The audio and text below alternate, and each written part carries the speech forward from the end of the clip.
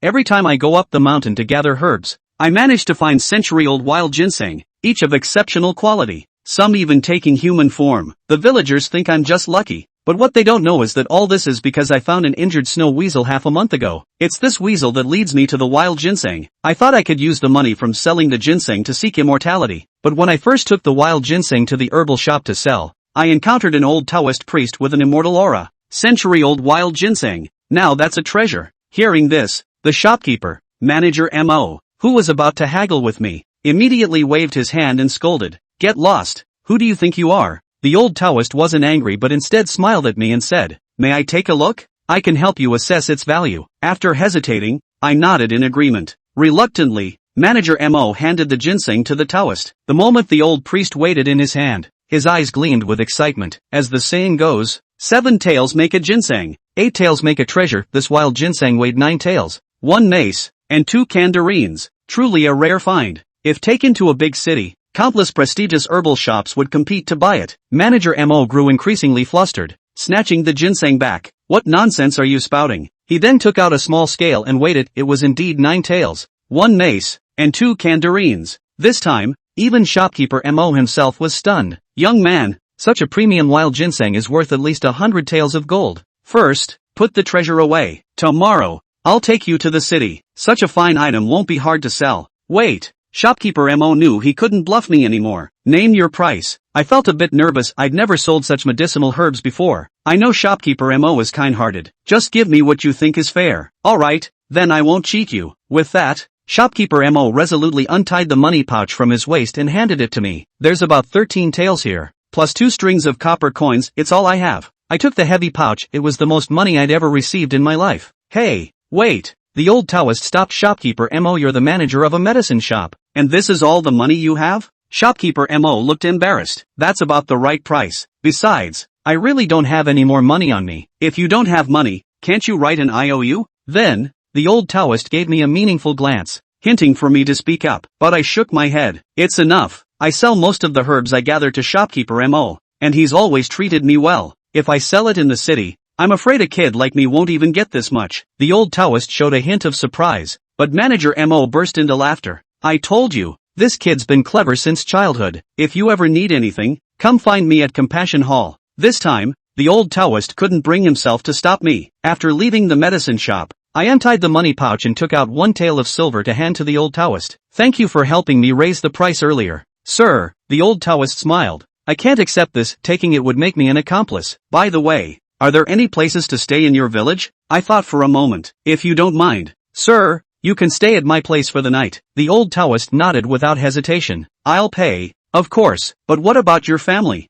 I waved my hand. "It's just me at home. Follow me." Along the way, I learned through conversation that the old Taoist's surname was Yuan and he was passing through the area to visit a friend. Soon, we arrived at a dilapidated thatched hut with holes everywhere, surrounded by a graveyard filled with tattered spirit banners. When I first crossed over to this world, I was abandoned here. Luckily, an elderly couple later took me in and saved my life. But just 2 years ago, the old couple passed away one after the other. Old Yuan looked at the many spirit banners in the graveyard, puzzled. "Why are there so many spirit banners in this burial ground?" "It's a long-standing funeral custom in the Yunshan region." Old Yuan stroked his beard and nodded slightly, then turned his gaze to the snow weasel in my arms. He reached out to pet it, but the weasel suddenly snapped at him. Fortunately, old Yuan reacted quickly and wasn't bitten. "Don't blame it, sir. My snow weasel is shy. It won't let anyone but me touch it." Old Yuan wasn't angry at all. Instead, he seemed curious. "Where did you get this little weasel?" "As far as I know, this type of snow weasel isn't native to the Yunshan area. I found it half a month ago while gathering herbs in the mountains. Its hind leg was injured, so I took it home to nurse it back to health. After it recovered, it ended up sticking to me." To prevent him from inquiring about the origin of the wild ginseng, I quickly changed the subject. "Old sir, where are you from? I heard that about 300 miles from here, on Santo Peak, there's an old immortal with considerable magical powers. Do you happen to know him?" "I do. The friend I'm visiting is precisely that one." Hearing this, my eyes lit up. "So that old immortal is truly a divine figure?" "He's not quite a deity, but he does possess some genuine abilities." "Then you, old Yuan," the Taoist smiled. "I'm not his equal." "What? Are you interested in the path of cultivation? I can first help you assess your bone structure." Naturally, I agreed. After a thorough bone reading, old Taoist Yuan was quite surprised. You have remarkable innate talent, a promising candidate for cultivation. I can take you on a journey, but first, I must write a letter to my old friend to avoid seeming abrupt. With that, old Taoist Yuan took out a piece of paper, wrote some words on it, and blew a breath onto a paper kite. The paper miraculously transformed into a kite and flew away. I was initially skeptical, but witnessing such skill, I quickly dismissed my doubts. Master, what incredible skill! A minor trick, hardly worth mentioning. That night, I was so excited I could barely sleep. Early the next morning, old Taoist Yuan performed another spell, transforming colorful paper into 4 small paper birds. After chanting incantations and making hand gestures, he attached one to each of the donkey's legs. This magic allowed the donkey to travel 800 miles in a day. Riding on the donkey's back, the scenery rushed past us. After about 2 hours, we entered a desolate mountainous area, and I began to feel uneasy. Along the way, he turned back to talk to me no fewer than 7 times, each time focusing his gaze on the snow weasel in my arms. Moreover, he now avoided the main roads, opting instead for remote mountain paths. Suddenly, a sense of danger surged in my heart. I looked at the snow weasel and quickly gave it a series of commands using gestures and silent mouthing. The weasel slightly raised its head, seemingly understanding, then leaped from my arms and disappeared in a few flashes. I felt a wave of relief. Thankfully, it had understood. Then, I pretended to panic and exclaimed, "Oh no, little snow, where did you go?" Old Taoist Yuan was instantly startled and turned around, only to find the weasel gone. His face twisted into a fierce expression. I continued to act frantic. It suddenly jumped down on its own. Wait, is that? Following the direction I pointed, old Taoist Yuan spotted a fleeting glimpse of white movement and immediately turned the donkey around to chase after it. But the snow weasel was extremely fast and dived back into the dense forest, while the donkey's large size became a hindrance instead. Seeing this, the old Taoist stuck the paper horse to his leg and chased after the snow weasel. I tried pulling the donkey but found it wouldn't obey me, so I quickly turned and ran in the opposite direction. After running for who knows how long, a white figure suddenly pounced at me from ahead. The snow weasel had leaped back into my arms. Only then did I stop to catch my breath, feeling somewhat relieved. You've really done a great service. This was actually my stratagem of luring the tiger away from the mountain, having the snow weasel first draw the thieving Taoist away before shaking him off and returning to me. Before I could even catch my breath, an enraged voice rang out behind me. Kid, where do you think you're running? My heart skipped a beat as I turned to see the somewhat disheveled elder Yuan Taoist chasing after me at incredible speed, closing the distance in just a few flashes. At this critical moment, the snow weasel lunged forward. In the next instant, a blast of freezing cold air shot from its mouth. Though elder Yuan dodged swiftly, half his body still froze stiff, while the snow weasel seemed to weaken slightly. Don't get cocky, you little pest. Elder Yuan struggled to his feet, pulling 2 crimson-red talismans from his storage pouch. Anxious, I urgently shouted to the snow weasel, "Blast him! Do it again! Quick!" The snow weasel adjusted its position and opened its mouth once more. At the same time, Elder Yuan rapidly chanted an incantation and exhaled sharply. Ice and fire collided violently, creating a thick mist, but ultimately, the naturally gifted snow weasel gained a slight upper hand. Elder Yuan ended up with most of his body frozen to the ground. Overjoyed, I was about to order the snow weasel to unleash another freezing blast to finish him off when I noticed it had weakened further. Its mouth gaped for a long time, but the third blast simply wouldn't come. My heart ached with concern, and I rushed forward to scoop up the snow weasel into my arms. Immediately, I looked around for a handy stone to deal with this old Taoist Yuan, but the next moment, I noticed that while pretending to be weak on the surface, he was secretly reaching his right hand toward his storage bag, believing that a starved camel is still bigger than a horse. I didn't dare take the risk. I quickly grabbed the snow weasel and ran into the distance, leaving behind the shrill cries of old Taoist Yuan. As dusk fell, I had been fleeing for half a day and was both thirsty and exhausted. I barely managed to find a sheltered large rock in the mountains to rest. Stroking the snow weasel's head, I said, "We owe it all to you this time. Once we escape, I'll buy you lots of tasty treats." The snow weasel whimpered a few times, seemingly understanding. However, just after resting for the time it takes to burn an incense stick, a delicate female voice echoed from the sky. "This is the one, right?" "Yes, yes. Ferrymen's magical powers are truly boundless. I will forever remember your assistance this time." The obnoxiously fawning voice of old Taoist Yuan followed. Chu Xian gritted his teeth and got up, only to see a pink-clothed woman in the air flying in with her sword, followed by old Taoist Yuan, who also chased after him on his own donkey. Looking at the ashen-faced teenager, the pale-faced Yuan Lao Dao couldn't help but reveal a 12,000% smug look. "Telling you to run. Can you run? Remember that paper kite last night?" The old Taoist I informed the helpers in advance long ago. The rather bewitching-looking pink-clothed woman was instantly dissatisfied. "Who is your helper? I'm just a buyer." "Yes, Yes, old Taoist Yuan didn't dare to offend the other party, so he only compensated with a smile. Seeing this bastard's complacent appearance, Xu Xian nearly bit his teeth in one mouthful, but it was almost a dead end in front of him. Although the ferret had rested for half a day, its energy had not fully recovered, and at most it could only spray another mouthful of cold air. But let's not talk about old Taoist Yuan first. This pink-clothed woman had already reached the realm of being able to fly with a sword, and her strength was far from what the old man could compare to. The only plan now is to cause these two to implode. As agreed earlier, that little sable belongs to me, and this teenager belongs to you. Originally, this dual cultivation furnace cauldron with excellent natural talent could be sold for a large sum of money, but since Fairy Min has come out to help today, my juniors will not accept a cent, as long as that sable is good. Hearing this from Elder Taoist Yuan, Xu Xian reacted to the fact that his own family was the goods that the female cultivator wanted to buy. Good thief Taoist, actually staring at more than ferrets, clearly want to eat themselves dry. Even the bones do not bring spit. The female cultivator surnamed Min stared at Xu Xian, surveying him with interest for a moment before saying, "This skin is not bad. As for how qualified it is, I will have to try it out myself to find out. On the contrary, that little sable," she narrowed her eyes slightly, "it doesn't seem to be an ordinary demonic beast. A mere cub could almost kill you. I'm afraid it's worth a lot, right?" Yuan Laodao was in a big hurry and said, "But it's just a mutated ferret. In terms of grade it's only a lower grade spirit beast. It's just that my family's gong method needs it. That's why I'm so precious. Besides, if it wasn't for my negligence and carelessness in being fooled by this damned brat, where would I have gotten in the gutter and taken down this little sable a long time ago?" The old Taoist heart secretly complained bitter. Who would have thought? Originally smooth a strange encounter, the last will be made into this kind of appearance. As luck would have it, old man Yuan happened to be passing by yesterday and came across a teenager selling mountain ginseng to people. Originally, he didn't care much about it, but suddenly he caught a glimpse of the little sable in the teenager's arms and almost didn't scream out in shock. The top-grade spirit beast, ice ferret, body with snow soul ice, speed, mouth spray ice-cold gas, born with high spiritual intelligence, good at hiding,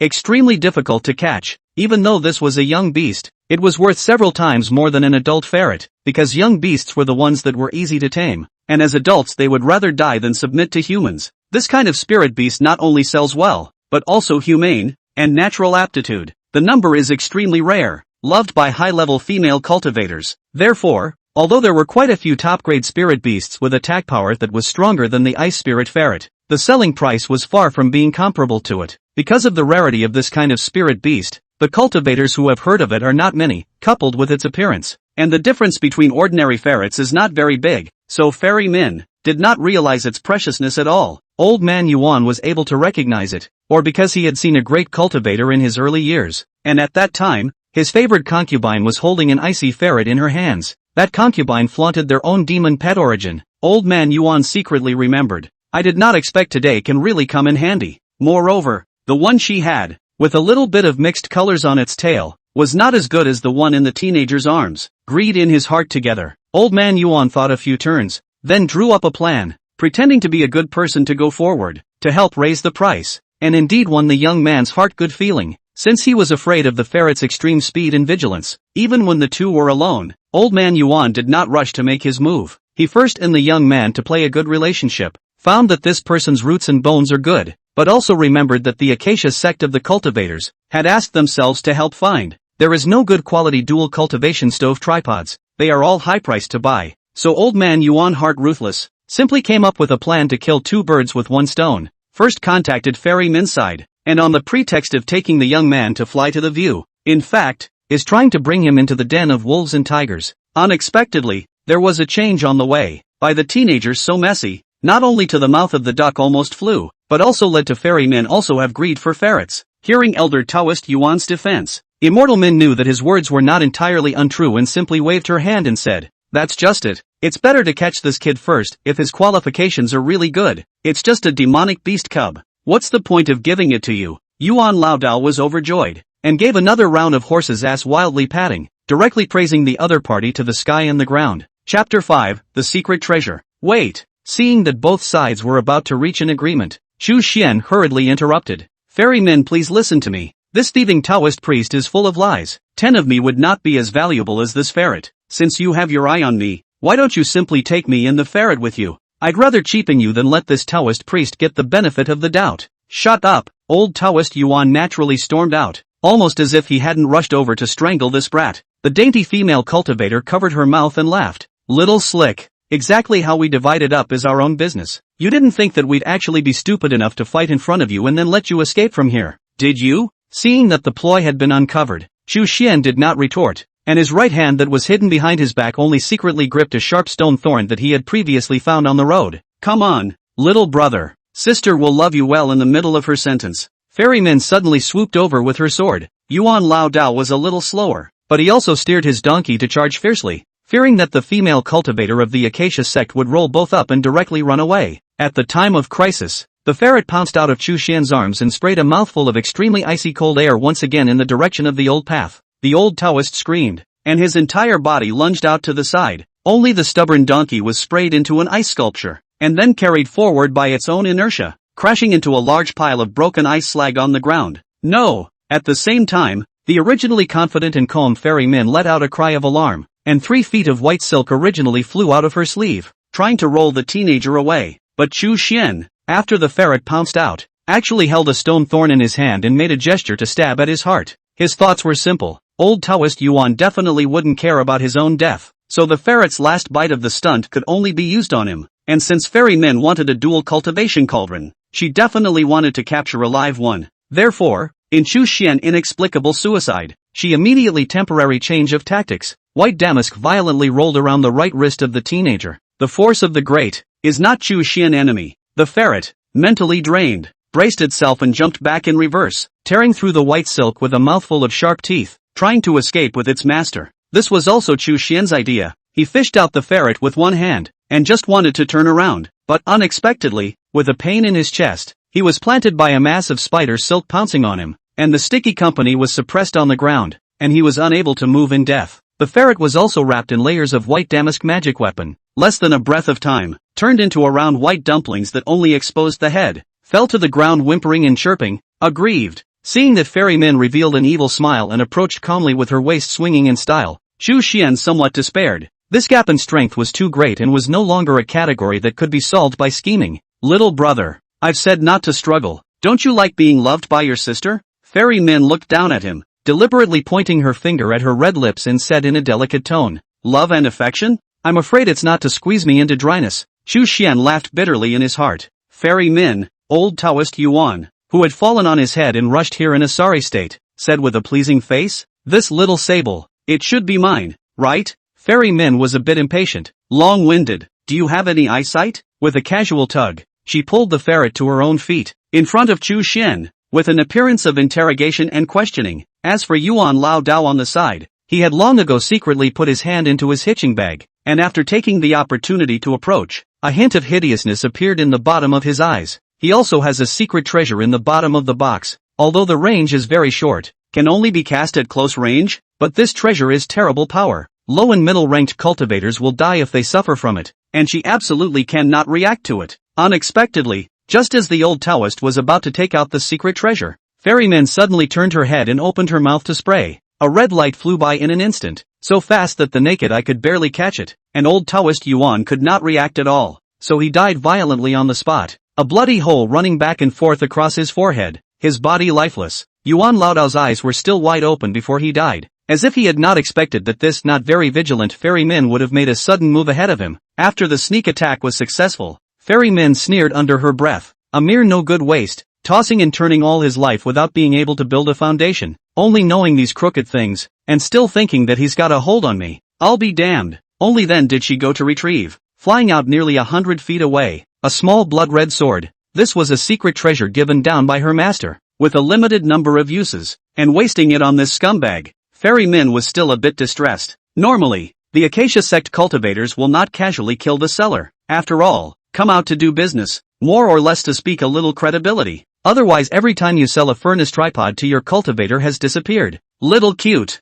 All know that there is a problem. Originally, Fairy Min didn't intend to kill anyone this time, and the transaction was normal. The main thing was that the value of this fey ferret seemed to be unexpectedly high, and this old undead still didn't know better and insisted on fighting with her, so it was no wonder she was ruthless. After killing the people, Fairy Min skillfully searched the corpses again. Old Taoist Yuan was a poor man with not much grease to be had, and the only thing that made her a little alarmed was that she found an extremely sinister secret treasure, the soul breaker nail, in her hitchhiker's bag. This is a very rare, low-ranked cultivator can also be used, specializing in attacking the soul of God's secret treasure. The only defect is only a short range. Just now, Ferryman had already noticed that the old man was sneaking around and plotting against him, but she never thought it would be this thing, so she was really walking in front of the ghost gate. On the other hand, while the other party was acting, Chu Xian had already thought of a good response. Thus, as immortal men walked towards him once more, Chu Xian said with a face of great righteousness,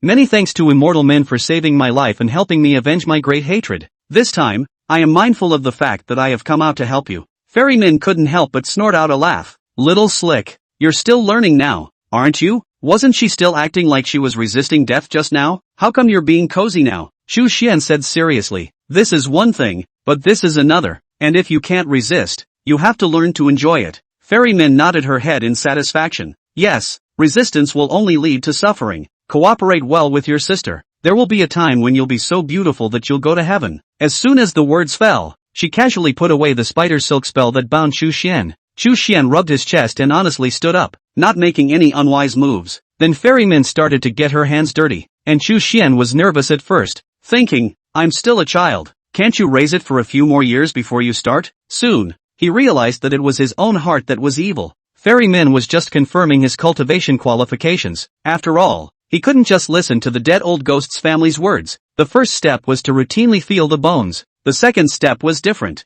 Ferryman's hand pinched her magic knots, and from time to time, she struck out one or two colorful light flashes, shooting them into Chu Xian's body, mirroring the meridians and the hundreds of bones, and it looked much more reliable than old Taoist Yuan. The more this was probed, the more surprised and grave Ferryman's expression became, and in the end, it was practically blissful. Chapter 6, The Truth Comes Out. Chu Xian's expression was also a bit tense, and he waited for Ferryman to finish before asking, "How is it? The qualifications are not bad, right? More than okay. It's simply a genius, a super genius that is rare to see in hundreds of years." Ferryman was so excited that her cheeks turned red, almost as if she hadn't hugged this teenager in front of her and kissed him hard a few times. 1. That old man Yuan is a waste. What can he tell? He can only tell that you have cultivation qualifications, and most likely come to the conclusion that your bones are good, and he's probably thinking of swindling me. If he could have discovered your preciousness, where else would he have stared at a demonic beast cub? He would have grabbed you and escaped, and sold you around for a price.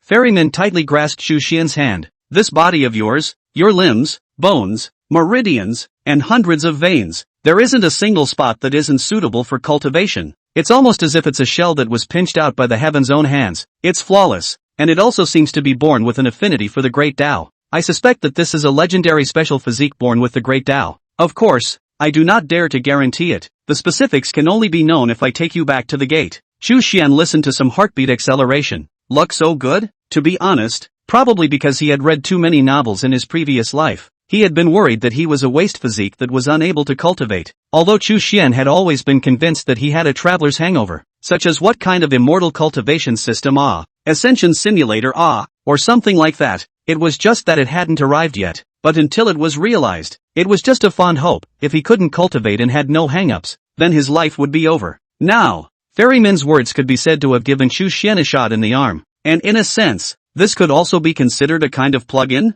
After confirming her qualifications, Ferryman's gaze towards Chu Xian was on fire. This excellent cultivation talent, it would be a waste to consume it as an ordinary furnace. If she could cultivate him into her Taoist, so that he would die to her and be inseparable from her for the rest of his life, then she would be equivalent to having one more powerful Taoist protector. At the very least, he should also be a top-level stove tripod, well captive, fine water flow, so that he constantly provide himself with excellent quality of good Yuan Yang. Of course, this kind of gesture endowed with good talent and beautiful jade, after ferrymen brought back to the clan, may not be able to stay, may have to be converted into a clan contribution, to the above, but the dream is always to have. Thus, Immortal Min's attitude towards Chu Xian became even more cordial, and was no longer the condescending, treat as a plaything mentality. What's your name? Chu Xian. Che Gon Xian. 2. Fairy Min nodded with a smile. Sister's name is Min Xin Lan. Sanchue Xin. Shanfeng Lan. You should memorize it well, and in the future,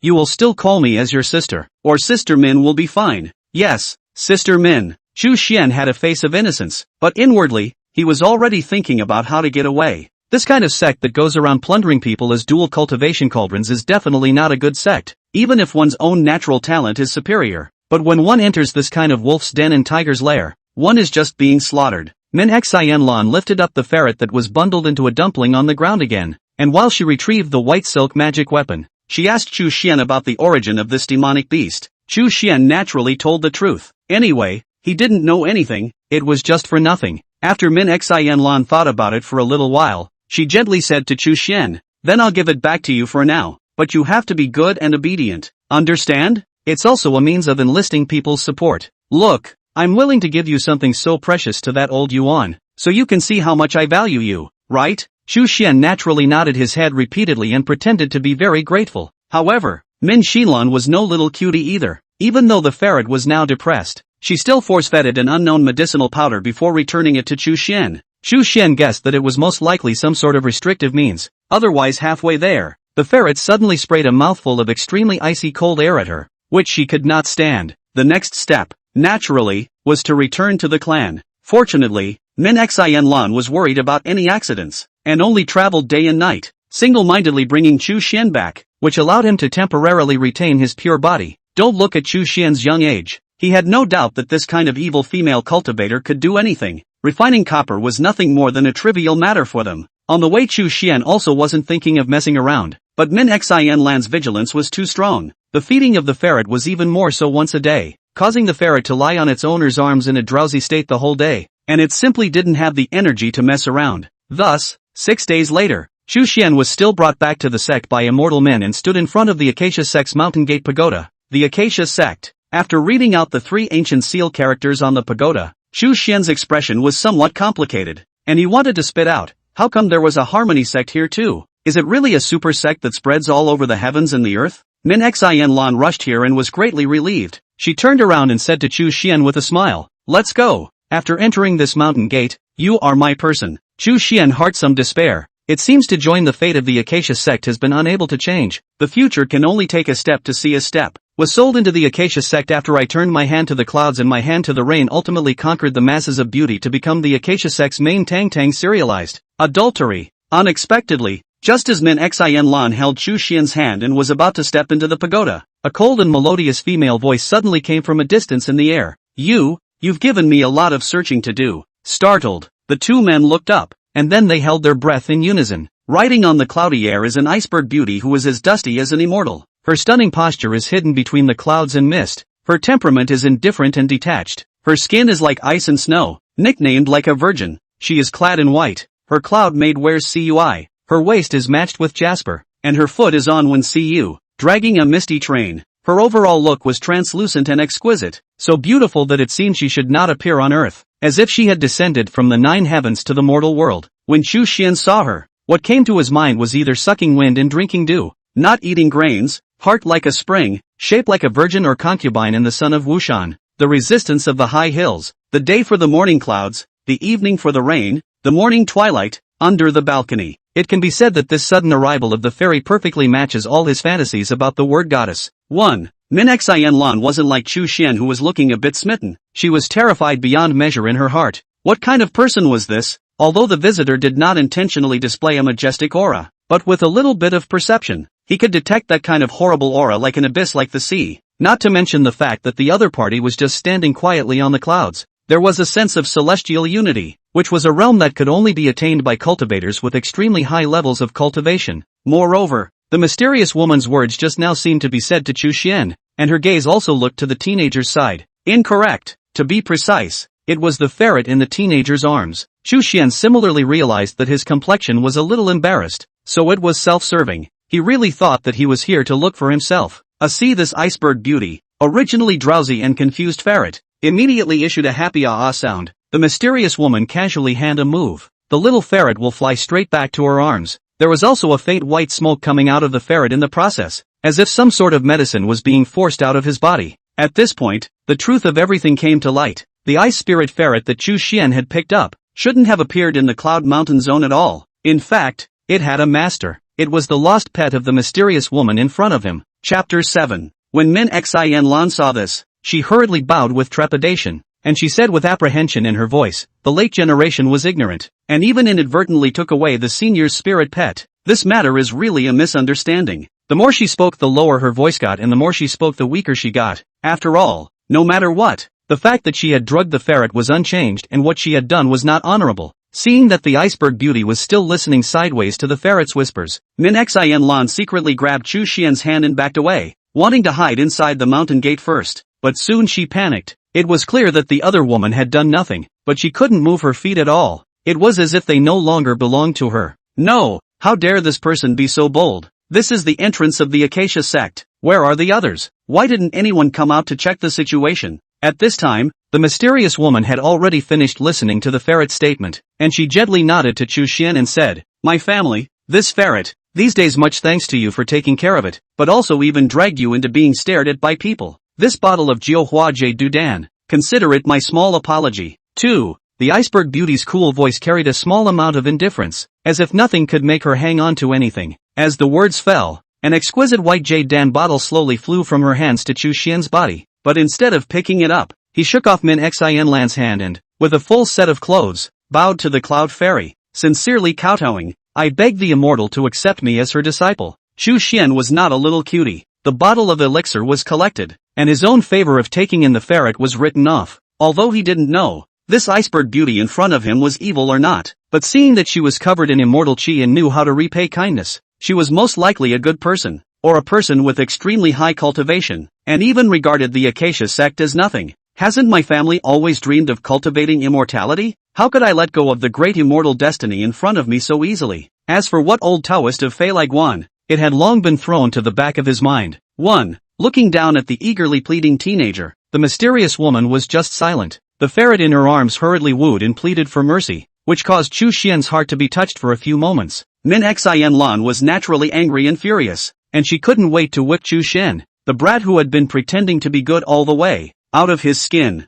However, she still forcefully suppressed her annoyance and bowed once more. "Senior, this son is already a disciple of my Acacia sect, so I hope that senior will not interfere in this matter for the sake of my sect." But the iceberg beauty, who hadn't glanced at Min Xin Lan since the beginning, spoke again as Chu Xian's heart trembled. "Give me a reason." Apparently in her opinion, just having saved the ferret was not enough for her to take on a disciple. Chu Xian had wanted to say that he was possibly born with a Dao body, but after a little pondering, he felt that a mysterious high-level person with such cultivation might be able to tell what kind of physique he had at a glance, and taking the initiative to report it out would instead be suspected of showing off. Thus Chu Xian bowed once more and said earnestly, "My disciple has a heart for the Dao and begs immortal to accept me as his disciple. If I can't, I would like to start out as a handyman, and it would be a blessing to be able to listen to the sermons of the immortals once in a while." Seeing that his tone was sincere and didn't seem to be hypocritical, the iceberg beauty glanced at the ferret in her arms again, and finally faintly said, "That's just it. It just so happens that there is a lack of a child to transcribe the scriptures. You will transcribe the scriptures for me for 3 months,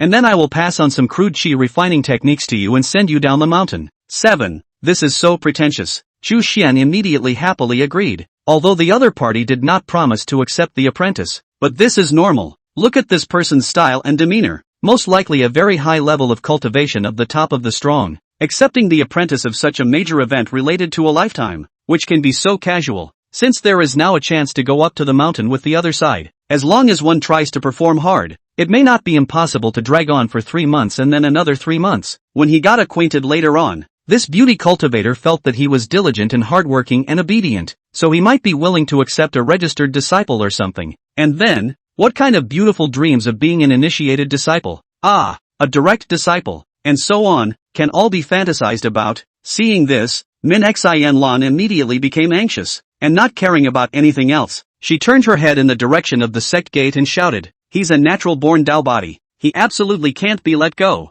As soon as these words came out, the Acacia sect's mountain protection formation was immediately activated. Obviously, the cultivators inside were not dead, they were just jealous of this mysterious woman. If it was a trivial matter in the district, she could do whatever she wanted. Let her go. But Min Xin Lan's words obviously touched someone's mind. She originally only saw that this teenager has its own innate aura around the body is full of, looks both clear and gorgeous. No need to check carefully to know is a good cultivation seedling, but if one was also born with a Dao body at the same time, then the significance of this would be extraordinary and worth fighting over. Unexpectedly, Just at the moment when the large formation was launched and expanded outwards, it was actually forced to bypass the iceberg beauty riding on the cloud, and the invisible semicircular shroud looked like it had been dented out of thin air, which was a bit comical to look at. What's more critical is that this mountain protection array, surprisingly, even close to the two people in front of the pagoda can't protect, can only just cover the mountain gate. The mysterious woman continued to ignore the Acacia sect, and since she had already agreed, she casually waved her hand,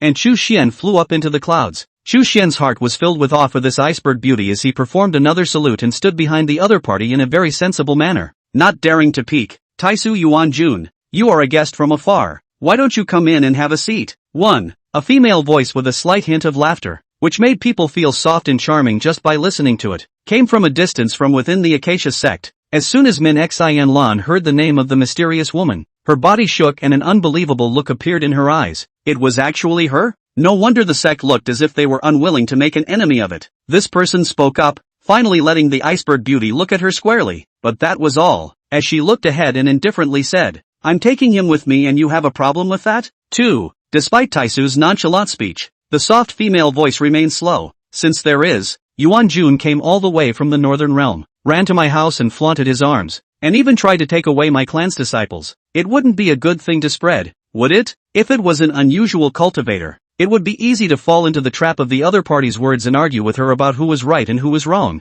But Taisu Yuan Jun was clearly not that kind of character. She stretched out a slender hand as white as jade, her white wrist as if condensing frost and snow. One move, if you can make me take a step back, he'll be yours. These words could not be said to be arrogant, but the entire Acacia sect was silent. No one dared to refute them. Even Min Xian Lan carefully retreated back inside the mountain gate pagoda, only to find a little sense of security. After a short period of silence, the soft female voice from earlier came out again. Good. Almost synchronized with her voice, a white and delicate palm appeared, pointing at it through the air with only one index finger. The moment Chu Xian saw that finger, he felt the finger spread out and expand, filling all of his vision and crushing in with an unrivaled aura. Chapter 8 Wang 1. It was not directed at Chu Xian, but merely looking at it was enough to destroy his mind as a mortal and cause him to die without a burial place. As a finger was pointed out, the fingertip evolved the yin-yang avenue, and the black and white colors swirled into a taiji pattern. But this step of evolution was no longer something that Chu Xian Yuan could see,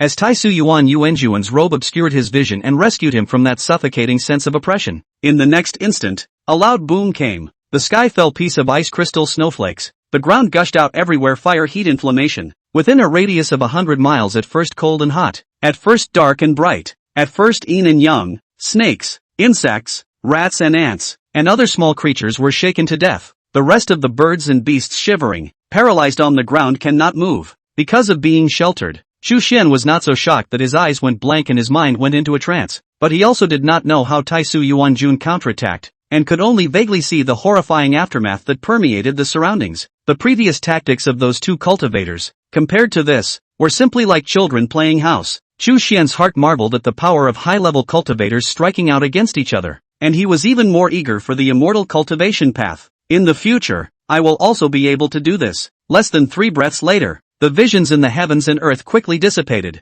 Although it was impossible to see who was winning and who was losing, Chu Xian was certain that Taisu Yuan Yuanjuan's figure had not moved a single point at all, and with that, the clouds beneath their feet slowly rose. Acacia sect within the deathly silence. The woman earlier did not say a word again. I do not know if it is a little dark loss, has been rising to the perennial 9 days of the astral wind whistling endless astral layer after the clouds only to a very fast speed, to the north to fly. Chu Xian's heart felt both great pain and awe towards this iceberg beauty. What kind of skill is this? Although it is the Acacia sect that is in the first place, but this kind of behavior of hers is just like directly hitting the door to snatch people in the face, and also snatch the win, so that the other party can only swallow this bad breath. In any case, Chu Xian greatly breathed a sigh of relief, only that he would have to be careful with the Acacia sect's side in the future. They might not dare to do anything to Taisu Yuanjun, but if he himself couldn't hug Yuanjuan's thighs and be repatriated from the mountain after 3 months, the Acacia sect would definitely not let him go. Chu Xian slightly raised his line of sight.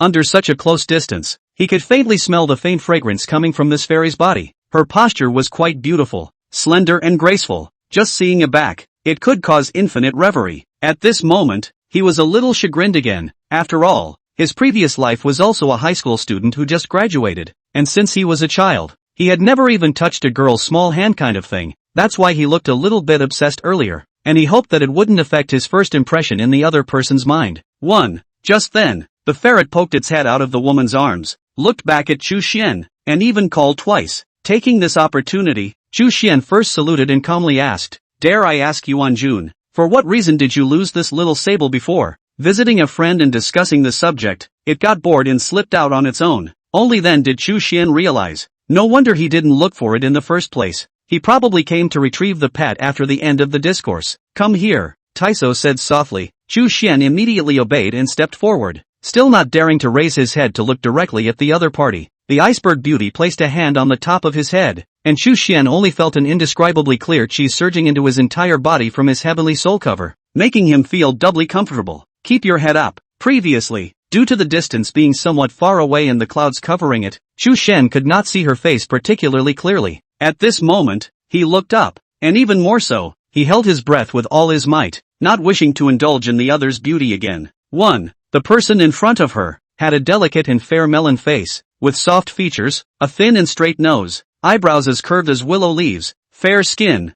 delicate and transparent, and the most special thing was her eyes. Her eyes were a crystal clear jewel blue, and with her frosty, slightly curved lashes, they were simply too beautiful to be what they should be on earth. What made Chu Xian somewhat surprised was that there was a complex look in the beauty's eyes, and he couldn't quite read the emotions in them. He only heard her faintly say, "Your physique is very suitable for cultivation, but it's not an innate Tao body. This kind of physique is called dripping heavenly marrow, born to fit the great Tao. Extremely rare. The number of people who can recognize it in the current world should be no more than 5 fingers. 12. I see. He's someone else's natural body. You have to remember. In the future, firmly hide the secret. Externally call yourself a natural-born Taoist body can be. Anyway, these two types of physique's outward manifestation is very similar. Generally no one can see it. Dripping the heavenly marrow? Chu Xian didn't understand it very well, but he could hear the seriousness in Taisu Yuanjuan's tone, and thus nodded his head solemnly. Disciple will definitely keep it in mind.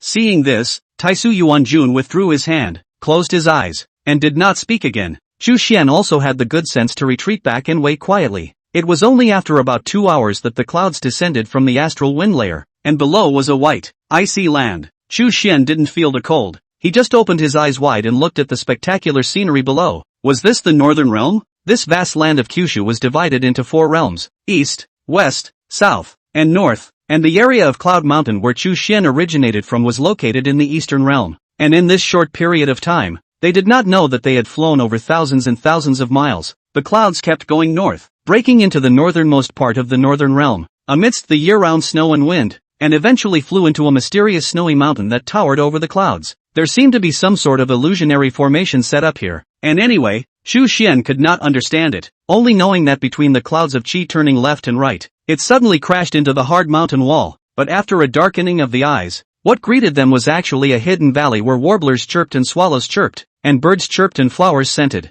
Here there are flower gardens and medicinal gardens, spiritual springs and waterfalls, there are lush forests and bamboo, small bridges and curved water. The aura overflows to the extent that it is almost to be turned into liquid droplets, and outsiders can never think that. In the extreme north of the bitterly cold land, there is actually such a paradise. The cloud energy did not stop, and flew to a masonry in the mountain, with white jade as the portal in front of the ancient cave, before putting down the 2 people to dissipate. Above the cave was a plaque with 4 ancient seal characters Luang Huan Dong Tian. This name, at once, reminded Chu Xian of an ancient text he had read in his previous life, the Wang Huan records, which was about a hidden place where books were hidden, and there were 2 demented dragons guarding the inside. 3. Therefore this cavernous paradise in front of him made him feel a sense of kinship. After following Taisu Yuanjun inside, Chu Xian was very surprised because he did not see any silhouettes from start to finish. Could it be that this Yuanjun, instead of being the patriarch or elder of some super sect, was a loner? This made Chu Xian's evaluation of her in his heart increase by 1 point again. After all, this was an existence that dared to single-handedly go up to the Acacia sect to snatch people. The ferret also relaxed upon his return, and leapt from his master's arms, going nowhere in the twinkling of an eye. Chapter 9 by Yu Jing. In a quiet hall, Taisu Yuanjun was sitting high at the cloud bed at the top, and on the right side of the hall there were volumes of bamboo slips stacked like mountains. Taisu from the sleeve took out a rectangular jade brief, a wolf brush, a side of green inkstone, a bottle of Pai Gudan. Let the 4 fly to the bamboo brief before, a side of several cases above. This is the Yujing Ziwei, the Jinjin Xieying, and the Danchu ZZZ all secret books. Now start transcribing them. Chu Xian standing below froze for a moment. So fast? Also do not ask me if I know how to read and write? However, he did not ask more questions. After answering yes, he sat down in front of a few cases, picked up a volume of bamboo slips and directly began to copy. Although Chu Xian did not have magical power, this jade slip and brush seemed to be special magical artifacts, and after he dipped the ink and wrote, the words were naturally hidden, as if they had been hidden in the depths of the jade slip. Actually, Chu Xian was illiterate, but the ancient seal characters of this world had a certain similarity to the traditional Chinese characters of his previous life, so he was barely able to recognize 40 to 50% of them. But to expect him to comprehend any divine mastery myths from this pile of awesome-sounding Tao scriptures was a thought. While Chu Xian Yuan was copying the book, Taisu was sitting on the cloud bed, meditating and cultivating with his eyes closed. It made him slightly stressed, as if the invigilator was sitting next to him during the exams in his previous life. Therefore Chu Xian also became more and more serious. Anyway, the other party would do whatever they said. He was half in a hurry. A month rushed by. The first 2 days Chu Xian didn't dare to relax and tired himself out. Later, when he found that Taisu did not open his eyes at all, he got up from time to time to loosen his muscles, and occasionally slipped out with the ferret holding his sleeve, and had a good time outside, and then came back to continue transcribing after he had nourished his spirit. Although that pile of bamboo slips looked horribly numerous, but limited to the carrier's sake, a bamboo slip couldn't write many words, so unexpectedly, Chu Xian finished copying in a month.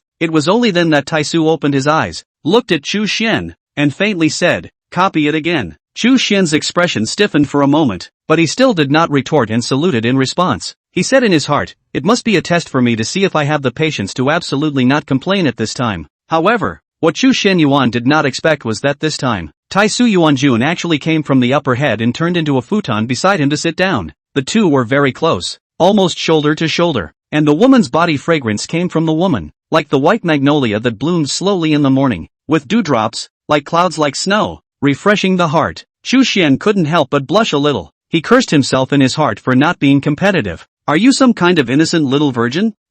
Kinda. This time I'll teach you to recognize and understand words and meanings. Ask me which word you don't understand." Taisu casually took a scroll of bamboo slips. Chu Xian's heart was happy. Personally teach recognizing words. This is a proper disciple treatment. This puts steady. Must not bury the great opportunity. He immediately excluded his thoughts and concentrated, listening to the iceberg beauty chanting and writing down word by word, asking the meaning of the words from time to time and secretly memorizing them. Perhaps he would have to take the test later, because he had copied it once and was more skillful. This time, although he added the literacy course, Chu Xian still only spent a month to finish copying it. During the ferret is still bold, occasionally run to grips to play. Fortunately this beauty master is very reasonable. Every time will take the initiative to put down the bamboo slip. Let Chu Xian get a chance to rest. This made his favor towards Taisu rise further. But of course, he buried it well in his heart and didn't show it half-heartedly. When Chu Xian had just finished writing the last stroke of the second time and rubbed his sore wrist, Taisu calmly said, "Copy it again." He wasn't too surprised and still nodded in response. "This time, you should deeply understand the meaning of these Taoist scriptures, and still ask me if there's anything you can't read." It dawned on Chu Xian in his heart that saying that he was copying the scriptures for 3 months was actually teaching him in a gradual manner and helping him build a good foundation. Of course, this was also a test, and if Chu Xian revealed any semblance of impatience during this process, he would probably have been driven off the mountain long ago. In addition, he must have a certain degree of understanding and show results. If he is so stupid that he can't be taught this way, he might as well go home and farm and marry a wife before it's too late. Therefore this last month, Chu Xian doubled his seriousness, wherein his heart was any beauty. Even when resting and sleeping, he was recalling those difficult to pronounce esoteric scriptures. The agreed period of March had arrived, and Chu Xian felt that he should be able to score a passing mark, but he was still somewhat apprehensive in his heart. Taisu Yuanjun wouldn't really keep his word and kick him off the mountain immediately, would he? The two were still sitting side by side in front of the several cases. Looking at Chu Xian who had stopped writing, Taisu nodded. Not bad. He did not know if it was Chu Xian's illusion. He could feel a few points of commendation in the other party's eyes, which made him feel doubly pleasurable. It was the feeling of having one's efforts recognized. Taisu took out another jade slip from his sleeve. There was an agreement before. Now I will pass on a cultivation method to you. If you can practice Qi initiation within 3 days, I can let you stay for another 3 months. Well, do not need Chu Xian himself mentioned. The other party took the initiative to give a March program. He is happy to accept. Taisu placed the jade brief against Chu Xian's forehead, and as he closed his eyes and concentrated, he immediately felt that in his mind, there were more segments of mysterious mnemonics, and the first sentence of the opening chapter was exactly that. The white jade capital in the sky, 12 floors in 5 cities. The immortal touched my top and tied my hair to receive eternal life. Only after Chu Xian had roughly read through it once did Taisu Yuanjun softly explain, this is a fundamental dharma that directly refers to the great Tao, and the biggest difference between it and other techniques is that it must have the guidance of a true immortal in order to build its foundation.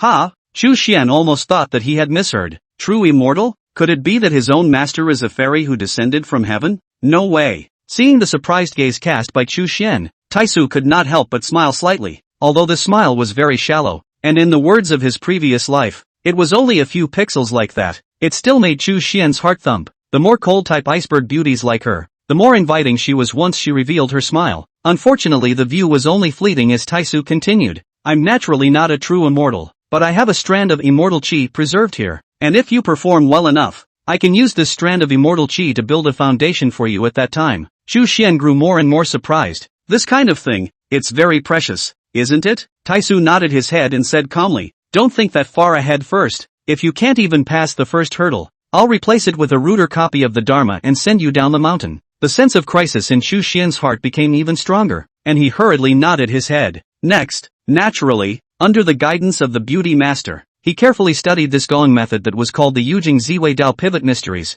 Thanks to the previous 3 months of copying scriptures, Chu Xian understood some basic Taoist terms, such as golden crow and jade rabbit and canly lead and Mercury, so he learned quickly. Chapter 10, 100 Deaths Without Regret. The Yujing Ziwei Taoist pivot secret is an orthodox Taoist technique, and the cultivation route is clear at a glance. Refining essence into air, refining air into God, refining God to return to emptiness, refining emptiness to merge with the Tao, cultivate to the realm of the Mahayana, own 3 flowers to gather the top, the 5 chi towards the Yuan, and finally only need to cross the heavenly tribulation. You can fly in the daytime and enter the immortal world. In the process of practicing, Taisu Yuanjun also explains some basic cultivation systems to Chu Xian. Like the Yujing Mysteries, it was an internal elixir method that adhered to the lineage of the ancient chi refiners, and belonged to one of the most prevalent schools. Some sects specialize in external pills, some sects specialize in flying swords, not to mention Buddhas, devils, demons, and gods, each with their own path of the great Tao.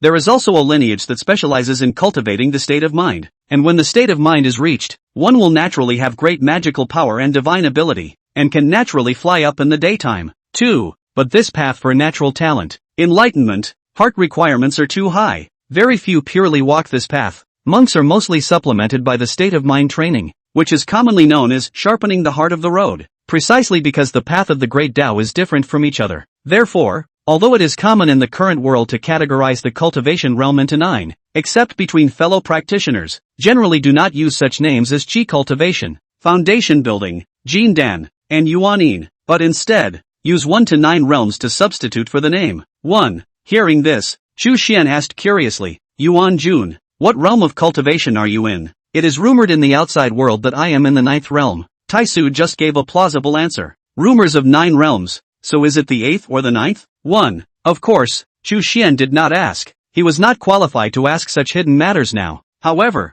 despite this, Taisu Yuanjun's strength still let Chu Xian staggered. No wonder the Heping sect did not dare to fight with her. This is already the top of the mortal world that a handful of cultivators, really easy to offend not, and Taisu is apparently not her name, just a Taoist name. Taisu is one of the 5 heavenly beings, which refers to a primitive state before the opening of heaven and earth, and the term Yuanjun is a Taoist term for a woman who has become an immortal. Since there was this nickname and it could be recognized by all the forces in the immortal cultivation world, there was no doubt that this beauty master of his own family should have the potential to become an immortal. This also makes Chu Xian's heart very happy. My luck is simply absolute. Pick a medicine for nothing to pick up a spirit beast ferret. A cultivation found to be an excellent immortal cultivation physique, and finally embraced such a thick a thigh. There has simply never been a better start to a game. So please cheer me on. Cheer me on. 5. Of course, now is not yet very stable. Everything is unknown before accepting the apprentice. Chu Xian secretly vowed, this 9 worlds to repair the blessing, must be held to death, cannot let go. The process of practicing was very smooth. Chu Xian's first time meditating, he found the mysterious Qi sense. In just 3 days, he had absorbed the spiritual Qi of heaven and earth and formed a sea of Qi in his dantian, officially becoming a Qi practicing cultivator. This should be attributed to the special physique of the heavenly Marrow, the so-called natural fitness for the great Tao. which is naturally a great help in cultivation. After finally running his energy for a week and a day, Chu Xian slowly exhaled a breath and opened his eyes in high spirits. Taisu was sitting right across from him, his expression as calm as water, but his eyes were a little soft. She knew full well that with Chu Xian's qualifications, this step was effortless, but she still did not mince words in her praise. Well done. For the next 3 months, you need to cultivate to qi practicing perfection. If I can succeed, I will consider taking you as a disciple. This is exactly what Chu Xian's greatest desire. And Taisu did not mention anything about the division of name and inside and outside, which is also a rather good news. His own performance is good. He can completely become the successor of her mantle. He nodded his head vigorously, and after watching this iceberg beauty leave, he soothed the aggrieved ice spirit ferret, and then continued cultivating without stopping. This was exactly the life that Chu Xian wanted with all his heart. During the next 3 months, he was smooth sailing and wealthy, and even intentionally took some time to go out and walk his pets to relax his mind. General inheritance long Taoist Gongfu, more than one sentence 100 days to build the foundation. Obviously in the ancient times, this is a rare thing. However, with the evolution of the heavens and earth, the laws have become easier, and the aura has become thin. So to this day, only a few young cultivators with the aura of genius can easily accomplish this step. In less than 100 days, Chu Xian let out a long whistle that shook the valley, and a white clear gas rose above his head, hovering and not dispersing, which was precisely the sign of the successful completion of the qi practicing stage. Moreover, Chu Xian's heart felt that he could build the foundation at any time, with a frighteningly high success rate, and if it wasn't for the special technique, there was absolutely no need for any external assistance. The so-called foundation building Dan, in this world belongs to the things that need to be knocked down only if the qualifications are really bad and you can't punch through dead. 3. Chu Xian long stood up, some sighs in his heart, to know that Yuan Laodao wasted his whole life without being able to build the foundation, but he only needed 3 months. This is the difference in natural talent, and it is also the biggest unfairness of the heavens. Of course, even if you no matter how much cultivation waste, in fact, there is a way to go, is the aforementioned state of mind flow, once enlightenment, the day to fly, but that one is so nebulous that it's better to hope for a good birth in the next life. That said, his own traverser's plugin, which hadn't arrived until now, mustn't wait until he became a ninth realm cultivator and looked out of the world. 3. Taisu Yuanjuan's lotus steps moved lightly, serenely carrying the ferret as she walked into the quiet room. Chu Xianyuan completed his garments and once again performed a great kneeling salute to her. Bowing sincerely, I beg Yuanjun to accept me as a disciple. This time, Taisu did not refuse again, and as she gave Chu Xian a false hand, he could not help but stand up. Moreover, her expression became obviously solemn. Even the ferret was put aside. Do you know that for a person of cultivation, taking on a disciple is a major event that concerns one's entire life? Chu Xian responded with the same seriousness. I know. Do you know that it has been 971 years since I practiced monasticism, and so far I have no disciples? 2. Knowing. 3. Do you know that after establishing the name of master and disciple, you can no longer back out? Knowing. Actually, Chu Xian was still somewhat surprised in his heart. So this one was already over 900 years old? Thinking about it, to cultivate to the top of the world at less than 1,000 years old was already considered a super genius. Taisu nodded gently and said again, you and I met because of the lost sable. So it's fate. In the past 6 months since I brought you back to the mountain, I've seen your daily performance in my eyes. Whether it's your heart, enlightenment, or qualifications, I'm still quite satisfied. In that case, I can give you a chance. There is only one thing I ask of my disciples, to listen to me in the future. Can you do that? Chu Xian solemnly nodded his head and once again bowed and kowtowed. Disciple will follow my master's orders and die without regret. Taisu Yuanjuan's eyes were filled with relief as she softly said, get up. From now on, you are my disciple. Chu Xian also did not expect that the worship ceremony would be completed so simply, but he was still very happy in his heart. As for the word obedient, it did encompass a wide range, but after getting along in the past half a year, Chu Xian was very relieved of Taisu Yuanjuan's character, and as a disciple, isn't it only natural to listen to your master? 5. Abnormal. Chapter 11, The Iron Law. Master, Chu Xian shouted softly in a regimented manner. At this moment, the eyes of Taisu Yuanjun looking at him were a few degrees more gentle, as if after worshipping the master, he was no longer an outsider but one of his own that he could get close to and trust. She gently waved her hand and said, call master. Yes, master. Chu Xian followed good advice. Next, he naturally asked about cultivation, especially now that he could build his own foundation at any time. So why not strike while the iron is hot and do it together? Unexpectedly Taisu but calmly said, no hurry, fine polishing a few years before. Although you have superior natural talent, But remember not to be so proud. You must know that this immortal chi of masters is only one strand, and you are only allowed to succeed in this foundation establishment, not to fail. Being said so by his master, Chu Shenyuan also felt a bit of a heavy weight on his shoulders. This immortal chi should only be obtained from the immortal realm, or a true immortal, but with the iron laws of the heavenly court in place, it would be impossible for the various immortals to come to the mortal world under normal circumstances. Even if there are individual immortals who need to be reincarnated due to their sins, they can only be called banished immortals and do not have any immortal aura. Senior, Chu Xian asked carefully, what would happen in case of failure? Because your cultivation is just starting out. If you fail, you can switch to other techniques without leaving any hidden problems. But, Taisu Yuanjuan's expression turned serious. If the jade capital purple microcosmic Tao pivot secret is, in my opinion, the most suitable technique for your particular physique, once it fails, you will never be able to cultivate it again. Chu Xian nodded his head. Since there was the best, it was naturally impossible for him to cultivate the second best. In that case, the foundation building thing really can't be rushed, but it is just a few years, relative to their entire cultivation career is insignificant, absolutely can't be lost due to small. Taisu beckoned the ferret and headed out first, walking as he did so. This sect's Tao has always been passed down from one lineage to another, emphasizing the cultivation of the mind. You've been continuously cultivating for more than half a year. Take a little rest. Chu Xian agreed while following. The hidden valley outside the cave was as scenic as ever, and Taisu brought Chu Xian along, strolling through the valley while chatting with him. The sun was shining brightly, and a man and a woman were walking through the grass as if they were on a picnic trekking. Taisu showed a considerable degree of interest in this newly accepted disciple. She asked in gigantic detail everything about Chu Xian, such as his origin, the two parents who raised him, the place he lived, the people he knew since he was a child. Chu Xian answered one by one. After describing his past, he was naturally very curious about his master's experiences, but Taisu only spoke briefly, seemingly reluctant to mention the past. After all, she was the master, so it was naturally not good for Chu Xian to ask too many questions. In this way, they walked through flower gardens, by springs,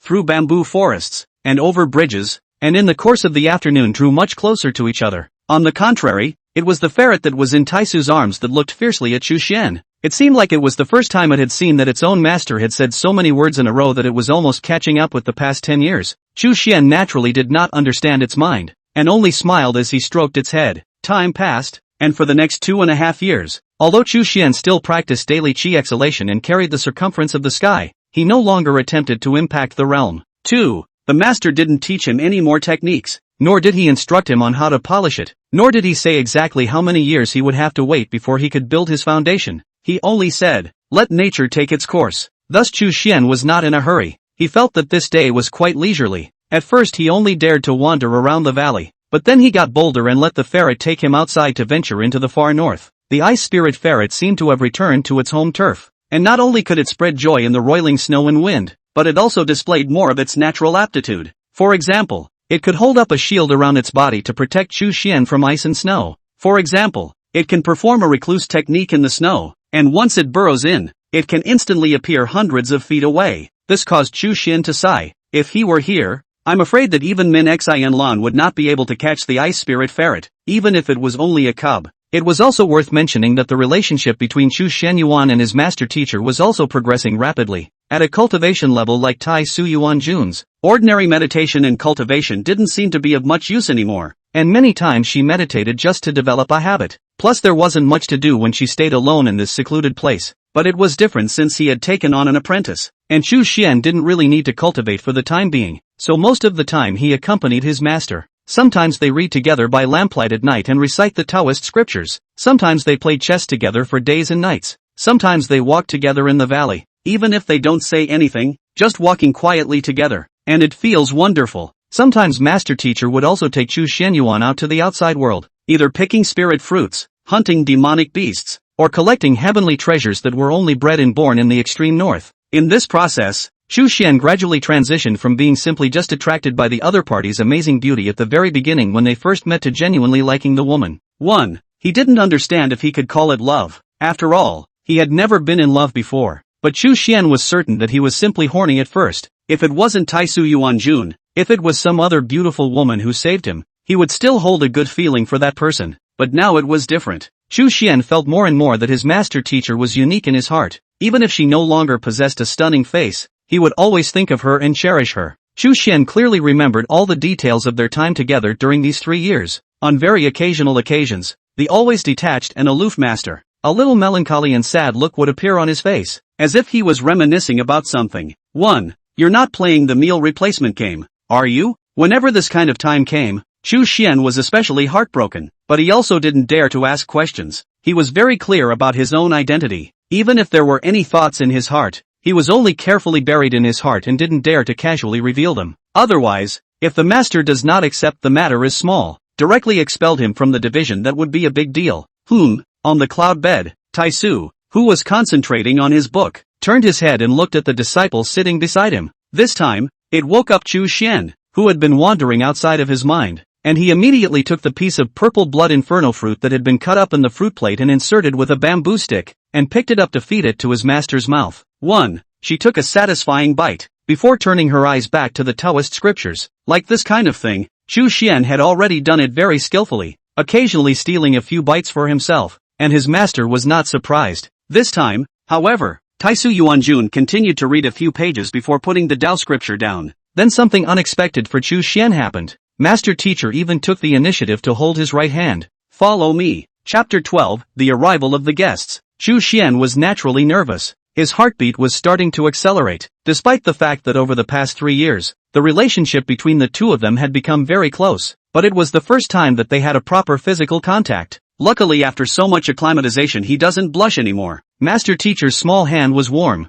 tender, and delicate, and Chu Xian, somewhat as if in a dream, just drifted off into a trance as he was let out of the cave by the iceberg beauty. 4. The ferret saw that these two people seemed to have forgotten it, and somewhat dissatisfiedly followed behind, calling and calling, just like an abandoned, complaining woman. 1. The ferrets were not able to see the two people, but they were able to see that the two people had forgotten it, and somewhat dissatisfiedly followed behind, calling and calling, just like an abandoned, complaining woman. Taisu held Chu Xian's hand and walked around the valley as usual, but this time, she asked a special question. Aren't you curious about my name? Naturally curious. Can master tell me? This was a question that Chu Xian had always wanted to ask, but didn't dare to ask, because as a disciple, he didn't have the need to call him by his name, and the master teacher had never taken the initiative to say it. Taisu turned his head and looked at Chu Xian with a very serious look. Young Yu, you must remember this name for the rest of your life. 8. Huey, even though she didn't say which Yu it was, Chu Xian confirmed it as if he was blessed to the core,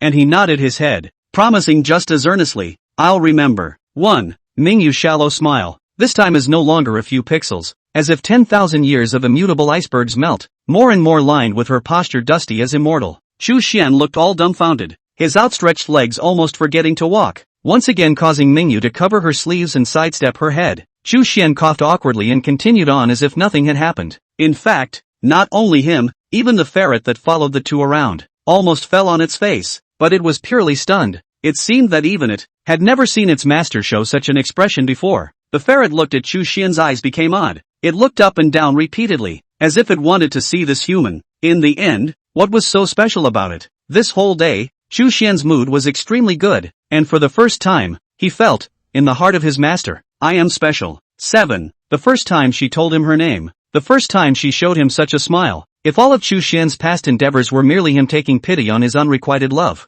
from today onwards, everything changed. Chu Xian hugged the ferret and excitedly rolled around on the bed of his own quiet room, wriggling like a maggot, making the ferret look very speechless. I guess if it could talk, it would have to taunt a few words. Almost got it. The little virgin's imagination is quite rich. 1. All in all, with this day as the dividing line, Chu Xian could feel that the things he dreamed of were no longer mirrors. The next day, Chu Xianyuan still accompanied his master teacher to sit on the cloud couch, feeding her spirit fruits. In fact, this is already a bit of treason. Theoretically, a disciple should stand by and wait, and there is no place for a couch. 1. It's a treatment that's only come about in the last 6 months and is a reflection of the growing closeness between the two. Today, Chu Xian also picked a kind of unknown green jujube that was full of aura from the storehouse, and remembered that the flavor was quite good. Mingyu's eyes were always on the scroll. She took the green dates from the disciple's hand, and when she bit into it with her shell teeth, she was surprised and said, "It's so sweet." With that, she handed the green dates back to him. Chu Xian froze for a moment before reacting that this was meant to let him taste it as well. He took it with a little nervousness, but hesitated when he wanted to take a bite. It was logical to avoid suspicion.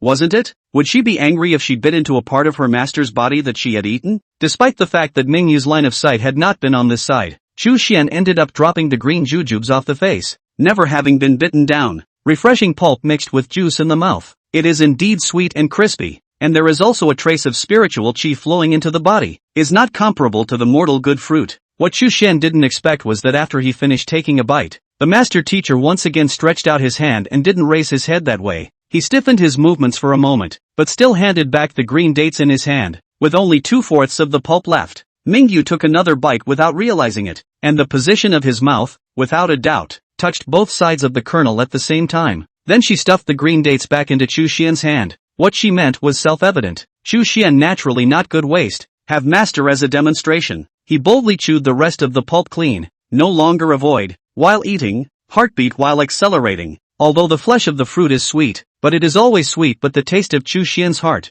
He also does not know whether Mingyu is intentional or unintentional. He only knows one thing: there is no one in the world who is better than the master to me. He sincerely hoped that this goodness would last forever. Halfway through the feeding of today's portion, a golden document flew in from outside the cave, arriving directly at the main hall. Chu Xian was a little surprised, Mingyu but raised his head to receive. On the book, 2 big words of worship. You have a guest? This was a rare thing. Chu Xian had been here for so long. This was the first time he had seen a guest. Could it be a friend of the master? What kind of cultivator was it? Mingyu seems to know who was coming, and did not open a detailed look. A little thought, on the space to play a magic trick, released the outside of the large array of prohibitions. Seeing this, Chu Xian took the initiative to propose. Master, is it necessary for disciple to go out and greet them? That's what being a disciple is all about. But Mingyu just shook his head and he said no more. Soon, along with a fragrant breeze, a female figure flew in. The person wearing a lavender palace dress embroidered with the 4 seasons of flowers, a head of green silk diagonally wearing a golden step, elegant posture, bright eyes with light, delicate figure, temperament with a few points of grace and nobility, the end of the people than the flowers, beautiful and beautiful. The woman originally came with a smile on her face and was about to salute Taisu Yuan Jun at the top, but at first glance she saw the young man quietly standing beside the couch, and then she froze, as if she had seen something surprising. Chu Xian has been 18 this year. No matter the figure or appearance has grown open. Then the former teenager faded a few points of tenderness. He wore a simple and clean green-colored Taoist robe. His appearance was clear and handsome. His eyes were clear, and most of the people who saw him for the first time would feel good about him. 100 Flowers pays her respects to Taisu Yuan Jun. In the end, the woman still collected her surprise and placed her hands on her waist, giving a slight salute in a respectful manner. Mingyu's expression was as cold and indifferent as ever. No need to be polite. What is it that you are looking for me for? If it was someone who didn't know any better, seeing Yuan Jun in such a state, it was inevitable that his heart would be apprehensive. But the 100 Flowers lady and the other party have known each other for a long time, naturally know that she has always been this nature, and does not beat around the bush, said with a smile. 16 years from now, it will be the 100 Flowers feast of the 2nd year. My sister is already organizing this in advance, and the first thing that came to my mind was my sister. So I wonder if I can ask my sister to honor me with her presence at that time? Chu Xian was a bit surprised to hear that, coming to the door 16 years in advance to invite someone to a banquet? But it was normal to think about it. A cultivation level like the ether vegetation Yuan monarchs. If he was in seclusion, it would be tens of hundreds of years if he didn't try to make an appointment ahead of time first. It would be absolutely impossible to catch up. Chapter 13, She's got me in her heart. Chu Xian could hear that the woman who called herself 100 Flowers should have a good relationship with her master, or else she wouldn't dare to address her as a sister. Miangyu didn't immediately agree after hearing this and just closed his eyes. The 100 Flower maiden couldn't help but feel a little apprehensive at this. Although they had known each other for a long time, she didn't dare to say that she had felt through the other's mind. Her family's 100 Flowers feast, when the time comes, will be widely invited to participate in the immortal cultivation world. Many female cultivators, such as can be invited to Taisu Yuan Jun and other top figures. Naturally, the face of the light to increase.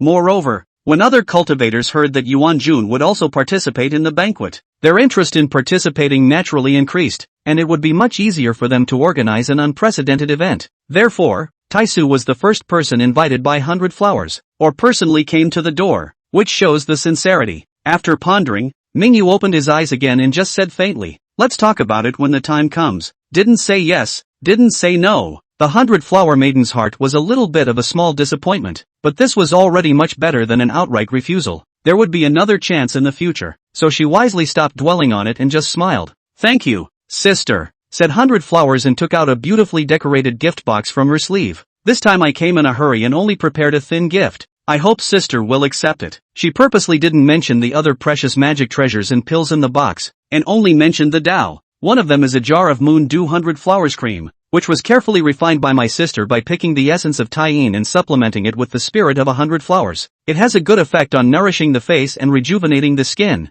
so my sister can try it if she's interested. Although in 100 Flowers' impression, Taisu Yuan was equally uninterested in these unusual female cultivator preferences. This was more or less her exclusive recipe, or made with her own hands, which was more sincere. Mingyu slightly raised his eyelids slightly, signaling Chu Xian to come forward and receive it. Seeing this, 100 Flower Maiden's smile grew a few points more. This favor exchange, as long as the gift is willing to accept, that is considered to be a promise. On the contrary, it was Chu Xian who secretly spat in his heart. You high-ranking female cultivators, your skin is better than one, and you're even less afraid of the wind and sun. Do you still need these things? Of course, an ironclad straight man like him could never understand women's natural love of beauty, and who would mind being more beautiful? Only after Chu Xian returned to his original position did the 100 Flower Maiden look at him and asked curiously, Sister, dare I ask who this is? Newly accepted disciple. Mingyu did not hide it. 100 Flowers was even more surprised. Taisu Yuan had actually taken on a disciple? It was still a male disciple. It really struck her as unbelievable to know that this Yuan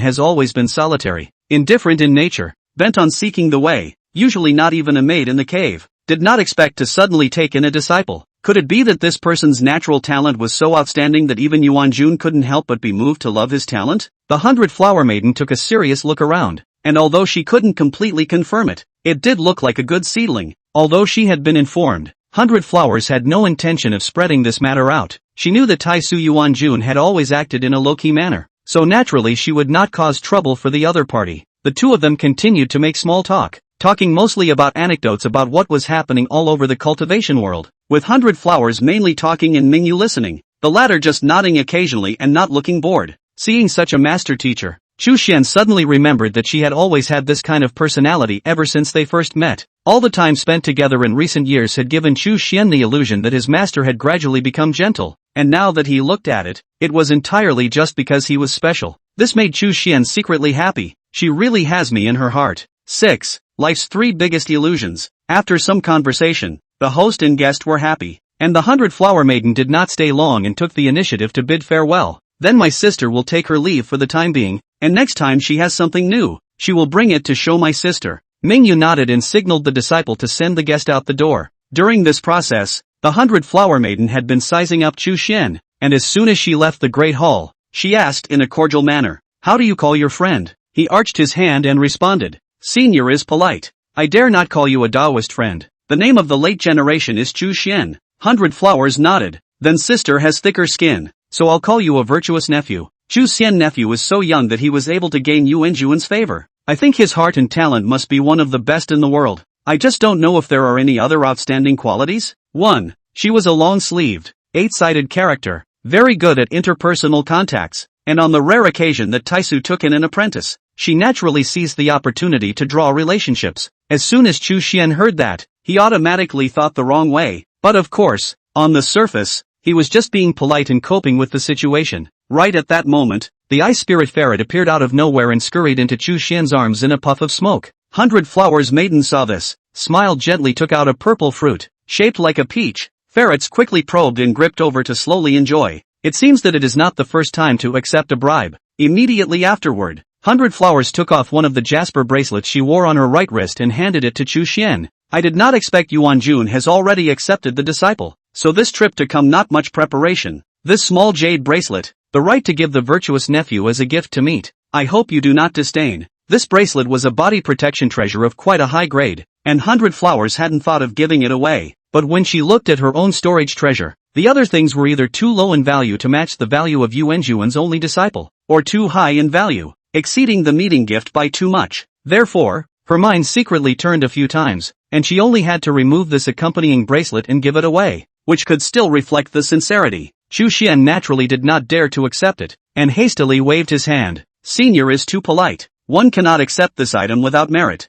I've known your master for hundreds of years. Don't I still know what kind of nature she has? Go ahead and take it. She won't blame you. How about this? I'll make a guarantee with you, and if Yuan Jun blames something afterward, you can put it all on me. Seeing 100 Flowers' sincere tone, with words having been said to this point, Chu Xian hesitated for a moment, feeling that it would be too hypocritical to push back any further, so he had no choice but to take it. Then thank you, elder. As the saying goes, eat people's mouths are soft, take people's hands are short. This bribe is received. Chu Xian knows that 100 Flowers intends to delay the speed of departure, slowly talk with him to pull the relationship, but is also embarrassed to drive people away. After some exchanges, although Chu Xian was careful to keep secrets, but some irrelevant basic information was still uttered, such as how old this year, where he came from and so on. When about to walk out of the cave, seeing this teenager's attitude was really formal, the 100 Flowers maiden couldn't help but cover her mouth and laughed. Little guy, I won't eat you, why so nervous?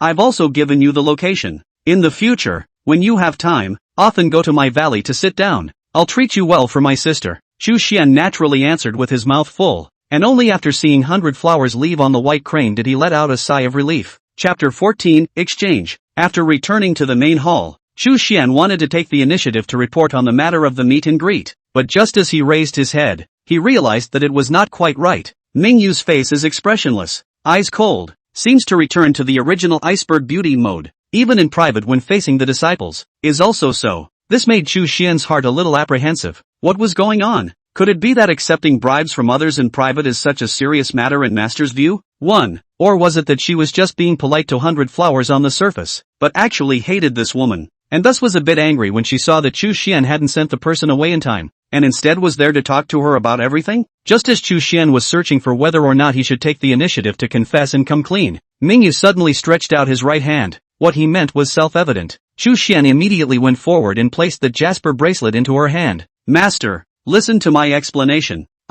Unexpectedly, before he could finish, Mingyu waved her hand to interrupt, while her complexion softened a few more points, as if nothing had happened just now, and everything was an illusion of her young disciple. The style of this jade bracelet, I look quite like it. Take this jade sword and exchange it with you. How about it? Said she took out a small white jade sword from her sleeve. How could Chu Xian dare to ask for it? Immediately saying, no need, since master teacher likes it, just take it. But Myungyu just looked at him and didn't move. The master's orders were hard to disobey, so Chu Xian had no choice but to reach out and take it when he saw it. Also master clearly said she liked that jade bracelet, but she put it away after receiving it and didn't wear it at all. Chu Xian is now only a bit of hindsight. Master teacher she would not be jealous, right? Chloe is fantasizing again. But nothing happened between 100 Blossoms and not even a hint of ambiguous atmosphere. Could it be simply because this jade bracelet is the personal belongings of other women, and master thinks that I shouldn't take it? Chu Xian even wondered if he was too narcissistic and too good at fantasizing.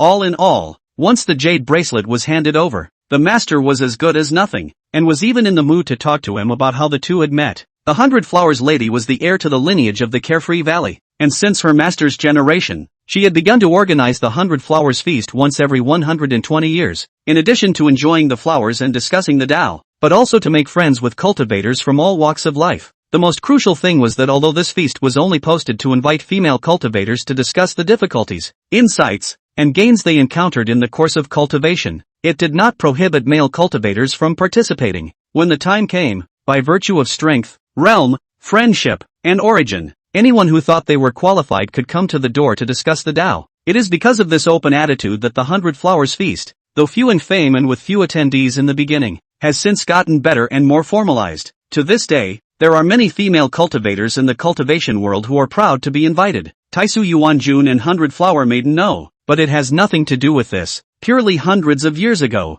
Mingyu went out, happened to meet each other by the demonic cultivators chasing to kill, and by the way to save her life, and formed a good relationship. What kind of character is 100 Flowers? Taking advantage of this opportunity, she naturally hugged her thighs tightly and did not let go. Moreover, her mind was particularly delicate, and although she intended to befriend, she was not at all offensive, but instead, she made people feel as if they were in the spring breeze. Even if Mingyu is this kind of iceberg character that will not melt for 10,000 years, 100 Flowers still has a way to please her, and will occasionally take the initiative to help her take down some entertainment, which is also considered to be the return of a peach for a plum. Chu Xian nodded his head slightly. It seemed that he had indeed overthought things. Listening to the tone of his master's voice, he did not have any opinions on 100 Flowers. However, on the other side, the 100 Flower Maiden, who had already flown far away, for some reason suddenly shivered. She was a bit panicked in her heart. What was going on? What is this? A whim? She did a little finger counting, but nothing came out,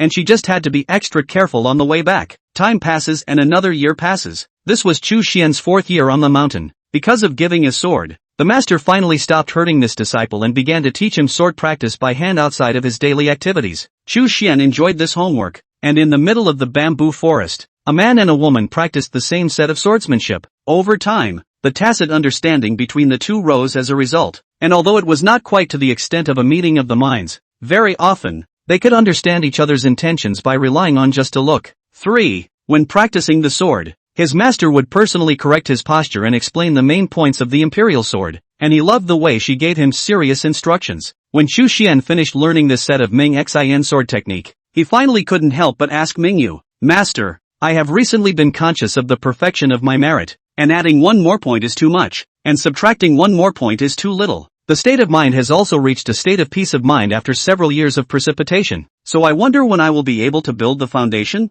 Mingyu, however, shook his head slightly. "Since you asked this question, it means that you still haven't finished polishing." Chu Xian could not help but smile bitterly, having known not to ask. Of course, he also knew that even if he forced himself to hold back from asking, that doubt could not be suppressed. In fact, as early as half a year ago, Chu Xian felt that he could build his own foundation, saying that he had polished it for a few years. It had been 3 years. Wasn't that enough? That was why today's question was asked. Finally he patted his cheeks. "Well, I won't ask. Keep grinding, even if it's 10 years, 20. I can afford to wait just as long." Mingyu nodded slightly as she stretched out her right hand and tenderly touched Chu Xian's cheek. "Speaking of which, you've grown up as well." Such an intimate action. This was the first time in these 4 years. Chu Xian's face could not help but burn a little. He slightly lowered his head, not daring to look directly into his master's eyes. "Are you starting to miss the girl?" Mingyu's tone of voice actually took on a bit of a joking meaning. 1. It was the first time that Chu Xian knew that an iceberg beauty with a personality like master teachers would still joke around. He quickly waved his hands.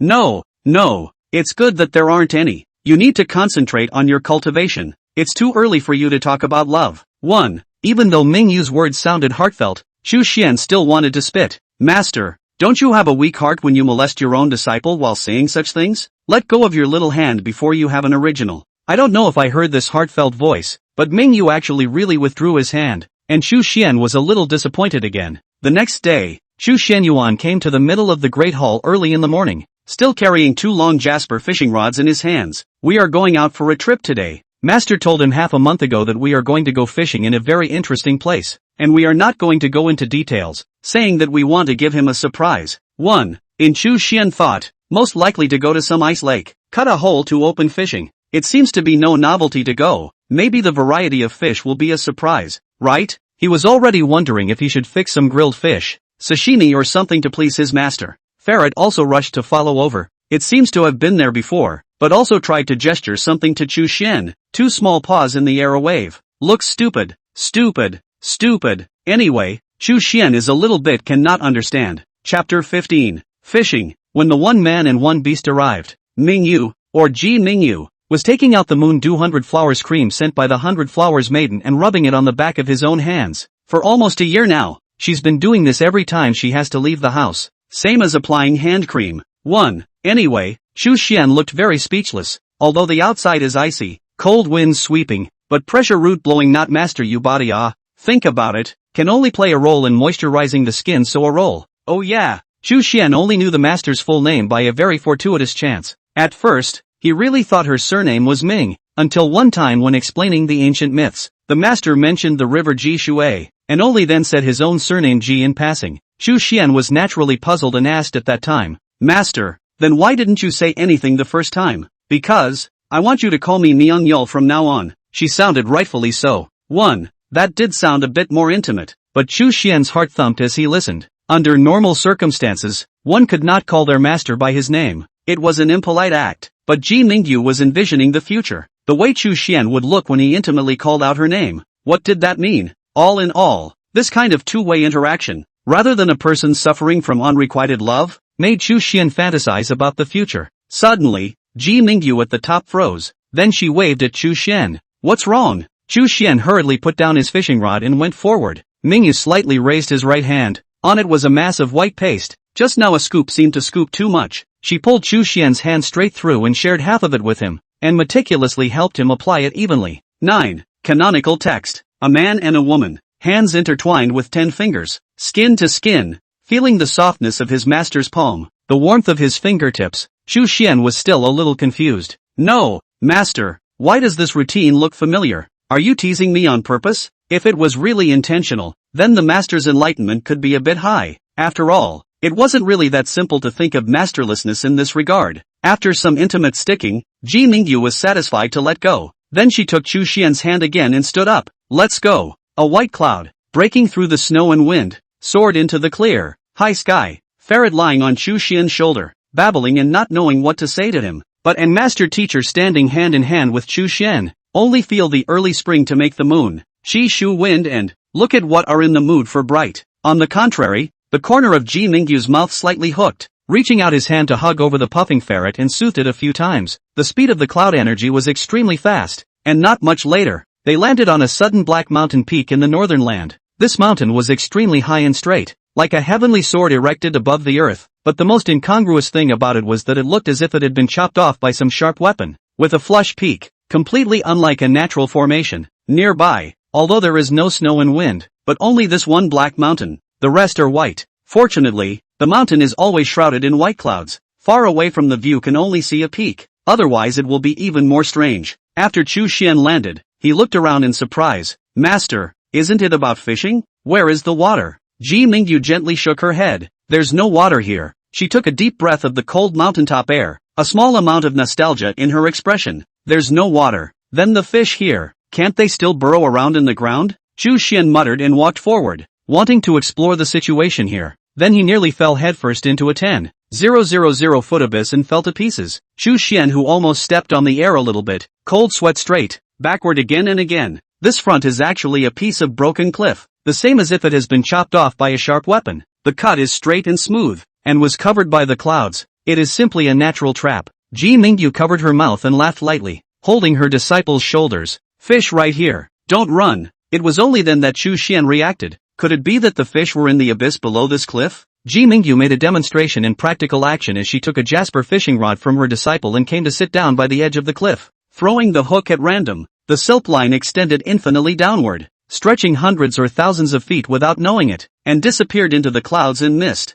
Chu Xian did not want to show his cowardice and imitated his master's movements to sit down in the same way, and then he realized that the clouds in front of him could even prevent divine sense from probing, which was very marvelous. Master, what is this place? An ancient battlefield. Ji Mingyu did not explain in detail. Chu Xian then stopped asking more questions and just concentrated on fishing, but the ferret was lacking in interest and lay down beside the two men in boredom. Chu Xian was a bit amused and was about to ask it what was wrong when he suddenly remembered something. There was no bait on the fish hook. He looked sideways at his master, and Mingyu simply said calmly, do not be hasty if you are willing to take the bait. 1. Is this fishing actually a way to sharpen my moral fiber? Thinking of this, Chu Xianyuan similarly calmed down. He held the fishing rod in his hand and sat with his eyes closed as if he were an old monk in meditation. The two men started fishing in the morning and sat there until the middle of the day, both rods motionless. The ferret was already bored to the point of tugging on Chu Xian's sleeve, wanting him to leave this place and accompany it to play. Chu Xian slightly opened his eyes. He finally realized why the excited little guy wilted when it arrived at its destination instead. It dared to say that it also knew that the fish here were extremely difficult to catch, and it also didn't know what it was looking forward to. He didn't pay any attention to the ferret and continued to close his eyes, thus sitting with his master from sunrise to sunset, from dawn to dark. Around midnight, when the night was at its deepest, the ferrets became active again, hopping around the two men and calling from their mouths. Chu Xian opened his eyes again, and before he could speak, he saw a miraculous scene. Points of light, countless points of light, rose from the abyss below the cliff, lighting up the dark and gloomy night sky. He stood up in surprise, and even Ji Mingyu similarly stood up, admiring the wonders unique to this part of the world. As those points of light broke through the clouds and mist, getting closer and closer, Chu Xianyuan was able to see that they were silver-colored swimming fish with glowing bodies, their bodies appearing translucent. Even every bone within their bodies were clearly visible. Each swimming fish was only about the size of a tail finger, and had a strange spirituality about them as they marched through the sky in groups like schools of migrating people. And after these countless points of light rose, they did not leave, they just swam around this mountain peak, and in the middle of this boundless night, it was like a cylindrical curtain of light. Spectacular! Chu Xian looked at the scene in awe as the ferret jumped around excitedly. its two small paws waving wildly in the air. 3. Ji Mingyu, on the other hand, was slightly looking up at the night sky, not knowing what she was thinking about, and the soft light set her off more and more dusty, as if she would float and fly away at any time. Occasionally an individual silverfish would fall out and get closer to the top position of the mountain, and every now and then the ferret would pounce with precision, nipping at a small fish and swallowing it, and squinting its eyes with a contented look. Chapter 16, The Four Monkeys of the World. Chu Xian looked at the slightly forlorn senior, and was about to ask her what she was thinking. Suddenly, he had a marvelous sense of déjà vu, as if the scene were familiar. 5. Is there some kind of crossover ambush where there's a past life before the crossover or something? Countless points of light swimming, looking up at the night sky in white. Chu Xian frowned and thought for a moment, but in the end, he shook his head, shaking off this unexplained illusion. Occasionally that's what happens. It's always a hallucination of having experienced something that you clearly haven't experienced at all. Many people have had this experience. Nothing to be surprised about. Is this the kind of fish we're going to catch? He volunteered to ask. Ji Mingyu turned back, her originally indifferent expression melting away like an iceberg. She looked gentle and said, "No, I want a fish for a scaly dragon. I've heard that someone has caught one here." Jiaolong? Chu Xian was greatly surprised. Even if you can catch it yourself, I'm afraid you'll be dragged down hard by the other side. Suddenly, a look of surprise appeared on Mingyu's face as her fishing rod moved. Chu Xian also noticed this scene, only to see his master holding the fishing rod with both hands, reeling in the line in a circle, and retreating backward a little. The being that bit the fish hook under the abyss, although it desperately struggled, it could no longer resist after a chaotic mass of Taisu chi flew out from Ji Mingyu's body and attached itself to the jasper fishing rod. Finally, with a sharp pull from Myungyu, a silvery scaled fish the size of an adult jumped out of the cloudy water and landed on the top of the mountain, struggling repeatedly. It seemed to be the same species as the small transparent silver fish around it, but it seemed to be very, very old, with bones the color of alabaster, and on either side of the gills, two long gray whiskers. What was more crucial was that its eyes had a fully humanized color in them, and it was looking at Taisu Yuan Jun, revealing a pleading expression. Ji Mingyu was a little disappointed. She did not pay any attention to the old silver fish that was flapping its tail, nor did she look at the ice-vibrant ferret that was drooling. She just looked at Chu Xian and softly explained, "This silver-scaled flying fish, the earliest of which did not live here, should, according to ancient records, have been in beyond the Kunkyu, in the land of the Lansha, 10,000 miles away from the Central Plains. The ancient true immortal, Ningfengzi, had traveled in Lansha and saw fish, turtles, dragons, and snakes flying in the dust and mist, and tasted and caught fish to eat. He died as soon as he took it, and his body lay in the sand for more than 200 years, but suddenly he came back to life, and he wrote a poem saying, 'Green infinite flowers burn for 1,000 years, and 100 years of age die temporarily to bait flying fish.' After I discovered a similar flying fish in this peak, I had caught it and studied it, and concluded that consuming it doesn't bring people back from the dead, but it can increase their lifespan. The exact effect depends on the size and age of the fly fish. Like these small fish around, the age of the fish is no more than 10 years at most. The effect is better than nothing. After taking it, it will prolong your life for a few years at most, and after 3 of them, it won't work anymore. But this big fish caught at the moment is at least 1,000 years old. You can eat it and extend your life by at least 300 years. Chu Xian then realized that Master Teacher had really caught a big one. He laughed. I'm sure it tastes good too, or Sable wouldn't have been able to remember it. Ji Mingyu nodded his head, but the ferret was anxious, whimpering and pleading at his master's feet one after another, like he hoped that his master would more or less share some of it. But Mingyu just looked towards Chu Xian, and all external objects were unable to shake her mind. Seeing this, that old silver fish dropped its head with difficulty and looked at the teenager in bitter plea. Chu Xian thought for a moment and said, "Is this fish belong to me? I can dispose of it however I want?" The master nodded again, so Chu Xian lightly sighed and walked forward. Since you don't want to die, why are you so stupid? You even took the initiative to bite the hook. Don't do this kind of thing in the future. 3. Saying that, he pulled out the blood-stained fishing hook that was deeply sunk into the fish's lips, bit by bit, and finally pointed to the abyss below the cliff. Jump back by yourself. I can't carry you. During this process, Ji Mingyu just watched quietly, neither feeling pity nor feeling that what his disciple did was wrong. The old silver fish carefully glanced at her, and only after seeing that she did not object, did it make a forceful leap and swim into the air, gratefully nodding to Chu Xian repeatedly before turning its head and jumping into the abyssal clouds and mist, disappearing into thin air. When the little ferret saw this scene, it was almost on the verge of crying out, running to Chu Xian's feet and scratching them as if complaining about him wasting it. Chu Xian stroked its head before explaining to his master, I was indeed moved with compassion when I spared this old fish, but more importantly, I'm still young, and I'm confident that even if I don't need it, I can still cultivate to a realm like that of master, and longevity will definitely not be an obstacle in my case. 2. Ji Mingyu still didn't judge, just nodded gently and went back to the edge of the cliff, seemingly wanting to try fishing one more time. Right at that moment, Chu Xian's fishing rod also moved. He was a little surprised. My turn this time? Maybe this was good people having good karma. But Chu Xian didn't want the one he caught to be that old fish again just now. If it was, he would definitely beat it up. Even Ji Mingyu didn't know what the bite would be. She looked at Chu Xian with interest. Fish it up and try it. I'll help if you can't pull it. Chu Xian naturally agreed, and he poured all of his mana into the jasper fishing rod, rewinding the line in a circle. But the thing was surprisingly light, and he didn't even have to put much effort into fishing it up. Then Chu Xian was surprised to find that what bit the hook was not a living thing at all. To be precise, it was a piece of iron black odd token, and it was deliberately tied to the hook by someone using water plants. Ji Mingyu was also a bit surprised as she speculated. It should be that old fish just now, in return for saving your life. Only the ferret had a disappointed look on its face, as it was inedible at first glance. Chu Xian hurriedly grabbed the token with delight and unraveled the water plants to take a closer look. But the back of this token was bare, and only 4 ancient tadpoles were engraved on the front,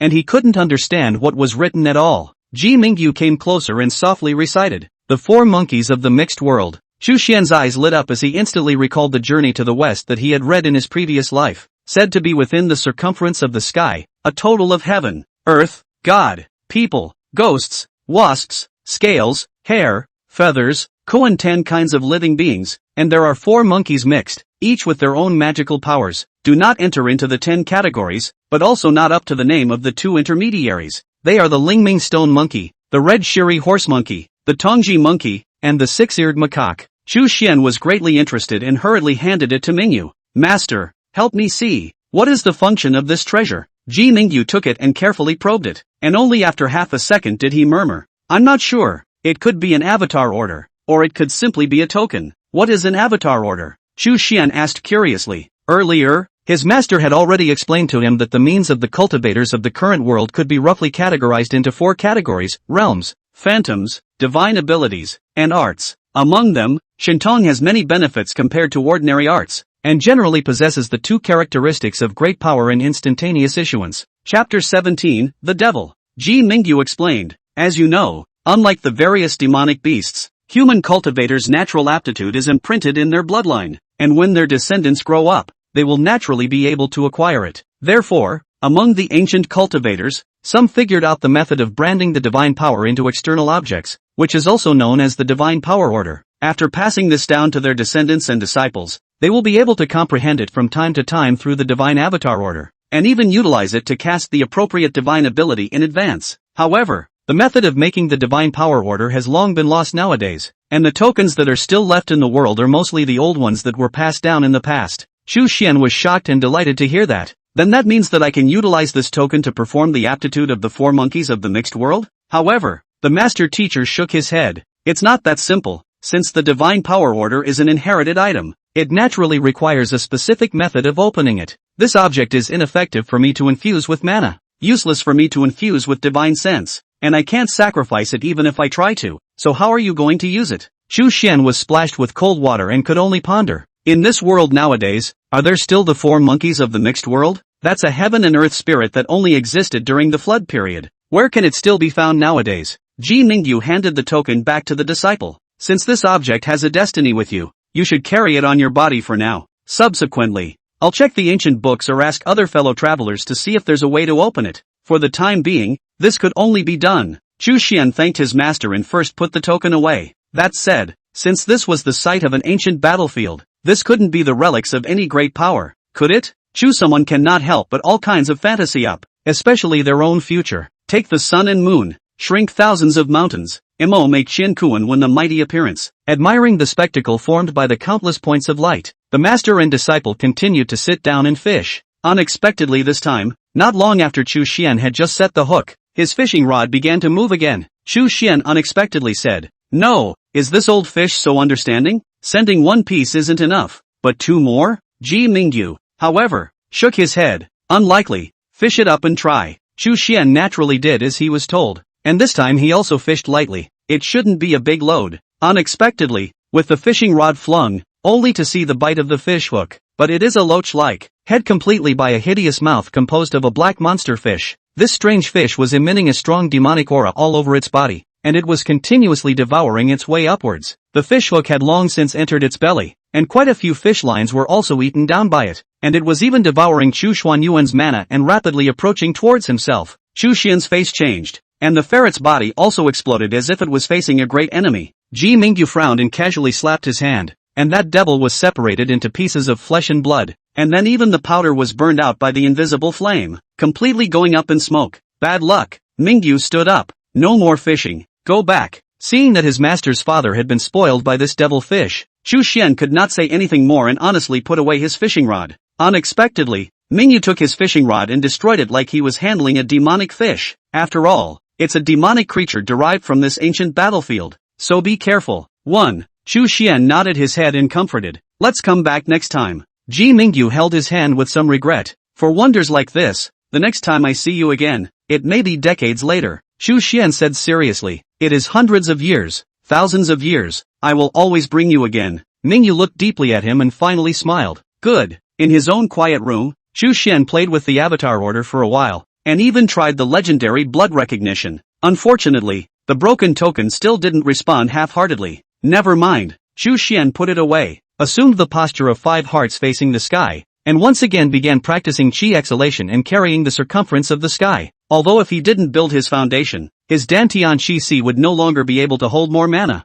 and how much spiritual chi he absorbed would eventually dissipate naturally, he still insisted on it every day, treating it as a kind of honing. The night is deep, the quiet room is quiet, but for some reason, Chu Xian's original calm and peaceful face gradually twisted up. At the same time, a strong sense of anxiety inexplicably arose in his heart. Why can't you build the foundation yet? How long will this drag on? What exactly is Master Teacher's purpose? Is she deliberately trying to harm me? 1. All sorts of distracting thoughts came and went, and Chu Xian's mind even produced terrifying hallucinations. Along with the change in state of mind, the spiritual chi of the heavens and earth that was absorbed in, rushed around in Chu Xian's body, and his original normal circulation of mana began to flow backwards and forwards. Fortunately, Chu Xian had not practiced for nothing all these years, and ultimately relied on his own perseverance to forcefully break free from all the illusions. Then he felt intense pain all over his body and he went off the deep end. The saddest thing was that Chu Xuanyuan's face rose red, but he could only watch. His entire body stiffened, unable to move, and even more so,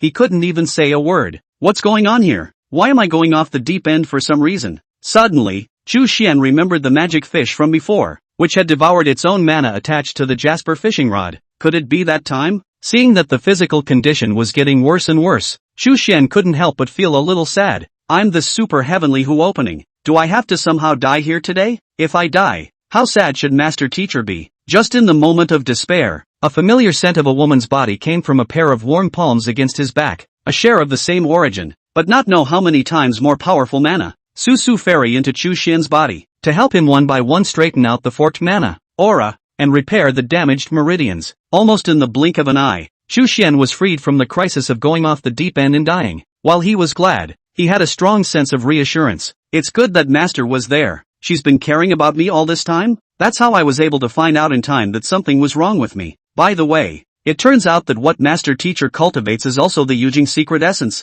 Since Ji Mingyu had said that this gong method required immortal chi to build the foundation, previously Chu Xian had always thought that he and his master were not cultivating the same gong method. Then where did she get the immortal energy she needed to build her foundation? This kind of stuff can't be sold on the street, right? Combined with the "this door Taoist unity vein single this kind of statement, Chu Xian guess, this wisp of immortal gas is likely to be the inheritance of the door. Belonging to the teacher passes on to the apprentice passes on to the grandchildren. One generation passes on to one generation, that kind of thing. That's no wonder that the master of the foundation of their own. Look at the importance of so. Quickly, Ji Mingyu took care of the problem on his disciple and withdrew his hands. Chu Xian opened his eyes. His whole body was covered in cold sweat. Although he was already able to move, he was still very weak, and he could no longer maintain his sitting position, and fell backward powerlessly. Mingyu didn't back away. She smoothly took Chu Xian into her arms and affectionately leaned her side face on his forehead, not minding the smell of the man's sweat in the slightest, wholeheartedly feeling the soft jade body behind him,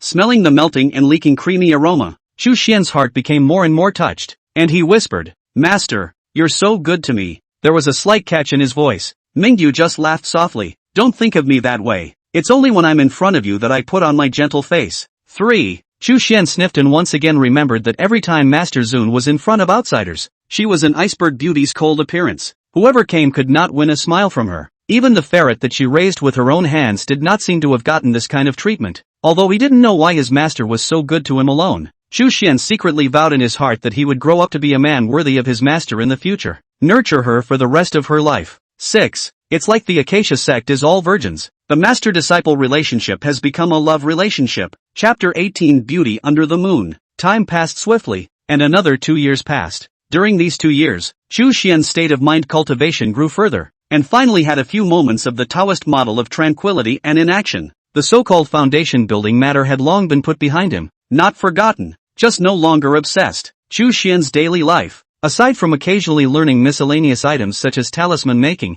artifact refining, and alchemy, continued to revolve around his master. One of the most important manifestations of the growing closeness between the two is, Chu Xian occasionally dared to boldly, actively, make holding hands and other intimate behavior, no longer just passive waiting for Mingyu to tease him. Chu Xian thought that this was a very crucial point, blurring the relationship of superiority and inferiority between master and disciple, because it was inevitably impossible for this kind of hierarchical situation to exist between true lovers. At the very beginning, Chu Xian Yuan was really quite scared. He was worried that his reckless actions would incur the ill feelings of his master, or even be driven away from her. But Ji Mingyu's tenderness, which belonged to him alone, gave him great courage. The end result was quite fortunate and beautiful, although at first it was just a touch of 1 or 2 fingers, or accidentally touched. But Ji Mingyu did not blame Chu Xian. Under her acquiescence, Chu Xian was able to a little inch into the foot, and finally succeeded in holding the teacher's little hand. That whole day, Chu Xian's excitement was indescribable. He had no one to talk to, so he could only catch the ice spirit ferret once again and tell it how happy he was. The little sable remained a bit speechless, only patting his hand with his paw, signaling him to calm down.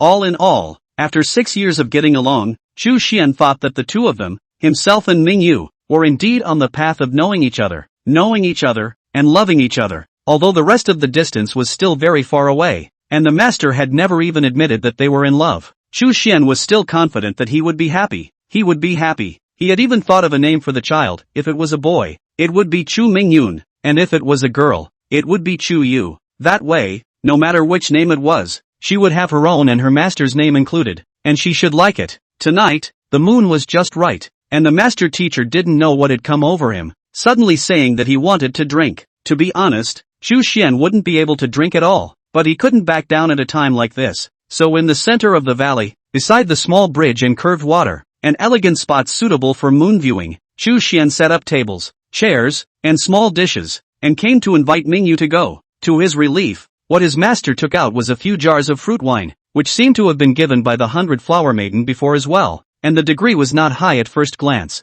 With the evening breeze, the two of them were holding hands, talking and laughing, strolling under the moonlight, and no matter who saw them, they would think that they were a pair of pearls, said to enjoy the moon. But Ji Mingyu, after taking his seat, not in a hurry, just slap open the clay seal, pouring a cup of bright fruit wine to each of the two people. This wine brewed extremely well. As soon as the seal was opened, there is a sweet fragrance to the nostrils, obviously not a drop of wine, but for some reason, Mingyu hand in the sleeve, eyelashes lightly blinking, eyebrows slightly drooped, white and flawless face has first brought a few points of redness. Chu Xian looked heartbroken and a little nervous. What did master wants to do? Come. The two men raised their glasses, and with a light clink they each took a sip. Mingyu also seemed to not know how to drink, but she was very dry and drank it all in one go. But it was Chu Xian who was savoring the flavor of the wine. The degree was still acceptable and the taste was very soft. In this way, the two of them had one drink after another, during which the master pressed on without looking up at the moon. Chu Xian couldn't help but get a little nervous. Senior, don't get drunk. Ji Mingyu slightly raised her head to look at her beloved disciple, her eyes bright, her soft and playful face, embellished by a little bit of alcohol, in the reflection of the moonlight, became more and more mesmerizing. Xianer, in the future, it's possible that we'll have to face some difficult choices, and all those moments of vulnerability. I want you to be on my side, and you will be, won't you? For some reason, these words made Chu Xian feel some kind of gravity, probably an illusion, right? He nodded solemnly. No matter what choices I face, I will definitely stand firmly on my master's side. Mingyu laughed, smiling with two eyes curved by a crescent moon. Beautiful. Also, no getting close to other girls or acting flirtatiously in the future. Chu Xian nodded his head once again. For some reason, he suddenly recalled the matter of the 100-flower maiden gifting him the bracelet earlier. At that time, Master was really jealous, right? Right? Ji Mingyu stood up as if he was satisfied with his disciple's answer, as if he wanted to give him a reward. As Chu Xian held his breath, she lowered her head and kissed his forehead with her full, soft, and slightly warm lips. Chu Xian's face turned even redder, his heart beating extremely fast, so nervous that his body stiffened, and he didn't regret not being able to hold each other in time until his master's lips left. Immediately after that, Ji Mingyu did not sit down again. Her mood seemed extremely good. Her double sleeves unfolded and swirled around, dancing under the moon. Dance elegantly, elegant as a stunning, graceful as a swimming dragon, outpatient outpouring if the light clouds of the moon, floating in the air if the flow of the wind of the back of the snow. It's like the sun coming out to shine on the beams of the house, bright as the moon. In a flash, beauty is born. Yiruashi is hua, warm as ing. Chu Xian looked intoxicated. Mingyu was dancing for him. This was a beautiful view that belonged to him alone. At the end of the dance, Ji Mingyu seemed to be really drunk. She took the wine altar in the air, raised it high, and drank it down with a big gulp. Even the wine soaked her clothes as if she didn't even realize it. Senior, Chu Xian rushed forward, worried that she would fall to the ground drunk. Mingyu threw the wine altar with his hand and shook and fell into his apprentice's arms. Her eyes had closed but her mouth was still murmuring something. But how could she not hear it? Chu Xian carefully picked her up. Then he was a bit overwhelmed. What should we do next? Send Master Shifu back to rest? Is that the end of the day? However, the master's father suddenly invited him to enjoy the moon and drink today, so he obviously had a purpose, right? Looking at the soft lips of the beautiful person in his arms that were moist and glossy, Chu Xian's heart jumped so much that it almost popped out of his throat, and he slightly lowered his head, wanting to have a kiss. A little, just a little, nothing else, and he wouldn't dare do it. Unexpectedly, just at the moment when the two forelips were about to touch, two slender jade fingers blocked in front of Chu Xian's mouth, and Mingyu opened her eyes with a smile, her eyes with a kind of cunning, mischievous color. Chu Xian's entire body froze, wanting to find a crack in the ground. Kid, next time you dare to act with such great disrespect, you will not be pardoned. Ji Mingyu smiled and reprimanded a bit. After saying that, she raised her head and gently nibbled on his earlobe, as she watched Chu Xian's face redden, even to the root of his neck. Master, Master, Chu Xian let out a weak protest. Mingyu lightly laughed. Sorry, my disciple is too cute. I couldn't help it for a moment. Then she closed her eyes again and let out even breaths, as if she were really asleep. This time, Chu Xian wouldn't fall for it so easily, and just looked at his master with loving eyes, honestly carrying her back to the cave to rest. On the way back, Chu Xian secretly vowed to use his entire life to guard his master. Chapter 19, The Foundation of the Way. 2 more years. This was the 8th year since Chu Xian went up the mountain.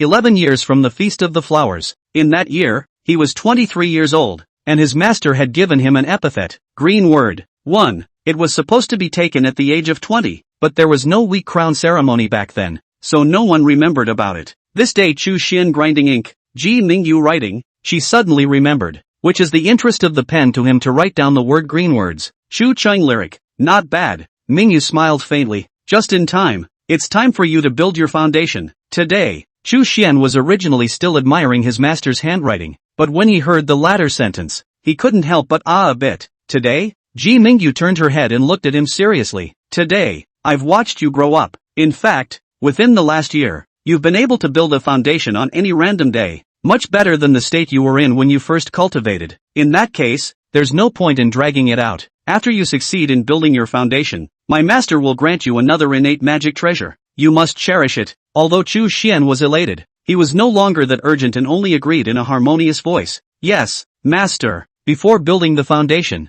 there was no need to prepare anything. Chu Xian didn't even do superficial things like bathing and burning incense. He sat in the quiet room, on a futon, and meditated with his eyes closed. Ji Mingyu similarly sat across from him. Because of the special gong method, the step of foundation building had to be guided by someone. Originally 100 days to build the foundation. In order to achieve the perfect effect, Mingyu had to let the disciple grind for 7.5 years. The effect was also remarkable. Chu Xian's breath was serene and calm. As the gong method operated, the countless pure spiritual qi in the cave heaven here, like 100 rivers returning to the sea, converged, and surged into the 365 orifices from all over the body. He silently recited the Tao in his mind. It is therefore said that there is a triangle in the Kunlun Mountains. One of its corners is directly north. drying the glory of the stars, and is called Langfong Peak. One of its corners is due west, and is called the Genta Terrace. One of its corners is due east, and its name is Kunlun Palace. There are 5 cities and 12 jade buildings in its place. The Cave of Abyssal Essence, the Hall of Light and Brightness, the Room of Qianghua, the Room of Purple and Shui Dan, the Scenic Candle of Sunshine, the 9 Lights of Zhu Xia, the Queen Mother of the West's rule, the true officials of the Immortal Spirits Zone. Cultivators practicing the Yujing Ziwei Dao pivot mysteries need to visualize 12 heavy buildings and 5 cities within their bodies. Every time one ascended a heavy floor, the original imaginary shadow that was visualized would transform into a solid state. There are 9 realms of cultivation, the first 6 realms, and each time one ascends to the next level, one can be promoted to the next realm. In the latter 3 realms, one needed to climb 2 consecutive floors to advance to the first realm. After ascending all the way to the 12 heavens, the cultivator, naturally, was able to cultivate from the first realm to the 9th realm, and from the Qi practicing stage to the Mahayana stage. In the process of ascending the heavy building, you also need to synchronize the lighting of the 5 cities. The 5 cities correspond to the 5 organs in the body. The heart hides the spirit, the liver hides the soul, the spleen hides the mind, the lungs hide the prana, and the kidneys hide the essence. After stepping through the 12 floors and possessing Mahayana cultivation, the lower 3 floors will transform into human flowers, the middle 3 floors will transform into earth flowers, and the upper 6 floors will transform into heavenly flowers, corresponding to the 3 flowers at the top of the essence, Qi, and spirit, respectively. The 5 cities, on the other hand, will be transformed into the 5 Qi of Chao Yuan, corresponding to the fire of the Red Emperor in the south, the wood of the Green Emperor in the east, the earth of the Yellow Emperor in the center, the gold of the White Emperor in the west, and the water of the Black Emperor in the north. Precisely, the 3 flowers gather at the top and get back to their roots. The 5 Qis go through. To this point, the essence of the spirit of mixing one and gathered in a hole in the Xinguan. The cultivator can be called a phrase invulnerable to all calamities, only to have the courage to face the ascension of heavenly tribulation. At this moment, Chu Xian looked within his body, and due to his diligent cultivation, even though his realm was still stuck in the first realm, Qi practicing perfection, the 12 heavy buildings void, and the 5 cities void, were all clearly visible. Among them, the first heavy building located in the Sea of Qi in the Dantian had been transformed into a solidified state, and the whole was the color of white jade, but for some reason, it gave off a sense of instability, and along with this entire jade building, it looked shaky. This is because just one heavy building, not yet able to support the height of the 12, only at least 2 heavy buildings into a solid state, only to be called to build the foundation of the road. The future of the road can be expected. Moreover, the first black city located at the location of the kidneys would also light up after the foundation establishment, transforming into a solidified state as the foundation for refining essence and transforming Qi. Xu Xian used his divine sense to guide the spiritual Qi of the heavens and earth to circulate within his body, purifying and refining them into mana before injecting them into the already full and overflowing Dantian Qi Si. This step is the most dangerous time. A bad one will burst the Dantian, leading to the failure of foundation building. Light is injured. Heavy is unable to cultivate for the rest of his life, or even die violently on the spot. Chu Xian's god was idle and calm, not panicking, and his divine sense in the first building transformed into a small person with radiant light emanating from his body, with a face that was generally the same as his own. Outside, as Chu Xian Yuan began to build his foundation,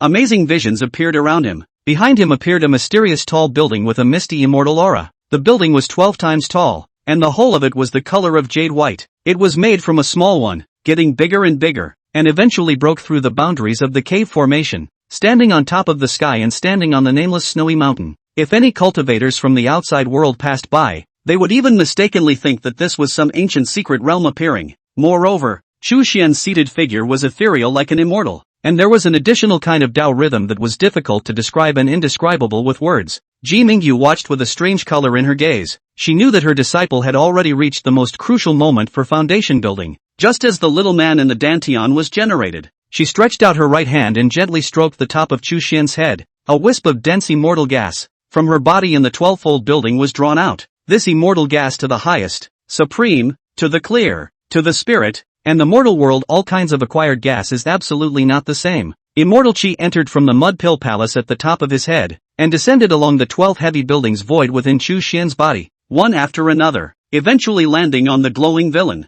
causing it to radiate inwardly, causing it to have an additional innate spirituality, and even its face became clearer. The villain smiled faintly and went up the jade building steps, step by step, easily riding, leading and restraining the surging mana, letting them follow him upward. walked to the second building. The villain hand and sword finger point. Follow-up mana. Immediately injected into this heavy shadow, so that it gradually qualitative change, into a solid state. Not much later, the second building was completed. This is not the end. The villain looks across the sky to where the kidneys are, and the sword finger in his hand makes another point, and the first and second heavy buildings shine brightly in unison. They shot out a white glittering light that landed on top of the black city. The city was stimulated and bloomed with black light, instantly transforming from an imaginary shadow to a solid state, inscribed with the words hidden essence. At this point, the foundation of the Tao was constructed, corresponding to the 12th-floor vision in the outside world. The first and second floors were equally bright, dazzling the icy sky and snow with a crystal splendor. Snowy mountain around all the living creatures, whether it is unusual animals, or goblins belong to, are all scared fear,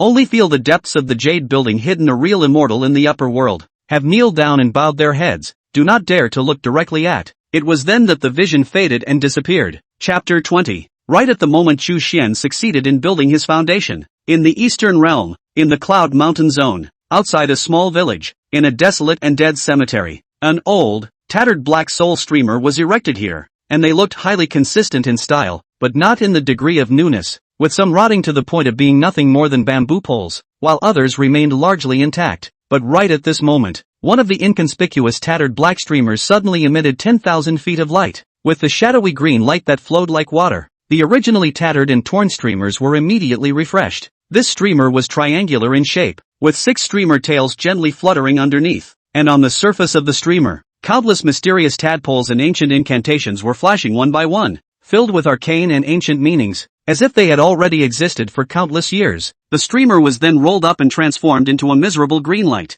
rushing up into the sky at an incredibly extreme speed. It broke into the astral wind layer, toward the north straight cast. Along the way first issued a horrible sonic boom sound, followed by continuous acceleration, to the end even beyond the speed of light, and then no half a sound issued, all the way to the north, disappeared. If it wasn't for the extremely high and far distance, and the pre-accelerating sound was covered by the 9 heavenly dipper, this treasure would have attracted the attention of countless cultivators along the way, believing it to be some kind of heaven and earth treasure coming out, and even triggering a large amount of scrambling. Perfect. As soon as Chu Xian opened his eyes, he heard Ji Mingyu's voice of admiration, which caused him to reveal a hint of a smile. He stood up long, after preparing for so long. If it's still not perfect, then I won't have the face to be master's disciple anymore. Mingyu looked at him with a smile, and handed him another mirror, and what was reflected on it was exactly the vision that Chu Xian Yuan had when he built his foundation just now. He was rather taken aback. Is the commotion so great? Ordinary cultivators who build their foundations will not have this vision.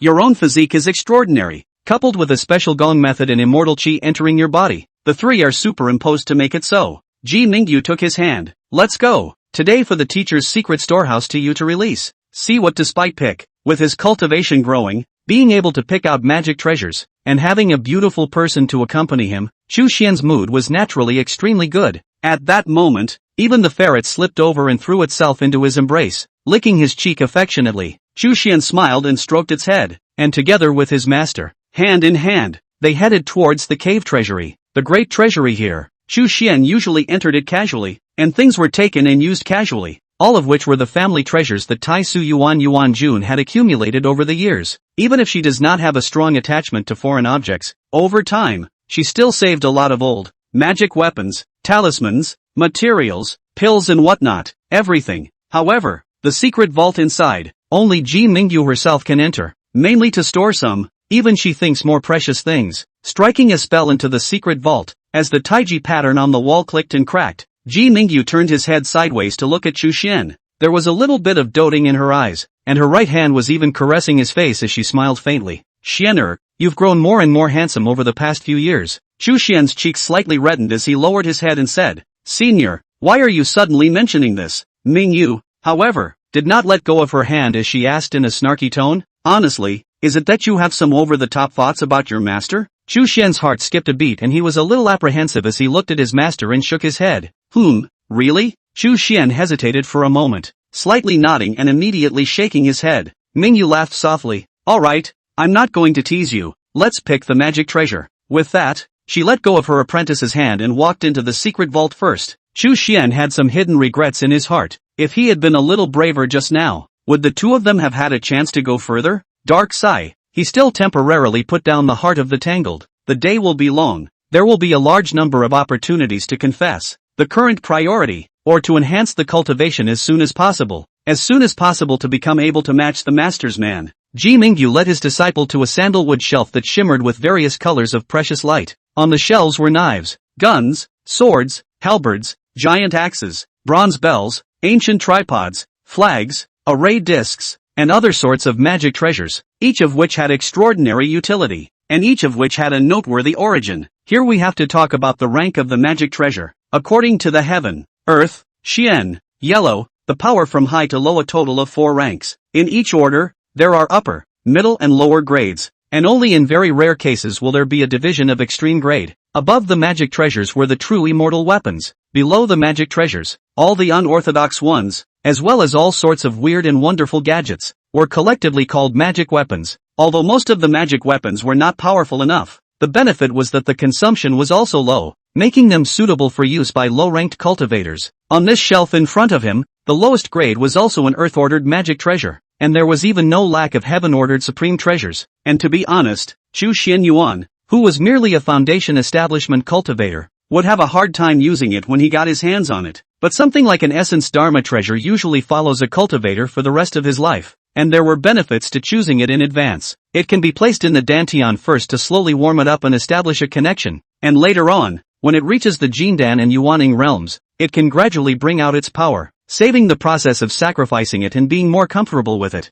Well, any of them look like a favorite at a glance? Ji Mingyu asked seriously. Chu Xian rested his chin in his hand and mused. The little ferret looked at this shelf of treasures and drooled a little. Although none of these could be eaten, it wasn't stupid. Every single one of them was worth a fortune. Well, Chu Xian's brows furrowed slightly as he looked over one by one, and for some reason, there was not even a single desired one. Is it hard to choose? Shall I introduce you? The master suggested. Chu Xian nodded his head, but for some reason, listening to his master's introduction one by one, he was somewhat distracted. What's going on? I should be looking forward to this strange emotion. Why is there no fluctuation in my heart, and even some resistance? Chu Xian raised his head, and was about to say, either forget it this time, and pick it next time, but before the words could be uttered, he saw his master's face change. She reached out and rolled her hand, bringing Chu Xian to fly out of the cave at an extremely fast speed, and then a shocking scene appeared. In the sky, it seemed as if the secret earth formation was being attacked by something,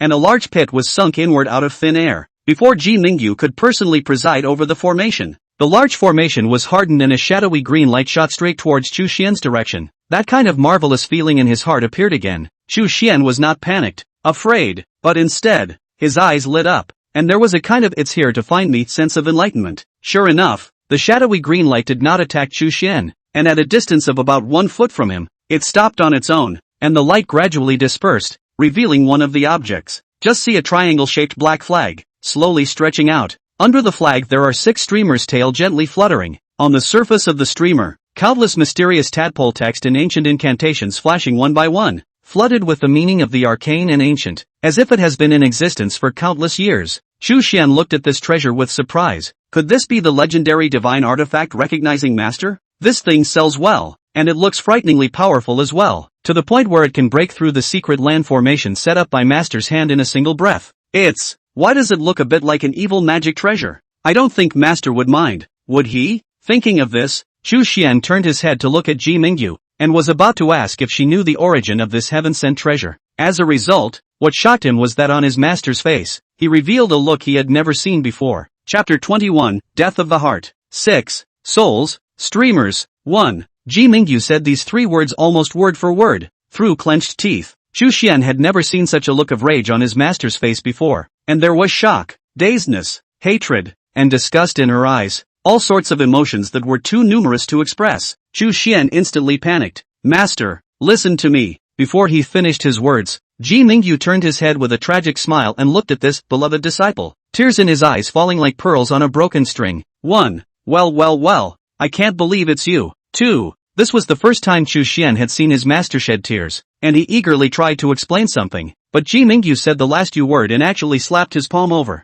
This palm hit Chu Xian's chest squarely, and he was instantly sent flying out, spraying blood from his mouth, and the ferret that was originally in his arms at a loss for words also screamed and fell halfway down. In that instant, the 6th soul streamer, which had originally floated motionlessly in the air, plunged straight into Chu Xian's brow and disappeared. This scene further confirmed that this streamer was his original magic treasure. This palm caused Chu Xian Yuan to be instantly seriously injured, and in that instant when his eyes went black, he suddenly remembered something. When he was first born, he was abandoned in a graveyard outside the village, under a tattered streamer. Although the shape of this 6-soul streamer was not the same as those 1,000-soul streamers in his memory, the color of the two was the same and gave him a very familiar feeling. Were they even the same? No, it's not my stuff. Chu Xian felt his eyes blacken and his internal organs were practically cracking open. But even more than the physical pain, what broke his heart was that his master teacher had even directly struck out at him, even though she should have withdrawn more than 90% of her power at the last moment, or else it would have been impossible for her to survive. It still made him feel sad. Is it possible that all the affection we've had over the past 8 years is no match for this flag that has inexplicably fallen from the sky? Master! Chu Xian struggled, coughing up blood as he struggled to climb up from the ground. You, listen to my explanation. Scram! Ji Mingyu angrily waved his sleeve, and Chu Xian was directly lifted up by a gust of wind and flew out beyond the secret ground formation, collapsing in the middle of the icy sky and snow. Chu Xian trembled, taking out a bottle of elixir from his sleeve and pouring it into his mouth regardless, and in the process, tears continued to flow down his face, his complexion heartbroken. Master, having only just regained a bit of strength, he shouted at the snowy mountain wall, listen to me, that black streamer isn't mine. And no matter what grudge the owner of the black streamer has against you, it wasn't my doing. But no matter how Chu Xian argued, the icy cold cliffs remained silent and unresponsive. Chu Xian cried as he climbed to his feet and knelt down in the direction of the mountain wall, kowtowing repeatedly, his forehead knocking out large swaths of blood. Elder, you let me die understandingly. What mistake did I make? I'll change. Can't I change? The wind and snow of the far north sweeps in at all hours. No matter how much Chu Xian cried, begged, and shouted, there was always no half-response coming from within the Langhuan cave sky. Even if Chu Xian's tears and blood were mixed together and condensed into solid ice, it was as if Ji Mingyu had completely hated him as a person, and not laying his hands on him to kill him was already the greatest mercy. Myung Yu. In the end, Chu Xian raised his head and shouted out this cry in a hoarse voice. The voice was full of despair and even a hint of resentment. What Chu Xian had never expected was that Ji Mingyu had really appeared again. She took one step at a time, and walked out from the mountain wall. And although the tear marks on her face had not yet dried, her expression was no longer gentle, and she returned to the cold look she had when they first met, and was even 3 times colder. Chu Xian was somewhat surprised. His tone immediately softened. Master, listen to me. I really haven't done anything to wrong you. Ji Mingyu was expressionless and was scrutinizing him with a cold, sharp as a knife look. His master had never looked at him with such oppressive and sharp eyes, and Chu Xian only felt his heart cut like a knife. You want me to listen to your explanation, don't you? Fine, I'll give you that chance. Ji Mingyu said in a hoarse, relentless tone. Answer me, is the 6-soul streamer your original magic treasure? Chu Xian had wanted to say that it wasn't, but he also knew that this time was the last chance and there was no point in lying. So after half a day of me, he still lowered his head with difficulty and said, it could be, but I don't know where it came from, or why it flew over to me, or why it burrowed into my body. After saying that, Chu Xian hurriedly raised his head. Master, help me take it out. I don't want this kind of thing. Ji Mingyu still looked at him coldly. Chu Xian, in the future, you shall not claim to be my disciple. If you say half a word, I will know it, and in the 9 heavens and 10 earths, wherever you escape to, I will strip you of your skin and file your bones, and relegate your soul to the 9 hells to teach you not to turn around for 10,000 lifetimes. 3. Bodhi has no tree, nor is a mirror a stage. There is nothing in the first place. Where is the dust? Master Bodhi is not so heartless. As soon as he heard those words, Chu Xian's entire body froze, as if he had lost his soul. Follow the master together. Sneak out of the little ferret. See this, even kneel on the ground. Hands make a bow. To the master whimpering and pleading. It is the same in the eyes of the flow of crystal tears. 2. However, Ji Mingyu did not even look at it as she walked to Chu Xian's body and slapped her palm on his heavenly aura. As this palm fell, Chu Xian heard an illusory shattering sound, and the 12 heavy buildings and 5 cities' virtual shadows within his body were instantly shattered into pieces. His dantian was destroyed, and his entire body's meridians snapped inch by inch, and blood spilled from the corners of his mouth. Since then, Chu Xian, who had outstanding talent and a promising future, had completely become an invalid who could no longer cultivate. Ji Mingyu let go of his hand and walked back to the Langhuan cave without looking back. The ice spirit ferret screamed and pounced on Chu Xian, who was hollow-eyed, shaky, and slowly collapsing. But before it could touch the other party, it was immediately taken by a force through the air and grabbed back into the mountain wall and disappeared. Just like this, Chu Xian, who fell in the snow, was gradually buried by the wind in snow. Ha, ha, ha, ha. Only after a long time did Chu Xian smile miserably and struggle to rise from the snow with difficulty. The tears in his eyes felt like they couldn't flow cleanly, but instead of dying again and staying put, he staggered away in pain with a bruise on his face. On the way down the mountain, Chu Xian repeatedly looked at everything around him. He wanted to remember this place. He was going to come back. He would definitely come back again in the future. But suddenly, a fierce wind swept in from behind, throwing Chu Xian into midair. And this time the wind didn't stop, wrapping around him as he flew higher and higher, all the way to the far south. During this process, Chu Xian was in a lot of pain, drowsy, half asleep, half awake, and it was only after an unknown amount of time that he was thrown heavily to the ground. The fall woke him up. 1. Chapter 22. The sky tilts up and hates the rain without a blade. A light rain was falling from the sky, and beneath me was a familiar-looking dirt road. Chu Xian struggled to get up, found that the right-hand side is a desolate and dead cemetery, the remnants of the monument, the earth grave, a side of the soul streamer, randomly standing, silent droplets of rain. For it to add a few more points of bleakness, Chu Xian once again let out a low laugh as he tilted his head up, the rain and tears mixing together, no longer being able to distinguish each other. It wasn't long before he collapsed helplessly on the path outside the village. He was born here, grew up here, and met fairy fate here. Eventually, he came back, round and round, 8 years, all in vain. Chu Xian closed his eyes. He was thinking that maybe it was a good thing to just die like this. It won't hurt so much if you die. Will she grieve for me if I die? Would she regret it? Will she shed tears? 10. Xiao Chunan wanted to Shangli hating phone clothing. After I don't know how long, the rain didn't stop anyway. It just got heavier and heavier. As the sky was about to fall into night, Chu Xian climbed up with great difficulty, and he trembled as he reached his right hand into his sleeve, wanting to take out a healing elixir to take from the storage bracelet he wore on his left wrist. But when his hand touched it, he only felt the cold jade bracelet. He no longer had any mana, so naturally he could no longer open the storage space. Chu Xian's right hand hung down feebly, but he did not stop struggling and remained tenacious as he stood up, despite the fact that his body was still in intense pain. His whole body, everywhere. He didn't go back to his own home to rest, but stumbled and walked towards the northeast. Chu Xian has long inquired. 300 miles away, Santo Peak. There is a fly to the view. I heard that there is an old Taoist priest in the view as the Taoist true cultivation. Not only can perform magic spells to subdue the demons and drive away the ghosts, but also can be used to charm the water to cure the sick to save the lives of the people. Therefore, Chu Xian secretly decided to collect medicines while saving up for traveling expenses, and when the time was ripe, he would go to Yuan to search for immortals and ask about immortals. Now is the time. 1. Chu Xian didn't know how long he had been walking for, and he had barely stopped to rest on the way, and so it goes, day after day, night after night. He didn't dare stop, he didn't dare close his eyes. As soon as he closed his eyes, the past 8 years of happiness kept coming back to him in his mind, especially the woman's voice,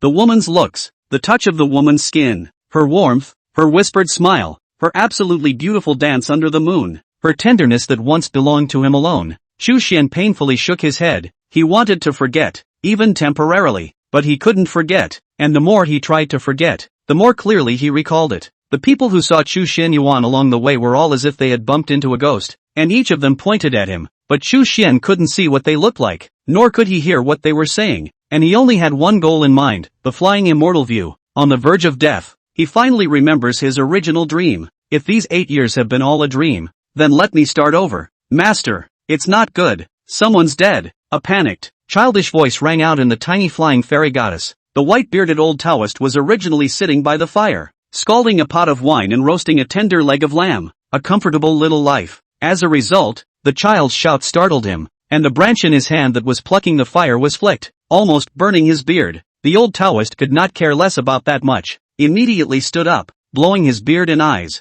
Running to the green-clothed child, a burst of reprimand. What nonsense! Nowadays the world is peaceful. Where are the dead? The green-clothed boy was a bit aggrieved. He reached out and pointed to the location of the entrance of the Taoist temple. I got up early in the morning, just opened the door, and before I had time to sweep the floor, I realized that there was a dead man, who collapsed in front of the entrance of our Taoist temple. The old Taoist was taken aback, and then he changed into a bitter face. Immeasurable, that heavenly Father, can't you let me have some leisure time? Where did this dead man come from? How did he run to my flying fairy goddess to seek death? This funeral expenses, who should the poor Taoist go to ask for? Master, the child said carefully, I'm afraid. Why don't you go and bury him? The old Taoist priest glared at him. You little brat. What kind of disciple commands his master to do something? Go, follow me to take a look. The child had no choice but to follow the old Taoist's ass and head out. Not much later, the old Taoist frowned and looked at the young man who had collapsed on the ground in front of him. He was originally wearing what should have been a white coat, but now, it was stained with blood,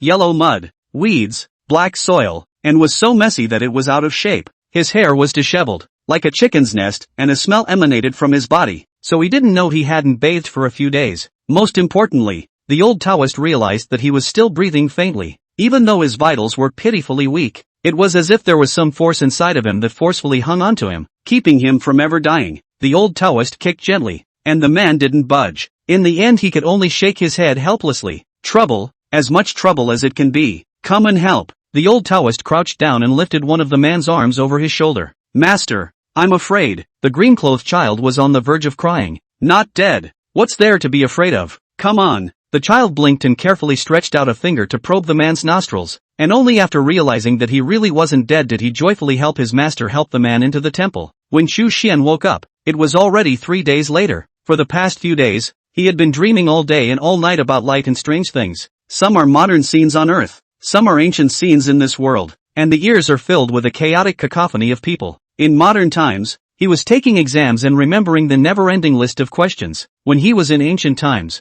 he seemed to be fighting people all the time, covered in blood that he couldn't wipe clean. He also dreamed of women, not all of whom were figures of Ji Ningyu, and although their appearance was unreadable, he knew that some of them were definitely not her. 7. This strange dream was already muddled, could not remember clearly, and when Chu Xian opened his eyes, he had even forgotten all about it, and only had an impression left behind. Me? Where? Am I dead? What happened? Chu Xian looked at the top of the shelf bed in a daze, and then the intense pain all over his body awakened his previous memories. He blinked, tears once again slipping from the corners of his eyes. Chu Xian tried his best to force himself not to reminisce, forcing himself to think about the current situation. His head was groggy and he seemed to have a high fever, but someone had thoughtfully put a wet towel on his forehead, and with his clothes changed and his body scrubbed. I wonder what kind person saved him. Chu Xian surveyed this room, plain and simple, but from the wooden lattice carvings on the windows, there were a few moments of Taoist style. Flying Fairy Goddess?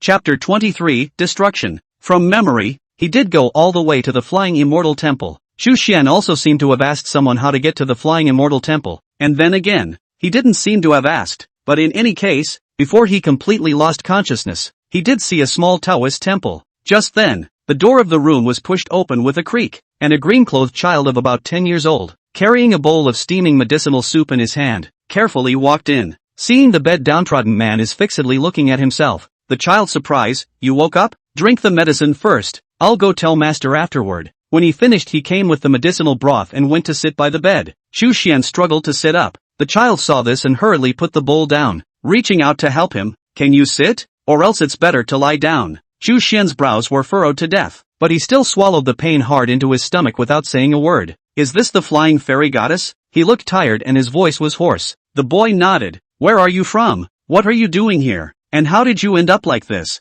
Chu Xian was silent for a moment and did not respond, only reaching out to receive the medicinal soup and bringing it to his mouth to swallow directly down. The medicine was extremely bitter, and coupled with the long period of time he hadn't taken in any water, he almost vomited halfway through drinking it. Drink slowly, slowly. The child was a little worried. Only when Chu Xian finished drinking without a word did he calmly say, stay a moment, I'll go call master over. Chu Xian silently closed his eyes. Very quickly, a green-robed old Taoist with a white beard, about 60 or 70 years old, came in muttering. He first asked the child a few questions before looking at Chu Xian. Do you have a family? Do you still remember where you came from? Chu Xian struggled to get off the bed, but the old Taoist priest hurriedly held him down. Don't force it, just say what you have. Chu Xian took a deep breath. Is the Taoist master the lord of this Flying Fairy Goddess? The old path nodded. I've admired the immortal way since I was a child, and I've heard people say that you, old Taoist master, are an accomplished true cultivator who can not only cast spells to subdue demons and repel ghosts, but also heal the sick and save people with talismanic water.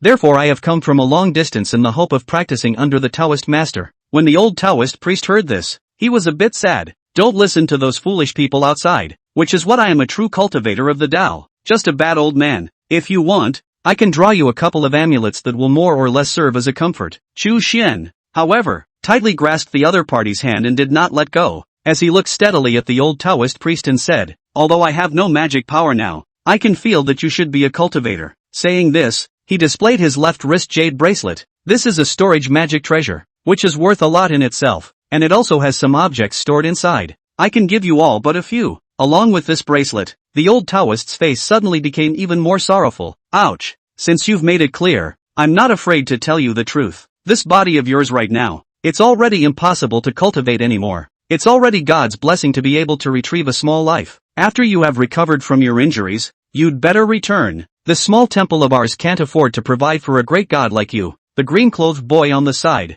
listened in a confused manner, but he could still feel that the young man's mood was all of a sudden low, and his eyes were a few points more dim, looking a bit pitiful. Taoist, Chu Xian was about to say more, but the old Taoist priest just waved his hand. Cultivation is exempted. Since you collapsed in front of this Taoist temple of mine, I can't afford to ignore it, but I can help you with the rest. You, get well as soon as possible and leave as soon as possible, and it will be even the best reward for me. Master, the child couldn't help but interject, feeling that the old man had spoken a little too mercilessly, and was in a hurry to drive people away when they were still dying. The old Taoist glared at him. Adults talk, children shut up. In the end, Chu Xian still nodded his head and said with difficulty, "Many thanks, Taoist, for saving my life today. I will remember it in my heart, and I will return the favor from the spring in other days." No, you get some rest. After saying this, the old Taoist pulled his disciple out of the room. The room fell silent once again, but Chu Xian just sat on the bed in a daze, his eyes empty and motionless, hopes dashed again. Where does one go from here? Go back to your village, be an honest mortal, grow crops, marry and have children for the rest of your life? 3. Or, the Acacia sect? No, he himself was now a complete waste and of no use to them. If she goes to the door, she will only be tortured by men Xian in revenge for his betrayal of her back in the day. 1. And how could they give themselves any good looks when they had disgraced them in the first place? In the middle of the muddle, Chu Xian remembered his master again. Then he painfully, viciously knocked his head. Don't think, do not think, she doesn't want you anymore. Ho. While breathing hard, Chu Xian suddenly remembered the culprit of everything. 6. Souls, streamers. He pronounced these 3 words almost word for word, through gritted teeth. Since it fell from the sky, one's old life has been instantly destroyed, and destroyed beyond recognition. 13. I thought it was 8 years. Thinking face. Even though rationally, Chu Yuan knew that he shouldn't resent this thing. It was his original magic treasure and might be able to give him a powerful boost in the future. But sensually, he couldn't help himself. Why he didn't come sooner, or later, but at that very moment, in the most arrogant manner, into the midst of his life. To this day, Chu Xian didn't even know what it was. I remembered that in the feudal deities Yeni that I had read in my previous life, there seemed to be a mention of such a magic treasure, and both of them not only had the same name, but even the shape was exactly the same. 1. The Tongtian sect master once tried to use this treasure to kill in one breath the 4 saints, Laozi, Yuan Shi Tianzuan, Junti, and Jie, plus Jiang Yi and Gfa, the martial king of the Zhou dynasty. 2. The treasure was used by the sect master as a means of killing the 4 saints. It is a pity that he believed in the wrong person. The 6 soul streamers to his disciple Long-Ear's fixed light fairy custody. The critical moment want to bring to use the results of the fixed light fairy directly with the treasure to run away. Defected to the enemy. The Tongtian godfather angry a half dead. Previously, Chu Xian had been convinced that he had a traveler's hangover. It just hadn't arrived yet. And now, looking at it now, it was possible that this 6 soul streamer was his hangover. After all, this thing had accompanied him since he was born, and it would even disguise itself, turning itself into an inconspicuous one of the many soul streamers until the master built his foundation, when it flew through the air. Of course, the greater possibility was, this thing was Chu Xian's parents' treasure, although they threw away the child directly after giving birth, completely without any semblance of affection. But in order to protect the baby's life, they still purposely left the magic treasure to secretly protect each other. And it would also explain why Ji Mingyu would suddenly turn his back on his disciple. Chu Xian's parents in his current life were perhaps some kind of evil ferocious people who had a deep hatred with Taisu Yuanjun. That was why Ji Mingyu was so merciless towards Chu Yuan once he took a look at the reappearance of this 6-soul streamer, which had actually become Chu Yuan's original magic treasure. Chapter 24, The Green Lotus. However, Chu Xian was still a bit pained. Even if the truth was really true, the one at fault wasn't him, it was his parents. Why did Ji Mingyu have to be so cruel to him? 5. Don't scream. We're done here. Just because I've been recognized by an evil magic treasure I'm treated as a 10 evil devils? Although there was unwillingness and grumbling in his heart, Chu Xian again clearly knew, in the face of deep hatred, very few people could maintain their sanity, and it was simply normal for Ji Mingyu to be angry at the son of his enemy. Looking back now, when those 8 years, although I felt that my relationship with Myungyu was progressing rapidly, on the other hand, I felt that I was still far away from her, never really touching her heart. In fact, all this was vaguely noticeable at the time, but one can lie to oneself, especially when indulging in happiness. 1. The more Chu Xian thought about it, the more confused his mind became, and the more he thought about it, the more painful it became, so he simply stopped thinking about it. He tried to take the six-soul streamer out of his body, but he could do nothing about it now that he had no mana and had lost the power of his divine sense. 1. Chu Xian looked down at his hands. He already had nothing left. The heavens and the earth work without any individual's will. Chu Xian spent another 3 days recuperating in the Flying Immortal Temple. In the past few days, his health had improved. At least the fever had subsided and he could barely walk off the ground, but to the child he medicine, this big brother became more and more dead. He wondered what kind of damage the man had suffered and how he came to look like this. 3. Anyways, when He Yao had something to do, he would come over to accompany Chu Xian to talk to him, and today was the same. However, when he said a few interesting things within the guan, Chu Xian didn't have much of a reaction. Therefore He Yao scratched his head, hesitated or said, "I'll tell you a secret. You can't tell my master."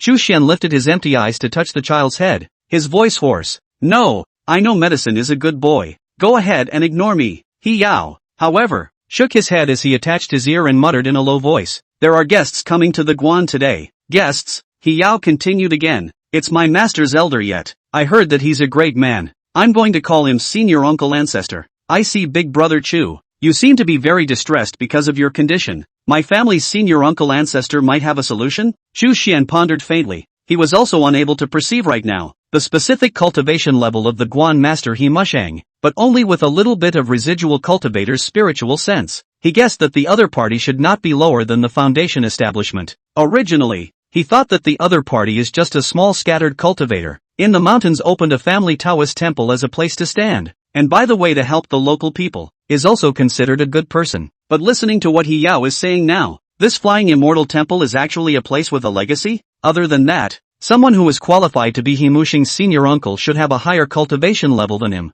perhaps having the cultivation of the third realm Jindan stage. Nonetheless, Chu Xian still did not hold much hope. After all, the person who made the move was Taisu Yuanjun. If she was determined to invalidate herself, there shouldn't be many people who could cure her, even if she could. There was no telling how much it would cost. Was it worth it? He medicine thought that he had offered a wonderful plan, and had been a little apprehensive, not knowing if Master would blame Chu Xian if he ran off to find a guest. As a result, what he didn't expect was that Big Brother Chu actually still had that dead look. This caused Little He Pill to become anxious all of a sudden, and he pulled Chu Xian's sleeve and said, "Don't you have any ideas?" Chu Xian stroked his head. "When will the guest arrive? I'll pretend to take a stroll to meet him myself. Don't follow me." He Yao then breathed a sigh of relief. "A month or so ago, Senior Uncle Ancestor came here. Today is the day he returns to the mountain. I don't know exactly when. Tell you what, I'll look out for you, and I'll come over and let you know as soon as the people arrive." Well, hard work. Chu Xian also had nothing to repay him now, and could only keep this in his heart silently. "It's no good. Hurry up." He medicine went out not long, came back up for air, a look of urgency. Shifuzu has already arrived and is now ready to leave after having tea with Master. Chu Xian was startled and immediately got out of bed, staggering outside. Even if his hope was small, he wanted to grab this last straw. He medicine didn't care about the exposure and hurriedly helped him along. When the two of them rushed to the front yard of the Flying Immortal Temple, they did see a red-faced middle-aged Taoist man, who was saying goodbye to He Musheng. He wore a green-colored Taoist robe, with a delicate green lotus flower embroidered on his left chest, and a large vermilion gourd on his waist, looking much younger than his master nephew. Next to the Taoist was a timid little girl, who was about the same age as He Yao, wearing a red dress and looking rather cute in jade and snow. As soon as Chu Xian saw the attire on that Taoist, he couldn't help but be stunned for a moment. Green Lotus Tao Palace? Since he was born and raised in the Cloud Mountain Zone, when he was in the Luang Huan Cave Heaven, Chu Xian had focused on checking the immortal cultivation sects near Cloud Mountain in addition to finding out which of the major sects in the cultivation world were each, and what kind of powerful people they had.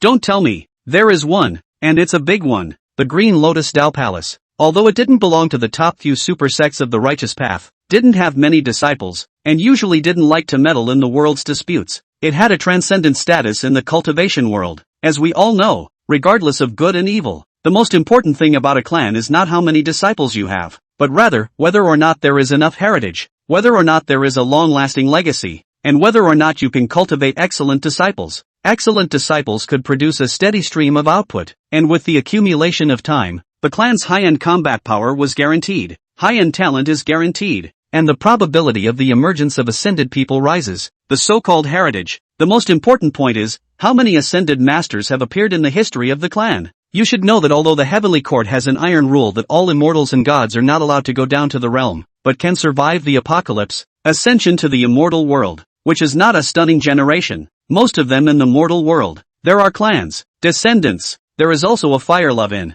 When the clan encountered the danger of capitulation, it is difficult for them to be indifferent, so over time, the true immortals of the upper realm researched a method of divine descent. Although they could not go down to the realm directly, they could go through the medium and strike once in the immortal realm in isolation, and the medium shattered after one time. This is equivalent to a super killer mace. Clans with ascended ancestors tend to be able to inherit for a long time, and if they encounter a disaster of extinction, they can directly invite the old ancestor, and generally survive without a problem. The more ascended ancestors a clan has, the more killer mace it has, and the more others dare not mess with it. This is called underpinnings. Of course, this kind of edge operation, although the Heavenly Court turned a blind eye, but some people dare to take this as a nuclear weapon, go around bombing other sects, then don't blame the above nonchalant. The Green Lotus Tao Palace, on the other hand, belonged to this kind of deep-rooted Taoist sect. Chapter 25 Obsession. The Green Lotus Tao Palace has a long heritage and is said to have a history of 5,000 to 6,000 years. 1.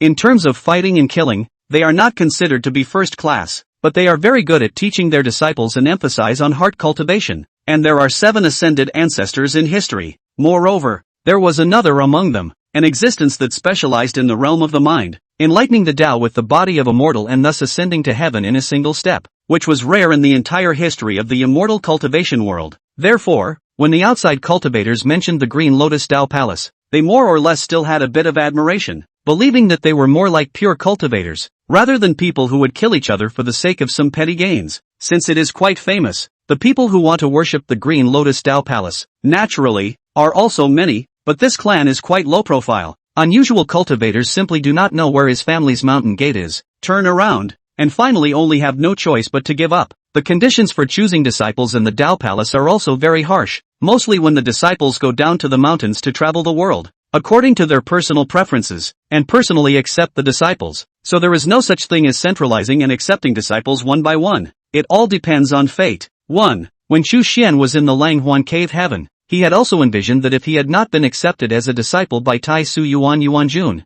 joining the Green Lotus Palace would also be a good choice. Of course, he hadn't thought about it in the last few days, because it was so nebulous that it was almost impossible to find. At this moment in the Flying Immortal Temple, at first sight of the red-faced middle-aged Taoist wearing the Green Lotus Taoist robe, Chu Xian was taken aback. Seeing Chu Xian call out his own origins, the middle-aged Taoist was not surprised and simply smiled and nodded at him. Chu Xian immediately stepped forward and bowed slightly. "Greetings, senior." Before he could say his next words, the Taoist said, "I've already heard from Mushin about your situation. At this time you have come to pay your respects, and I can probably guess what you are thinking. That's just it. You stretch out your hand first." Chu Xian pressed back the apprehension in his heart and stretched out his right hand as he was told. The Taoist gently clasped his pulse and closed his eyes to sense what was going on inside him. Soon, the Taoist's brows tightly furrowed, which caused Chu Xian's heart to sink down a little. Not long after, the middle-aged Taoist let go of his hand and shook his head. The person who struck was of extremely high cultivation. "You were originally gifted with heavenly talent, but not only did he destroy your Tao foundation, he also destroyed your dantian and your entire body's meridians. To be honest, I don't even know how you survived this situation. Perhaps it was that person's realm, which is already beyond my imagination. In order to achieve this kind of injury without dying, there's nothing I can do about your injuries." Chu Xian's lips slightly opened, and when he wanted to say something else, the Taoist continued, "The Tao Palace will not accept you. When my clan accepts disciples, the first thing we look at is not originally qualifications, not to mention that your meridians are all broken. Even if your body is intact, you won't necessarily be accepted." Chu Xian mumbled, and finally said with difficulty, "I heard that your clan has a lineage that specializes in cultivating the realm of the heart, and even with a mortal body, there is a chance of becoming a Taoist." 3. The middle-aged Taoist did not mock Chu Xuanyuan's whimsical thinking, but instead replied seriously, "Yes there is, but even in my clan, there are only a handful of people who have taken this path in history, and the one who succeeded is even more so only one, and it was still more than 3,000 years ago. In any case, even if you want to take this path, there has to be someone willing to take you on as a disciple." These words had already been made very clear. The middle-aged Taoist had absolutely no intention of accepting Chu Xian as his disciple. He even counted himself as quite patient. He could have just left without having to talk so much nonsense with a wastrel. Chu Xian was stunned in place, and a look of despair passed through his eyes. Without further ado, the Taoist just arched his hand and explained a few words to Yimushang, then took the female child beside him and flew up in the clouds, heading to the southeast. Probably because she saw Chu Xian's pity, that female child on the cloud even looked back at him. Seeing brother Chu in this state, Medicine was also unable to bear it, and was about to walk up to comfort him for a few moments, when suddenly, Chu Xian, who was frozen in place, pulled his leg and ran out of the gate, surprisingly chasing after him in the southeast direction. Big brother Chu, where are you going? He Yao also couldn't help but want to chase out, but he couldn't run more than a few steps before Master grabbed his hand. "Master, what are you doing? He's still injured." Seeing his disciple's eager appearance, Yimushang sighed and shook his head slightly. "Let him go. This person has a deep obsession. He will not die until he reaches the Yellow River, and he will not turn back until he hits the southern wall. You couldn't stop him even if you went after him." He Yao was stunned and frozen. After a few days together, he knew very well that his master's words were right. Chu Xian was naturally not trying to force the middle-aged Taoist to accept himself as his disciple. His thoughts were simple. Since the Taoist didn't accept it, what if others were willing to accept it? With so many people up and down the entire Green Lotus Tao Palace, there was no guarantee that there wouldn't be such an existence. As long as we can find out where the mountain gate of the Tao Palace is, there is still a chance, even though such a possibility was slim to none. Chu Xian did not want to give up. His front road has been blocked. This is his last straw. If he misses today, the future is simply a piece of despair. "Master, don't care about him?" The girl in red couldn't help but look back once again. Apparently she had already noticed that the pale young man was chasing after her. "No matter, he will die," the middle-aged Taoist said with an ancient well. It wasn't long before Chu Xian completely lost the chase. His speed was too slow. How could he match the speed of flying on clouds? But Chu Xian did not give up. It was as if he had returned to the state he was in before, when he was pursuing the flying fairy goddess. In his eyes, there was only the auspicious cloud that had disappeared. Green Lotus Tao Palace. Green Lotus Tao Palace. I must go there. Just like that, Chu Xian moved forward day after day, night after night. He hardly ate or drank and walked without sleep. But on the contrary, he just couldn't die. Even though his body was extremely weak and his lips were incredibly dry and cracked, he still didn't die. 3. The author's big hand is firing. Since he's not dead, he must arrive at the Tao Palace. After walking like this for an unknown amount of time, Chu Xian didn't know what he tripped over on the way and fell hard, breaking his head. This one also brought him out of that muddled state a little bit. Chu Xian glanced around blankly. In the middle of nowhere, not far away there was a small river meandering through, and in the distance was the shadow of heavy green mountains. After lying on the ground and regaining a little bit of strength, he struggled to get up again. But just then, a figure walked past him. Chu Xian raised his head in surprise. This was a man wearing a green-colored hydration suit, with long hair bound in silk tapestries and a handsome face with a hint of vicissitudes. He seemed to be walking from a distance, but his body was spotless. Even his boots were clean. This person had an extremely special aura about him, and the moment Chu Xian saw him, it was as if he was the center of heaven and earth, and it was the world that revolved around him, rather than him being a part of the world's revolutions. 1. Chapter 26, Learning to Walk. This kind of temperament, Chu Xian had only seen a similar one in one person, and that was Ji Mingyu. But even Ji Mingyu could not give him this feeling. Mingyu's celestial unity, more like with the nature of heaven and earth, have a sense of harmony. She integrated into the surrounding environment. The surrounding environment also integrated into her, the two as if one.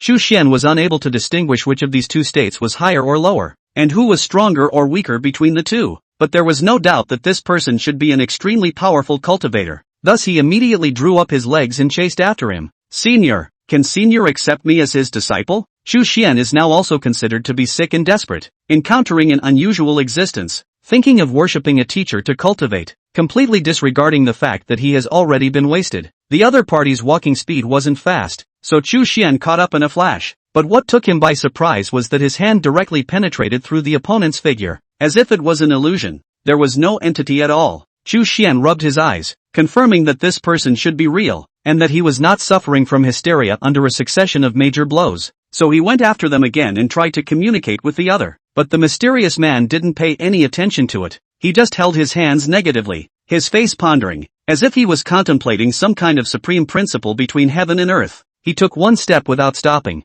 walking forward in a straight line. Xu Xian switched to several ways of asking questions one after another, but was unable to get any answers, and finally gave up on communicating. But instead of dying, he followed the other man, trying to see where the person would go. According to Xu Xian's thoughts, there was only one large sect in the Cloud Mountain zone, and that was the Green Lotus Tao Palace. And since this person's cultivation was so high and mysterious, he might be someone from the Tao Palace. In case he was on his way back to the palace, wouldn't he be able to find the Green Lotus Tao Palace just by following him? Even if he wasn't, since he appeared in the neighborhood, it was possible that he was going to be a guest at the Tao Palace, so just follow him anyway. Thinking of this, Xu Xian rekindled his hope. Just then, the mysterious man had walked to the front of the creek, and something surprising happened. His feet stepped on the water, and the water froze accordingly, and it merely congealed in the shape of a footprint. Not a penny more, not a penny less. This was something that Xu Xian could not comprehend. He had originally thought that since the other party did not have a physical entity, they should just walk past like that, leaving no traces whatsoever. Thinking of this, Xu Xian looked back and realized that the mysterious man had actually had footprints along the way. He froze for a moment, but jumped into the river after him. Luckily it wasn't too deep, just up to his knees. This time, Xu Xian had been paying attention to the other party's footprints, only to see one ice trail forming on the water surface. And not more than a few steps after the man had left, the ice trails behind him melted away one by one, waiting for the mysterious man to go ashore. Xu Xian suddenly whimsically followed behind the other party, going step by step to step on the footprints he walked out of. The man did not react to this. At the same time, an idiom Handan learning to walk popped up in Xu Xian's mind. 1. He smiled to himself, still choosing to follow one step at a time. He had nothing to do right now. He didn't want to keep himself idle. When his head was idle he would remember painful things. He might as well focus on learning to walk. It wasn't long before Xu Xian once again entered that state of single-mindedness, with only the footprints on the ground in his eyes and no thought or feeling in his mind. He followed step by step, forgetting time, forgetting hunger, forgetting pain. The sun rises and sets and rises. A few days later, the mysterious man walks up an active volcano, which, despite the fact that it hasn't erupted in recent years, still has fiery lava flowing from its interior. The man was oblivious to the fact that there was absolutely no idea of a detour. He just walked straight up the hill and straight down the crater, his body 90 degrees perpendicular to the ground. What made people feel unbelievable was that Xu Xian Yuan, who was handily following him, clearly did not have any semblance of mana on his body, but he was also walking vertically on the rocky walls of the volcano. If at this time, Xu Xian suddenly came to his senses, he would 100% fall into the blazing volcanic lava and be burned to ashes. But the beauty of it is that he's not awake. He's still immersed in that particular state. Quickly, the mysterious man stepped onto the flowing, searing golden magma, which cooled into igneous rock with every step he took, forming a black footprint. Within a few steps of the man's departure, the rocky trails behind him melted away one by one. Xu Xian was stepping right before the rock traces melted away, so he didn't fall down either. And the marvelous thing was, obviously the temperature at the bottom of the volcano was extremely high, but his clothes, his hair, showed no signs of being ignited at all. As if in the midst of this unconscious imitation, he had also entered a state similar to the mysterious man's. All in all, until he left this active volcano, Xu Xian did not even know that he had brushed with death. After walking like this for an unknown amount of time, Xu Xian's forehead thumped into something, hardening him awake. Xu Xian subconsciously frowned and covered his forehead, looking around in confusion. He was in the middle of a vast, deep mountain, and in front of him was a flat piece of ground, so by all rights he shouldn't have hit anything. Wait a minute. Where's the man? Where's the mystery man? Xu Xian's face changed drastically, and he hurriedly rushed forward, only to bump into the invisible object again. He stretched out his hand to touch it in disbelief, and found that the air in front of him was covered with an invisible shield. A familiar feeling that was. Formation? A little earlier, a young disciple of the Green Lotus Tao Palace who was guarding the mountain gate was idly yawning in boredom as he lazily struck a 5 hearts towards the sky pose, a very substandard kind. If outsiders saw it, they would be skeptical that such a crooked person could be a disciple of the Tao Palace. This gatekeeping was a very boring job, and you couldn't run around. The young disciple was originally drowsy, when suddenly he was surprised to find that the illusionary array on the periphery of the mountain protection array had been touched. The disciple hurriedly threw his mind into the illusion formation, originally thinking that the other party, whether intentional or unintentional, would be misled by the illusion formation and unconsciously move away from this place. But what he never expected was that the young man who barged in, his eyes unfocused, his head lowered as he walked, slowly but without stopping, step by step toward the mountain gate. This made the disciple immediately tense up. What kind of person was this? He took matters into his own hands and manipulated the illusion formation, no longer letting the formation play itself out. But what made the disciple's mind boggle was that no matter what kind of illusion he conjured up, even if it was a dragon, a rock, or a giant eagle, that young man turned a blind eye to it. The other party just kept his head down until he crashed headfirst into his own mountain protection formation. Not good. The dots are sticking. The young disciple hurriedly ran in a panic to report to the top. 4. The soul streamer was also made by him in the future and then cast into the past by him. Chapter 27, Fate. Today, it happened to be the day of the Green Lotus Tao Palace's deliberations, and the sect leader and the real people of all the veins gathered in the main hall of the Tao Palace. Sitting at the top of the hall is a Taoist robed old man, his face emaciated, look and kind, but in addition to nothing special, the body also did not wear any magic treasure ornaments. Look at the ordinary traveler with the Taoist priests are not very different. The next two sides of each sitting three real people. The six can be unusual, they dress or Tao or vulgar, skin hidden through the treasure like jade, or wear a sword, or carry jade, or wear a crown, temperament or calm, or high, or clear. A look is the way of the real repair. The immortal family members. Sect leader. On the master ancestor's side, is it still the same? A venerable old man holding a walking stick asked somewhat worriedly to the top. The headmaster smiled helplessly. It's the same as always.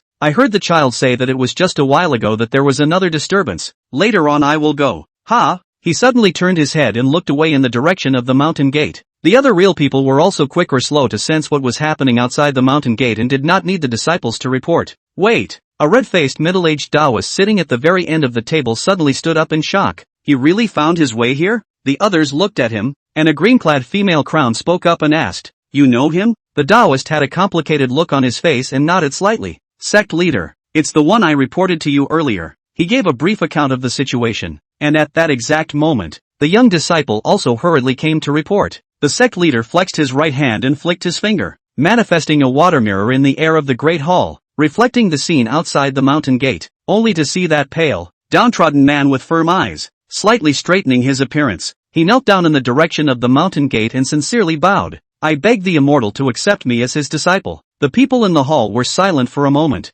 Then the sect leader asked, "What do you think?" The senile old man hesitantly said, "Just don't have to care about him. When he dies, he will leave." The green-clothed female crown, however, shook her head slightly, listening to Master Su's nephew's words. This person's mind is extremely firm. After chasing him for a month, it's surprising that he really caught up with him, and I'm afraid that he won't leave even if he kneels until he dies. The crowd looked at the middle-aged Taoist again, and he hesitated, eventually just arching his hand and saying, "It's up to the sect leader to decide." The sect master stroked his beard and smiled slightly. My Tao Palace has always been most concerned with karma, and since he, a mere mortal in flesh, was able to find his way all the way to my sect's mountain gate, it is karmic. In that case, it wouldn't be a bad idea to meet him, so follow me if you're interested. Chu Xian was already prepared to kneel here for 3 days and 3 nights because he believed that the people of the Green Lotus Tao Palace would not see him easily. But what he didn't expect was that the scene in front of him suddenly shook like water waves, and then a rather dated stone pagoda appeared,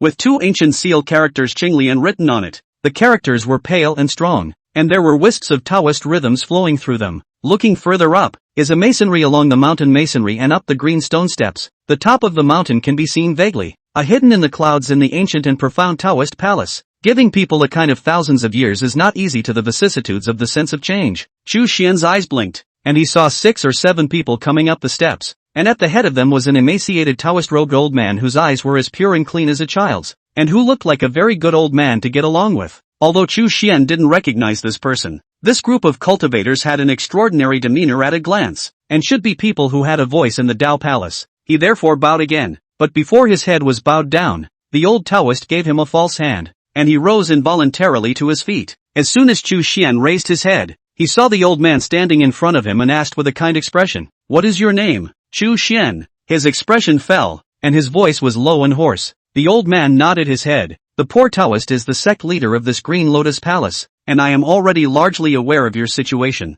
But I'm curious, how did you find your way here? Chu Xian told the truth, and at this moment, he was even more certain in his heart that that mysterious man should be the person from this Tao Palace. Unexpectedly, After he finished speaking, most of these cultivators in front of him revealed surprised expressions. Is he? It should be him. As the others stared and whispered at each other, the sect leader stroked his beard and looked at Chu Xian Yuan and said, in that case, you are considered to have a few blessings, but that person is not a member of my Dao Palace. His origins are mysterious, and he has existed for at least 1,000 years, and in this 1,000 years he has been walking in this world without a moment's pause. Only after hearing the sect leader's explanation did Chu Xian realize that this person was also considered a mysterious figure in the cultivation world. The exact point in time when he appeared is no longer testable. Only in the past 1,000 years, from time to time, there are mortals or cultivators who witnessed the record of him walking. It was as if he was a shadow, untouchable by anyone, and could only be observed with the naked eye, not detected with divine sense. Whenever he appeared, not everyone could detect his presence, especially the more chaotic the surroundings and the more people there were. No one knows where he's headed, only that he keeps walking. Over time, it was rumored that he was an immortal from the upper realms who had been relegated to the mortal world to be tortured, and had to go on like this for an eternity of 3,000 years before his sentence could be considered over. But no one can confirm the truth of this claim. Chu Xian wasn't the first person to follow the other party like this, and it shouldn't be the last. All stalkers, in the end, ended up losing their followers, and just like Chu Xian, they walked and realized that the other party had disappeared. The only special thing about this time was that Chu Xian had followed the other party and had actually arrived at the Dao Palace that he had longed for, which was why the sect leader had said that he had a few blessings. Thinking of this, Chu Xian revealed a pleading expression. My disciple is dedicated to the Dao. Can I please ask the sect leader to accept me into the sect? The sect master didn't answer first, but just reached out and put his hand on his wrist, the look on his face still gentle. What sect did you originally come from? Chu Xian's lips mumbled for a moment. There is no sect. The master was not annoyed, but only asked again. Really? Chu Xian shook his head. False, but I've been expelled from the division, and my master forbids me to mention her name again. The master smiled and nodded. Why were you expelled? Chu Xian shook his head. I don't know. She refused to explain clearly to me. I only have some unreliable guesses. Saying that, he revealed a pained look, as if the moment he closed his eyes, he could recall Ji Mingyu's desperate face. The sect leader didn't break the pot, but only continued to ask. Then have you ever done anything 10 evil things? Chu Xian firmly responded. No, I can swear by the heavens that I, Chu Xian, have never done a single evil thing in my life. Then, I will allow you to worship my sect. The sect leader's easy reply did not only cause Chu Xian Yuan to reveal an incredulous expression, most of the others were also surprised. Chapter 28, The Silver Lining. The red-faced middle-aged Taoist even changed his expression. Sect leader, think twice. He was not deliberately trying to cross Chu Xian, but as someone who had personally checked the injuries, he was very clear about how terrifying the one who had laid hands on him was.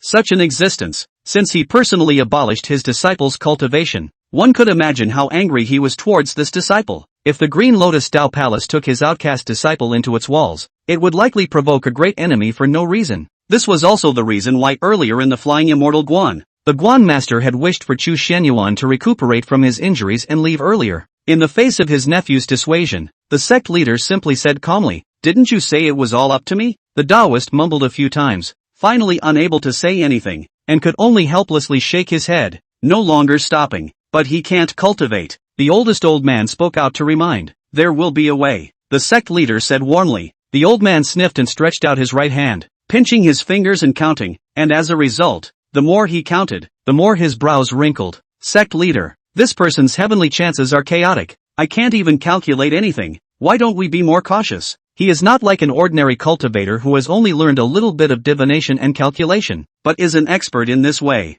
Generally speaking, even if there was no deliberate preparation, if the old man of the 80s and 90s wanted to calculate the past and future of a mortal like Chu Xian, even if he was unable to do so, he would still be able to calculate some traces of it, to a greater or lesser extent. But the situation in front of us is chaotic. Nothing can be calculated. Either this person's destiny is special, or there is a supreme treasure on his body to cover up the heavenly chances. The sect leader thought for a moment. Occasionally, this is the case. With that, he looked around the circle. Is there anyone willing to take this disciple? There was a silence in the scene. Originally, that green-clothed female crown had a few intentions, but for one thing, Chu Xian was no longer able to cultivate, and for another, she didn't even know what the other party had done to be expelled from the division, so she thought about it or gave up. Chu Xian was silent. He had wanted to say, it doesn't matter if I don't take on a disciple as long as I can be taken in and allowed to enter the Sutra Pavilion to read the Tao collection. As a result, he didn't expect it, and the sect leader looked at him with a smile. "Are you willing to call me master?" Chu Xian was completely stunned. He did not understand why this sect leader of the Green Lotus Tao Palace was so kind to himself.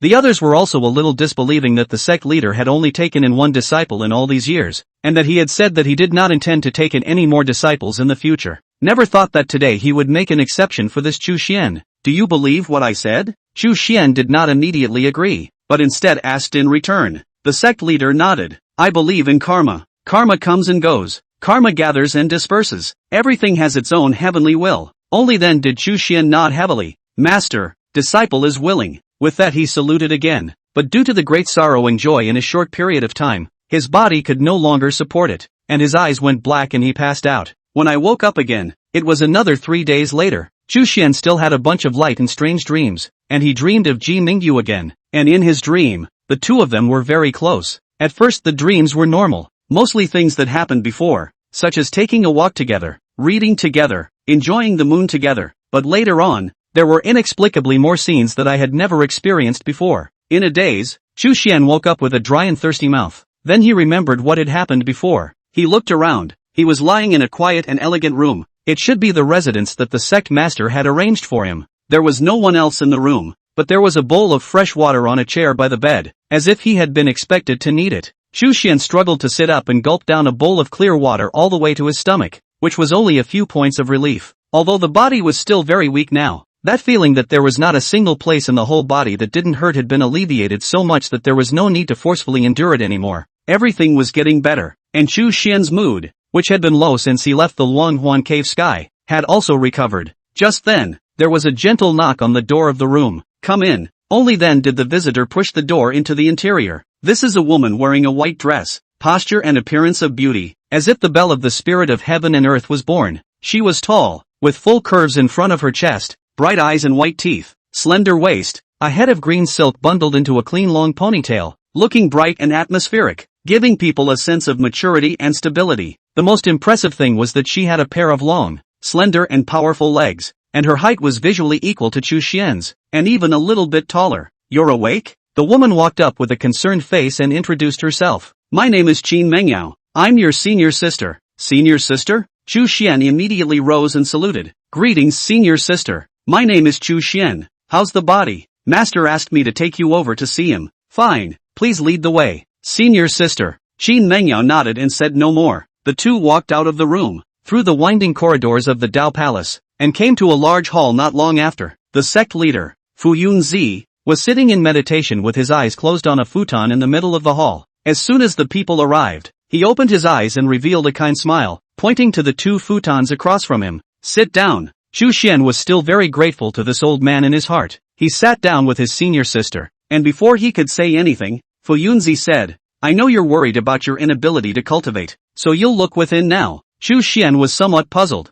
"Master, I can no longer see internally." Previously in the Flying Immortal Temple, he had already tried countless times. Internal vision is essentially relying on the power of divine sense, probing the internal situation of the body, without divine sense. And how to internal vision? Floyd Z, however, smiled and said, "Try it out." Chu Xian would believe it and did as he was told. Then he was shocked to realize that not only could he see internally, but the 12 heavy buildings and 5 city shadows within him had all returned. Nevertheless, the surface of these shadows is full of densely packed cracks, one after another, simply countless, as if they were broken alive, and then dipped back a little bit in accordance with the original. Chu Xian initially thought that this was the work of his own master and was almost moved to tears. Then he realized that something was wrong. The power that continued to mend his body, which was full of holes, originated from himself, from the second heavy building's virtual shadow, the wisp of the highest, supreme, clear, and spiritual dense immortal chi. Chu Xian was a bit incredulous. Why was this immortal energy still there? He had always thought that such an important thing, Ji Mingyu must have retrieved it in passing when he shattered the Tao foundation in his body, but he didn't expect it to be there. Did she intentionally leave a ray of life behind? Or was she really angry and confused at the time, forgetting to recycle this ray of immortal energy? In the end, after thinking it over and over again, Chu Xian still felt that the former was more likely, because this wisp of immortal chi is obviously the foundation of the inheritance of the Yujing lineage. Without this wisp of immortal chi, the Taoist lineage will be completely severed by the generation of Taisu Yuanjun, and even if she accepts disciples in the future, her disciples will not be able to cultivate the Yujing purple microcosmic Taoist pivot mysteries. So even if he was angry and confused at the time, afterward Ji Mingyu would definitely find Chu Xian and make a move to retrieve it. But so many days passed without her doing so. Thinking about it, Chu Xian's mind is somewhat complex. Mingyu, after all, not desperate in the end. She was in the end how to think it. Chapter 29, Sister. Seeing Chu Xian slowly open his eyes with a complex expression, only then did Fu Yunzi continue. It seems that you have also discovered it, that original master of yours, although he personally abolished your cultivation. In the end, he still didn't extinguish your path to the great Tao. As I see it, his mind is not entirely irrevocable. Now you still have a chance to regret. If you really worship me and become a disciple of the Tao Palace, I'm afraid that it will be difficult to return to the division in the future. Without even thinking, Chu Xian directly shook his head and said, once a teacher, always a father. I will never regret it. 4. I've been trying to measure your master. I've even thought of a name for the baby. Alright then. Fu Yunzi didn't persuade him much. I've carefully looked at the injuries in your body, and with that strand of immortal qi, it will only take a little time for you to return to your foundation establishment cultivation. 10 years or so if you're slow, 3 or 5 years if you're fast. This gong method you're practicing is quite special, and according to my old Tao's vision, it's likewise a gong method that points directly to the great Tao, not inferior to my Tao Palace's 10,000 ancient green lotus technique. Do you know the subsequent cultivation methods, and have you ever read the entire Taoist book? Chu Xian nodded his head silently. Back then, Ji Mingyu did not have any reservations for him, and that entire book of Yujing's secret essentials was already all in his head. Then do you intend to continue practicing the original technique or switch to the green lotus technique? This must be decided as early as possible. While your Tao foundation is shattered and has not yet fully recovered, it is just the right time to switch cultivation. If you wait for the Tao foundation to recover, you'll have to suffer one more time, and when you reach the Jindan stage, then it'll be basically impossible to switch cultivation again. Chu Xian hesitated as he looked up to Fu Yunzi, hoping to leave it up to his master to decide. Fu Yunzi, however, shook his head and looked at him with trusting eyes. Chu Xian closed his eyes and thought hard. He had no attachment to the Yujing secret essentials, and logically, since he had already cast himself under the green lotus Tao Palace, it was only right to switch to cultivation, and in the future, he would also have a teacher to guide him in his cultivation, and a large number of canonical books to refer to. But that wisp of immortal qi was even more incredible than Chu Xian had imagined. With his body being crippled like this, it was able to help repair himself back bit by bit. Moreover, these days, he had been on a hunger strike without moving, and had not eaten or drunk for almost half a month, yet he had not died, and it was probably the reason that it was sustaining his life, so that he would not die. This strand of immortal qi complemented the original gong body, and if one switched to the green lotus technique, it might not still be able to serve the same purpose as it did before. In the end, if Chu Xian is determined to break with Ji Mingyu and never see her again, he can ask the sect master to take out the immortal qi, seal it, and send it back to the Wanghuan cave heaven, and from then on, the two of them will walk towards the sky, each going their own way. 2. But Chu Xian couldn't do it. He still wanted to wait until he became stronger, and then return to the Wanghuan cave sky, and talk to Ji Mingyu face to face to make it clear and understand. He felt that he shouldn't have suffered this kind of treatment, and that it wasn't his fault. 5. The world said to put it down, but how could it all be so easy to put it down? If Chu Xian could put it down, he wouldn't have been in so much pain earlier. So in the end, he opened his eyes and looked at the sect leader and shook his head slightly. I'd better continue practicing the original technique. Please forgive me, master. Fu Yunzi leisurely stroked his beard and said, there's no such thing as original or unforgiven, but in that case, I will only be able to instruct you on some of the basic issues of cultivation, and may not be able to be too meticulous. Chu Xian nodded his head. All of this is my own choice, and I will bear all the consequences myself. Good. Next, you will focus on the matter of repairing your merit body for the time being. Floating Cloud Z said as he took out a Tao scripture from his bosom and handed it to Chu Xian. It was a yellow quartz sutra, which could be found everywhere in mortal Taoist monasteries, and was not a secret book of immortal cultivation. Take this sutra and recite it from time to time. It will help you calm your mind and recover soon. Chu Xian had already read through this sutra when he was in the Wanghuan cave heaven, and at this time, he still treasured it and thanked him for accepting it. Then, only then did Floating Cloud Z smilingly begin to introduce Qin Mengyao. This is your senior sister. Originally I had picked her as my mantle, shut-in disciple, but once you came, I went back on my word and made you a closed disciple instead. I wonder if your senior sister will secretly be angry with your master. Qin Mengyao heard, rare in front of people to reveal a little girl posture. Master the also nonsense, where I am angry. More than one senior brother happy is not too late. Fine, fine, it's my nonsense. Fuyunzi looked like he was very fond of this disciple. Your senior brother has just started. Many of the basics are not well understood. You share more worries for your master. And take him around in these few days to familiarize yourself with the situation in the sect first. Sometimes when master is busy, or in seclusion, you, as a senior sister, are not only older and have a higher cultivation level, but you also have to help your junior brother out. Qin Mengyao pretended to be unhappy. Good wow. I told you master, where did you get this idle mind to take in another disciple? Dare I say you want me to bring Miles? M.O. anxious. M.O. anxious. Fuyunzi stroked his beard. The main thing is that I still come to bring, not yet your master ancestor closest. Before he finished his words, he coughed, and Qin Mengyao revealed a look of realization. She covered her mouth and laughed. Alright, since you're a senior sister, it's only right to take care of senior brother. Speaking here, she turned her head sideways to look at Chu Shen. However, I still need to cultivate and practice my sword during the week as well. So if there is any negligence on my part, please forgive me, senior brother. Chu Shen naturally agreed. He couldn't delay his senior sister's cultivation progress for his own sake instead. With that, after Fuyunzi gave a few more words of explanation, Qin Mengyao nodded to his master and led his senior brother to leave first. As soon as she left the hall, Qin Mengyao was more or less embarrassed. After all, as the eldest senior sister, she usually had a very stable and reliable image in front of her fellow disciples. It was only in front of the sect leader, who was like a teacher and a father, that he would reveal some of his little daughter's gestures, but now he was being looked into the eyes of someone who was not yet familiar with him. However, she thought about it, after all, it was her own senior brother. It was nothing, treating it as a younger brother was. In fact, the matter about the sect master's new disciple had been spreading in the sect for the past few days. Many people already knew that Chu Xian had once worshipped a teacher before, but for some unknown reason, his cultivation had been abolished and he had been expelled from his teacher's school. This is not which master-teacher spread out, but that disciple who watched the mountain gate in the beginning, followed the true people around to hear the whole thing. When he was in the mortal world, he was a thief by birth, full of black words, although his heart was not bad, but he was a person who could not keep a secret.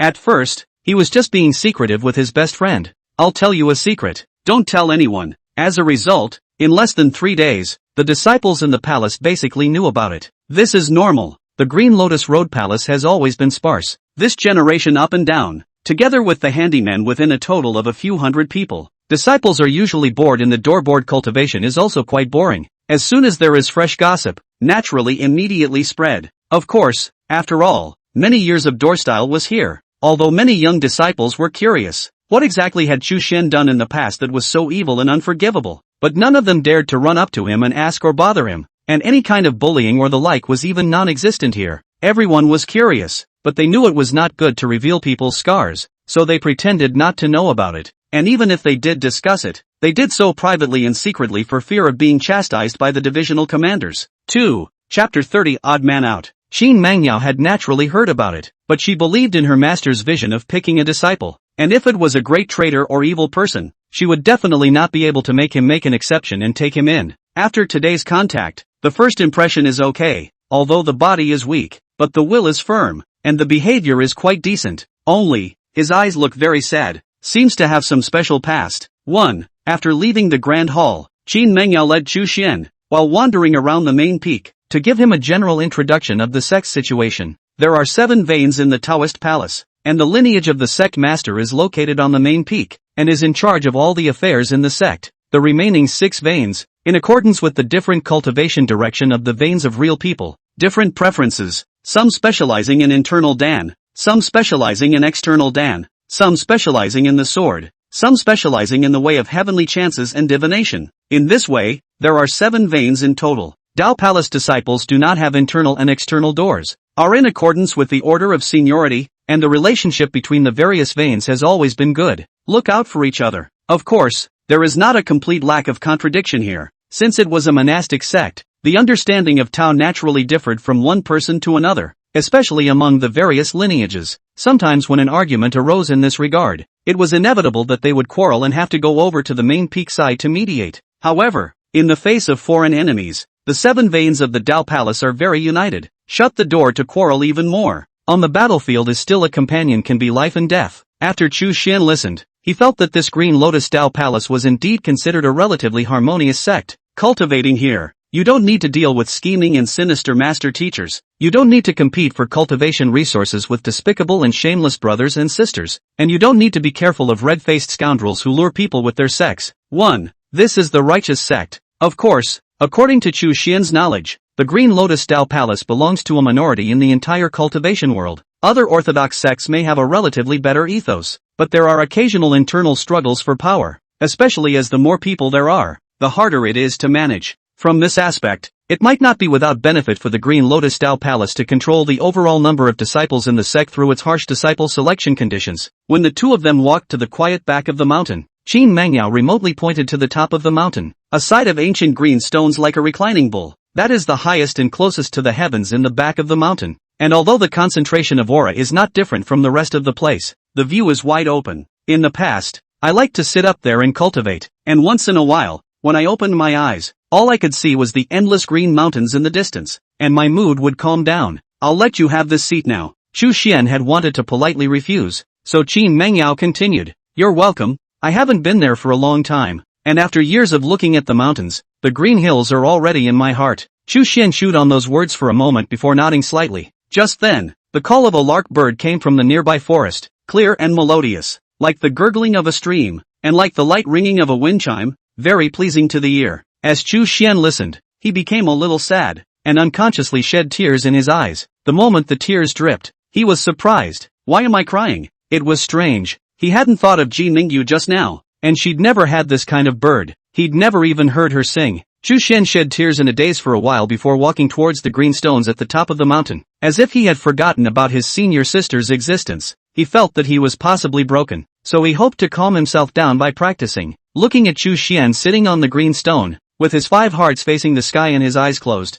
Qin Mangyao did not feel that the other party was being rude. She was just more curious about this senior brother. What kind of past did he have? And why was he weeping inexplicably? Just like that, Chu Xian's brand new cultivation career in the Green Lotus Tao Palace had begun ever since. He didn't go anywhere, sitting on the green stone at the top of the mountain all day and night, concentrating on running his gongfu, drawing in the spiritual qi of heaven and earth to help the immortal qi speed up the repair of his Tao body. Sometimes when he opened his eyes, Chu Yuan still remembered a lot of past events, but now he was able to accept them with relative calm. On the one hand, it was the knowledge that the man was not so desperate. On the other hand, its own condition was getting a little better. It's just that every now and then, the mood inevitably goes up and down a bit. In order to calm down faster, Chu Xian learned to look at the green mountains in the distance like his senior sister said. Then he unfolded the Huangting Sutra, which had been copied by the master, and recited it word by word. Over time, in the Tao Palace, the rumors about Chu Yuan became more and more outrageous, and the young disciples said that he was a cultivation maniac who didn't eat, drink, or sleep, and just stayed on that green stone to cultivate. Others say that he sometimes sheds tears inexplicably. In any case, his label as a weirdo has been deeply imprinted in the minds of all the disciples. Of course, there were too many inexplicably strange people in the sect to appear as if Chu Xian wasn't very strange. For example, one elder talks to the tree every day and will hug it and cry and laugh. Another example is that there is a devilish man in the door, and everyone is afraid of him so much that they can't understand what the headmaster is thinking, and such a dangerous person can be included in the Tao Palace. I heard that recently there was a newly accepted disciple who had hysteria, claiming that the third ancestor of the Green Lotus Tao Palace had descended to earth, and was quite good at making trouble, stirring up a bunch of masters and elders into a headache. 1. Ha ha. Ambush. Chu Xian naturally didn't know about this. In the past 3 months, Master hadn't come to see him, and seemed to feel that there was nothing that needed to be instructed. Senior sister Mangyao did come here once and asked him if he was still used to it. Chu Xian just nodded his head, and then senior sister left as well. He didn't feel bad about it. They gave him the space and time to lick his wounds in silence,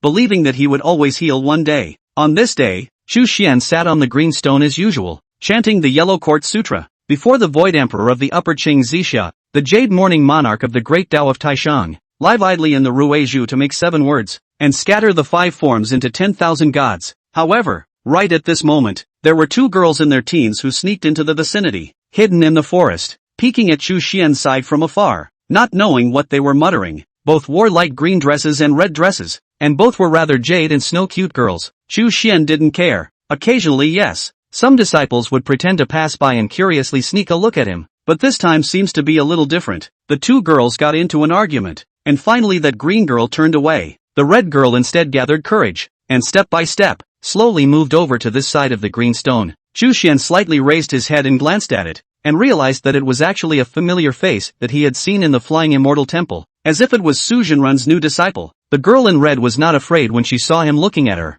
Instead, she gathered her courage and took 3 steps and trotted over. Then she bent down in style and bowed, her voice clear and crisp. Yuan pays her respects to eldest senior brother. Chu Xian was somewhat surprised. Why did you call me eldest senior brother? Yuan raised her head and rightfully said, you're the sect leader's disciple. We all call senior sister Qin senior sister, so you're naturally senior brother. Saying this, she deflated her small mouth with a somewhat unwilling look. I was even initiated before you, so logically speaking, shouldn't you call me senior sister? Chu Xian gave a rare slight smile. Something like seniority is like this. Chapter 31, Acacia Sect. Seeing that Chu Xian really wasn't as difficult to get along with as she had imagined, Yuan became even bolder as she climbed up the green stone on her hands and knees and sat down next to him, her eyes full of curiosity about him. What are you doing here? Chu Xian asked. Spying, Moon said honestly. Who sent you? I came on my own. What do you want to do after poking around? Didn't do much. Everyone's curious about Big Brother, and if I know more than they do, they'll praise me for being good. Listening to the little girl's simple words, Chu Xian's mood got a little better again. What about the guy you came with? Why did he run away? Moon got angry at the mention of it. She's just a coward. We agreed to come over and talk to you together, but when it came down to it she was just scared, like she was worried you'd eat her. So I had to come alone. Why aren't you afraid of me? Because I've seen you before, and I think you're pathetic. And would you be afraid of someone who, in your original opinion, was pathetic? A child's words are true, and Yuer's words are true. Chu Xian wasn't angry either. Do you still feel sorry for me now? It's better now. Why don't you cry? Yu's question that suddenly popped out again caught Chu Xian off guard. Why am I crying? Someone said they saw you sitting on this rock, shedding tears while looking out over the distant mountains, but I didn't see it. Yuan had a tone of defeat. Chu Xian asked in an innocent tone. I can't cry right now. What can I do? Yu was a bit helpless. Forget it then. I can't pinch you. Saying that, her eyes rolled, and she suddenly asked with interest again.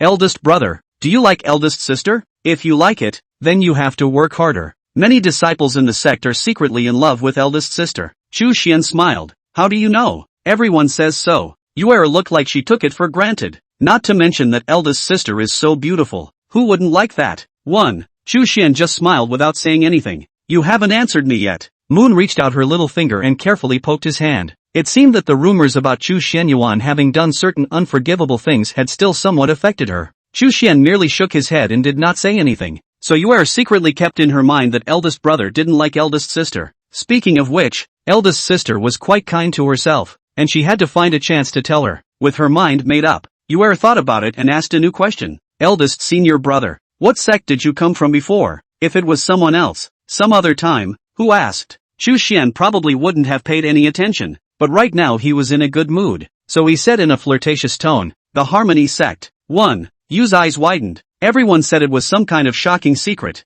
Didn't this come out as soon as they asked? The Acacia Sect. She chanted, memorizing the name, though pressing on to find out what the clan was for. Immediately afterward she carefully asked, so, what were you? What were you? What were you? What were you? What were you? What were you?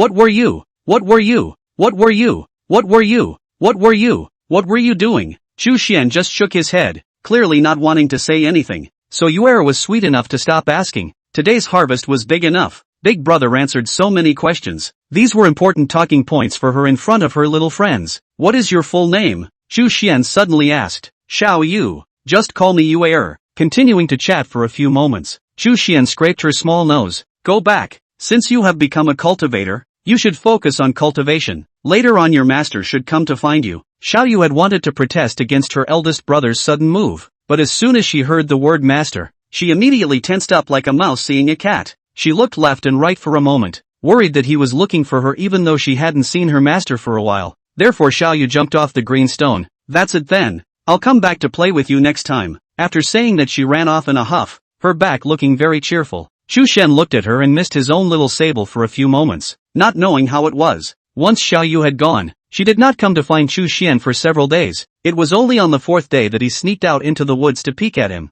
but he looked nervous. Chu Xian thought about it. She was probably scared by the words Acacia Sect, and now he thought about it and regretted a little bit. He shouldn't have told the little girl about this. She should have gone back and asked the other disciples to find out what the nature of the Acacia sect was. When he was in the Luang Huan cave heaven, Chu Xian naturally also checked the Acacia sect in this realm, to which version it had developed. At the moment, it's somewhere between the 3rd and 4th generation. The Acacia sect in this realm is one of those unabashedly evil sects, with the door basically dominated by female cultivators. Male cultivators in the sect are mostly used as stoves and consumables. The difference only lies in that some of them are captured and freshly squeezed, while others have to be cultivated to a certain level and then slowly enjoyed. The enjoyment is divided into a one-time drain, and a captive for a long period of time. Finally, there is the rarest kind, which can be promoted from the status of a stove to the status of a dual cultivation couple. This kind of generally had to have excellent qualifications, such as Chu Xian's natural Dao body, plus being dead set against a specific Acacia sect female cultivator,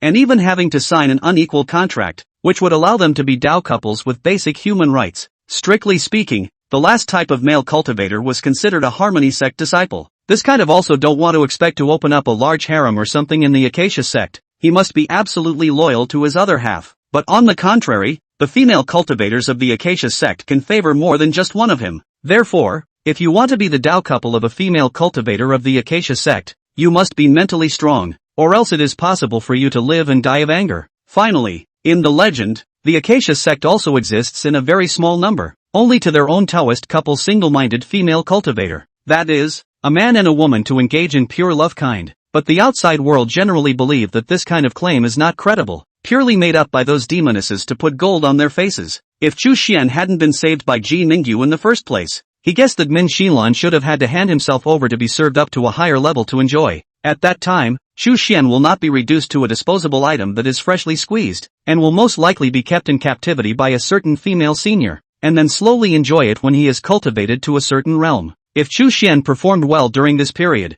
it was estimated that promotion to dual cultivation couple would not be a problem, but he did not want this kind of laborious dog-licking status. On the whole, the Acacia sect's strength is only in the middle of the road among the evil devils and foreigners. That is, it is not enough compared to the top, but more than enough compared to the bottom kind. However, in the last few hundred years, the contemporary patriarchs have been working hard, but there are also a few prosperous weather. In particular, the righteous side noticed that the Acacia sect cultivators were becoming more and more lawful when they struck. I vaguely remember 600 or 700 years ago, although this group of female cultivators claimed to cultivate the yin and yang avenue, but the start is to charm and seduce people's minds, and even spread the aphrodisiac fog, canonical underhanded means. Until recent years, they really gave them the whole point with the yin and yang avenue characteristics of the magic treasure in Taoist techniques, strengthened before quite a long way. I do not know what side of the high point of view. 2. It's not the main character, is it? Chapter 32 Misunderstanding. After Chu Xian figured out the reason why Xiaoyu was afraid of herself, he had wanted to call her out and tell her that what happened last time was a joke, but he was worried that it would backfire. If he shouted at her, she might turn around and run away in fear, and then his reputation in the sect would be even worse, and he might even get the title of molesting the right woman. Thus Chu Xian thought about it or gave up. He ignored the little senior sister wandering in the forest again and closed his eyes to concentrate on cultivation. Xiaoyu finally still didn't have the guts to come over and talk to him again, peeked for a while and left. After that, she never came again, until half a month later, when Qin Mangyao walked over expressionlessly with those long and straight legs, holding Xiaoyu's small hand. Chu Xian was a bit puzzled. What was going on here? Elder sister, what is it that you are looking for me for? He wasn't alarmed. After all, he hadn't done anything bad. On the contrary, Xiaoyu was a bit nervous and did not dare to look up at Chu Xian, with a look of being a thief. Qin Mangyao could no longer keep her face on, and looked at him with an expression that seemed like a smile. Little girl secretly told me that you hate me? Chu Xian's expression was perplexed, and he was close to posing a expression. Yuan quickly raised her head and said, where did I say that eldest brother hates you? What I said was that he doesn't like you. Isn't that the same? Qin Mangyao asked rhetorically. Where's the same? You huffed. When I say like, I mean like between a man and a woman. Just because eldest brother doesn't like you doesn't mean he hates you. It's more likely that he doesn't have feelings for you. Qin Mangyao let out a long "oh" before looking at Chu Xian. Senior brother. Is that so? Chu Xian was speechless. When did I ever say such a thing? Yuan was anxious. But when I asked you, you shook your head. Doesn't shaking your head mean you don't like it? Is it possible that it's because you feel that this question is a bit boring and thus you don't want to answer it? Chu Xian looked at her seriously. Moon was on the verge of tears. You didn't say so earlier. Qin Mangyao finally couldn't help but laugh. Alright, Let's forget it this time. Little girl, remember the lesson and don't go around asking people if they like me anymore. Or watch out, I'll hang you from the mountain gate pagoda so that everyone coming in and out will visit you. Xiao Yu trembled in fear and nodded her head in a hurry. But just as Qin Mangyao was about to bid farewell to her senior brother, Yuan couldn't help but ask again in a small, sneaky voice, eldest senior sister, do you like eldest senior brother? Of course Chu Xian heard it. He really felt that this kid was a bit underpowered. Unexpectedly, Qin Mangyao was greatly generous. I treat him like a younger brother. Got it? In the future, if you ever ask me a question like whether or not I like so-and-so, watch out, I'll beat your ass. Yuan shrank in fear and said timidly, got it. Then she fought to break free from Qin Mengyao's hand. Eldest sister, you go back first. I have some cultivation questions that I want to ask eldest brother. Qin Mengyao glanced at her suspiciously. Although she knew she was lying, she still shook her head. I'm going to go practice my sword. I don't have time to pay attention to you. Be good. Only after seeing eldest senior sister's back leave from afar did Yuan let out a sigh of relief. Then she gathered the courage to raise her head, looked at Chu Xian, and whispered softly, I will help you keep your secret. Chu Xian's head was full of question marks. Secret? What secret? It won't discriminate against you either. Saying this, Yuan's small face slightly reddened. Bye. With that she ran off in a huff. Only when her figure completely disappeared into thin air did Chu Xian return to his senses. Xiao Yu thought that he was from the Acacia sect, but she didn't tell anyone about it and just buried it silently in her heart. As for discrimination, it is well known that the Acacia sect is a sect where female cultivators dominate the world, and the treatment of males there is very miserable. Xiao Yu might have brainstormed a big drama. For example, Chu Xian was originally the furnace tripod of a certain female cultivator, and as a result, because he didn't serve the other party well, his cultivation was abolished and he was expelled from the division. This would explain why Chu Xian looked so sad, because he had suffered inhuman destruction in the past. Therefore, in Xiao Yu's mind, she only felt that Chu Xian was pitiful, and that last time, she actually went to reveal his scars, which was really too inhuman, and harbored guilt in her heart, which was why she didn't dare to come back to see him again. After figuring this out, Chu Xian could not help but be dumbfounded. It was just a misunderstanding. He shook his head. Otherwise, according to this little girl's exuberant curiosity, if you tell her that you were talking nonsense last time, she's bound to ask you again, which sect did you come from anyway? It had to be said that Xiao Yu, the girl who had come to explain a few times, had indeed made Chu Xian's mood a lot better. Now he felt that he could think about the previous problems rather calmly, from an objective point of view. Therefore, he closed his eyes and put his divine sense into the sea of consciousness. There was a triangular-shaped black streamer here, with 6 streamer tails gently fluttering underneath it, looking mysterious and incomparable. Yes, it's the 6-soul streamer. It had been staying quietly in this position since it had been put into Chu Xuanyuan's body. Instead of staying in the dantian to receive mana warming like other intrinsic dharma treasures, Chu Xian could sense that there was an incomparably close connection between himself and it, and that without any sacrifices, he could share the same mind. But the problem was that Chu Xian couldn't command it. He guessed that it should be due to the lack of mana. After all, the higher the grade of the magic treasure, the greater the consumption when using it. Sometimes those big clans and high-ranking cultivators, in order to give some security to the juniors who go out to practice, had to refine some of the secret treasure with a limit on the number of times it can be used. The secret treasure balanced the benefits of high power and low consumption, with the disadvantage that it could only be used 1 to 3 times at most, and the material aspect also cannot save. The more to be powerful, the more to use the precious refining materials, and so on is the landlord flow fight. So the number of secret treasures in existence has not been much. The magic treasures that Chu Xian had on his body right now, other than the 6-soul streamer, were only 2. One was the white jade sword and one was the storage bracelet. The former was exchanged with the jasper bracelet sent by the 100 Flower Maiden, and that bracelet was at least an upper-grade Xian rank treasure. But the jade sword was only an upper-grade yellow rank, and at first glance Chu Xianyuan had lost a lot of money. This is not that Ji Mingyu intentionally pit his disciple in the first place. Because of his cultivation level, he simply could not catalyze the magic treasure to attack when he was in the Qi cultivation stage, and he could only catalyze the yellow rank in the foundation establishment stage. At least this white jade sword, a magic treasure in this grade, was quite good in terms of power. Moreover, after worshipping the master, Ji Mingyu had given Chu Xian a storage bracelet. Although it was also a top grade of the yellow rank, it belonged to the spatial magic treasures, and its value was even higher than that of the unusual Xian rank, which ordinary cultivators could not afford to use at all. Back to the topic. Chu Xian guessed that the 6-soul streamer was at least a heavenly order supreme treasure,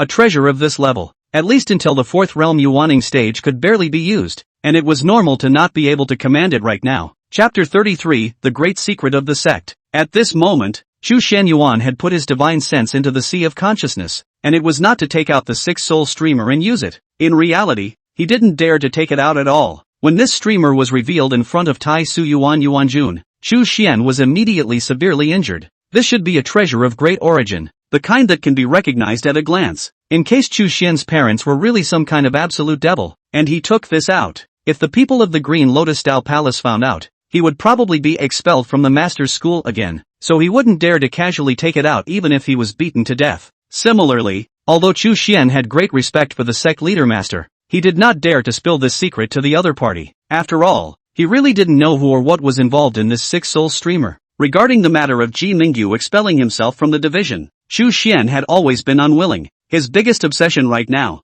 besides wanting to become stronger, was to track down the truth behind the six-soul streamers. If he could see Ji Mingyu again, he might be able to get an answer from her. But the problem was that right now, the other party didn't want to see him at all. The next chance to meet, maybe in 8 years. Chu Xian hadn't forgotten that the 100 Flowers Lady's 16-year invitation in the first place, and although Taisu Yuanjun wouldn't necessarily go to the 100 Flowers feast, this was at least an opportunity. And at that time, even if he couldn't meet Ji Mingyu, meeting the 100 Flower Maiden must not be a problem. 100 Flowers and Ji Mingyu had known each other for hundreds of years, so they probably knew what had happened to her in the past. When the time comes, we can naturally dig out the truth step by drawing out the threads of the cocoon. Of course, during these 8 years, Chu Xian would not be idle either. He planned to cultivate while searching for clues in the Green Lotus Style Palace's collection of scriptures. Generally, large clans and sects have the habit of recording history, the history of their own clans, needless to say, the history of the entire world of immortal cultivation, the history of the scenery,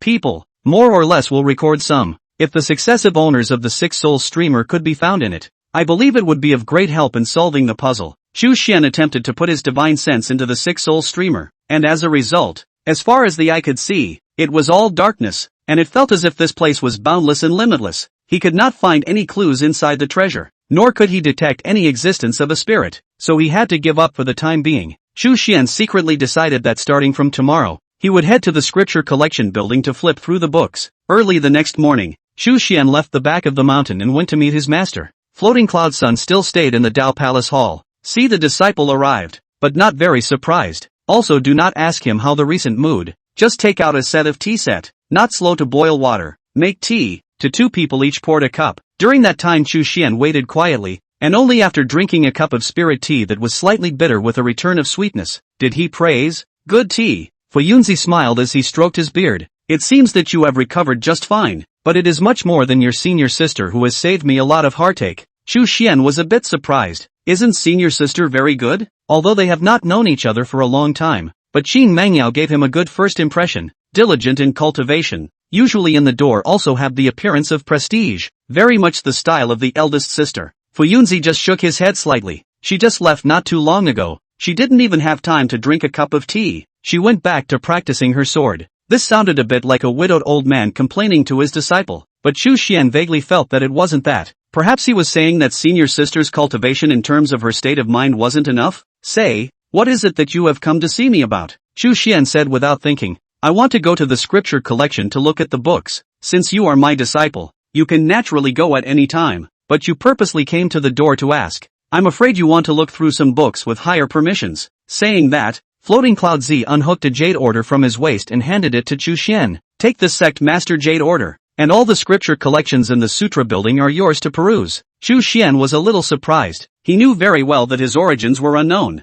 and it was already good enough to be accepted as a disciple by the sect leader. Inheritance important places like the scripture collection building, in every sect, is an extremely tightly guarded place. Normally, a disciple who has just been initiated can only borrow some ordinary Tao books at most, and the authority will only be subsequently liberalized step by step according to the status and performance in the sect. There is no such thing as a suspicious character like Chu Xian who enters the door and leaves all the Tao collections for you to peruse, not even if you are a disciple of the sect leader. In case something goes wrong, the sect leader is even more responsible for it. Chu Xian hesitated, but still stretched out his hands to receive it, as he said with a complicated expression, "Master, why do you trust me so much? Doubting people is not a good idea." Fuyunzi didn't feel anything. Chu Xian nodded. "I just want to read some Taoist books on cultivation, as well as some miscellaneous books on history, customs, people, and the like, just in case." Fuyunzi nodded. "If there are any books that you can't find, You can ask the elders who are on duty in the Bible collection.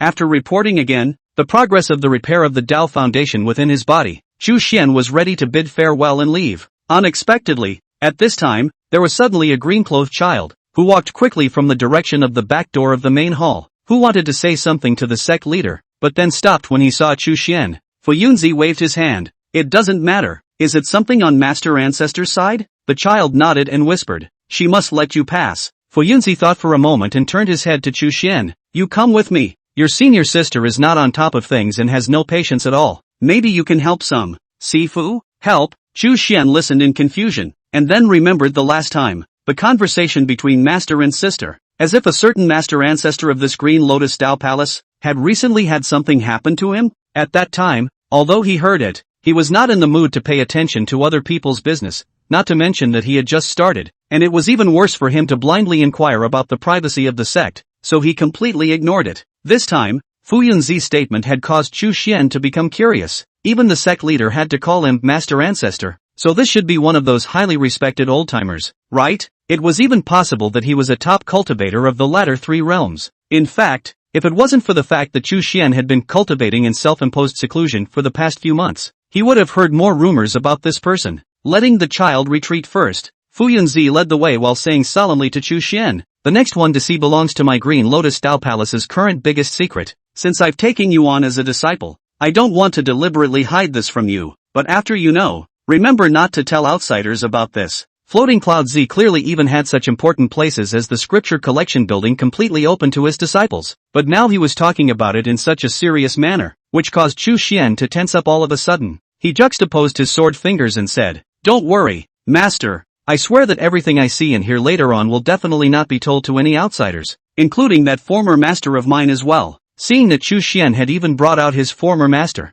Fu Yunzi lamented, it's really because this matter is related to the life and death of my sect. It's not that I can't trust you. Chapter 34, The Fairy. When Chu Xian heard that, he couldn't help but ask, Master, exactly what favor do you want me to do? It's not that I'm unwilling, it's just that I'm worried that my cultivation is low and that I'll miss the boat instead. Fu Yunzi shook his head. There's no need to do anything. You'll know when you see the person. Soon enough, the two of them went deep into the middle of the complex behind the Great Hall and came near a small, quiet courtyard. From afar, Chu Xian saw that at the entrance, there was a white-haired old woman in purple clothes sitting on a futon, with her eyes closed and sitting there quietly. She gave off a feeling of abyssal depth like the sea and extraordinary aura, and at a glance, she knew that she was a worldly superior. Is this the Grand Master? Chu Xian was about to go forward and salute, when that old crone opened her eyes and looked over to the sect leader's side, a few helpless colors appearing in her eyes. As soon as the two approached, she even immediately stood up and said, Senior nephew,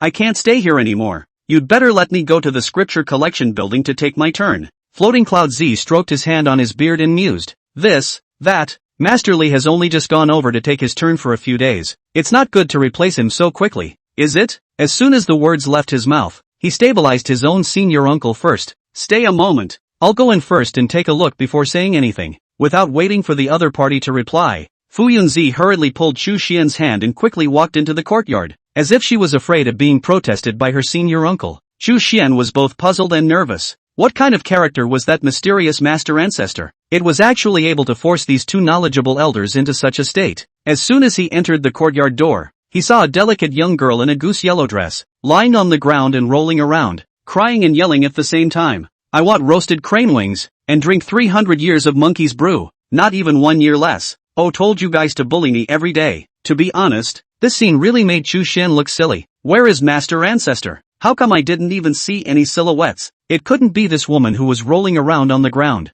splashing around like a child, right? Fu Yunzi coughed calmly. There are juniors. The young girl on the ground froze and hurriedly got up from the ground, patting her clothes with some embarrassment, then pretended to look as if nothing had happened. Cloudy and worldly. After not rolling around, Chu Xian was finally able to see the other party's exact appearance. She looked to be about 17 or 18 years old, wearing a long goose-yellow dress with long hair reaching her waist, her arms wrapped in a fairy-like white cloak. Her face is delicate and lovely, a pair of bright eyes moist and luminous. Her skin is tender and white, her nose is small, her teeth and lips are soft, and she looks around. Even her figure is concave and convex, and she is very well developed. If you don't open your mouth, you're definitely considered a super pretty and cute beauty. At this moment, the young girl held her hands negatively. and with a look peculiar to elders, surveying their own juniors, she glanced up and down at Chu Xian before asking in a clear and pleasant voice, "He is my newest disciple. Come, Chu Xian, pay your respects to Master Ancestor." Only then did Chu Xian dare to confirm it, not caring about the astonishment and unbelievability in his heart. He slightly bent down and performed a salute. "Disciple pays his respects to Master Ancestor."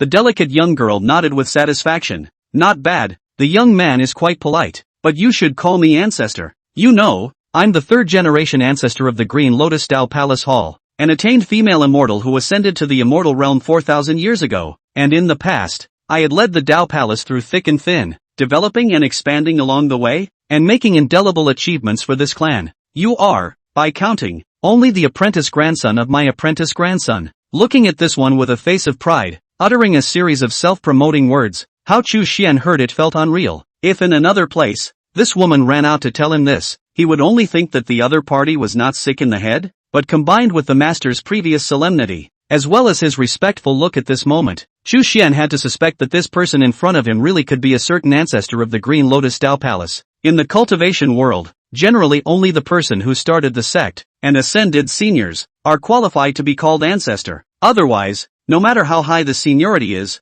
usually with the master, to master, Mrs., master, and so on, assuming that everything the other party said was true, was she still a heavenly fairy descending to earth? Honestly, it didn't look like it at all. What kind of fairy rolls around on the ground and clamors for food and drink? And she didn't give off any high and mighty vibes. At a glance, she was just a prettier girl. Seeing Chu Xian's skeptical look, the young girl, who was originally happily boasting, instantly slammed her face. "You don't believe in what I said either?" Chu Xian naturally shook his head. I believe, but the answer sounded very perfunctory, and really he couldn't lie to himself anyhow. The young girl was almost cried by Chu Xian gas. Fortunately at this time, the floating cloud sun turned over his hand from the sleeve to take out a pink sugar flower. It was made using the pinch Candyman technique, but was made to look like a delicate lotus flower. The young girl's attention was instantly drawn to the flower, and she eyed it. Fuyunzi coaxed as he handed it over. "I'll convince my disciple, Master Ancestor, wait a moment." The young girl smiled and took the sugar flower and carefully ate it, not caring about Chu Xian not believing her. Chu Xian, however, looked more and more incredulous. This Master Ancestor should be very old, right? How was it that his heart was still like a child's? Fuyunzi gave his disciple a wink and walked towards the main house attached to the small courtyard first. Chu Xian naturally followed, and as he got closer he realized that there was a plaque hanging above the house with the three big words Ancestor Hall. Inside the elegantly furnished house, which is always lit with long lamps and sandalwood incense, it is very quiet. In a shrine at the top, the tablets of all the generations of elders of the Green Lotus Taoist Palace were enshrined, in order of seniority, in 6 rows of staggered heights. Above the many tablets, the location of the inner wall of the shrine, there was also a very evocative portrait of a green-robed old Taoist who looked quite immortal. He stood in the middle of the pond with his hands folded blandly, on top of a green lotus. Chu Xian had already been infected by the quiet atmosphere of the Ancestor Hall, and at this moment, once he saw the painting, he immediately felt as if that person's gaze was falling on him, as if it was substantial, which caused him to slightly lower his head,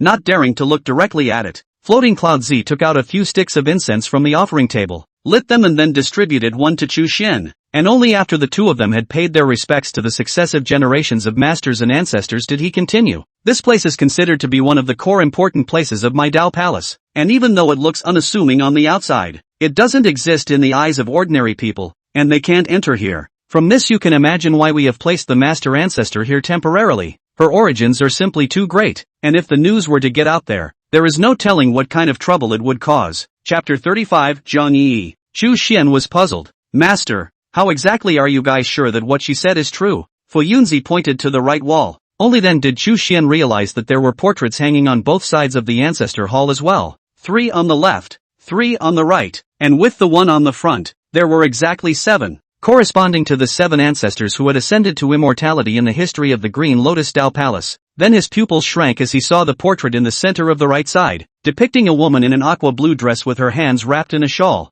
standing on the top of a cloud, looking immortal. Her appearance and demeanor were amazingly consistent with the young girl outside, but with a little less naivety and a little more world-traveled intelligence. Chu Xian couldn't help but walk forward and observe for a while. Then he stroked his chin and frowned slightly, but just by virtue of looks, it can't be concluded 100%, right? By the way, where exactly did this Master Ancestor appear from? Fuyunzi sighed slightly. revealing a reminiscent expression. About half a year ago, there was a heavy rain in this mountain, when the electricity flashed and thunder roared, and a thunderbolt struck down right on an unoccupied den on the mountainside, collapsing a corner of the house. Doesn't the mountain protection formation work? Chu Xian wondered. Fu Yunzi shook his head. A natural phenomenon between heaven and earth. It's not like it's an attack by an external enemy. The formation will naturally not react. At that time, although there were quite a few people in our clan who sensed this scene, because there was no one in the damn room, naturally they would not intervene at will and treat it as if nothing had happened. Afterwards, someone has since gone to deal with the cleanup, but it turned out that a young disciple, in a field of broken bricks and tiles, found an unconscious young girl. They were then so alarmed that they rushed to save the man. As a result, the woman did not suffer any injuries. She opened her eyes and woke up, and found herself in the middle of the main peak of the Green Lotus, so excited that everyone said that she was the third generation of the palace of the Tao ancestor. Has been ascending for many years. Jiang Yi. Those who were present at that time, no matter whether they were deacons or disciples in the door, none of them recognized her, and only took it as whichever elder was the newly accepted disciple, whose brain was suspected to have been struck by lightning, and got hysterical, and only then would they speak this nonsense. We also noticed something wrong one after another at that time, and immediately went to the damn room to take away this young girl of mysterious origin. As a matter of fact, but anyone who has entered the ancestors' hall was greatly shocked at the sight of this young girl, and I am naturally no exception. This young girl was surrounded by a bunch of our old guys to see, also not nervous. Left touch this person's beard, west pull that person's hair, mouth speech is still the same, insisted that they are Jiang Yi. We asked her for evidence, and she was indeed able to tell us many stories of yesteryear, and she was able to go into all sorts of detail. Although there are no elders in the sect who have lived for 4,000 years, the past history of the sect has its own records, and a lot of places, and what this young girl said can be corresponded to. While Fuyunzi was telling his disciple a story, the young girl who called herself Jiang Yi had entered the ancestor hall at some point. She reached out and touched a tablet, a slightly sad look on her face, supposedly remembering some deceased person, perhaps her master. While peeking at Jiang Yi, Chu Xian asked in a low voice, "Is this the kind of character that Master Jiang had in the historical records? It can't really be that his brain was chopped up, right?" The young girl immediately turned her head around angrily and stared at Chu Xian in death. Floating Cloud Z, on the other hand, looked a little embarrassed as he stroked his beard and said, "There is indeed a record in the sect's annals that states that Master Jiang has the heart of a bear son, is kind and friendly, has little presence, and is loved by a group of disciples."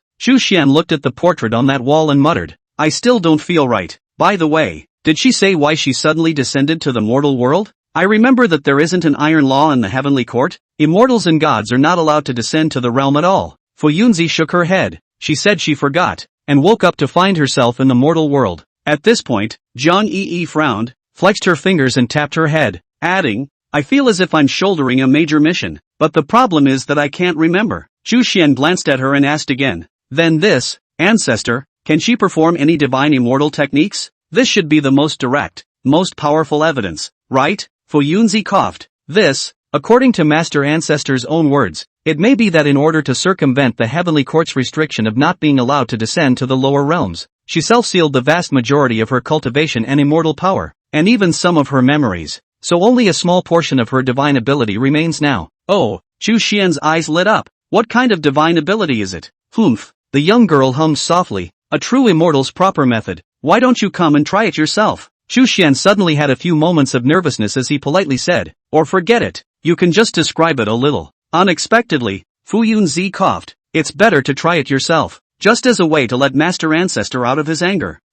Chu Xian's heart was a little apprehensive, but the young girl had already revealed an excited expression, as if she had found some fun toy. As Fu Yunzi retreated a few steps back, Jiang Yi suddenly stretched out her hands to Chu Xian and shouted under her breath, "Heavenly punishment!" At that instant, Chu Xian's heart was truly in his throat, to know that he has not recovered from serious injuries, and now can only use the power of divine sense, as well as a very small part of the mana, which to be positively hit by a immortal law, that will not die without a body? Out of his trust in his master, Chu Xian still gritted his teeth and did not run away, puffing up his mana with all his might to carry on hard, and did not even have the time to use his body protector artifacts. In the moment when Jiang Yi made a sound, suddenly a small water pipe-thick lightning bolt descended from the sky, splitting straight on Chu Xian, electrifying him to a shivering numbness, and even his hair was electrocuted into a chicken's nest. Jiang Yi immediately laughed when she saw his wretched appearance. The might of heavenly punishment thunderbolt. have you tasted the power yet? After being paralyzed for roughly a few breaths of time, Chu Xian slowed down, his face very odd. Because of this thunderbolt, the actual damage was not very great.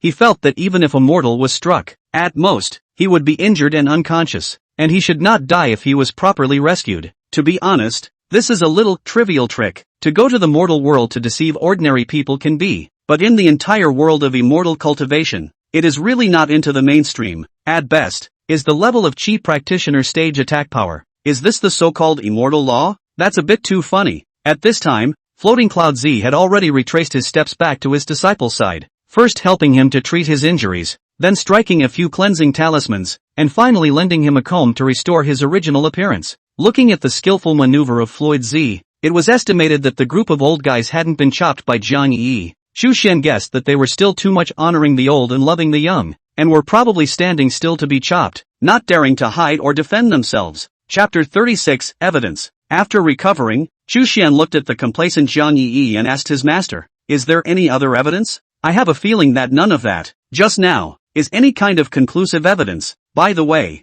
our clan, there's no way to contact our successive ancestors in the immortal world?" Fu Yunzi shook his head slightly. It's not that simple. Separating the divine beings isn't just a matter of words. Although, in theory, we could burn the yellow table and reach heaven through some special rituals, but those yellow forms, first of all, they have to be verified by the heavenly court side, and then even if they reach the old ancestors' hands, the other side can't reply directly, which is equivalent to a unilateral liaison, with no return. We did burn a few yellow forms up there in the past 6 months, but they were nowhere to be found. As for the greatest evidence, Fu Yunzi spread out his hands. It is actually this green Lotus Tao Palace itself, this mountain protector formation, and even this ancestor hall. Chu Xian didn't quite understand for a moment. What did he mean by it being this Tao Palace itself? Suddenly, he remembered the thunderbolt that accompanied Jiang Yi's appearance. If thunder, like sunlight, rain, wind and snow, was a natural phenomenon in heaven and earth, then Jiang Yi, such a big living person, couldn't be considered a natural phenomenon,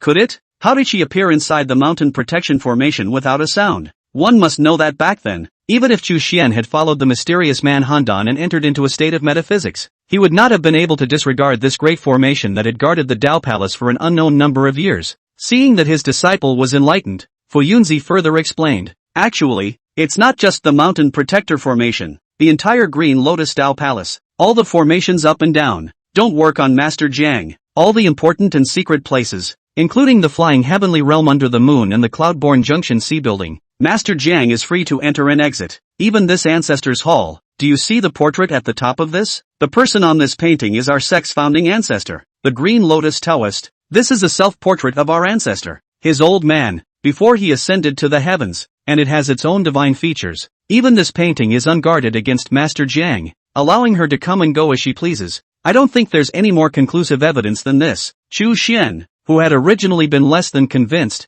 was forced to be silent in front of this kind of evidence at this moment. This young girl in front of her, even if she was not the third-generation ancestor of the Green Lotus Tao Palace, she must be someone with whom she had an incomparably significant connection. Jiang Yi saw Chu Xian's appearance before she crossed her arms condescendingly and said, "Apologize. Apologize to me." Chu Xian resisted the urge to flatten her and just pretended not to hear. "Master, then how are you going to deal with this one now?" Fu Yunzi's expression was quite headache-inducing, and before he could say anything, Jiang Yi huffed, "What else can be done about it? They actually secluded me here and won't let me go out. I'm an immortal, your old ancestor, and I'm actually being treated like a prisoner." The more she spoke, the more aggravated she became, and the tears fell all at once. Fu Yunzi quickly said, "It's not seclusion. How could it be seclusion? Up and down this Tao Palace, the master ancestor is allowed to walk around, but must be accompanied by someone, and cannot appear in front of ordinary disciples. That's all. That's house arrest." Jiang Yi's eyes were tearful, still arguing with reason.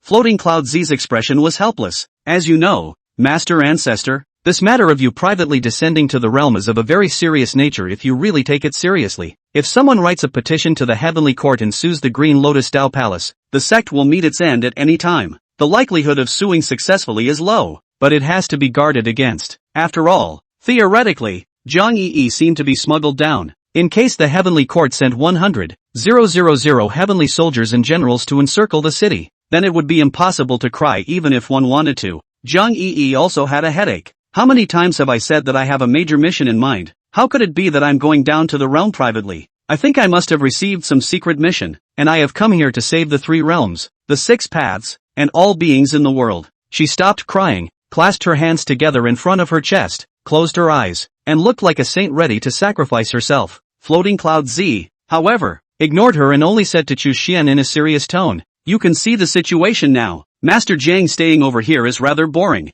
As for you, when you have time, come and talk with Master Ancestor, and occasionally you can take her out for a walk. Just be sure to avoid the sight of others." Jiang Yi was about to raise her hand in protest when Chu Xian murmured, "I have a feeling that this is not going to work." "Oh, what do you have to say?" Chu Xian looked towards Jiang Yi. "I think that it would be better to be more open and honest, and no one would believe what Master Ancestor said anyway." He felt that Fu Yunzi and the others were a little bit too much in authority, and that they had a preconceived notion that others would most likely listen to Jiang Yi's words, but a mentality like the one that Chu Xian originally had was what was prevalent, and aside from the top echelons of the Green Lotus Dao Palace, where else, nowadays, could recognize the face of a cultivator from 4,000 years ago? Not to mention the fact that this secret, in essence, has been exposed. It's impossible for our Dao Palace to silence our own disciples, right? The clan is too tense right now. Instead it will make the people below suspicious. Fu Yunzi hesitated, but, Chu Xian continued, by now, the disciples in the sect should be vaguely aware of the existence of the Master Ancestor, right?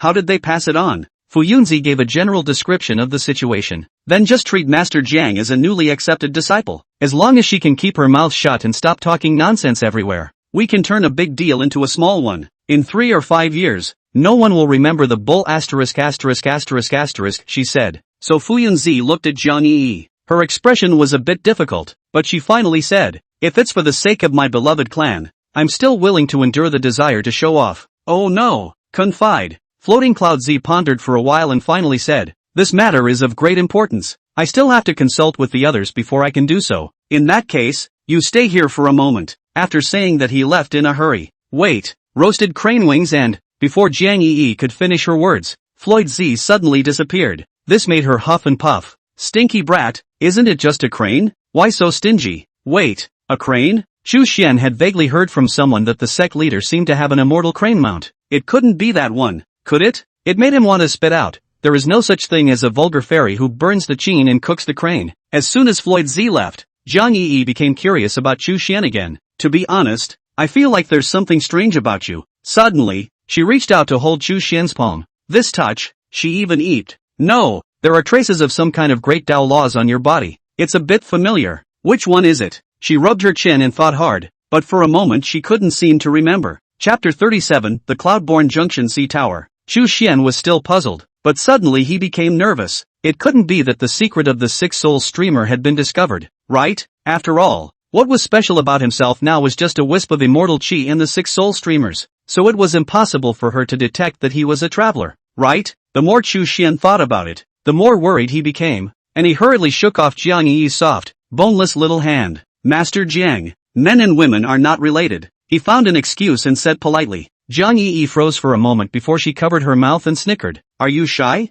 Anyway, Chu Xian was in this ancestor hall, chatting with this beautiful young girl who called herself a fairy. With one word or another, as long as one could accurately grasp the other party's character, it was still easy to pin her down. And Chu Xian complimented her to the point of fluttering in just a few words, but he summed it up: stupid, capricious, arrogant, likes to pose as an immortal, and very gullible. Why do you feel kind of like some retarded goddess? Not many hours later, Floating Cloud Z returned with a smile on his face, faster than Chu Xian thought. He guessed that many of the elders also couldn't stand the big-headed senior ancestor and couldn't wait to be freed from the duty of being a rotating caretaker. Sure enough, as soon as Floating Cloud Z arrived, he said, "Senior Ancestor Jiang, from now on, you will be the 136th generation disciple of my sect, and you are considered to be of the same generation as Chu Xian Yuan." Jiang Yi sniffed with some dissatisfaction. "Then won't I have to call you master from now on?" Floating Cloud Z, however, shook his head. "Your master,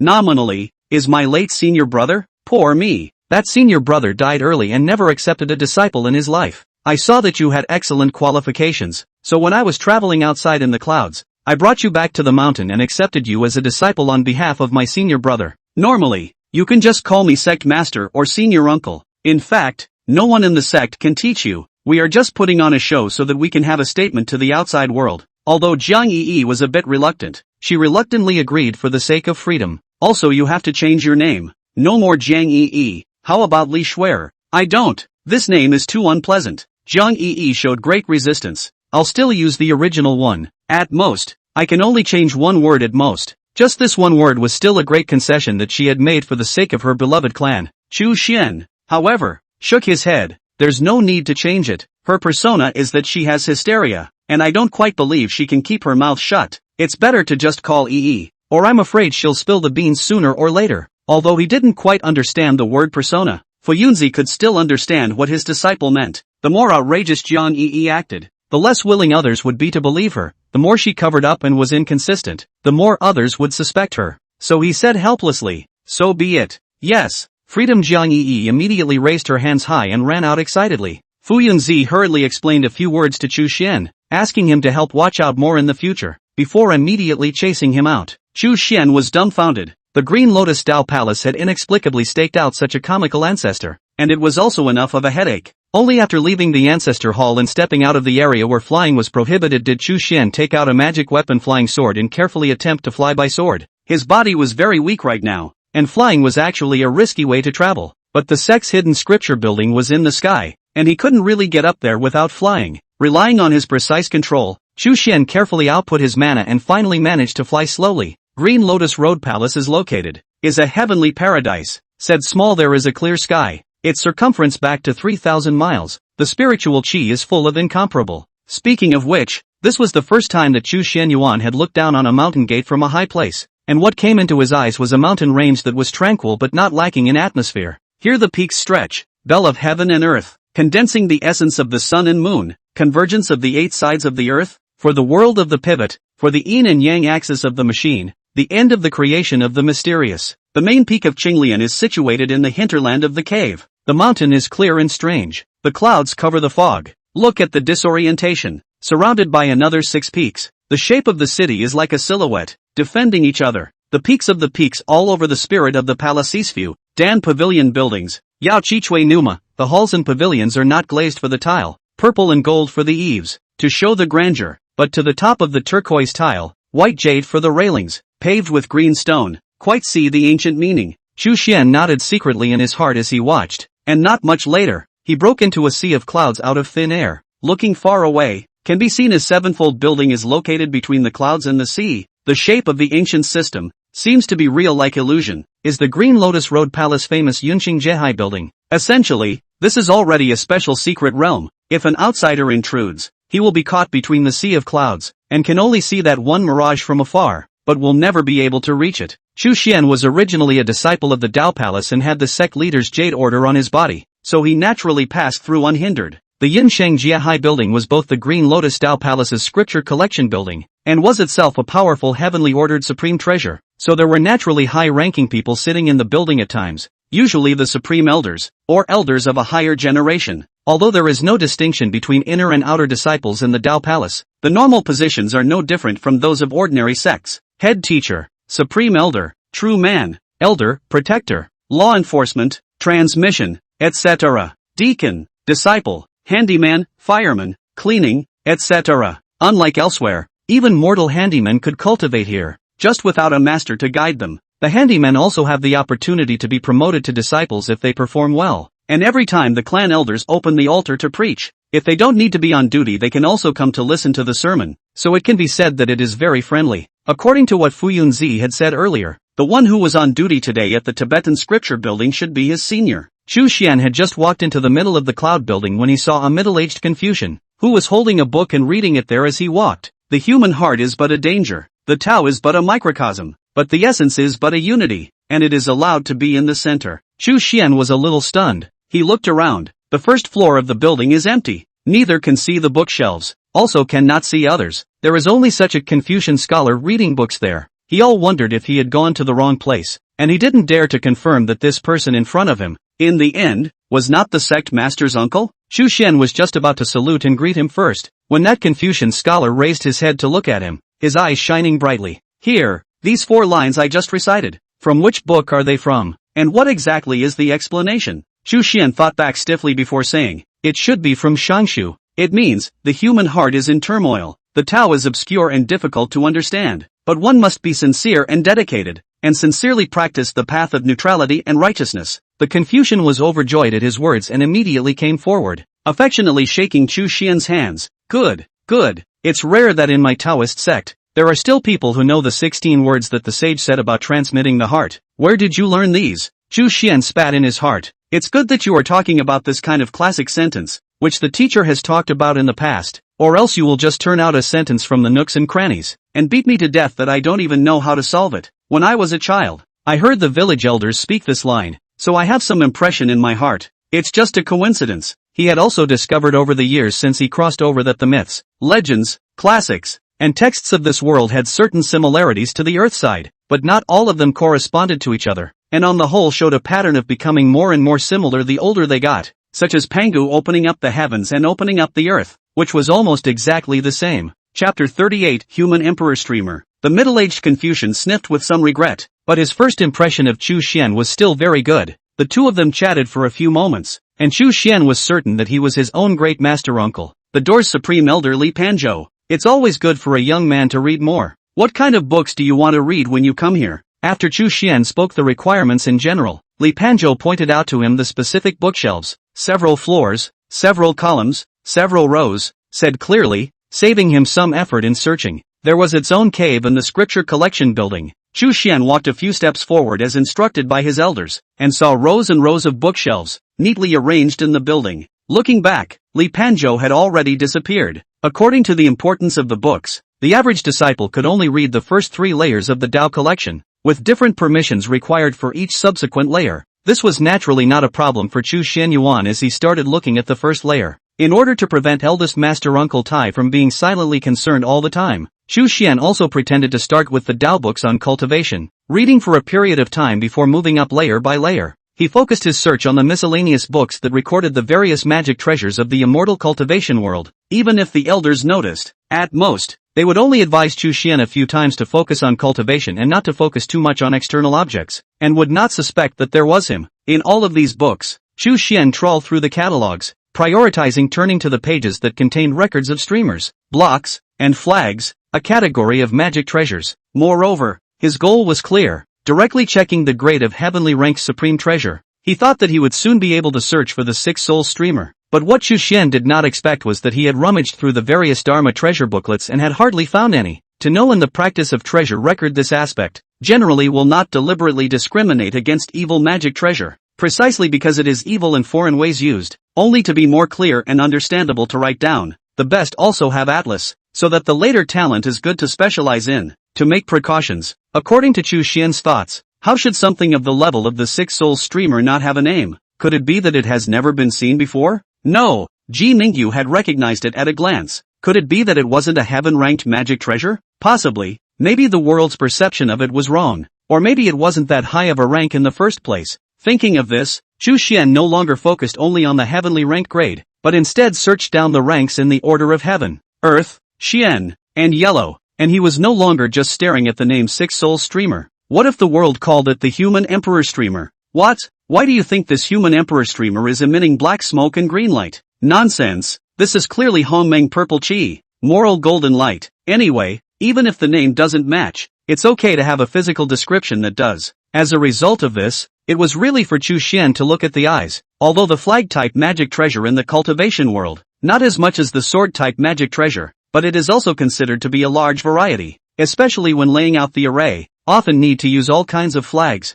Chu Xian flipped from dawn to darkness before lining up the first 3 steps. It took another whole day to rank the highest number in most varied categories of yellow rank, so it can be said that in the entire library, he had gone through all the streamer flag-type magic treasures, and almost didn't see himself faint. Turns out it didn't. No means no, no matter the name or appearance. There is no one that can match the 6-soul streamer completely. There are a large number of 10,000 soul streamers, white bone streamers and the like. Chu Xian no longer cared about what Li Panzhou might be curious about. He was lying on the floor with a dull gaze, surrounded by a mountain of books stacked on top of each other, almost drowning him. What the hell went wrong? He muttered almost silently. No. Chu Xian suddenly thought of something. He returned all the books around him to their places one by one, and then ran to the 6th attic, specifically rummaging through the books of magical treasures that recorded immortal weapons. If it's not a magic treasure, then it could be an immortal artifact. It can't be the lowest-end magic weapon. Can it? Don't tease me. Many of the introductions in this immortal artifact record were incoherent,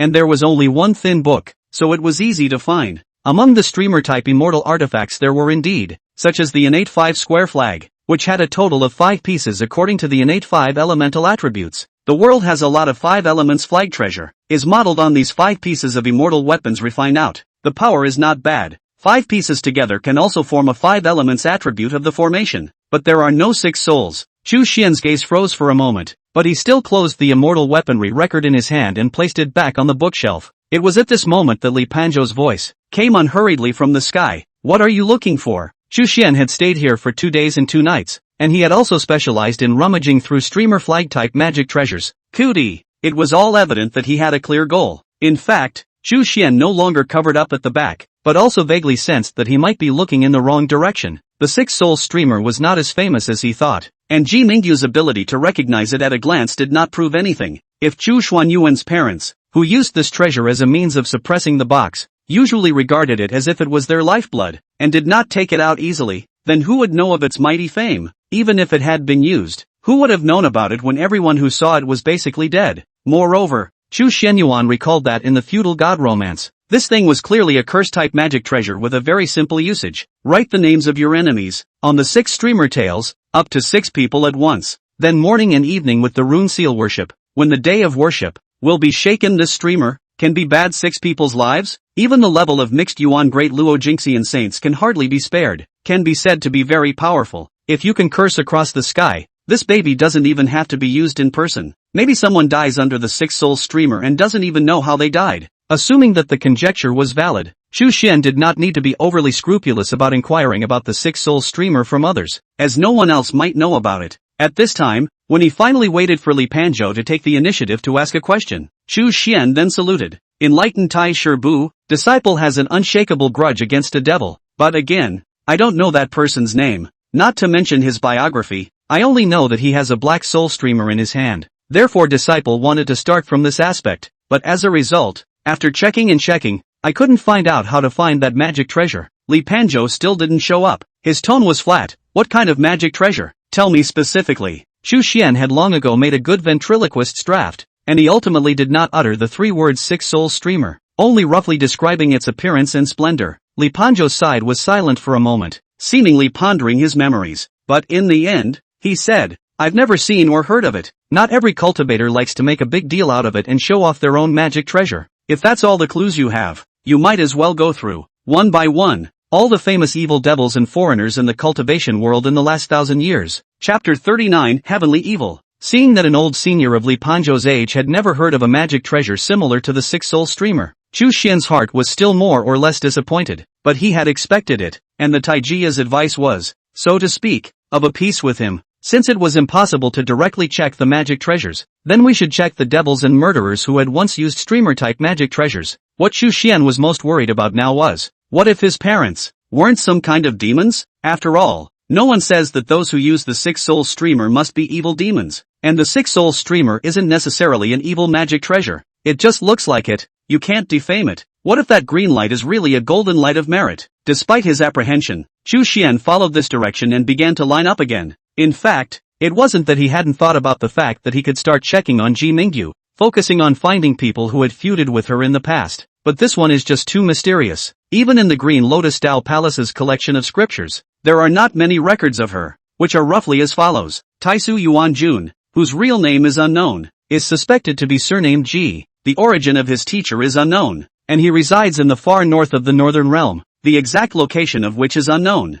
He is a loner and seldom communicates with his fellow travelers. It is rumored that the Lady of 100 Flowers of Carefree Valley has an old relationship with him. About 900 years ago began to emerge in the immortal cultivation world. Cultivation talent is amazing. Outstanding talent. Promotion speed is extremely fast. Only a few hundred years' time will break into the life and death 3 Xian realm. Feats are unknown, and in the first 6 realms, he mostly attacked his enemies with chaotic chi. Since the breakthrough into the 7th realm, the Chaos Avenue as the basis, sublimation and evolution of the innate 5-2 in the way of Taisu, such as no special means, ordinary practitioners of the same level is difficult to match. According to reliable information, Yuan Jun already had the cultivation of the 8th realm 300 years ago, and to this day, the world rumors that she may have broken into the 9th realm. with the appearance of ascension. This was followed by a general list of battle scores and a brief description of a few classic battle scenes, but the only thing that wasn't mentioned was that she had any enemies, because everyone who had offended her was dead, at least on the surface. Since it was impossible to surmise the previous owner of the Six Souls streamer from the written records alone, Chu Xian could still only follow the stupid method of slowly eliminating it. Speaking of which,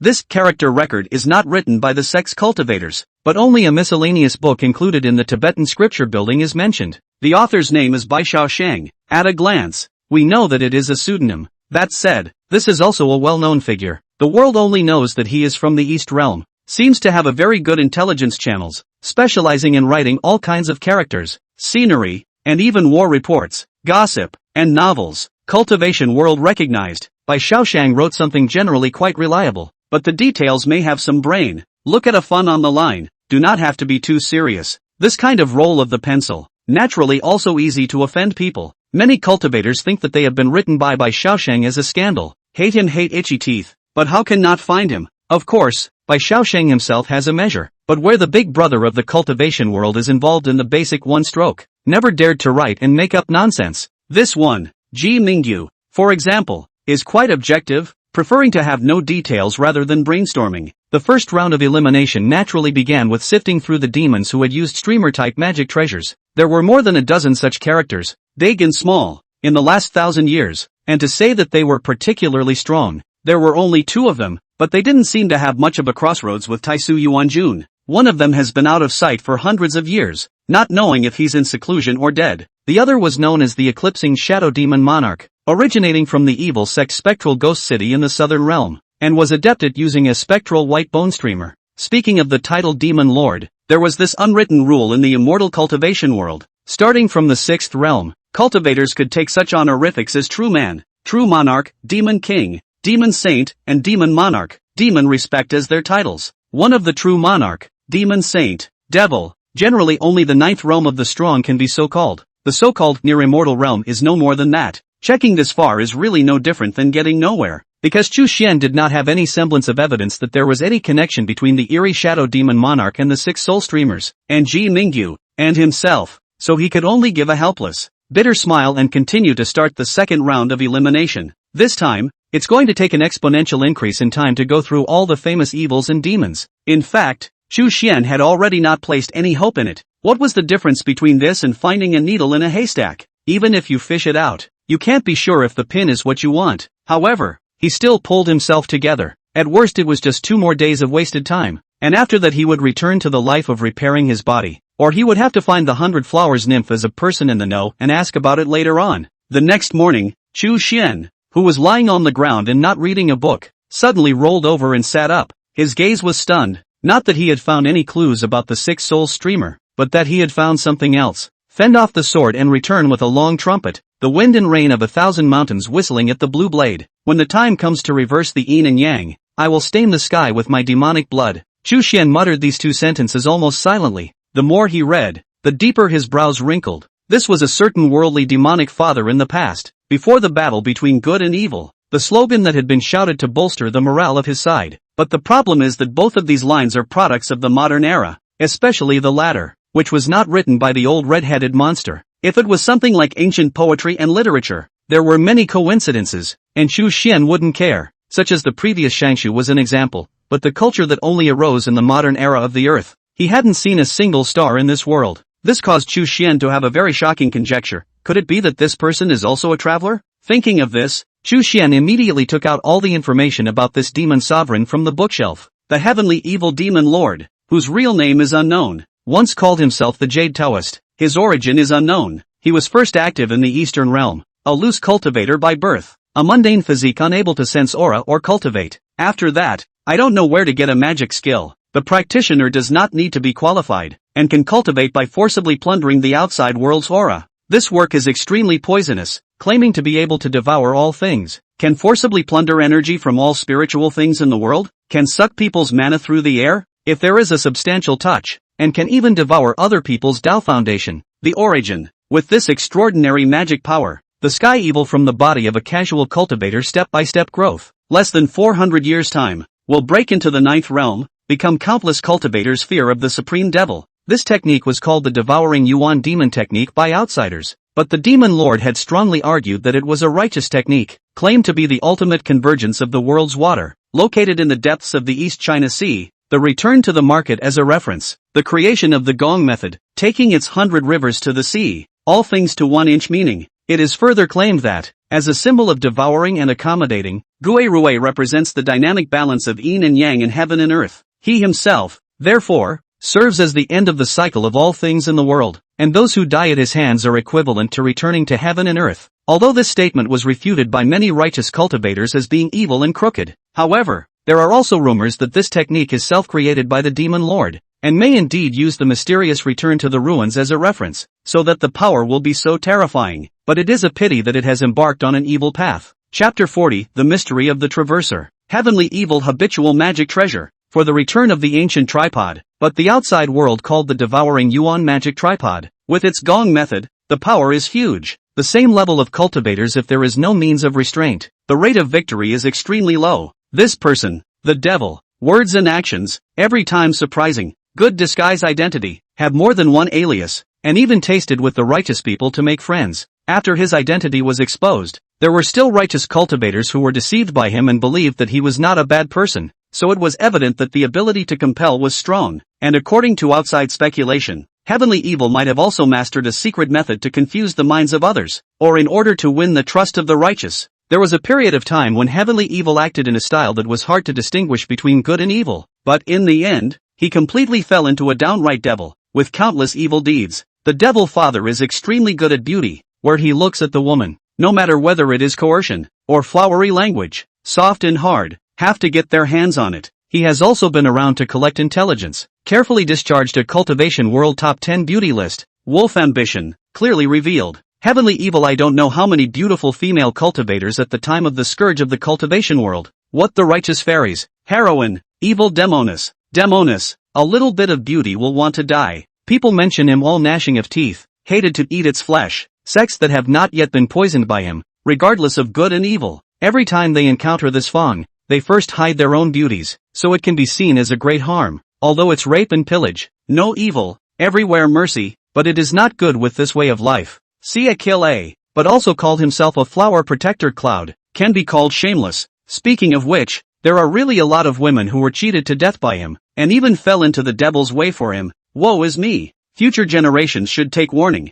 This person, Sky Evil, although born in the devil's way, also has a quick wit. Several times with the righteousness of the war, he has shown excellent command and scheduling ability, has divided the monks under his command into vanguard attack group, mobile reinforcement group, solid defense group, logistics support group, intelligence reconnaissance group and other groups, to the side of the orthodox road to bring a lot of trouble. But evil can't conquer good, and such a devil has his own heavenly nemesis. At that time, Xiantian sect was a famous big sect in the righteousness, the son of the head of Shangguan Yun, that is, the later Xian silenced true monarch Shangguan Yu. Before succeeding the head of the sect, it was a life and death feud with the heavenly evil. The two have been fighting for their entire lives since they grew up, and the Xiantian sect was once attacked by the heavenly evil, luring many evil demons, killing and injuring many people, and has lost a lot of ground since then. Heavenly evil had also been seriously injured by Shangguan Yu once, and was almost about to be completely killed, but unfortunately, in the end, he escaped,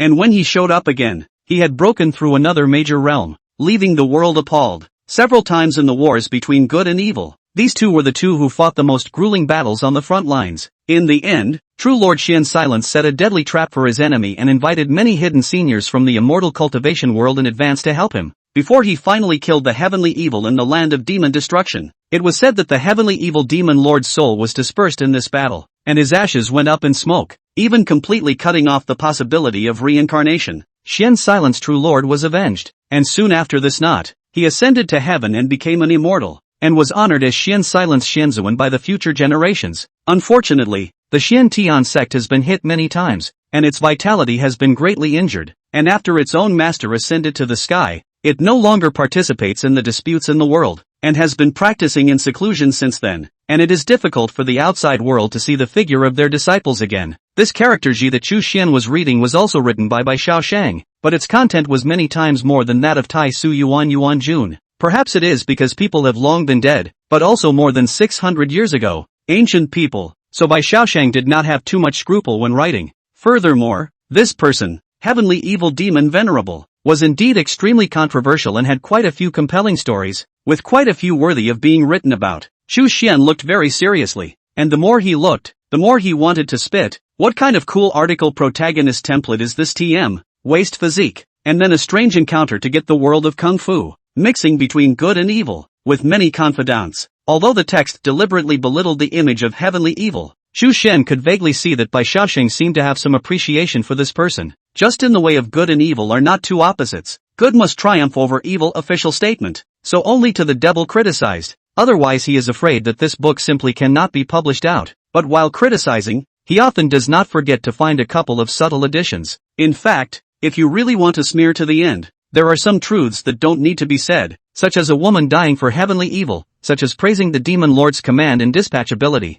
Honestly speaking, before Chu Xian saw the ending, he was completely envious and jealous of this heavenly evil demon exalt. No, what kind of little yellow protagonist is this? Does he really get all the benefits? However, seeing the end, Chu Xian's mood was inexplicably a little upset again, probably a little vicarious. Heavenly evil is dead, surrounded by a conspiracy to the point of death, and his soul is scattered. Moreover, his life and death enemy, after defeating the heavenly evil, had ascended to immortality not long after, which was even more upsetting. Even if Bai Shaoshang described Shangguan Yu in a very positive light, what a great genius, kind and friendly, deeply embraced by the righteous people, how many good things he has done to save all living beings, almost did not blow him up into a saint. However, Chu Xian was still inexplicably hostile to this guy with the compound surname Shangguan, feeling that this person was very hypocritical. I don't know if it's Bai Shaoshang. This guy's pen power has been strong to the anti-disguise loyalty of the highest realm, desperately writing Shangguan Yu's kindness and generosity, but instead like a hypocrite. Putting all that aside, is heavenly evil demon lord a traveler or not?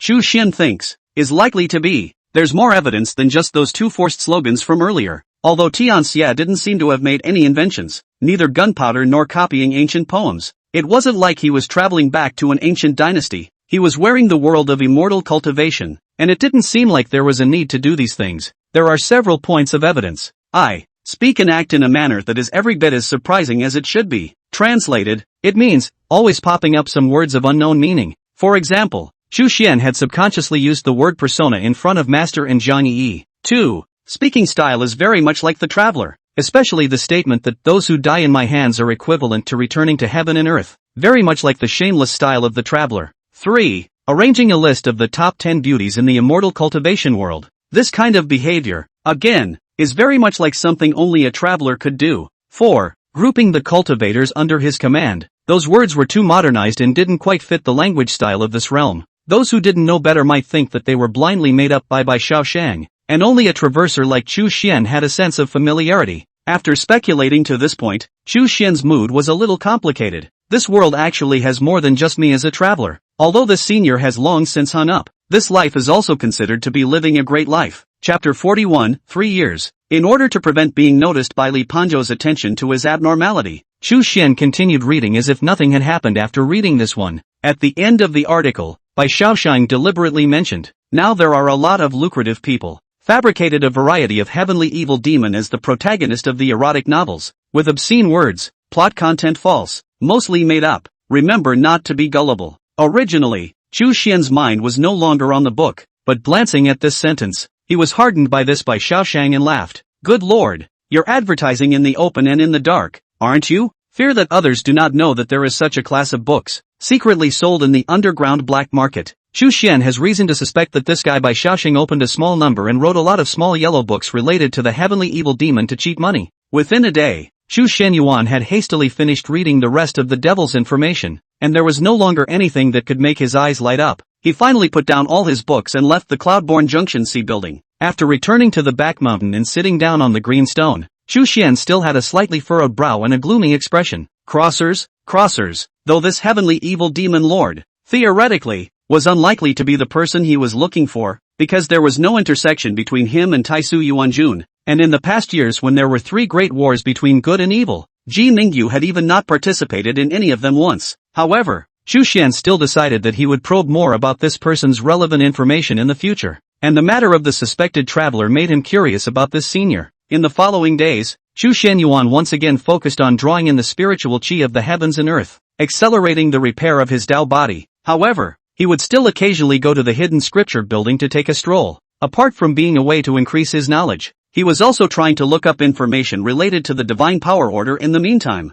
Since he was no longer confined to the back of the mountain, naturally, he would occasionally encounter other fellow disciples. And what made Chu Xuanyuan slightly surprised was that regardless of their age, everyone basically knew him. If it was a young disciple, he would also take the initiative to salute and call him senior brother, which was still quite friendly in attitude. This makes Chu Xian feel some emotion. The righteous sect is good. Oh no! Strictly accepting disciples. The ethos of the righteous sect is good. What kind of bullying? Difficult, provocative and so on? He didn't encounter a single one. Speaking of that mixed four monkeys avatar order, even Ji Mingyu, who had helped his disciple research for a few years, hadn't produced any results. Chu Xian had always kept it in mind. Recently his emotions had slowly come out of the doldrums and he had begun to think about it again. In the hidden scripture building, Chu Xian learned more information about the avatar order, but it was of little help in opening this item. As for the four monkeys of the mixed world, this world, although there is no journey to the west, but the existence of this mythological creatures, as Ji Mingyu said,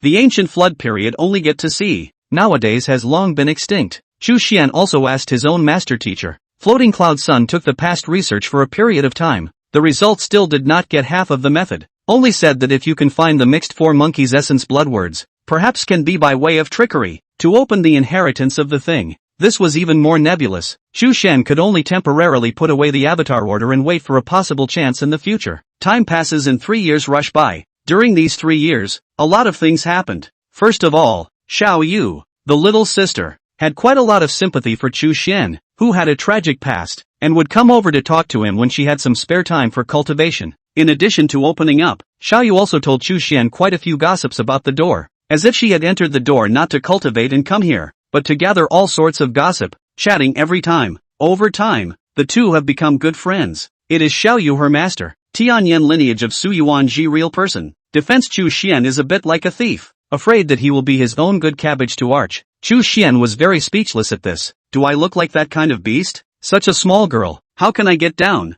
Purely as a sister to look at it. Absolutely not the slightest evil thought. Speaking of the heavenly diffusion lineage, the name comes from 50 great roads, for 9 heavenly diffusions, symbolizing the diversity of the cultivation direction of this lineage. The disciples of this peak, unlike the heavenly sword peak that specializes in the sword Tao, and unlike the heavenly Dan peak that is proficient in alchemy, to put it in a better way, there are thousands of dermas and endless changes. To put it bluntly, what a mess of miscellaneous items, all stuffed here. Therefore, although the number of disciples in this vein was quite large, the average cultivation level was at the bottom of the 7 veins of the green lotus. Accordingly, Su Zhengyan was the one with the lowest seniority in cultivation among the 7 contemporary Zhengyan, because by the time his generation withered in talent, he was already considered to be the one with the most to offer. Theoretically, Su Yuanji and Chu Xian were of the same generation, and he should call the latter senior brother. It was worth mentioning that the flow of mind that Chu Xuanyuan had once envisioned going through when he was in despair earlier was also categorized in the heavenly diffusion peak because the number of people who practiced it was too few and far between.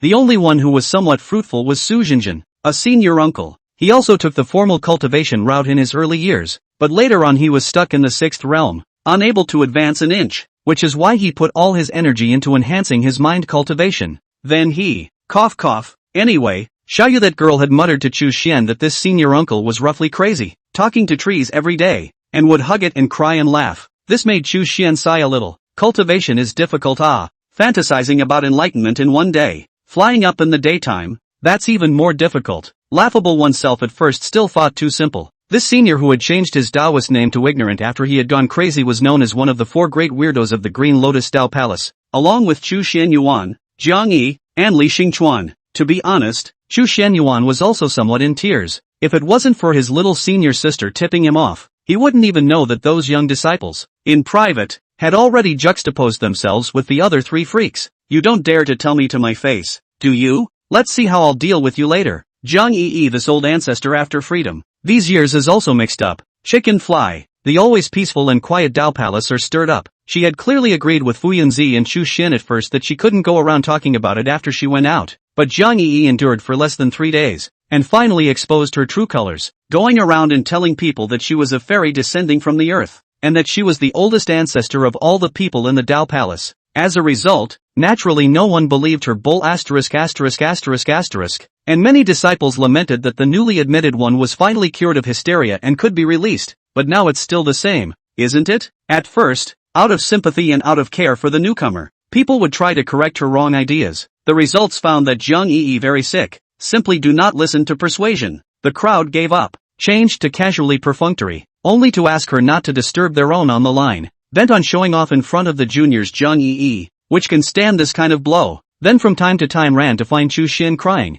put him also to the whole speechless. Chu Xian had to send her to the elders to complain. The reason is very simple, it is useless to talk to me, I am not in power. Chapter 42, The Immortal Examination. Jiang Yi pondered. It was true, so she ran off to find a few old men again. As a result, the floating cloud sun and others are even more absolute, directly closed down and disappeared. Even the precious pets of each family were hidden early, lest they be caught and stewed by this old ancestor. 1. Jiang Yi was so angry that in their retreat place, scribbled and drew a pass. What turtle ah, rascal snake ah. Each person's doorway painted patterns are still different, but she finally accepted the status quo, because Jiang Yi was a happy-go-lucky person. As long as she wasn't under house arrest and custody, she could always find fun on her own. Over time, in order to minimize the trouble of being tossed around by her, everyone had no choice but to call her Master Ancestor, because as long as she was happy with her name, she wouldn't pester you and introduce you to her glorious fairy history. The last weirdo is Li Xingchuan. To be honest, Chu Xian was shocked to know this person's origin, and even wondered if his own master was too simple to be fooled. Well, the person in question, didn't seem to be qualified to say so, and if it wasn't for Floating Cloud Z's kind heart, he wouldn't have been able to enter the Green Lotus Dao Palace at all. This thing is very simple to say. I see Devil King Li Xingchuan, the devil in the road of the famous murderer, kill without blinking kind. I do not know how many innocent souls under his command. About 10 years ago, this person suddenly ran outside the mountain gate of the Green Lotus Dao Palace and knelt down, saying that he had done a lot of evil in his life, and that he was repentant this day and wanted to change his ways, begging the sect leader to take him into the door wall. Then and Chu Xian that time almost, Floating Cloud Sun ran out to meet with people. The two sides talk to pass. Others do not know what to talk about, only know that the head teacher gladly accepted this defection. This move naturally caused a huge controversy, much more exaggerated than that time of Chu Xian's, and there were even people who advised the sect leader with their deaths, trying to force him to retract his order. It was really unacceptable for them to let this kind of vicious person join the sect, and it would already be considered merciful if they didn't behead him on the spot. But after all, the patriarch was the patriarch, and his wrist was still very skillful. He eventually convinced his opponents one by one,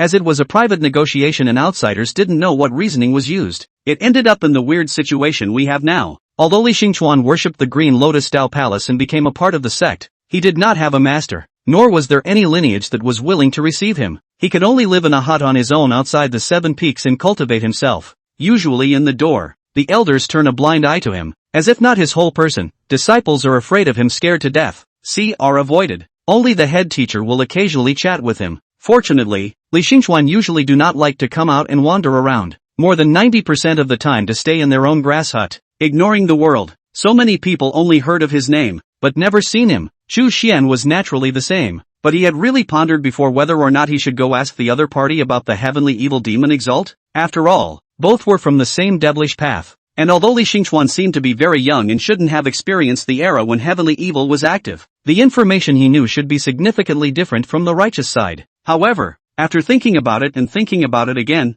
Chu Xian still dispelled this idea for 2 reasons. Firstly, he was originally a suspicious character, having had his cultivation wasted and expelled by his former master, but refusing to explain his origins after worshipping the Dao Palace. What would the rest of the clan think if he went on to make a personal friendship with another suspicious character? Secondly, Chu Xian was uneasy about these devilish people. When he asked this, the other party must be curious. You, a disciple of the righteous path, somehow asked a devil who has been dead for so many years what for? Is it possible that you have something to do with him? If Li Xingchuan later spread this matter to the circle on the devil's ways side, it would inevitably bring Chu Xian endless troubles. This was also one of the reasons why Chu Xian, despite his curiosity about heavenly evil, never went to inquire from his master and the others. It would be better to wait until later when he went down the mountain to practice. After 3 years of effort, Chu Yuan finally completely repaired his own Dao foundation with that strand of immortal qi. It was equal to the fact that during these 3 years, his cultivation level had stood still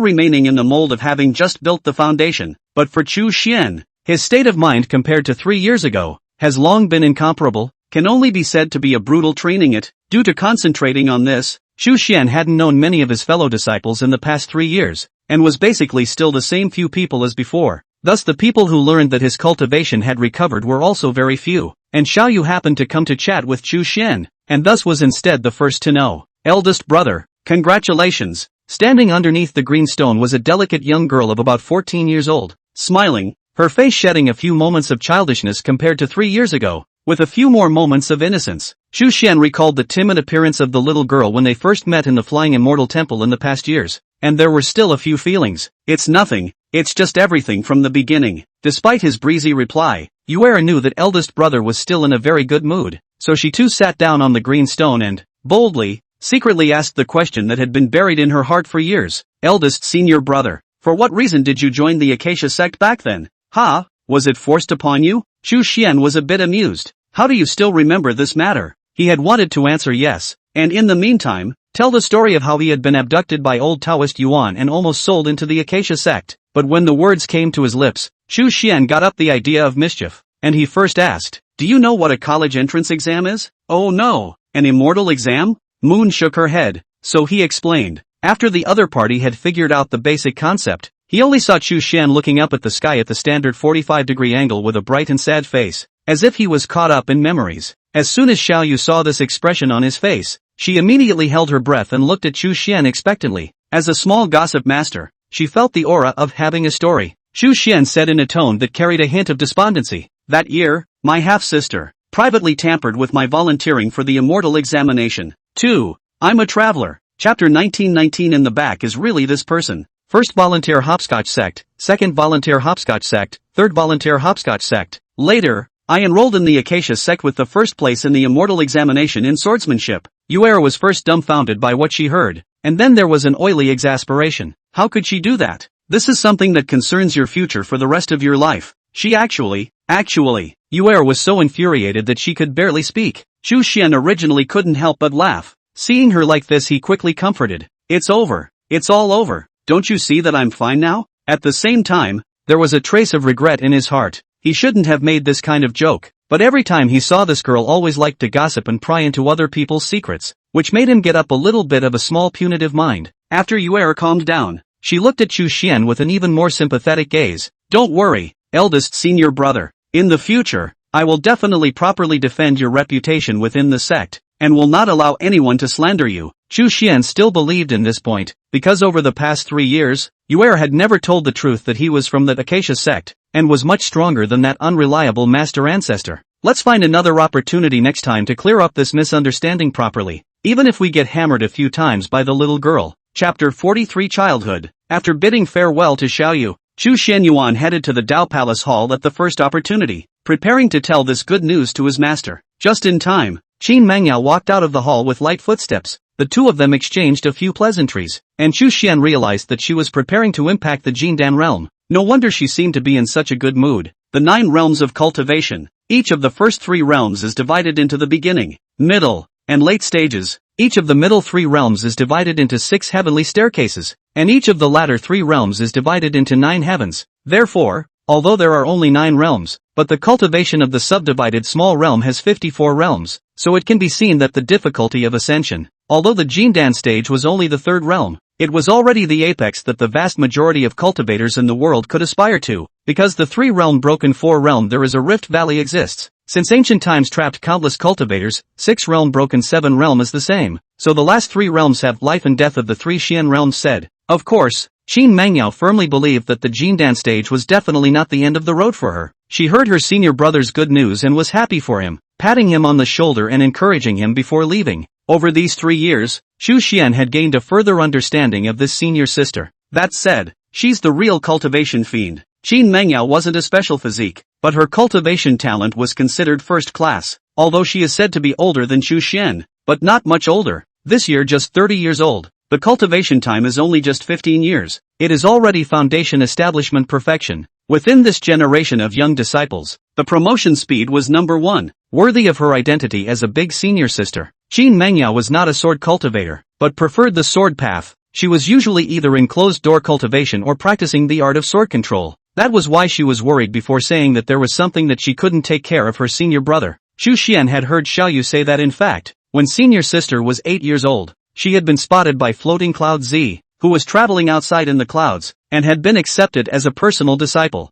He taught this disciple with great care and love, but for the first 7 years, he did not teach her any cultivation techniques, but only let her follow him to read various Taoist scriptures and cultivate her body. This reminded Chu Xian of what Ji Mingyu had done back then. Originally for him 100 days can be enough to build the foundation. In order to achieve the perfect effect, Mingyu hard to let the disciple grinding for 7.5 years. It seems that all of these Taoist authentic inheritances like to press their disciples before they build their foundations. I don't know if it's customary or not. In short, Qin Mengyao had indeed been cultivated very well by floating cloud Z, and even many of the elders in the sect appreciated her. Chu Xian had heard elderly Panzhou praise her more than once, saying that this child was as solid as a rock when she was quiet, and as a hawk boating a rabbit when she was moving, and that her heart was extremely determined, and that she was a piece of rare good talent and beautiful jade. What was even more rare was that Qin Mengyao had also performed very well in terms of actual combat. In fact, the Green Lotus Dao Palace, a type of sect that emphasized the heart of its disciples, had one shortcoming, and that was a slight lack of combat killing. Other than that, although the clan has a small examination in 3 years and a large examination in 10 years, the intra-clan fights are generally to the point, and rarely kill to the extent of endangering lives. The sect even less advocates private infighting, so the link of going down the mountain to practice is important, usually after the foundation building is complete. At this stage, all clans would let disciples who had been cultivating hard for many years to travel in the world. On the one hand, it was to increase their insights and experience. On the other hand, it was also beneficial to sharpening their Taoist heart and recognizing their own selves. If they were not unlucky enough to be killed in the end, young disciples would generally grow in terms of fighting and killing. As for whether or not they could become a Jedan, it depended on their personal sense of chance. Qin Mengyao, however, was different from the others, as she had taken the initiative to go deeper into the Great Wasteland every 1 or 2 years over the past 15 years, hunting demonic beasts. In the process, he would occasionally fight and kill other cultivators, so his combat experience was instead very rich. However, Chu Xian guessed that senior sister should still enter the world for a while, perhaps even in the near future. After all, hunting demonic beasts was not a complete substitute for traveling. After Chu Xian entered the hall, Fu Yunzi, who was holding a duster, nodded slightly to his disciple, signaling him to sit down and talk. I heard all your conversations, and it's good to have your kung fu body restored. Before you start cultivating again, you can go to the hidden scripture building and take a complete look at my sect's core inheritance, the 10,000 ancient green lotus technique. Although it's not the same system as the one you're practicing, it can corroborate each other. Although Chu Xian hadn't mimeographed the complete Yujing secret essentials, he had written a copy of the general outline and handed it over to Fu Yunzi to read, so that it would be convenient for his master to instruct him. Moreover, he had long been quite interested in the green lotus technique, so he naturally agreed at this time. Legend has it that the founding ancestor of the Dao Palace, Taoist Green Lotus, was deeply blessed and had received a portion of the inheritance of an ancient powerhouse, which led to the creation of this heavenly ranking technique. That great power is the spiritual root of heaven and earth incarnation of the living creature. Do not know the name, only know that he was born before the opening of heaven and earth. The body is a green lotus flower nurtured in the chaos. After chatting with his disciple about cultivation, Floating Cloud Z brought up Qin Mengyao again, but there was a slight look of worry in his eyes. This caused Chu Xian to be somewhat puzzled. Master? Fu Yunzi mused. The reason why I took you on as a disciple is actually some small selfishness. I hope you can take care of your senior sister more in the future. Chu Xian was even more surprised when he heard that. Senior sister doesn't need me to take care of her. What exactly are you worried about? Floating Cloud Z merely revealed a look of reminiscence. I first met Mengyao 22 years ago. She was originally from a wealthy background when she was in the mortal world, but unfortunately her family fell overnight and she was orphaned at a young age. In order to survive, the original pampered little girl had to learn to be a beggar and beg along the streets for a living. The first time I saw Mengyao, she was desperately trying to swallow her steamed buns while raising a stone, one after the other, smashing another little beggar on the ground to the point where his head was bleeding, and without the slightest intention of stopping. I immediately stepped forward and took hold of her wrist, and her first reaction was not to panic, but to look up at me with very pure hatred and murderous intent in her eyes.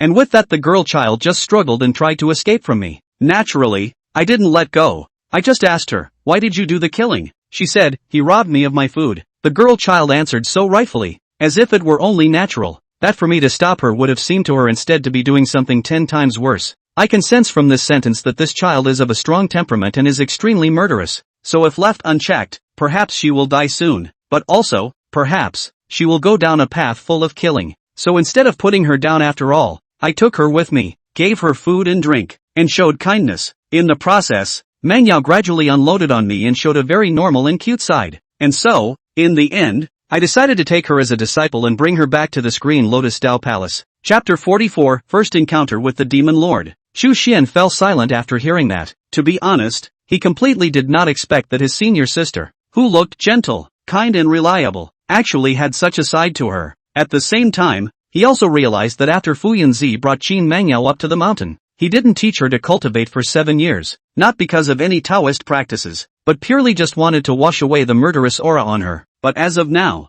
Floyd Z's careful teaching seemed to have been successful, so Xu Xian said, "Master, I see that senior sister is quite normal now." Fu Yunzi nodded. The first few years of following me and reading the Tao scriptures, Mangyao was still very impatient, arguing with me every day about wanting to cultivate, and she'd also make a little fuss, saying that she would never ignore me again, and that she wouldn't call me master. As he said this, a slight smile appeared at the corner of his mouth, but slowly, Mangyao still realized my good intentions and gradually learned to quiet her mind to read. In the years since then, her performance has been even more visible to the people of the Tao Palace, and can be said to be very outstanding. Unable to find a single point worth nitpicking, your master Xian Guizi, who has always been an accurate judge of people, said that she concentrates on the great Tao, is extremely pure, doesn't even want to talk about love, possesses a courageous and refined Tao heart with 10 swings and 10 decisions, and her future achievements will be unlimited. Your Jianqing master uncle is even more very fond of her. Early on he even hoped that I could cut my losses and let this disciple go to him,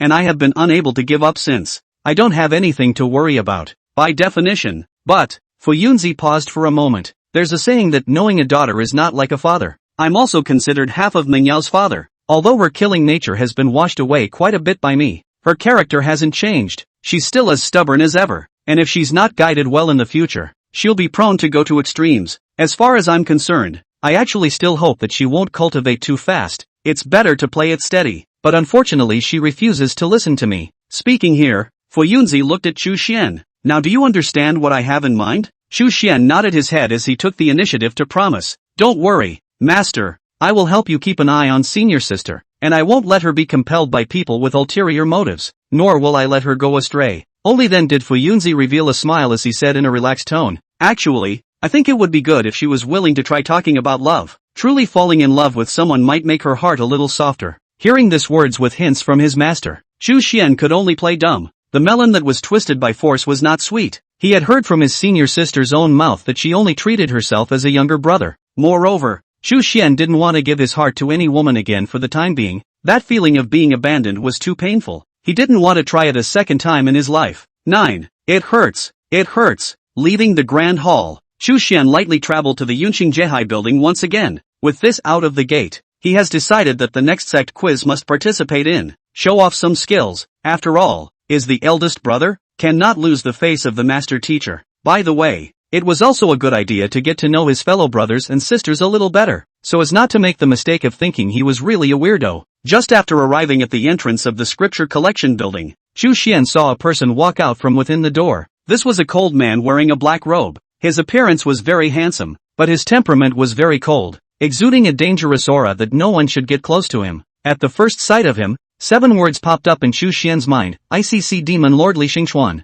As I said earlier, the disciples of the Tao Palace were afraid of this one and avoided him every time they encountered him. However, most of them should not have seen Li Xingchuan before, so how on earth did they recognize this devil? Now Xu Xian understood because it was too recognizable. In the Taoist palace you cannot wear the standard Taoist robes, but dressed so eerie, giving the first feeling of such a dangerous existence. In addition to Li Xingchuan there should not be a second person. One of the two sides was going in and the other was going out. But Xu Xian Yuan did not show any expression of fear, much less any intention to dodge. At least he was a big senior brother. How could he do such a cowardly act? Not to mention that this was within the sect. It was impossible for Li Xingchuan to take the initiative to strike at the Tao Palace disciples unless he lost his mind. The two walked towards each other head-on, though they ended up just brushing past each other, neither one paying attention to the other. Just at the moment of rubbing shoulders, I don't know if it was Xu Xian's illusion, but it seemed like Li Xingchuan had glanced at him. Forget it, Xu Xian had no intention of communicating with him for the time being. It took a day for Chu Xian to finish reading the first 3 realms of the Green Lotus technique, and he felt that he had gained quite a bit. He stretched his muscles, ready to go out for a few turns and come back for more. When he went down from the 3rd floor, it was just as a male disciple, who looked slightly familiar, walked up. Chu Xian pondered for a second before remembering that his name was Li Shaoshi, the disciple who had been guarding the mountain gate. According to Xiao Yu's snitch, it was this kid who spread the word about Chu Xian, which eventually led to everyone knowing about it. However, Chu Xian didn't have much animosity towards Li Shaoshi because he knew that the other party wasn't holding the idea of sneering, but purely couldn't control his own mouth, and had even run to apologize afterwards. At that moment, Chu Xian was still immersed in grief and did not speak to the other party, waving his hand and letting Li Shaoshi go. The two sides have met once or twice since then, and he has behaved in a regular manner each time, without any out-of-the-ordinary behavior. But this time, Li Shaoshi froze for a moment after seeing Chu Xian. His expression was a bit odd, his eyes were even more complex, and surprisingly, he vaguely had a few moments of admiration. Chu Xian stopped his steps and looked at him with puzzled eyes. Only then did Li Shaoshi hurriedly cry out, "Eldest senior brother," with his head lowered. Then, without waiting for Chu Xian to respond, he stomped up the stairs to the 3rd floor. Chu Xian turned back and watched the other party's back disappear, still a bit puzzled. What the hell was this again? Never mind. He didn't bother to think about it and went down to the 1st floor to get ready to leave. Right at this moment, a young girl wearing a light green dress and peacefully standing in front of a bookshelf reading a book, turned her head when she heard footsteps, and suddenly discovered the presence of her eldest senior brother. Then, her expression changed, her face flushed, and she immediately put down the books in her hands and fled without looking back. Wait! The stunned Chu Xian tried to call out to the other party, but that female disciple ran faster instead. It's not right. It's very wrong. Chu Xian's face was a bit ugly. Something must have happened. Before, even if they regarded me as a weirdo in their hearts, they were still very disciplined and well-behaved on the surface. Why did they react so oddly today? Wait a minute. Is it possible that the origin of the Acacia sect has been exposed? Blah blah blah blah. What do you mean exposed? It was supposed to be fake. Could it be that girl Xiao Yu finally couldn't help herself and told this secret? Thinking of this, Chu Xian immediately turned around and ran back to the 3rd floor. That guy Li Shaoshi must know something. Chapter 45 Rumors. Li Shaoshi had wanted to find a Taoist book related to talisman making, but before he could find the book, he saw eldest senior brother running over to him with a serious face. Big senior brother. What's the matter? Li Shaoshi was a bit nervous. Chu Xian's brows were twisted into Chuan characters. What exactly happened? Why did you look at me so oddly just now? Also, when I just came downstairs, a female disciple saw me and directly turned around and ran away. Don't tell me you don't know why. Speaking of which, Chu Xianyuan still had a few impressions of that disciple. Back then, she and Xiaoyu had agreed to come together to find Chu Xianyuan for a chat, and as a result, when the matter came to a head, she retreated and ran away. She should be a very timid character. That. Nice weather. Li Shaoshi began to lamely change the subject, as if he didn't really want to state it. So Chu Xian nonchalantly said, "Then I'm going to rehash the old story. Back then who was following all the real people around, eavesdropping on them, and then..." No. Before Chu Xian could finish his words, Li Shaoshi hastily stopped them. I'll say it. His expression was very helpless. Eldest senior brother. Let me state up front that this is also something I heard from elsewhere and has nothing to do with me. You can't hit me after I finish. Chu Xian nodded his head. The matter is like this. Since yesterday, a small rumor has been gradually circulating in the gate, saying that you originally came from the Acacia sect. This Acacia sect's demons one by one are all the absolute special thing. The eldest senior brother was originally a young man of blood and vigor. One day finally still can't hold it, wanting to do something untoward to his own master, which is why he was abolished all the cultivation, expelled from the door. Li Shaoshi said carefully, and looked at eldest brother's face. To be honest, the first sentence Chu Xian had expected it, but the next few sentences had already made his fists harden. Who made up this outrageous rumor? Unexpectedly, this is not the end. Li Shaoshi said more and more outrageous, but soon someone pointed out that the truth of the matter is not like this. Really think that those demonesses of the Acacia sect are that chaste and reserved? The truth is, the eldest senior brother first climbed into the bed of the master patriarch by virtue of his own poise, and charmed the patriarch to the core. Then he was quite ambitious and secretly seduced several powerful elders in the sect, climbing into their beds one by one, causing several beauties to fight over him and even fight. In the end, paper couldn't hold fire, and this finally reached the ears of the patriarch, and in a fit of rage, she did so by scrapping her beloved disciple's cultivation and expelling him from the clan. As for why did not lay down a deadly hand, naturally, because of the one-night husband and wife. the heart always retains a trace of intolerance. The more he spoke, the more his voice trailed off, because Chu Xian's face was becoming more and more unsightly, and his eyes were almost capable of killing. Who the hell said that? Chu Xian simply wanted to curse his mother. My worldly reputation. Such a powerful rumor, without even having to think about it, definitely spread up and down the sect in the shortest amount of time. Originally in everyone's mind, Chu Xian might just be a weirdo. Now it's good. More than a weirdo. It's a male chimera. A shameless man. It's almost linked to Daji, the demon consort who bewitched the king. Li Shaoshi shook his head warily. I don't know where it first came out from, but everyone is talking about it. And they are talking about it. And the details are getting more and more detailed. Chu Xian's forehead veins jumped and jumped. Needless to say, rumors were further processed by people in the process of spreading, and as a result, they became more and more faceless and deviated more and more from the truth itself. While he didn't know exactly who made up the rumor, he knew where the source of the rumor was coming from. Chu Xian began to regret it. How could I say this to her? Is it forgetting her nickname? Over the past 3 years, Xiaoyu had been nicknamed Little Trumpet by her fellow disciples because she was well informed and liked to share all kinds of new things and little secrets. Good for you, Trumpet. You wait for me. Chu Xian turned around, furious, and was about to run off to settle the score with his junior sister. But it turned out that there was a person who had rushed here like the wind. It was our old ancestor Jiang Yi, who was only concerned about the world in chaos, and she rushed to the scene at the first opportunity to mock after hearing the rumors in the door. Chu Xian, right now everyone is saying that you're a disciple from the Acacia sect. What do you think? Chu Xian was getting angry, and while walking forward, he knocked Jiang Yi's head. Look at your head. Jiang Yi held her head at once and said in an incredulous tone, You hit me?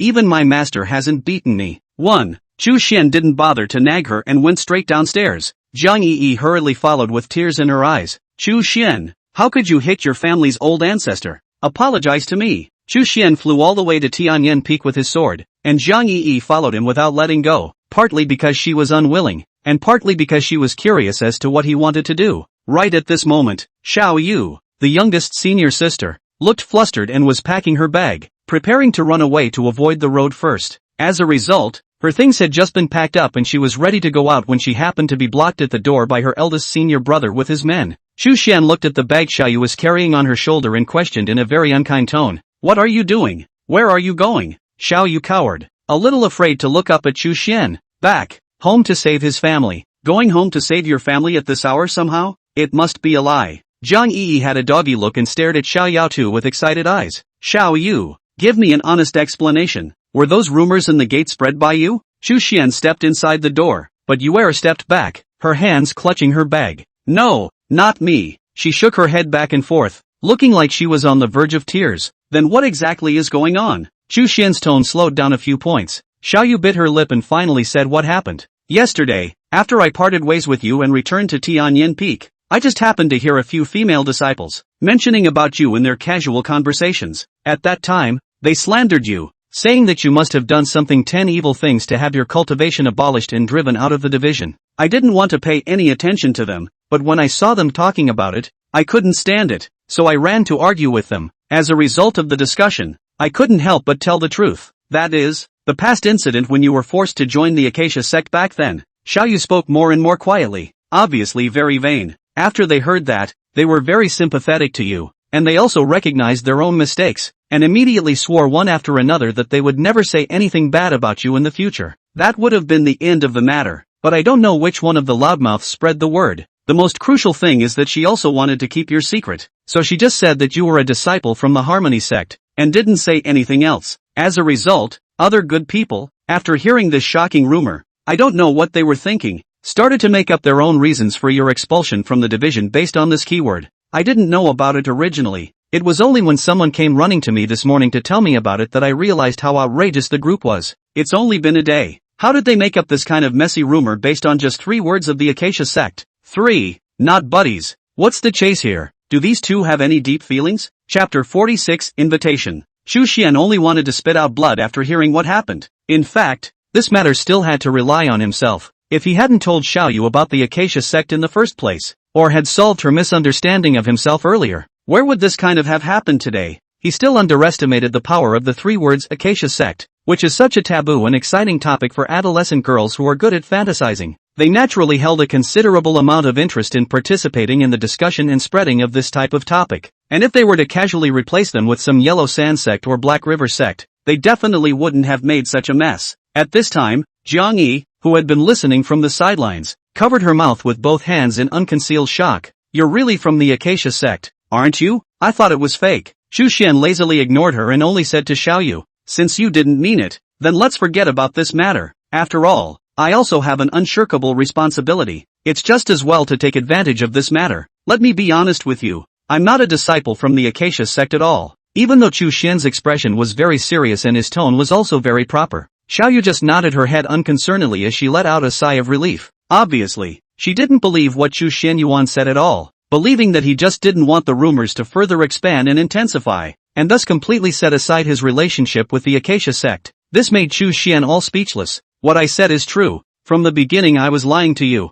Yuan nodded her head repeatedly. You don't need to say anything, eldest brother. I understand everything. Tell you what, I'll go out right now and help you write your name, telling everyone that you're definitely not from the Acacia sect. Jiang Yi also patted Xu Xian's shoulder and looked at him with a look of sympathy. Don't you say it. We all understand. We won't discriminate against you in the future. Xu Xian's fist hardened again, and seeing his displeased expression, Jiang Yi was startled and hastily backed away with her hands holding her head. After taking a deep breath, Xu Xian then looked at Xiaoyu and said, When the words came to his mouth, even he himself didn't know how to explain it. You said that you are not from the Acacia sect. Then which sect are you from in the end? Xu Xian couldn't say. I'm a disciple of Taisu Yuanjun, right? In that case, no matter how you explain it, it's just another lie. Thinking of this, Xu Xian powerlessly said, forget it, you guys can think whatever you like. Anyway, I really am not a disciple of the Acacia sect. In the end, you don't need to come forward to clarify this matter. And the more you talk about it, the more people will think we're trying to cover our asses. I'll talk to Master.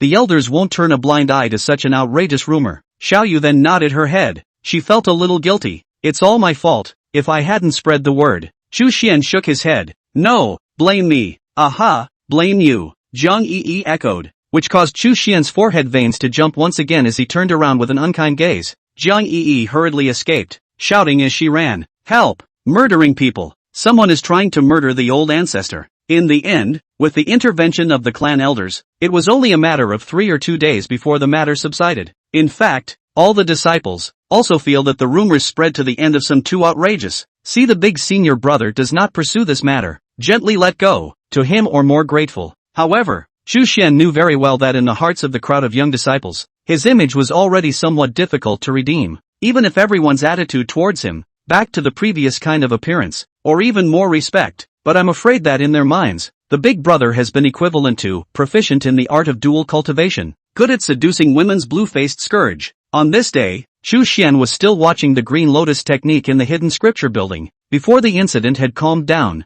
he had stayed in the quiet room to cultivate, and now it was finally clear. But without looking for long, Xin Mengyao came over to him on her own accord. What made Xu Xian a little embarrassed was that senior sister snickered as soon as she saw him. Although she smiled beautifully, Xu Xian still said helplessly, Senior sister, you wouldn't believe in that nonsense as well, would you? Xin Mengyao smiled and shook her head. I don't believe it, but I still find it funny. Alright, you're the senior sister. You're happy. 1. Seeing his senior brother give up resistance, Xin Mengyao was serious. Okay, no more jokes. This time there is something serious to find you. As you know, I need to take a trip down the mountain for training in the near future. But before that, I plan to go out and hunt a Jindan stage demonic beast as a challenge to myself. Xu Xian was taken aback by what he heard. Although demonic beasts of the same rank, before they had transformed into forms, were generally unable to defeat cultivators of the same rank, but it was still too dangerous to challenge them across ranks. Senior sister, don't be impulsive. It's not like you're lacking cultivation resources. Why do you have to fight hard with a Jindan demonic beast at the foundation establishment stage? Xin Mengyao shook her head and said,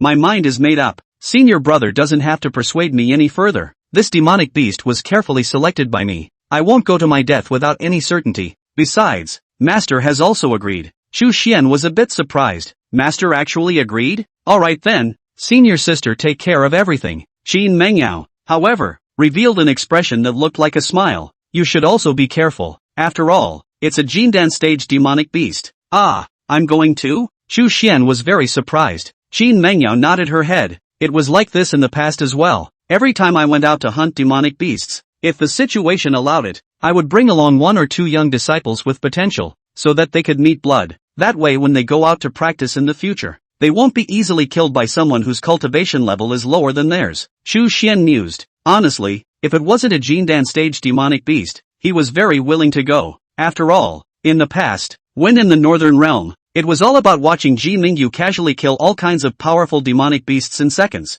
Basically no chance for him to make a move. But now that the difficulty factor was so high, Chu Xian would have to risk losing his life if he accompanied his senior sister. Eventually he gritted his teeth and nodded in agreement. One was that Chu Xian trusted the judgment of his master and senior sister. The other was that he felt he couldn't keep staying in a comfortable environment to cultivate. And how was he going to become strong without fighting for his life? Qin Mengyao wasn't surprised by her senior brother's choice, and simply continued. Also I'm going to bring Yi Xingming along with me. He's also a child with potential, and deserves to be focused on cultivation. Chu Xian was a bit surprised. Junior brother? Sister nodded. Speaking of this junior brother, that was also the number 1 figure of the Green Lotus Tao Palace. His time of worship was not much earlier than Chu Xian's, and he was the personal disciple of Heavenly Sword Peak's Lu Jianxin real person. It is said that this person is very suitable to become a sword cultivator of special physique, but unfortunately is a two-side disease, every day yelling to against the sky. If the condition hadn't been severe enough, I'm afraid that the Green Lotus Tao Palace would have not been the 4 great weirdos, but the 5 great weirdos by now.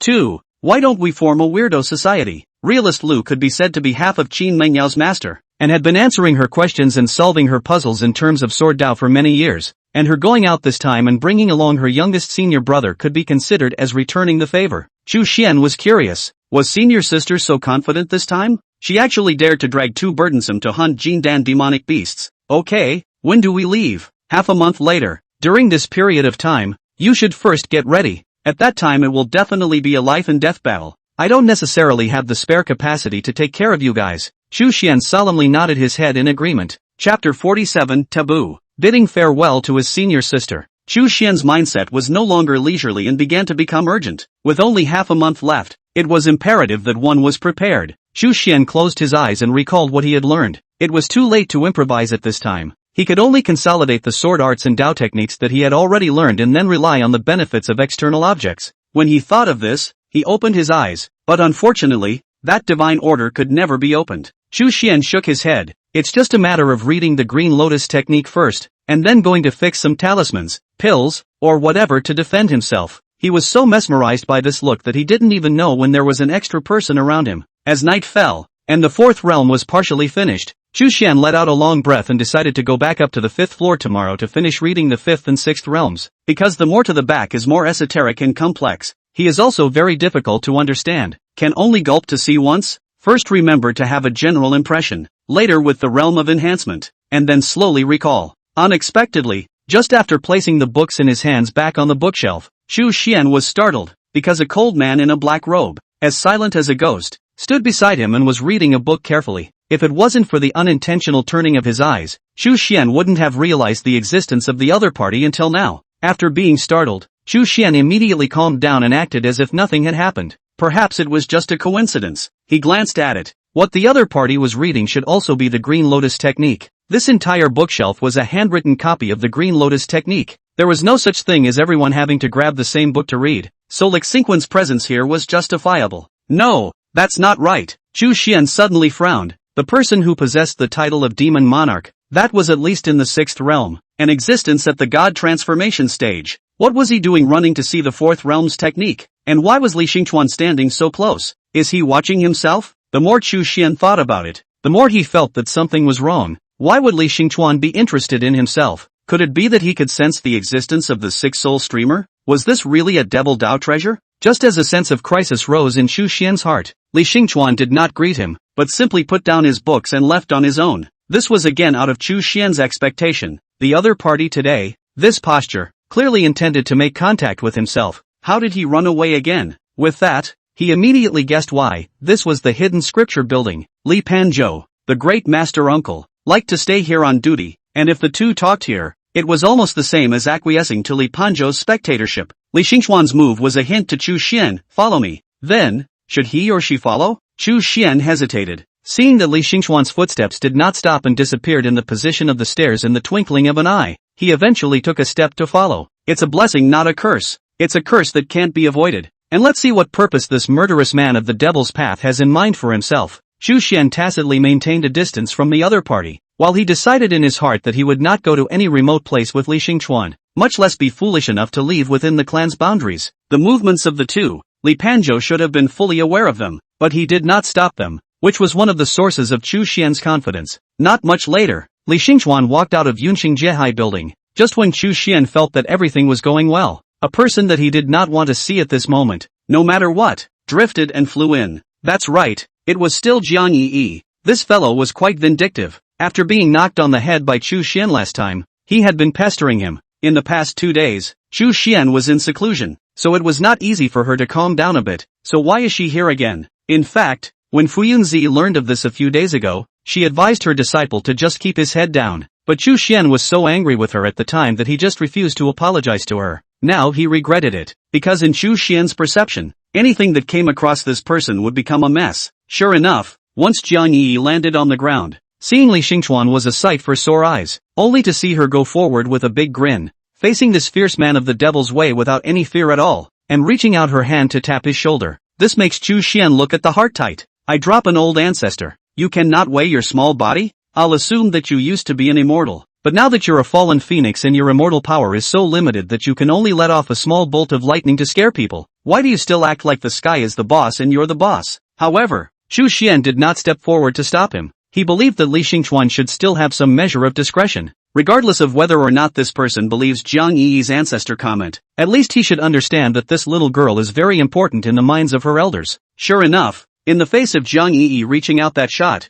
Li Xingchuan like a leaf, without half a bit of smoke and fire on the drift past, easily around to the back of the woman. Even look at her, not even a glance. A normal person would have stopped here. But what kind of person was Jiang Yi? She raised an eyebrow and turned around and slapped again. Chu Xian thought that Li Xingchuan still wouldn't let her touch it, but what he didn't expect was that this time, he actually hit it. To be precise, it was Li Xingchuan who took the initiative to stop. Jiang Yi then revealed a smug smile. Her tail was close to going up to the sky, only to see her smilingly walk to Li Xingchuan's body and said, Xiaochuan, how is your cultivation going these days? Is there anything that you need guidance from your elders? Li Xingchuan's face was a bit ugly, but he seemed to be rather scornful of the young girl in front of him, and merely shook his head, not being as nonchalant as Chu Xian had imagined. Jiang Yi then nodded in satisfaction. Cultivate well. The sea of bitterness has no boundaries. Turning back is the shore. Li Xingchuan nodded to her before leaving on his own. Chu Xian looked stunned, and even suspected that Li Xingchuan, this kid is not too on the road. In the face of this kind of stomping on the face can be hard to bear down. Jiang Yi's vanity was greatly satisfied, so she naturally let the other party off the hook and instead walked towards Chu Xian with a smile on her face. Compliment me. Compliment me. Chu Xian, however, ignored this comical master ancestor and directly bypassed her, continuing to follow Li Xingchuan's footsteps. Before Jiang Yi could protest, Li Xingchuan said without looking back, "What are you following me for?" This was the first time he spoke to Chu Xian, and his voice was as cold as his person. Wait, could it be that I guessed wrong? Chu Xian was a bit puzzled in his heart. It shouldn't be. No, it should be because of being disturbed by Jiang Yi. Li Xingchuan gave up his intention to make contact today. Thinking of this, Chu Xian sighed in his heart. After all, he was still ruined by this fellow. Only after Li Xingchuan disappeared into thin air did Jiang Yi suspiciously walk up and ask, "You're interested in Xiaochuan? Want to make friends with him?" Before Chu Xian could answer, she rubbed her hand on her chin and said to herself, "This is good. Xiaochuan is too withdrawn. He doesn't even have someone to talk to. He looks so pathetic." The corner of Chu Xian's mouth twitched. Did Li Xingchuan know that he was miserable about this? Chapter 48, The Deal. What did you come to see me about? Chu Xian prepared to quickly get rid of this one's entanglement. Jiang Yi only remembered the main event when she heard these words, only to see her arms crossed and questioned in a nonchalant tone. "Good, wow, you brat. You actually made one of my most beloved disciples cry. What do you think should be the compensation?" Chu Xian frowned. "What disciple? It's just Moon." Seeing Jiang Yi's look like she was taking things for granted, Chu Xian then reacted that it was mostly because after the last time they met, these two had gotten on well. But, Moon is crying? What's it got to do with me? Humph, you're still playing dumb. Chu Xian, I'm telling you, that thing you committed leaked. 1. Chu Xian, you're leaking. Chu Xian listened with increasing confusion, but fortunately Jiang Yi went on. "You already knows that you and Qin Mengyao are going to take Junior Master out to hunt demonic beasts. Are you still remembering that incident from last time, so you purposely didn't take her?" In short, after this old ancestor's rant, Chu Xian realized that Qin Mengyao had just finished informing Yi Xingming with his front foot, and as a result, that brat had turned his head and was showing off all over the world. Xiaoyu didn't realize how dangerous this trip was, and thought it was similar to a picnic trek. Seeing that Chu Xian and the others preferred to bring their youngest junior brother and not her, she was a bit aggravated and thought that Chu Xian had refused to forgive her so far. Chu Xian was speechless. "I'll clean up that brat surnamed Yi when I turn around. You tell Yuan that this hunt is very dangerous, so that she doesn't think nonsense." Jiang Yi was still about to say something, but Chu Xian directly ran away with his sword. Preparation time was limited, and he didn't have the heart to deal with the mess right now. The next day, Chu Xian continued to head to the hidden scripture building as originally planned, and by the way, he also wanted to see if he could meet up with the Ice Sea Demon Monarch again. As a result, what he didn't expect was that as soon as he walked up to the 4th floor, he saw Li Xingchuan standing at the stairway waiting for him. It's on the 4th floor above the 5th floor, to be exact. As soon as he saw Chu Xian this time, Li Xingchuan said in an icy tone, "How about making a deal?" Chu Xian was a bit puzzled. A deal? Not only was Li Xingchuan in this hidden scripture building, he was greatly talking to Chu Xian about a deal, and he didn't even use his divine sense to transmit his voice, which made Chu Xian wonder what he was thinking. Is it because even a divine sense voice transmission can't be hidden from Li Panzhou? It is said that if the two sides of the cultivator realm suppression is too large, or there are some special means, the divine sense of sound transmission can still be heard, is not 100% safe and secretive. Hearing Chu Xian's question, Li Xingchuan nodded his head and said, "With my current authority, I can only go up to the 4th floor at the most in this hidden scripture building. I know you are a disciple of the sect leader, and the 7 floors of this building are at your disposal. What I want is easy for you to get." As stated earlier, each level of the scripture collection building required different permissions, and the 7th level was even only accessible to the 3 levels of sect leader, Taishan, and real person. However, when Chu Xian heard the words at this moment, he frowned slightly. "What do you want?" "The 10,000 ancient green lotus technique, the 5th, 6th, and 7th realm techniques," Li Xingchuan said without hiding it. Chu Xian, however, changed his face and flatly refused. "Impossible. This was the core inheritance of the Green Lotus Dao Palace, a heavenly ranked technique that could even be said to be the foundation of the Dao Palace."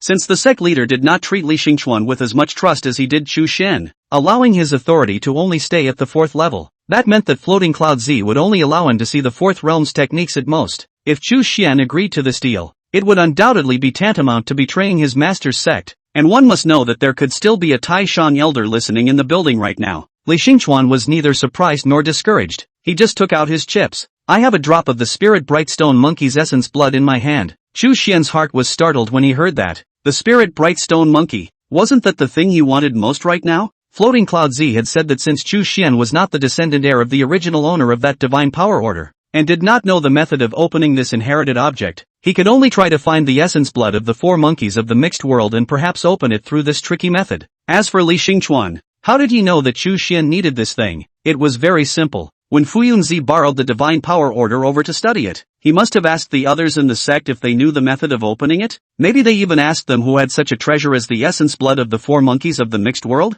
Since Li Xingchuan's cultivation is as high as the god transformation stage, and Fuyunzi is talking to him, he will naturally ask him about it in passing. Chu Xian did not move on the surface, but his heart was in a struggle. There was no doubt that he wanted this drop of essence blood very much, and even though it could only open a quarter of the functions of the divine power order, it was considered a great gain for him, not to mention that half a month later, he would be going to fight with Jindan stage demonic beasts, so if he could quickly enhance his strength with the help of the Avatar Order in the meantime, he would undoubtedly be able to increase his chances of staying alive by 1 point. However, in the end, Chu Xian still slowly shook his head. "I refuse." The reason was simple. This was still essentially betraying the clan, not to mention only having 1 drop of spirit bright monkey essence blood. Even if the 4 monkeys of the mixed world were all in one place, Chu Xian would not be able to agree to this deal unless he didn't want to hang around here anymore. Li Xingchuan remained unsurprised. "Don't be in a hurry to reject it first. Maybe you can ask the elders to see what they have to say." Hearing the other party's meaningful words, Chu Xian hesitated for a moment and still nodded his head. He came to the 1st floor and paid a slight obeisance to the nothingness.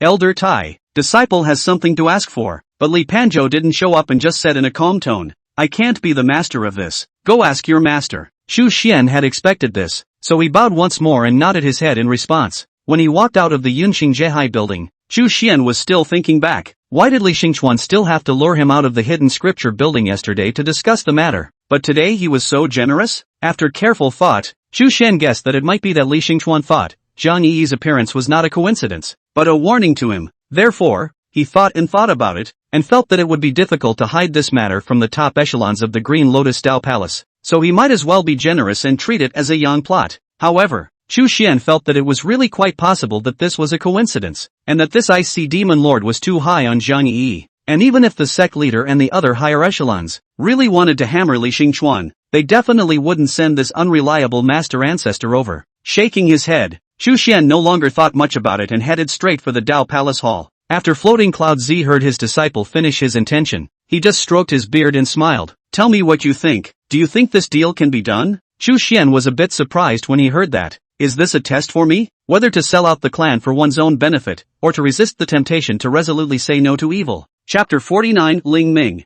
The standard answer was of course the latter, but Chu Xian felt that between himself and his master, it would be good to say whatever he had to say. Therefore, he frankly stated what was on his mind. I definitely would love to make this deal, but I'm not comfortable with this person, Li Xingchuan. If it's possible, I hope that master can tell me why Knight Xingchuan was admitted within the sect. Confirm that this person will not pose a threat to our clan after obtaining the Dao Palace technique before I am willing to make this deal. No matter what, Chu Xian was still very grateful to the Green Lotus Dao Palace that had taken him in, and his master even trusted him. Thus he did not wish to cause harm to the clan because of himself. Fu Yunzi shook his head. I can't go into details for now. I can only tell you, Li Xingchuan didn't really want to change his ways. He joined the Dao Palace with some sort of purpose in mind. Chu Xian was taken aback. Since you know, then why do you still? Because there's a possibility that he'll be converted in the future. Fu Yunzi said calmly. I see that possibility in him, and since that's the case, I don't mind pulling him along. Chu Xian fell silent. What a noble sentiment. At least he thought that he could not do this for a devil. Is it because you think I'm stupid?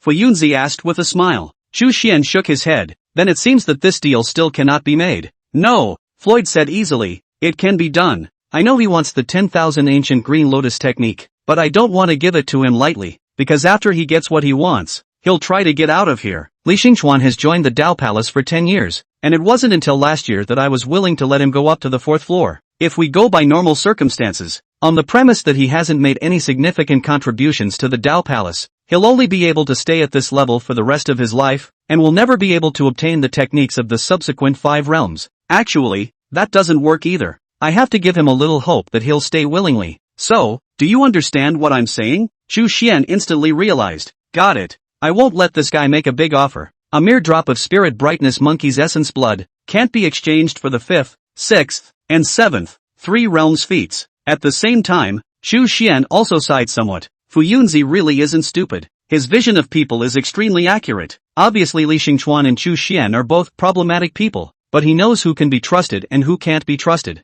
Just like that, Chu Xian once again returned to the hidden scripture building. He also didn't know if his master would incur the dissatisfaction of the other executives if he made this decision, but at this time, he could only do it the hard way. When Li Xingchuan saw Chu Xian's return, he was still in no hurry and only looked at him bashfully. Chu Xian stretched out a finger. I can only give you the techniques of the 5th realm of the Green Lotus technique. Don't try to bargain. And you know that my master has been very lenient with you. To want more is not a matter for his old man to decide at a moment's notice. Li Xingchuan seems to have never expected to get more in the beginning, but it is just a drama of asking for money in the sky and returning money on the ground. At this moment, seeing Chu Xian putting words straight, he nodded his head and said, Deal. However, I have to remind you that what I possess in my hand is only a drop of blood that is suspected to be that of a spirit bright stone monkey. After all, stone monkeys have long been extinct on Earth. Even if it's stone monkey blood, if it's useless in opening the avatar order, it has nothing to do with me. If you take it, you must go upstairs and give me a copy of the Kung Fu. Chu Xian's brows furrowed. Do you really think I'm that gullible?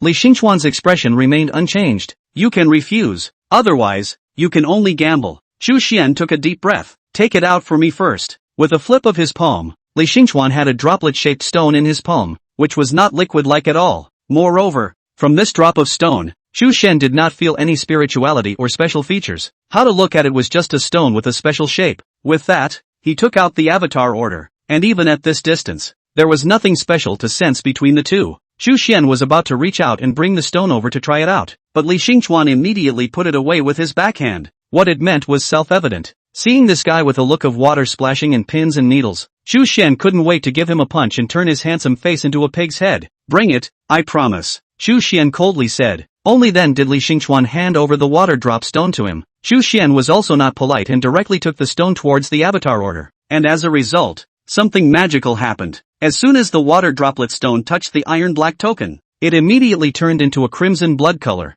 then quickly liquefied, and in less than a breath, it seeped into the token. Chu Xian immediately saw a bright light before his eyes, only to see a trace of blood, finely distributed on the surface of the token, gradually fading away. Immediately afterward, the iron black token quickly became hot and heated up, like a red-hot iron. Before he could let go, his right hand was scalded, and the charred aroma of blood and flesh, accompanied by wisps of blue smoke, rose up. Chu Xian grimaced, but in the end, he still did not let go of his hand, because as his own blood also seeped into the token, he could feel that there was an additional mysterious connection between this token and him. Very quickly, the 4 ancient tadpoles on the front of the token changed from the 4 monkeys of the mixed world to the spirit bright stone monkey, and the original empty back of the token, at the moment more than a head up to the sky, one palm raised in front of the eyebrow, the appearance of a fantastic, looks very lively and intelligent stone monkey. At the same time, an additional kind of realization emerged in Chu Xian's heart. Ling Mingshi monkey, he is capable of changing, recognizing the time of the day,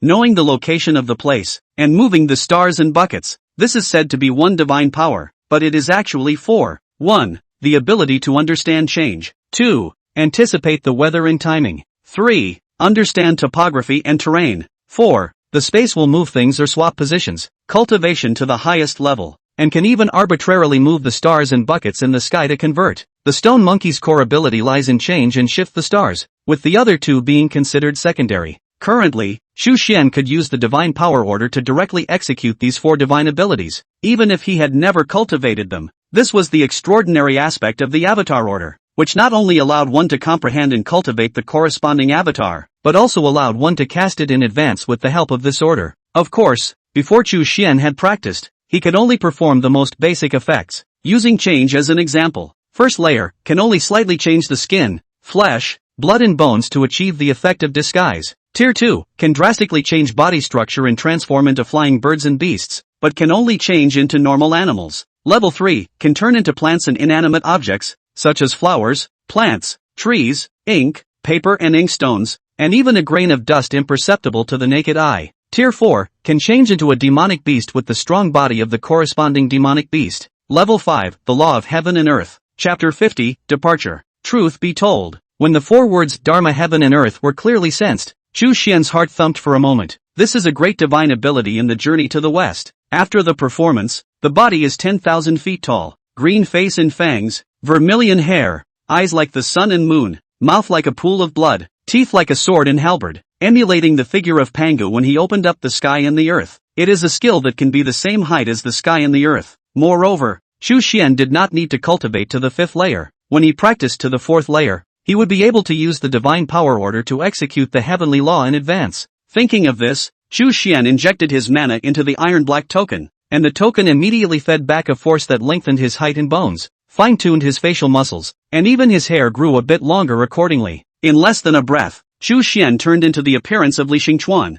and the 2 of them stood face to face, looking exactly the same except for their different costumes. Li Xingchuan's brow furrowed. Don't become me, too. Just change, just change. Chu Xian smiled and recovered. It seems like I won the bet. He didn't nag, and directly turned around and went upstairs to help Li Xingchuan copy a copy of the Gongfu down. The avatar order was able to be opened, and even if it was only a quarter of it, it still put Chu Xian Yuan in a very comfortable mood. Next, he was prepared to fully cultivate the divine ability in the order, striving to get started before anything else. Time turned to half a month later. Chu Xian checked the storage bracelet one last time, confirming that everything that should be brought was brought together, before moving off and heading to the mountain gate to meet up with his senior sister. Unexpectedly, he went down the green stone stairs, not yet walked to the location of the mountain gate pagoda. It was the first to be shocked. Looking from afar, the senior sister quietly stood aside and waited. Jiang Yi was condescendingly educating a teenager, who was showing disdain. In the end, Xiaoyu girl was also there. She was a little embarrassed, and from time to time, she looked in the direction of the mountain.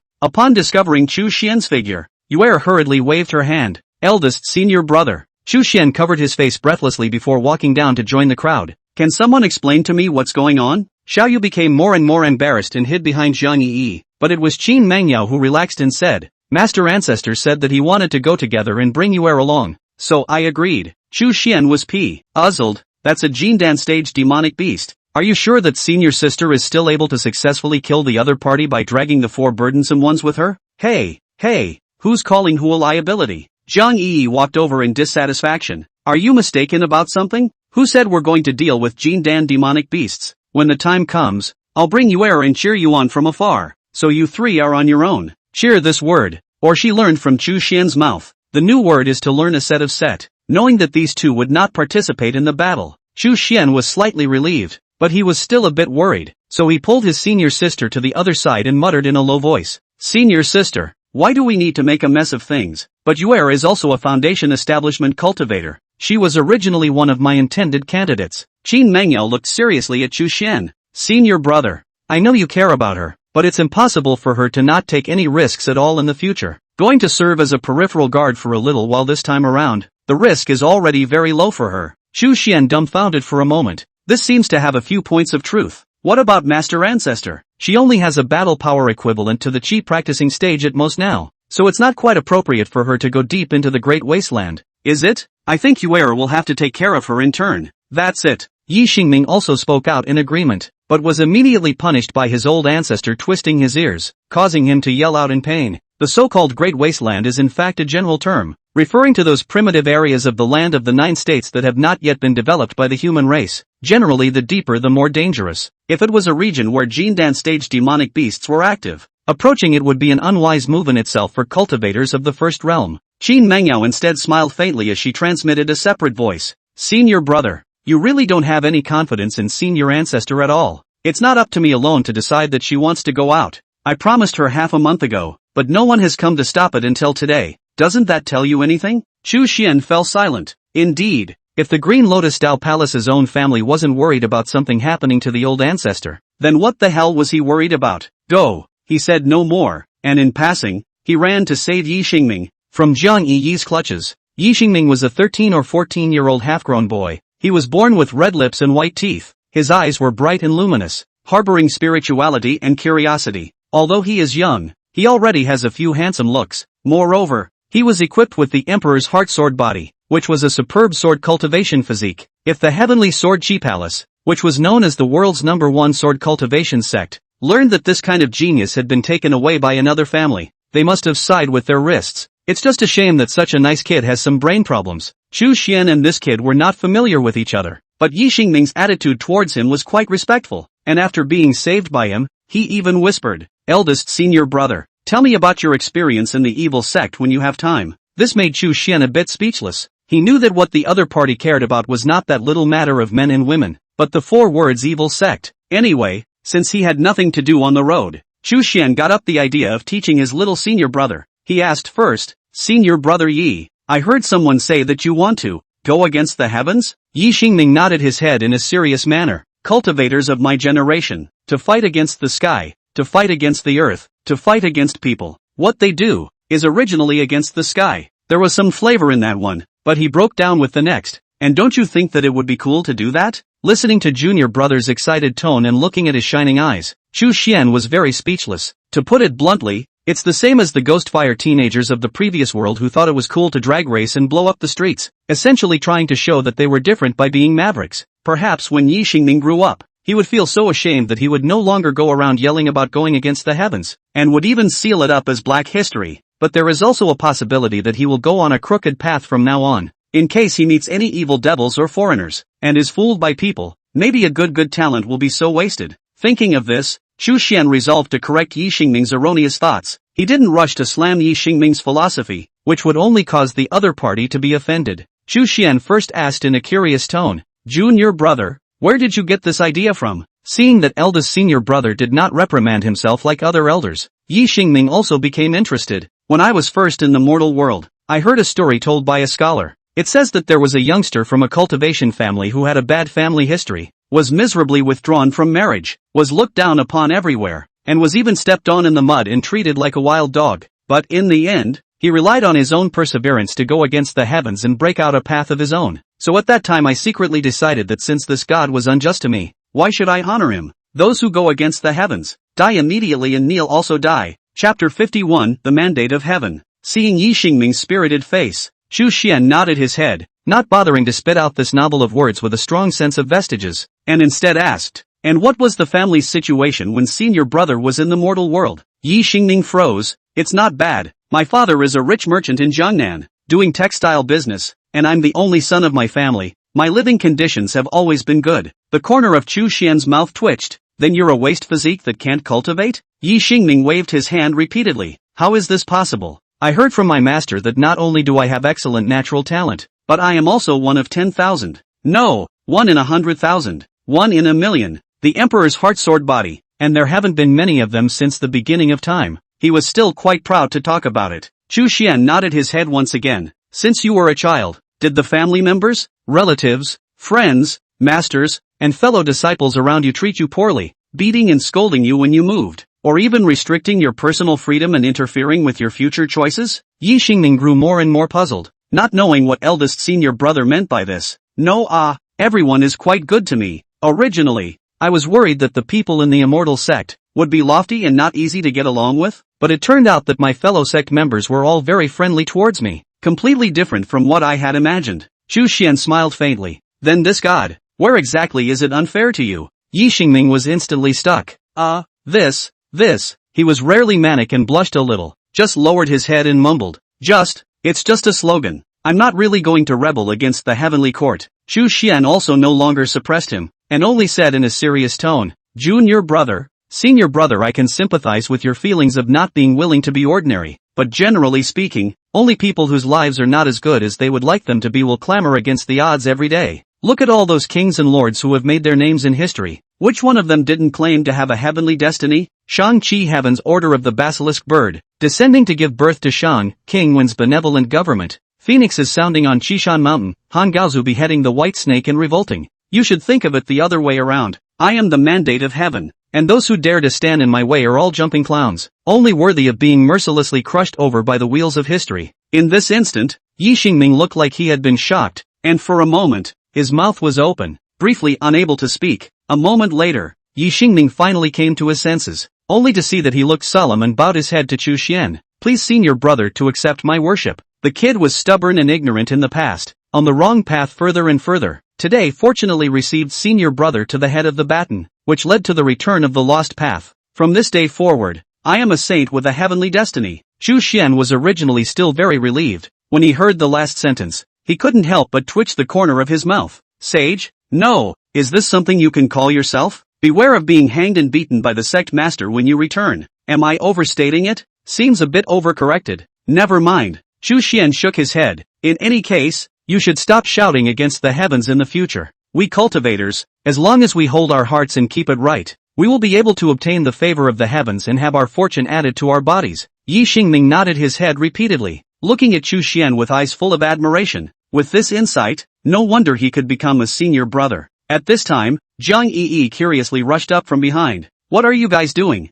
Kneeling and worshipping again?" Yi Xingming turned his head to look at her solemnly. "From now on, please refer to me as Heaven's Destiny Sage." Even with Jiang Yi's character, she couldn't help but freeze. This kid, is his head not sick? Xu Xian hurriedly coughed and pulled his junior apprentice brother over to him, saying, "Or else, in the future, you might as well call yourself the son of Heaven's mandate. The name saint is too big for you to carry at this stage." Yi Xingming thought about it. Son of Heaven's Destiny? That's a good title. "Thank you, eldest brother." Jiang Yi looked at Xu Xian with an odd face, as if to say, "I didn't think it was you who taught him." This time it was Xu Xian's turn to be embarrassed. "I shouldn't have picked up this middle-aged brat." Right at this moment, Xiao Yu also came over. She looked at Yi Xingming with sour eyes, feeling that her position as a junior sister had been taken. Xu Xian smiled and touched her head. "Don't think too much." Only then did Xiao Yu nod coyly. That said, the disciples of this green Lotus Tao Palace seem to be all very simple and deceitful, not knowing how to play with their hearts.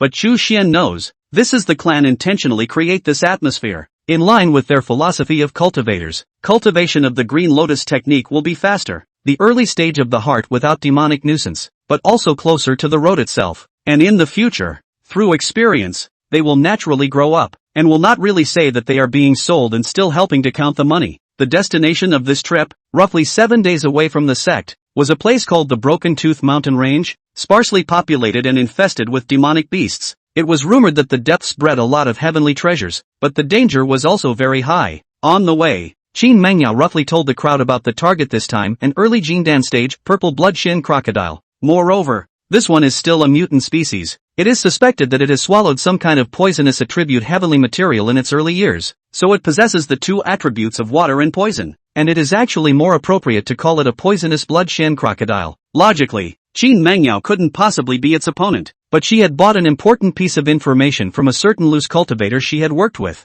This ferocious crocodile, who had recently fought with another Jingdan demonic beast and lost miserably, was quite heavily injured and should currently be in a weakened period. Under this premise, Qin Mengyao consciously prepared the means of restraint in advance, and then she would be the main attacker, with the two senior brothers assisting from the sidelines, and there should be a not-so-small hope of taking down the other party. Xu Xian had prepared the relevant things in advance under his senior sister's guidance before he came, so it wasn't really a surprise. The only thing that worried him was that Jiang Yi was listening to a bit of foolishness, and Xu Xian had to warn her again and again that she would honestly take on the duty of looking out when the time came, and not think of getting involved. Jiang Yi beamed, but still agreed. She wasn't stupid and couldn't possibly mess around with such a big matter involving her life. Yuan also assured eldest brother that she would take care of Master Ancestor. Broken Tooth Mountain Range, the place where the poisonous blood-shin crocodile resided, was a small black swamp, surrounded by a few small mountains, in a very hidden location. Xu Xian's group had arrived in the vicinity for half a day.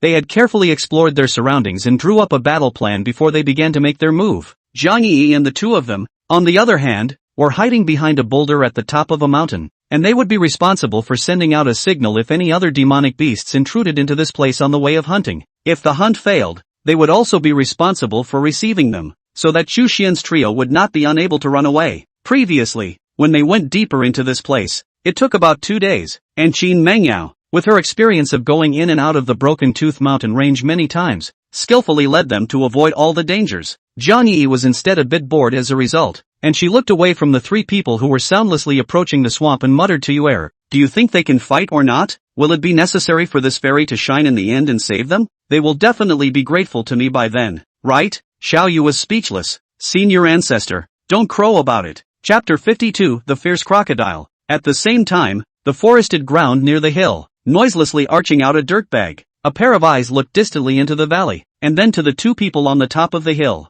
Soon the dirt bag subsided and everything around it returned to its original state. This is a cultivator in the earth recluse art. He sneaked in the ground for a while, before drilling out in the miles away, just a hidden cave. There were already 4 cultivators waiting here. Their clothes and costumes varied, and a faint fury was wrapped around their bodies. At first glance, they were characters that were not to be messed with. Old 7, how is the situation? A middle-aged man who looked rather calm asked. That leading female cultivator, with 2 men heading towards the valley, should be preparing to strike, but they are so vigilant that they actually left 2 people specifically to stand sentry. So I'm afraid that if we act rashly, we'll easily startle the snakes. A bearded man snorted. Boss, there's no need to be nervous like that, is there? Didn't old 7 say it all? Only the lead female cultivator has a successful foundation establishment cultivation, and the other few, at a glance, are fledglings who are new to the clan. He licked his lips. I like this kind of prey the most. It's weak and fat enough at the same time. The last one almost didn't kill me with laughter.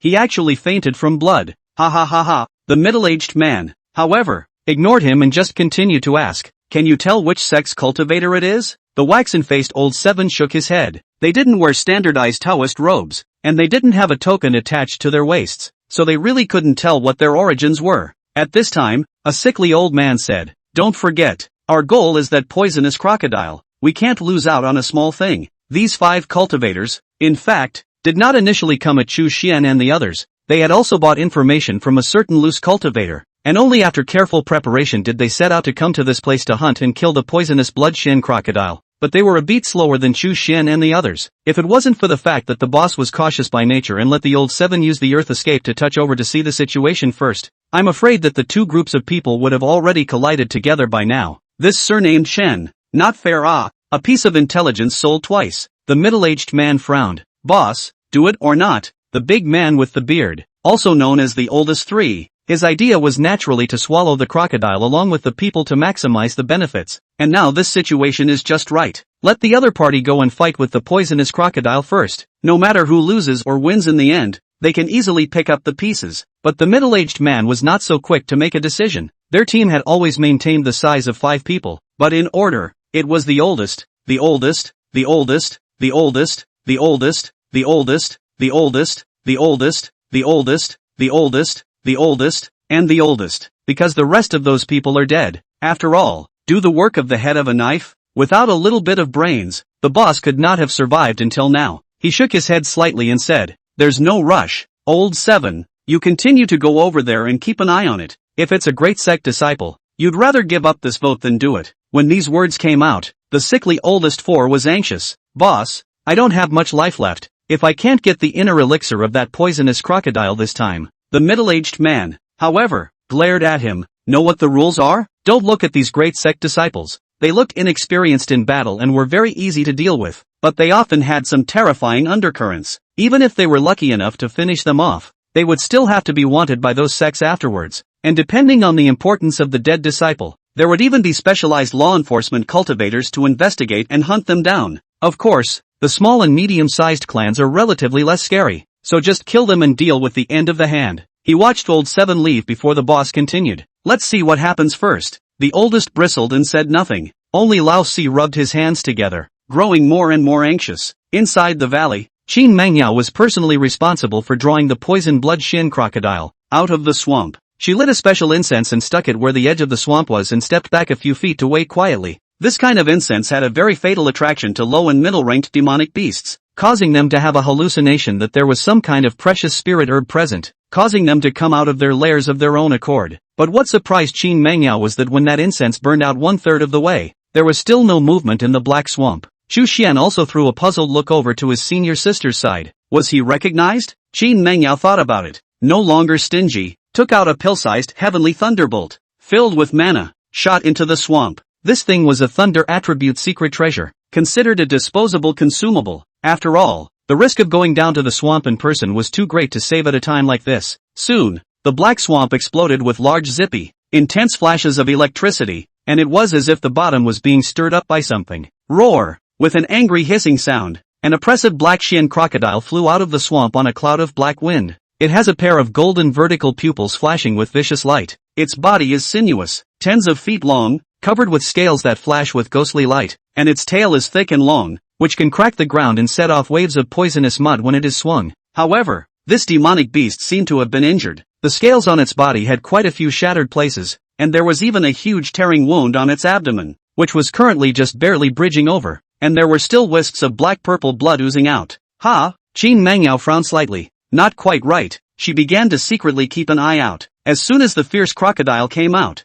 it immediately sprayed a series of water bombs condensed from venom at the closest woman. Qin Mangyao's imperial sword turned continuously and flew to dodge it, but the water bomb didn't dissipate when it hit the ground. Instead it burst out a large amount of poisonous mist that quickly filled the area. This was this poison blood Shin crocodile's innate divine ability Shin water mist realm. Being in it, one's vision and divine sense would be interfered with, and one would be attacked by water-based spells. Not to mention that the poisonous fog is extremely toxic, can defile the magic weapon. Magic treasure. Living things touch the instant flesh and blood fester. Less than a moment or 3 moments will be turned into pus. Although it was still far from the legendary realm, it already had a few similar powers. Qin Mangyao was naturally prepared. Although she was caught in the poisonous mist, she had already taken the antidote pill in her mouth beforehand, and at this time, she played a fire talisman, transforming it into a fire shield to protect herself. On the other 2 sides, Xu Xian and Yi Xingming, who were far away from each other, had laid down formation flags around them as early as when the ferocious crocodiles had not yet flown out of the swamp.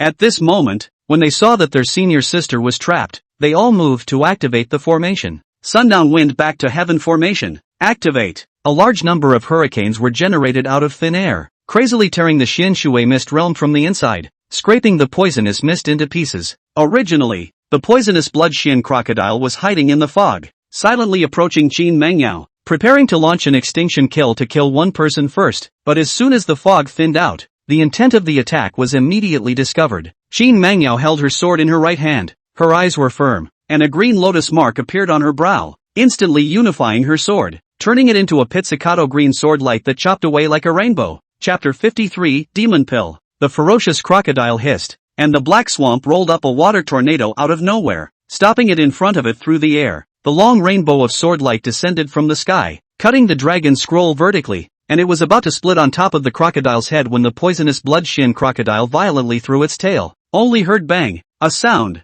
the green sword light was shattered, flew out backwards. Qin Mengyao body, although there is no obvious injury, but the corner of the mouth overflowed with blood, obviously has been injured by the shock, and the fierce crocodile just tail more than a not very obvious wound. That body scale armor hardness is extremely high, can break the defense has been considered. Qin Mengyao sword method is good, magic treasure is strong. This is the realm suppression. If it is replaced by the poison blood shin crocodile in its heyday, this battle cannot be fought at all. Just when the two sides are killing in full swing, the nearby hill, Xiao Yu looked nervous, her little heart thumped non-stop. She has seen this battle before. To see the big sister injured, but also revealed the color of worry. Jiang Yi was not afraid at all, still pointing there. Aya, you can't hit it like this. You cut its stomach.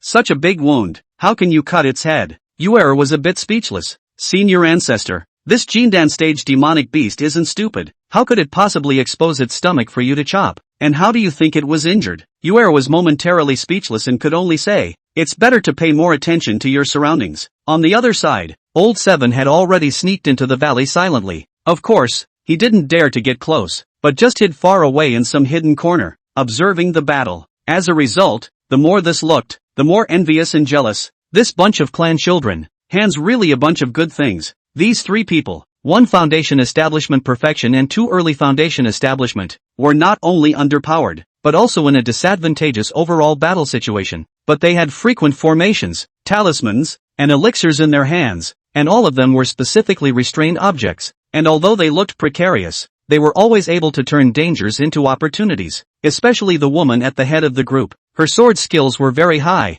and every time she attacked, she was very sharp, always able to cut a wound in the poisonous blood-shin crocodile's body. Although at first glance the damage was not great, it was different when it accumulated, not to mention that the ferocious crocodile had long been injured. One-on-one, Old Seven asked himself that he was definitely not her opponent and could only rely on the earth escape technique to escape. As the situation changed, the poisonous blood-shin crocodile's actions became more and more sluggish, and even the abdominal wounds suddenly split open, spilling a large amount of black and purple blood in the sky. Lao Chi's heart tightened. No good, we have to go back immediately to inform. According to the other party, to fight like this, in all likelihood, they are going to take down the target. As for this group of people, whether or not they were great sect disciples, he really couldn't tell. The woman's sword technique was powerful, but it didn't seem to be the path of the heavenly sword chi palace, and the other two's Dao techniques and magic treasures were also moderate, and didn't have any obvious clan characteristics. Moreover, due to the poisonous fog obscuring his vision, Old Seven did not even see the occasional flickering green lotus mark at the location of Qin Mengyao's eyebrow. Sinking quietly into the ground and running wildly far away, Old Seven once again returned to the cave. As soon as he emerged, he said, it's not good. These people came prepared. Secret treasures, talismans, elixirs and whatnot are used as desperately as if they don't need money. I reckon it's only a matter of time before that poisonous crocodile is decimated by them. The oldest three listened to a little heartache. Those things should have been in their pocket. This gang of losers, according to their kind of fight, even if it is a Jindan stage demonic beast, the final harvest will not necessarily be able to return to the capital. The oldest four, on the other hand, was very anxious. Then are they from a big clan or not? Old Seven shook his head. Can't tell. After listening to his description of the battle, the others looked again at the boss, who was in the middle of thinking. If they were going to make a move, they should do it now, or else they wouldn't have time to intercept the other side. Did the poison blood shin crocodile use its demonic pills? The middle-aged man suddenly asked. Seven froze for a moment. I don't think so. Then it's not the end of the mountain yet. Let's go. Go over and take a look first. The boss was calm on the surface, but in fact, he already had a few intentions in his heart. 3 foundation establishment cultivators fighting a Jindan demonic beast. Even if they could win, their base cards should be almost depleted. The only remaining risk is the investigation and pursuit that may be faced after the murder and seizure of the treasure. In fact, this aspect of the hands and feet to deal with clean is not completely undoable, and can even find a way to swindle their origins. Within the valley, the situation actually changed immediately once Old Seven left. Previously, because of the Sky Thunderer's residual power, which was still raging in the Black Swamp, the poison blood shin crocodile had to give up the advantage of the terrain and flew out to fight with a few cultivators outside. But by now the lightning had stopped, and the ferocious crocodile didn't hesitate to try to dive back in headfirst. Xu Xian's 2 men had long since closed the distance, each using flying swords and talismans to hold back, but with their strength, they really didn't dare to stop the front.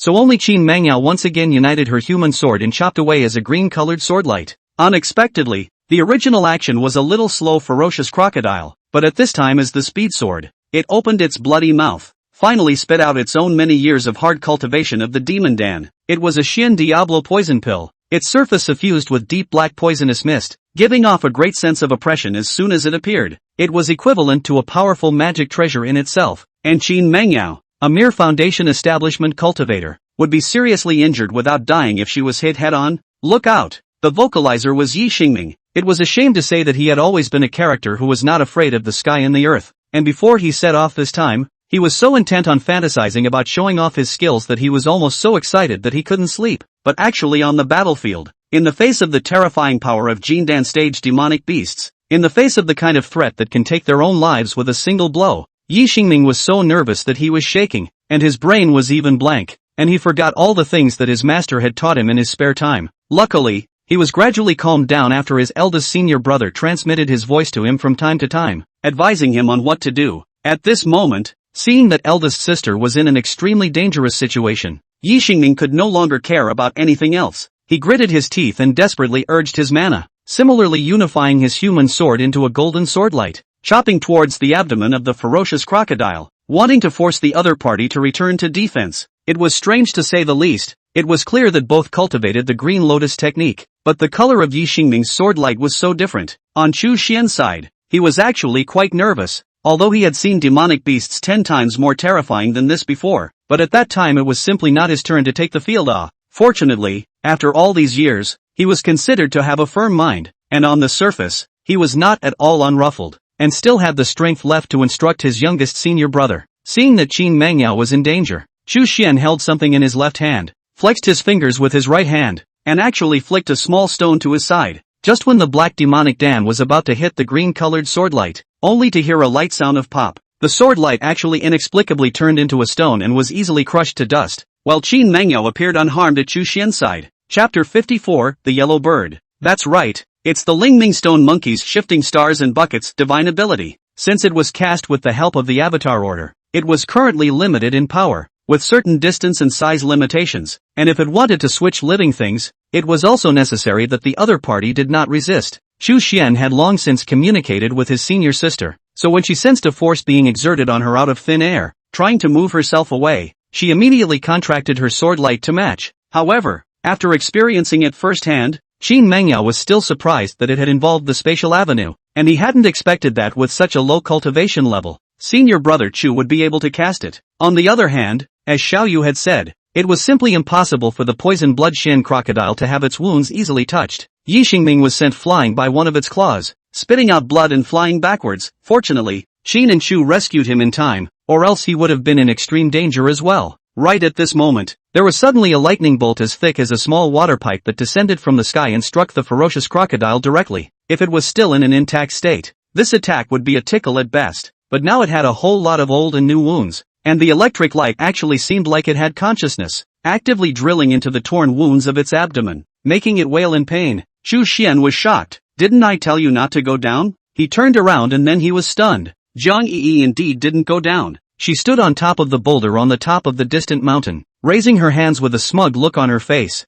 No, isn't the distance of your attack too outrageous? It's at least over 300 feet, right? The battle situation was critical. There was no time to think more. Chu Xian followed his senior sister to continue attacking. At this time, the murderous crocodile could not be allowed to drill back into the swamp again, or else it would be a lost cause. Yi Xingming also gritted his teeth and wiped away the blood from the corners of his mouth, taking a healing elixir before charging up again. Although there is Chu Xian's transfer aptitude to save people, and there is Jiang Yi's nearly endless lightning interference, but the ferocious crocodile demon Dan power is really terrible. Besieging the three that is half a bit dare not dip on, not to mention the front hit, was rubbed to the edge of the I'm afraid that will be dead. Therefore, after entangling and interfering for quite a while, the poison blood Shen crocodile finally found an opportunity to burrow into the black swamp. The pale Yi Xingming was a bit desperate. How could they possibly fight if they waited for the other party to catch their breath and recuperate more or less underneath before climbing out to fight? Qin Mangyao is very calm. Just backhand and then take out a heavenly thunderbolt.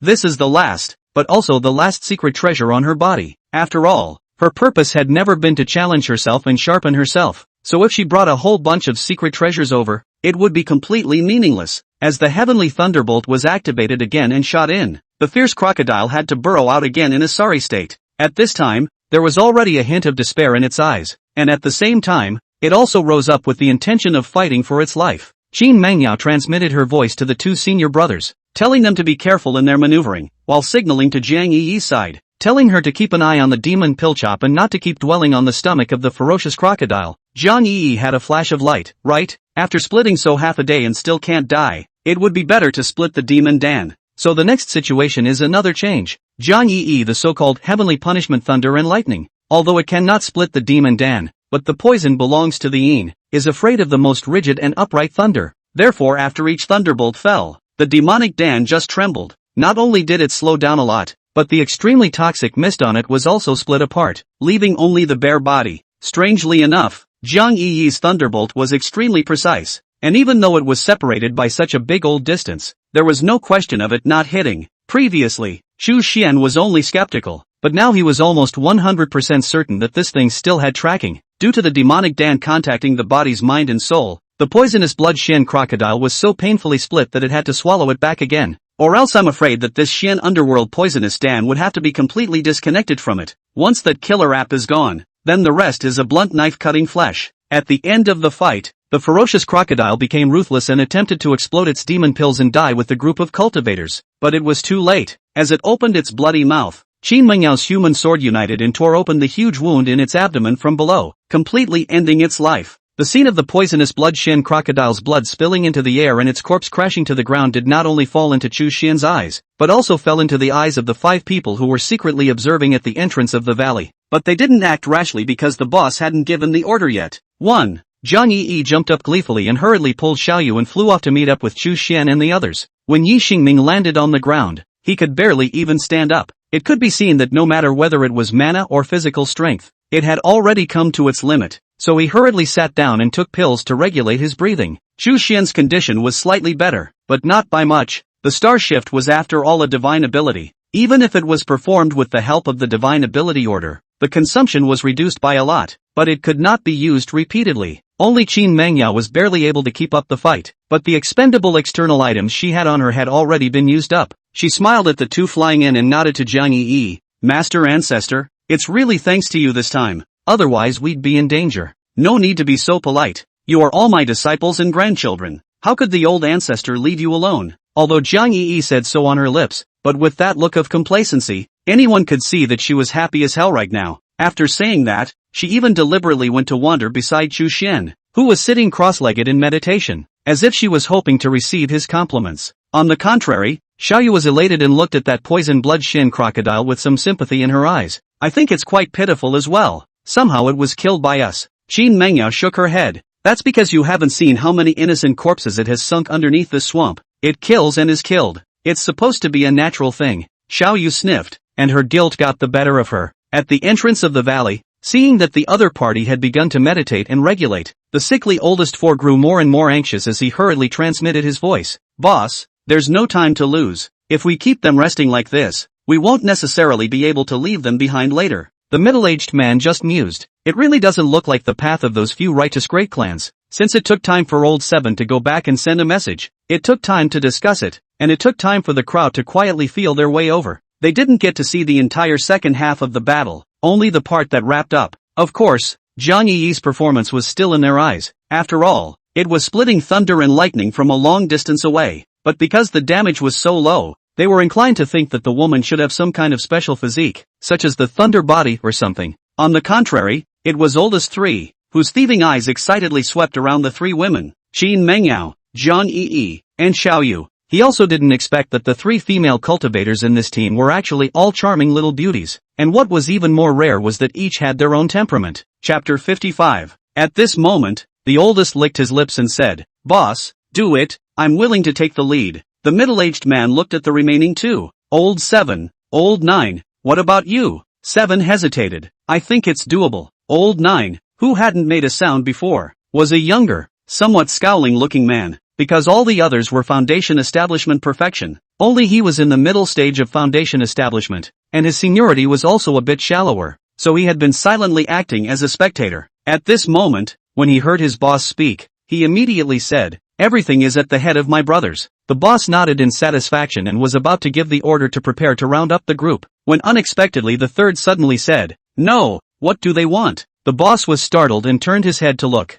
Chu Xian had long since noticed Jiang Yi's small movements, and at that moment, he merely opened his eyes and faintly smiled. Today's favor of the fairy saving his life is something that I will keep in mind, and I will return the favor in the future. Jiang Yi froze for a moment at his words, before blushing a little and saying, "What nonsense! I'm your old ancestor. How can you speak to me in such a tone?" Although she said that, she could tell that she was still quite happy. After all, a person of her character couldn't hide any emotions. "Say, Master Ancestor, that thunder and lightning of yours, is it really Immortal's proper method?" "That's of course." Jiang Yi crossed her arms, a face of pride. "This is the heavenly punishment thunder, specializing in the world of all the sneaks and evil things, sinful beings." Previously, Chu Xian had thought that Jiang Yi's move was very funny, but today's performance had truly refreshed his knowledge. Other than that, unlimited cup refills and 100 shots. These two characteristics alone were very useful in the first three realms, and Jiang Yi was suspected to be able to freely manipulate the direction of the current,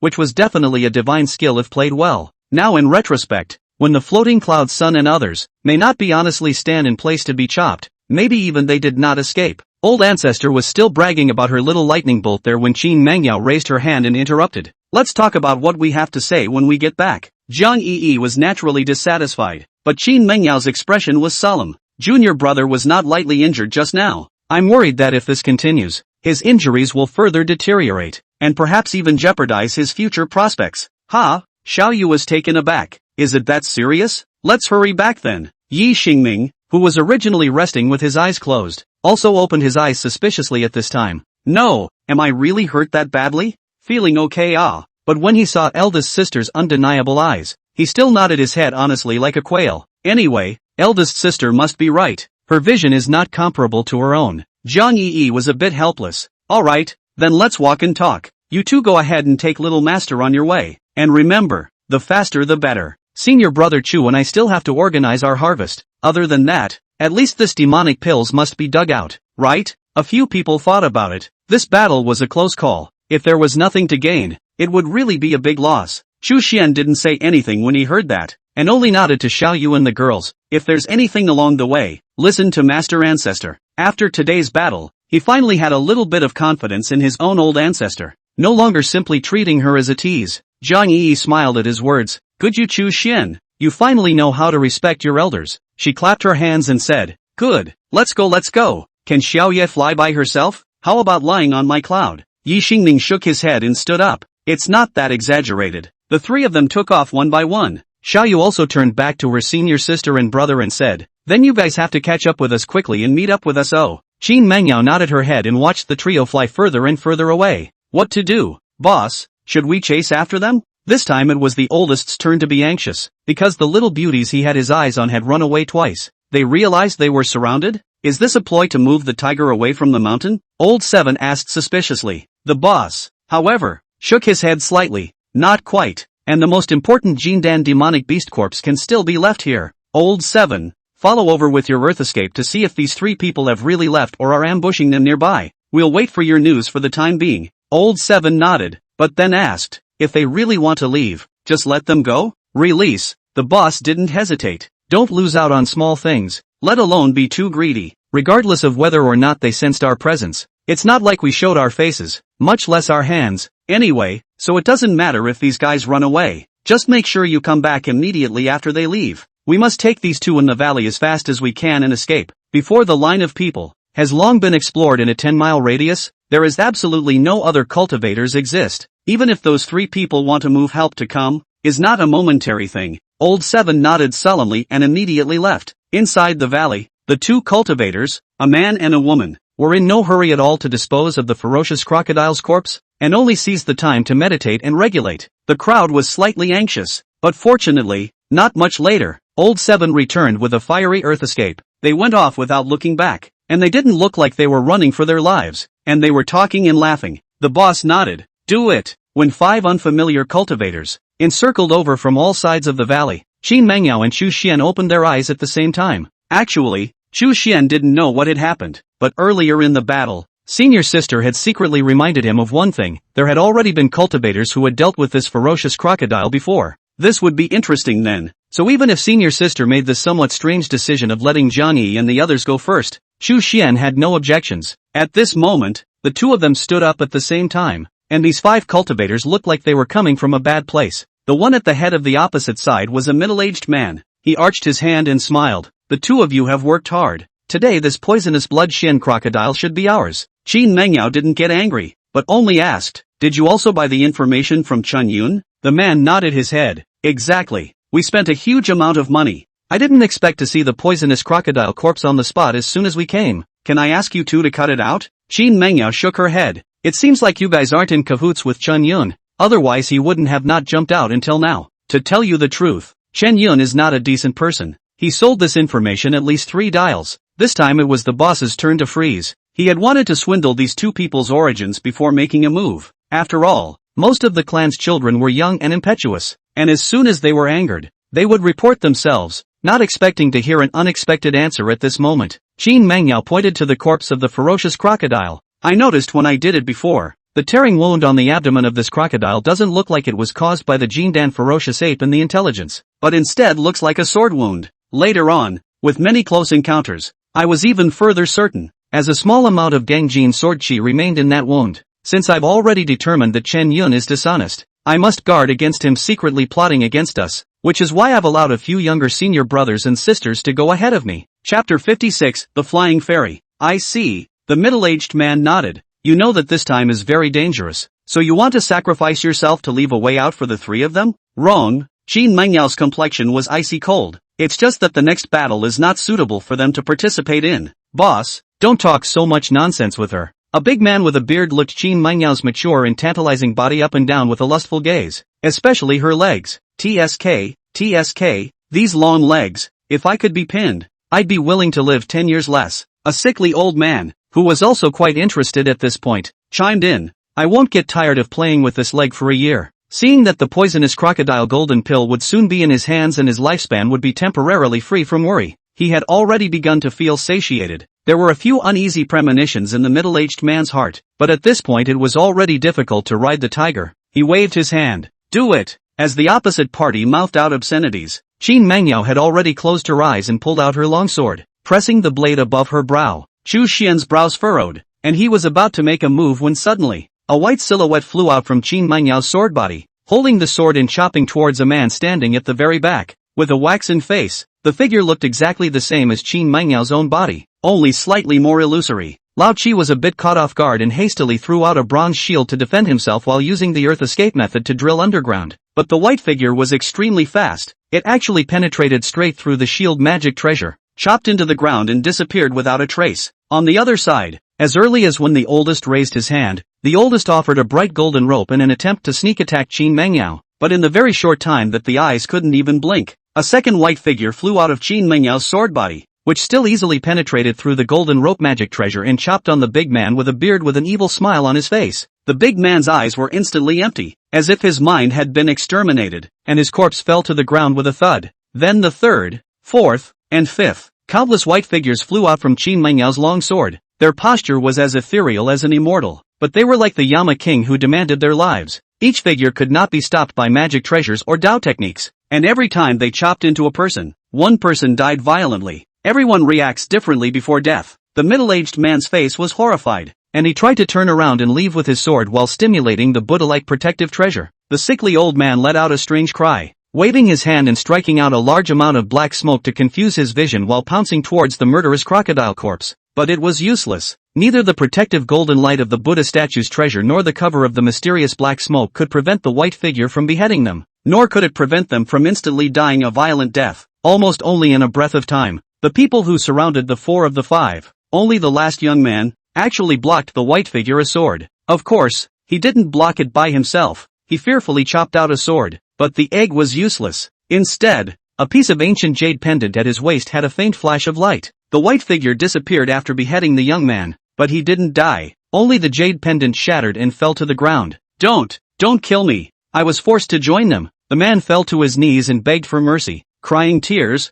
He didn't dare to run because he knew he couldn't run away. But Qin Mengyao didn't show any mercy. Another white figure chopped at the man. And this time, finally, no more miracles happened. However, at the same time, all the white figures that flew out disappeared. Qin Mengyao's long sword in her hand crashed to the ground, her face pale to the extreme, blood spilling from the corner of her mouth as she collapsed backward powerlessly. Chu Xian, who had just sacrificed his white jade sword and chopped down the golden rope Dharma treasure, hurriedly stepped forward to support Qin Mengyao. Elder sister, are you alright? To be honest, Chu Xian was also taken aback, because Qin Mengyao had always been very calm, even when he was faced with a crisis moment just now. He believed that his senior sister must have a way to deal with it, but the power of this mysterious sword method is also too exaggerated. Simply God blocking to kill God, Buddha blocking to kill Buddha. The vast majority of conventional means cannot be resisted. A chopped-in is a violent death. It seemed that this was the reason why Qin Mengyao had the confidence to take down the Jindan demonic beasts with her two senior brothers before,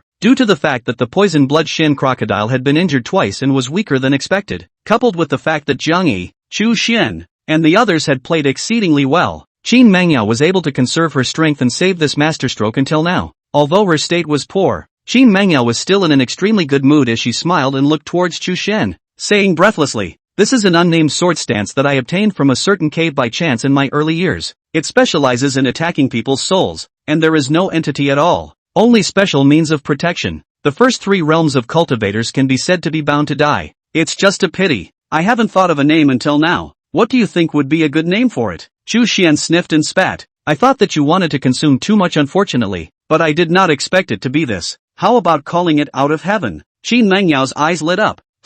Sounds good. Then this is it." Chu Xian smoothly retrieved his flying sword, helped his senior sister to sit down on her knees, helped her to assume the posture of 5 hearts facing the sky, and carefully fed her pills before he began to clean up the battlefield. The others were fine. It was the body of the man with the waxy face that was buried in the ground, causing Chu Xian to spend some effort to dig him out. To be honest, Qin Mengyao's choice to kill this first, rather than the bearded man who had slurred at her, was somewhat out of Chu Xian's expectation. Chu Xian could see that senior sister wasn't unperturbed, or else she wouldn't have chosen to kill this person a second time. I am afraid that the reason why the former is ranked first is because of the way he appeared, drilled out of the ground, suspected of knowing the earth escape, this kind of rare escape method. From this, Chu Xian had a deeper understanding of the words that his master had said back then. Qin Mengyao was indeed extremely murderous. She had intended to kill all of these people from the very beginning, not sparing any of them, which was why she prioritized targeting the fastest runners. Chu Xian searched everything that could be searched on this gang, but unfortunately for this gang of poor people, only the boss had a storage bag on him.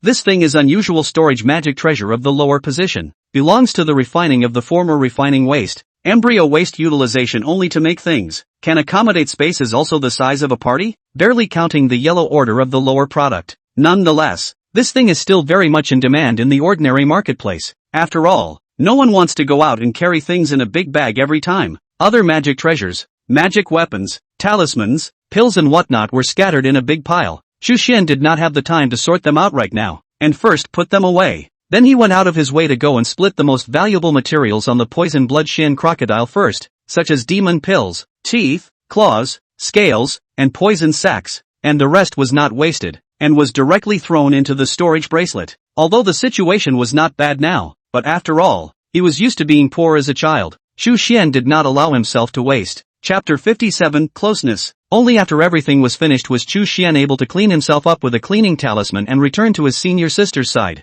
Qin Mengyao opened her eyes and looked at her senior brother with great satisfaction. On the one hand, it was his previous calm demeanor. On the other, thank you, senior brother, for trusting me, and I didn't tell you much before, but you were willing to lay down your life to stay with me. What are you saying, senior sister? Aren't you putting your life in my hands now? The two of them smiled at each other after saying that. So this is what it feels like to have a younger brother? It's so good. Qin Mengyao thought silently. It's not a good place to stay. Let's leave immediately. After all, no one knew whether the first set of cultivators who came to kill the poisonous blood Shin crocodile would be buried in the crocodile's mouth or go back in defeat. Chu Xian nodded his head as he took the initiative to squat in front of his senior sister, stretching out his hands and saying, "Let me carry you." At this moment, Qin Mengyao had almost lost her ability to act, not to mention flying with her sword. She couldn't even stand steadily. That move of flying immortal outside the sky had greatly depleted her mind and spirit. It wasn't something that could be recovered by eating a few Yuan recovery pills and casually adjusting her breathing.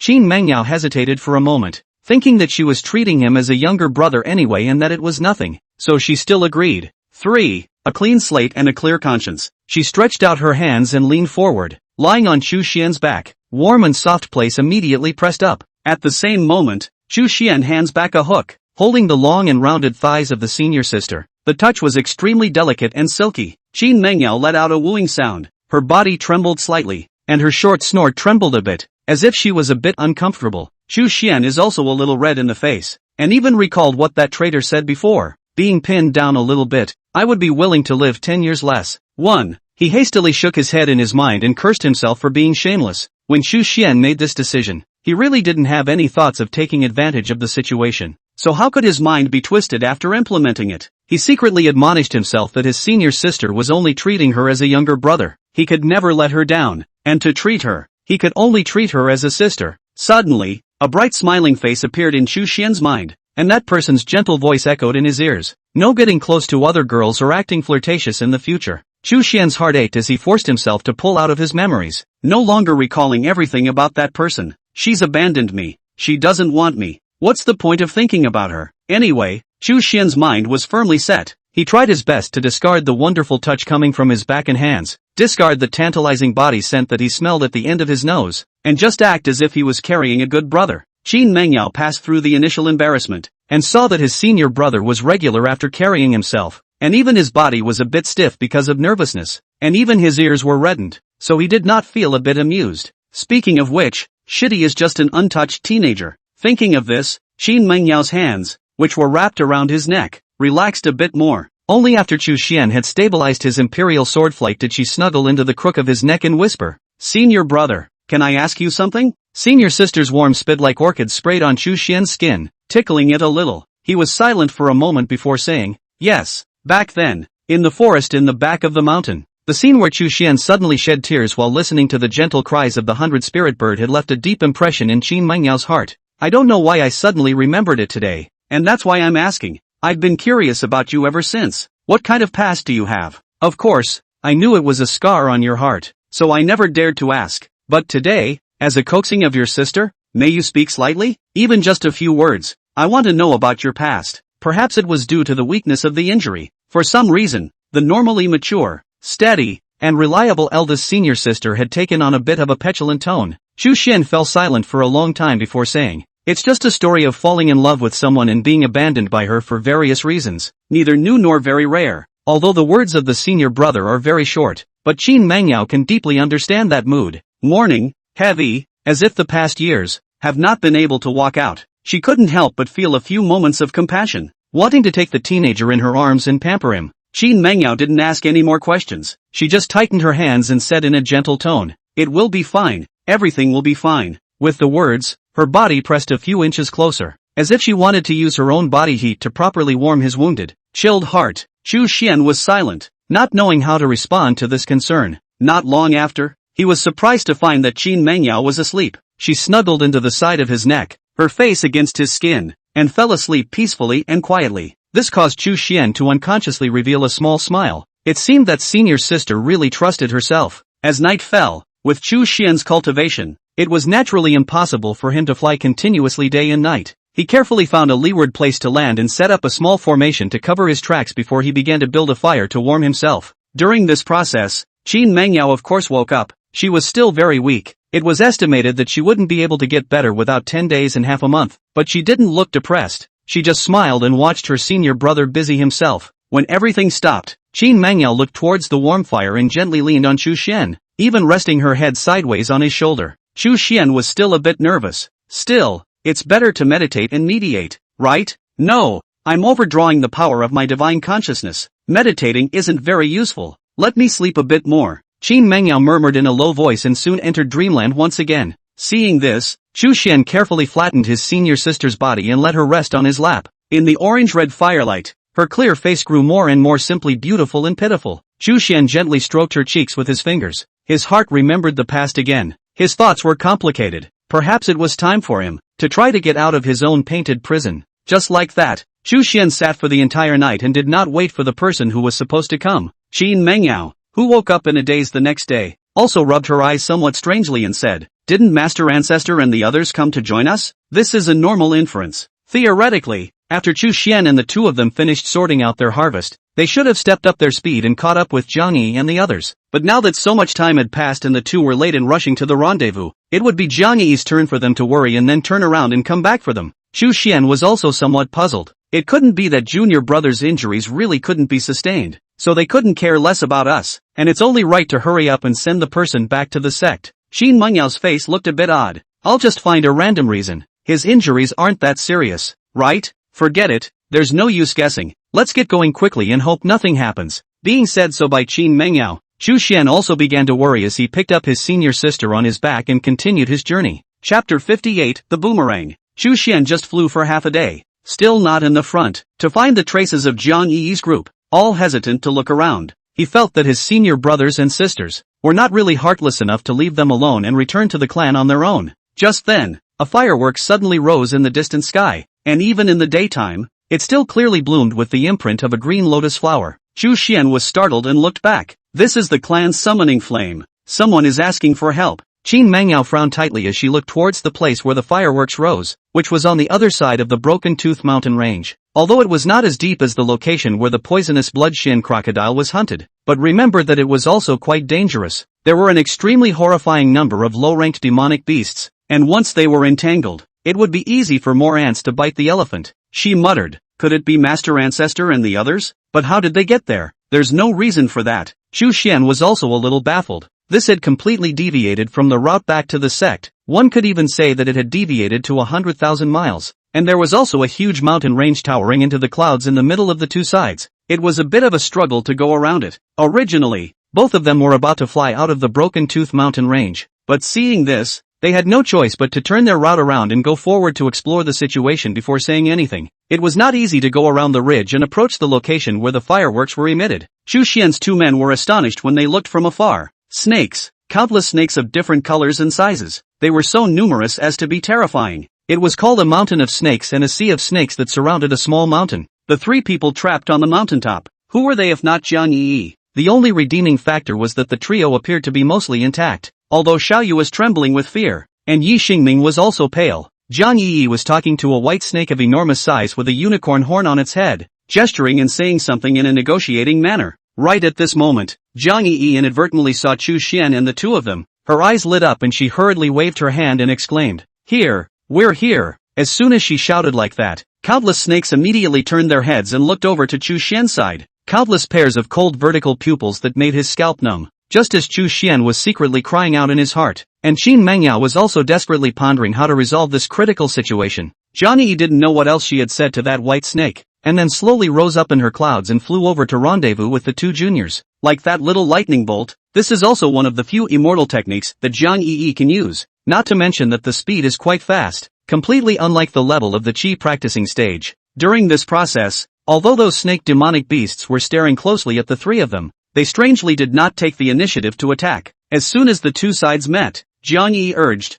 "Go, go, go." Only after moving away from that territory and returning to high altitude did the crowd breathe a sigh of relief. Xiaoyu looked as if she had survived a robbery and almost didn't cry. "I told you that Master Ancestor was unreliable, and you still have to listen to her." Yi Xingming had an unconvinced look on his face, but eldest brother said that he would listen to senior ancestor for anything along the way. Jiang Yi coughed awkwardly. "It's all in the past, why talk about it? Let's not talk about it. Let's go home." Chu Xian stared at Jiang Yi with an unkind face. "Don't think about muddling this over. Didn't I tell you guys to take a step ahead? How did it turn out like this?" Jiang Yi turned her head sideways and pretended not to hear. It was still Yuan girl who, one by one, told what had happened after the two sides parted ways. Originally, the group was led by Jiang Yi, and flew out along the safe route that eldest sister had brought them in at the beginning. But as he flew, Xiaoyu was the first to realize that something was wrong and asked Master Ancestor if the route was a bit off. Jiang Yi waved her hand, saying something like,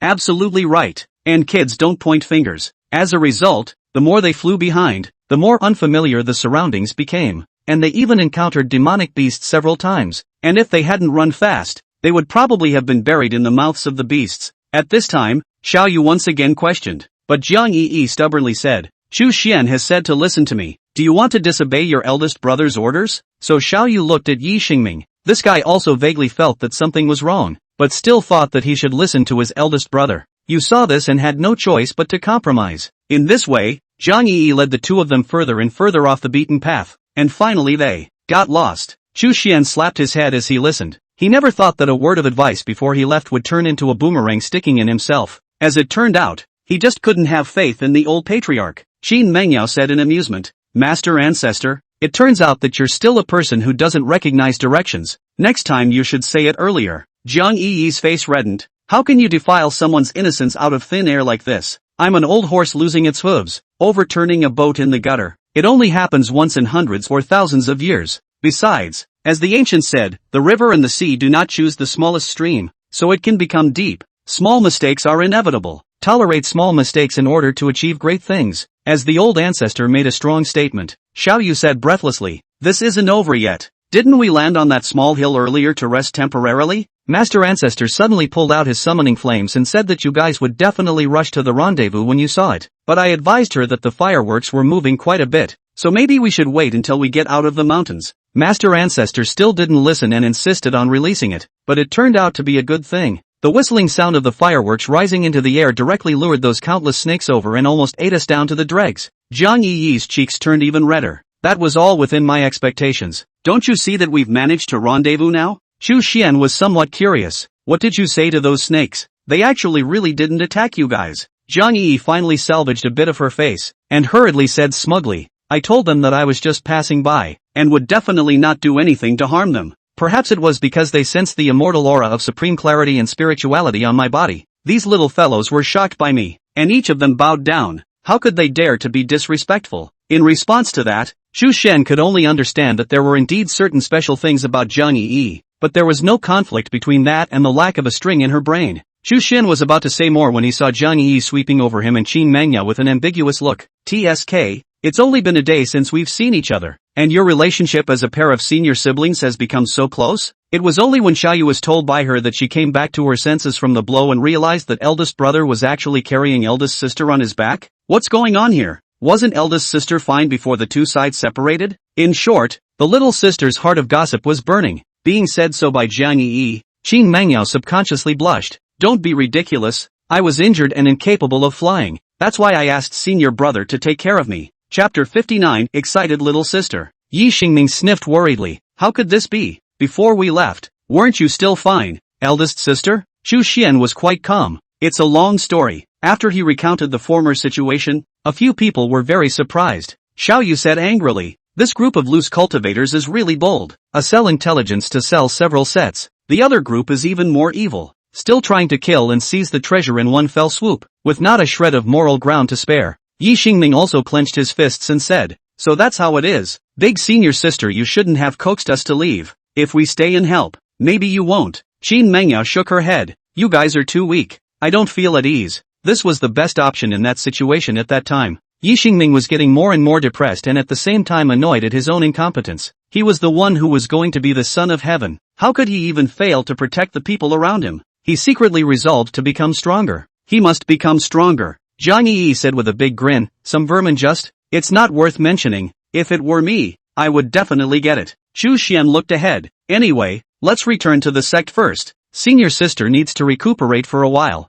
Then why don't you lie down on my cloud? It's big, soft, and cozy." Jiang Yi waved her hand and introduced it enthusiastically. Chu Xian instinctively wanted to open his mouth to refuse, but when the words came to his mouth, he did not know what reason to use. Either way, lying down is more comfortable than being on someone's back, right? No need. Unexpectedly, the one who opened her mouth to refuse was instead Qin Mengyao herself. "Master Ancestor's white cloud is naturally the best choice, but I'm not feeling well and don't want to move around for the time being." Obviously Qin Mengyao knew very well that the more you questioned Jiang Yi, the more she would try to prove herself and could only go along with her. As expected, Jiang Yi just shrugged her shoulders at the words and didn't have any objections. On the contrary, Xiao Yu's gaze towards the two was somewhat excited, which made Chu Xian's heart beat a drum. It seemed that when he went back, he would have to properly hammer this little girl before he could do so, or else he was afraid that tomorrow's front page of the Green Lotus Tao Palace would be the headline. Shocked, that man was worthy of being from the Acacia sect, and was suspected to have climbed into the bed of one of the female executives of the Tao Palace again. After a short while, Qin Mengyao seemed to have fallen asleep again, her eyes closed and her breathing even and fine. Yi Xingming, on the other hand, sat on the clouds in a smooth manner and cultivated without wasting a single moment. Taking advantage of this opportunity, Xiao Yu sneaked over to Chu Xian's side with her sword and asked in a low voice, "Senior brother. Ah, I see that between you and eldest senior sister, aren't you becoming a little bit closer?" Chu Xian did not answer, so Yuan asked again, "Eldest senior brother, do you like eldest senior sister?" Chu Xian was speechless and turned his head to look at her, asking this kind of question again. "Want to be spanked?" Yuan hurriedly fled away, and made an unwilling face. After a while, Xiao Yu couldn't resist her loneliness again, and this time, she was secretly flying to the other side to observe if Qin Mengyao was really asleep. Only after making sure, she leaned into the other's ear and asked softly, "Eldest senior sister, do you like eldest senior brother?" Not to mention Chu Xian, even Jiang Yi was rendered speechless by her. "She's asleep, what's the point of asking this?" Yuan, however, shook her head pretentiously. "You don't understand, people sometimes talk in their dreams, and what comes out of their dreams is more reliable instead." Jiang Yi saw through the truth with a glance. "You're obviously afraid of eldest sister and don't dare to ask while she's awake." Xiao Yu's natural hard mouth refused to admit, but also put there and asked again. The result is the first thing I did was to call out, because Qin Mengyao slapped her but hard. Yuan was half in pain and half frightened. Her hands were so busy that she almost fell out of the sky. "Oh, eldest sister is bullying me." Xiao Yu aggressively ran back to her master ancestor's side to complain. Unexpectedly, Jiang Yi hugged her stomach and laughed, infuriating Yuan. The group just jostled and set off on their way home. As he neared the boundaries of Cloud Mountain, Chu Xian made a special detour to the Flying Immortal Temple. He hadn't forgotten the kindness of the Goddess of Mercy, Ho Mok Sang, who had taken him in back then, as well as the thoughtfulness and care that Little He Medicine had shown him. But what Chu Xian didn't expect was that the Guan had changed to a young Taoist presiding over it, claiming to be senior brother He Yu, and saying that the master had taken the senior brother on a long trip. Too active. Unable to do so, he could only leave a small gift as a token of his appreciation. The first thing after returning to the mountain was, of course, to distribute the harvest of the operation. Xiao Yu naturally didn't dare to share it, and junior brother also wanted to excuse himself, but Qin Mengyao still divided a portion of the materials that were split off from the ferocious crocodile and gave it to them according to how much they had contributed in the battle of hunting the poisonous bloodshin crocodile. Although they couldn't utilize it directly, they could turn it in to the clan for contributions, and then go to the treasury to exchange it for the essence of 5 elements, magic treasures, pills, and other things. Chu Xian and Jiang Yi similarly shared a portion of it, and even the body proper after the division could be directly thrown to the sect to deal with, and half of it would not be wasted anyway. The most valuable thing on the fierce crocodile's body was naturally its Xuanhe poison pill, which was equivalent to a human cultivator's golden pill, which could not only be used for medicine, but could also be used to refine precious magic treasures. In fact,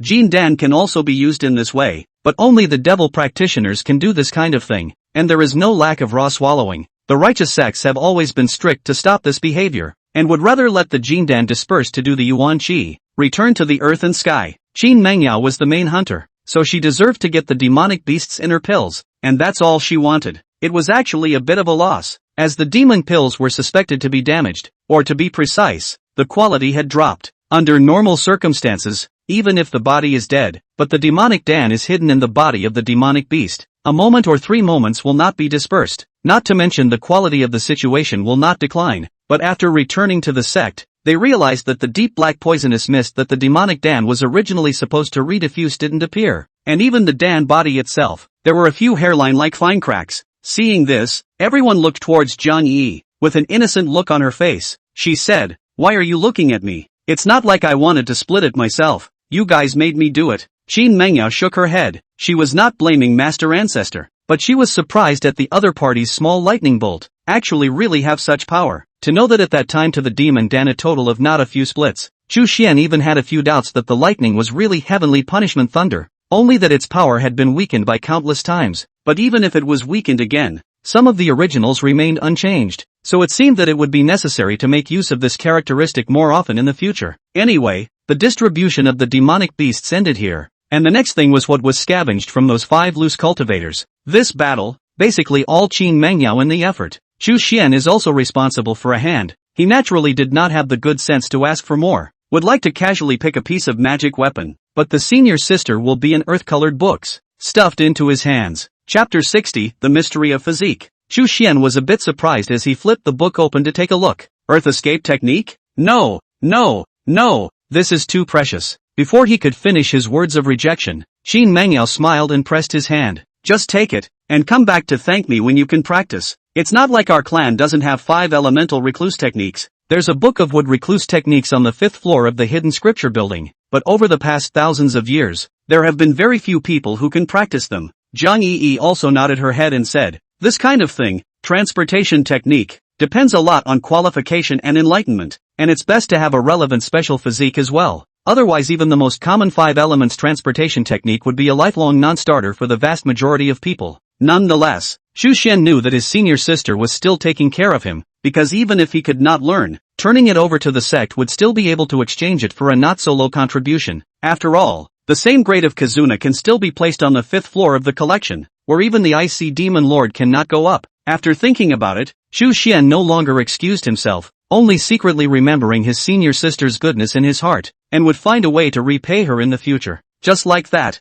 Xu Xian's life returned to the middle of a calm track. He put the vast majority of his energy into cultivating the Jade Capital's secret essentials, followed by the various divine abilities and techniques. After all, cultivation was fundamental. In reality, going out this time had also somewhat irritated Xu Xian Yuan. It was just that he hadn't been as outspoken as his little senior brother. If he could, Xu Xian wished that he could protect his senior sister, rather than having her protect him in turn. However, what made Xu Xian a little despondent was that since returning to the mountain, Qin Mengyao did not meet with him much and just concentrated on her seclusion, and everything seemed to have returned to the past. Moreover, only a month later, Xu Xian Yuan learned from his master that his senior sister was going to go down the mountain to practice. The next morning, Xu Xian rushed to the mountain gate to see him off. Looking at Qin Mengyao, who was still tied with a long ponytail and valiant, Xu Xian couldn't help but have a few moments of worry. If it wasn't for the fact that no one else could use it after the divine power order had been bound, he would have really wanted to lend this thing to his senior sister. Seeing her senior brother in such a state,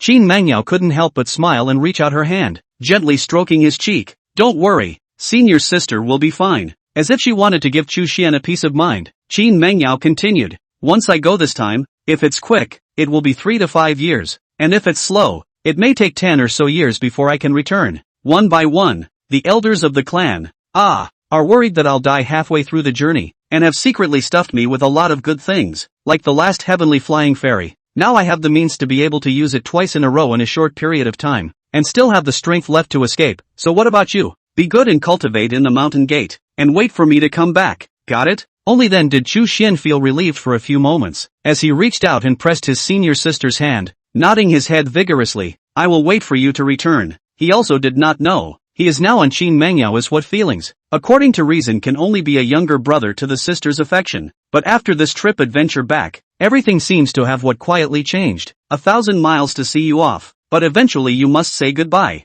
Xu Xian had been sending his senior sister to the foot of the mountain, and even outside the mountain gate, before she urged her to go back. Nonetheless, Xu Xian still took one step and turned back 3 times until Qin Mengyao's figure completely disappeared into the sky before he silently walked back to the sect. It's time to practice. Next time, it'll be me guarding you. Time is swift, flowers blossom and fall, and in the blink of an eye another 3 years have passed. During these 3 years, Xu Xian's cultivation progress was considered to be Godspeed. Almost every year he made a breakthrough, and had already risen from the early stage of foundation establishment to the late stage. And after spending another 1 or 2 years polishing up to the perfection realm, he would be able to consider the matter of Jiadan as well. In contrast to a genius of Qin Mengyao's level, when she started cultivating at the age of 15, it took her half a year to go from mortal to foundation establishment. It took her another 14 years to go from early foundation establishment to consummation. Xu Xian's entire foundation establishment stage was 5 years at most, and it nearly only took Qin Mengyao a third of the time. In addition to basic enlightenment, it was of course thanks to the superb cultivation physique of the dripping heavenly Marrow.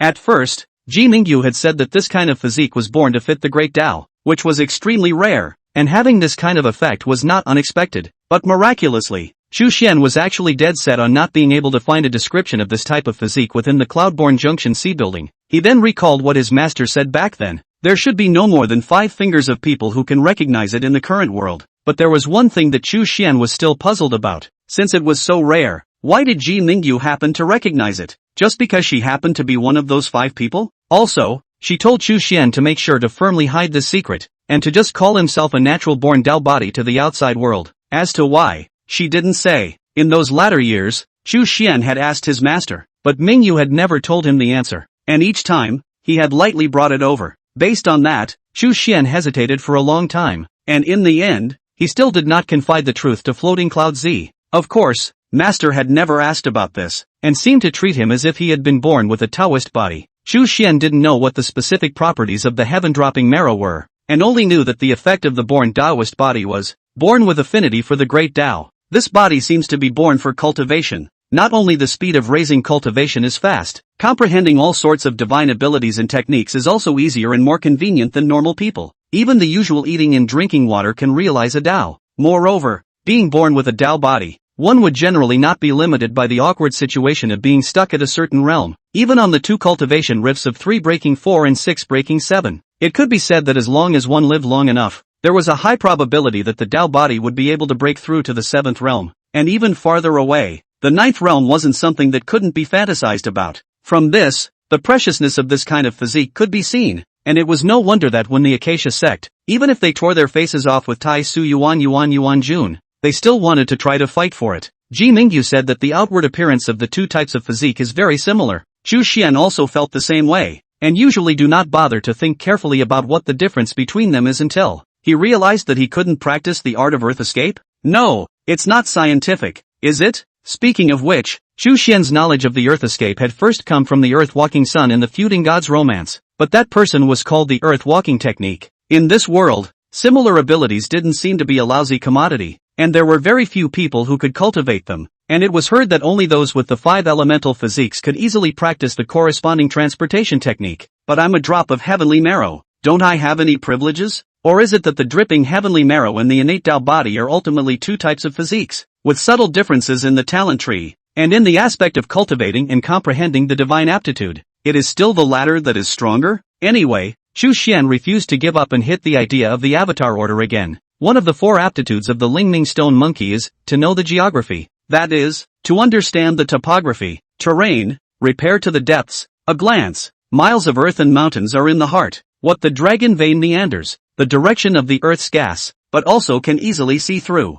Chapter 61 Melon? Speaking of which, knowing the geographical advantage was the nemesis of the earth evasion technique, mainly because Chu Xian had never thought that there would be someone hiding underground to spy on them. With a caution in the future, it will be difficult for others to use the same move against him, since the essence of knowing the earth's advantages is to understand the earth more deeply. Will it help in practicing the art of earth evasion? Thinking of this, Chu Xian began to try and cultivate knowledge of the earth first, and then after he had results, he would then reverse the cultivation of the earth escape technique. As a result, not to mention, after the former was cultivated to the first level of perfection, the latter was no longer so difficult to understand. In these 3 years, the earth recluse had really been practiced for Chu Xian. Of course, it was still at the level of a fresh starter, and whether it was the speed of evasion or the amount of time one could stay underground, it was relatively limited. But for cultivators in the first 3 realms, it was already considered to be a very powerful aptitude. In addition to the earth escape, Lingming stone monkey's remaining 3 aptitudes, all 1 layer of perfection,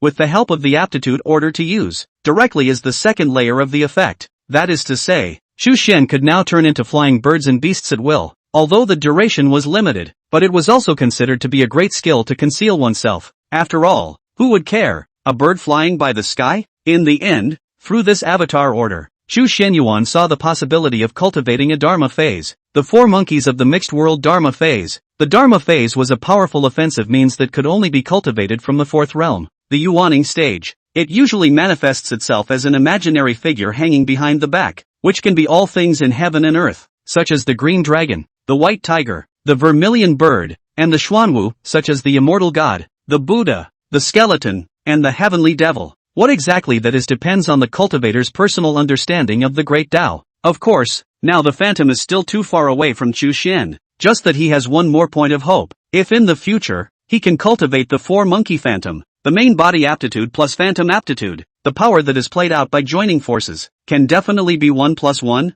that's roughly what you get in 3 years. As for other aspects, such as alchemy, artifact refining, drawing charms, formations, divination and the like, Chu Xian could not possibly break himself into 3 people to use. It was too late to cultivate, so naturally he did not touch it. To him, these were miscellaneous items. It was better to wait until later when he was free to pick 1 or 2 favorite disciplines to practice. Just a short while ago, Chu Xianyuan had also participated in a sect quiz. This was his first time participating, and then he took the first place in the same realm straight away. The small examination is also known as the annual examination. In addition to the assessment of the disciples' basic understanding of the various courses of study Taoist scriptures, naturally, also have to assess the actual combat competition. In the Green Lotus Dao Palace, the weighting of the two was the same. There was no situation where the latter overpowered the former, and you couldn't take first place no matter what if you were biased. In fact, for Chu Xian Yuan, the eldest senior brother, although the young disciples within the sect had all given him enough respect, there were naturally those who were unconvinced in their hearts. After all, they are all young and vigorous.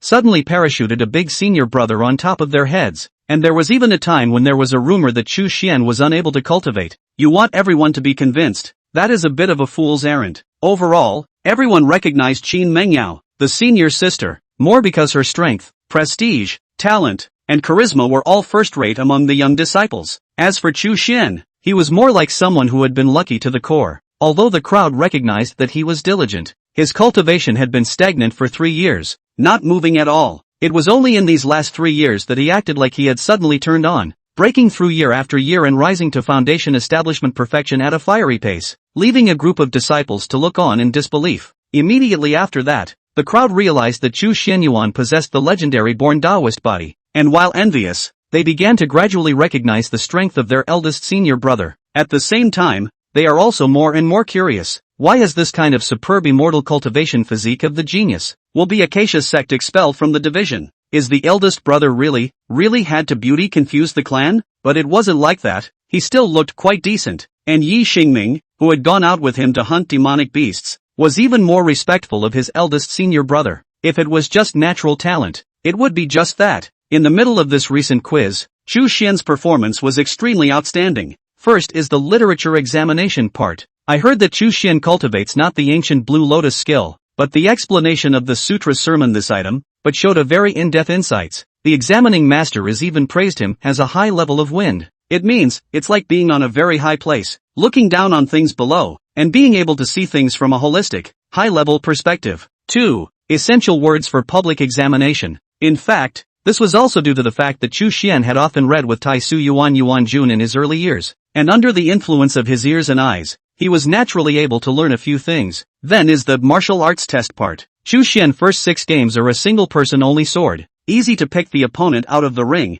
to the last 3 games, only to show the means of divine power. The opponent will be beaten to the heart of the conviction. Actually, also this was related to the fact that Chu Xian understood his opponent and his opponent did not understand him. Regarding the techniques, Tao arts, and magic treasures of the disciples of the various veins of the Tao Palace, Chu Xian had a general understanding, and anyway, they came and went without taking off the Green Lotus system. But Chu Xian himself is not cultivating the Green Lotus technique. His divine ability is even more outrageous. There is no one is from the clan. Even the sword method is Ji Mingyu early years of teaching the Mingxin sword method. In that case, taking first place is a no-brainer. Up to this point, the disciples up and down the sect were finally convinced of Chu Xian as the eldest senior brother, coupled with the fact that the eldest senior sister had not returned from her 3 years of training down the mountain. Everyone had already vaguely regarded Chu Xian as the backbone. To be honest, this was a good thing. The only thing that gave Chu Xian Yuan a headache was that the disciples who were looking for him had started to become more numerous, and he had to take on the duties of a big senior brother and more or less give some pointers.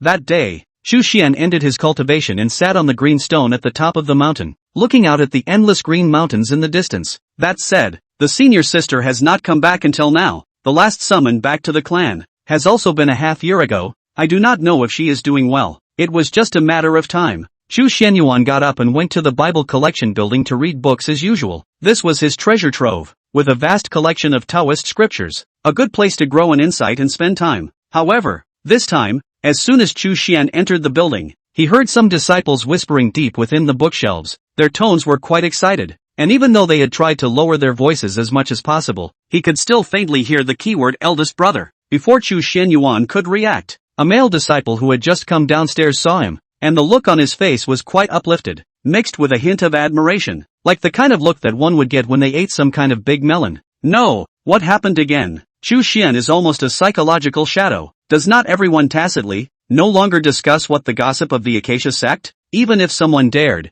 it would definitely not be in such a public place. Chapter 62, The Great Melon. Nowadays, times were different, so Chu Xian immediately took out the majesty of a big senior brother and stopped this disciple who had a naive face and did not know how to hide his emotions at all. eldest brother. The other nodded his head honestly in greeting. Chu Xian said with a stern face, "What rumors have been circulating in the gate recently? Yuan, tell me about it." As soon as they heard this conversation, the two female disciples deep in the bookshelf were startled and shut up in a hurry. Quickly, though, they pretended to read again and peeked their heads out to peek. Such boldness, let Chu Xian heart had a trace of uneasiness. In the end is out of what melon? That girl, Yuan, wasn't going to go around making up things about herself and her senior sister, was she? This tall, simple-minded male disciple poked his finger and hesitated for a moment, but in the end, he still didn't dare to lie in front of his eldest senior brother and answered honestly, "I heard from senior brother that eldest brother is going to marry someone recently." Chu Xian froze on the spot, then almost didn't spray out a mouthful of old blood. Marriage alliance? What kind of drama is this? Master, his old man turned around and sold me out? Despite the internal upheaval, Chu Xian rigidly restrained himself. Eldest brother, you are now the eldest brother. Your every word and action is an example for the young disciples. He forced himself to be calm and said, "To be clear, why haven't I heard of this?" The male disciple nodded his head repeatedly, reciting with considerable interest what his senior brother had said. "I heard that the object to be united in marriage is the Purple Chin Jade Mansion's contemporary supreme genius, Gu Haitang, as the heaven's proud daughter of the No. One sect of the righteous path. This Miss Gu has a noble birth, a stunning appearance, has already completed foundation establishment at a young age, and possesses an extremely rare and special physique, Chaos Sacred Fetus, which is the perfect match for eldest senior brother. Gu Haitang? Chu Xian had vaguely heard of this name, as if he had heard it from his master or whoever, and it was indeed a contemporary and renowned young genius of the cultivation world. But that wasn't important. What was important was that the Purple Chin Jade Mansion was going to join forces with the Green Lotus Dao Palace. They were even willing to let their own jewel in the palm of their hand marry over? It's not logical, is it? The so-called emperor takes turns to sit. This year to my family, the orthodox road to the ears of the clan, also is not set in stone. Since the battle between good and evil 600 years ago, the Xian Tian sect is nearly eliminated. The original ranking of the second Zi-Chen Jade House rose up, these years to get quite a sound, at least on the surface is still able to convince the public. As for the Green Lotus Dao Palace, its status was more on the side of a hidden sect in the righteous path, and it had never gotten involved in this kind of thing since its inception. Admittedly, the Dao Palace was quite deep, so if it could be brought together and formed into a marriage alliance, it would not be a bad thing for the Purple Chin Jade Mansion. But was it really worth it, the price they paid? Although that laborious, chaotic sacred fetus, Chu Xian seemed to have glanced at a certain Dao book describing various types of physiques, and couldn't remember what the specific characteristics were. But a cultivator with a promising future like this, no matter which clan, should be cultivated well. Even if Gu Haitang could not ascend in the future, he would become a pillar of the clan in general. How old is she now? It doesn't seem to be more than 20,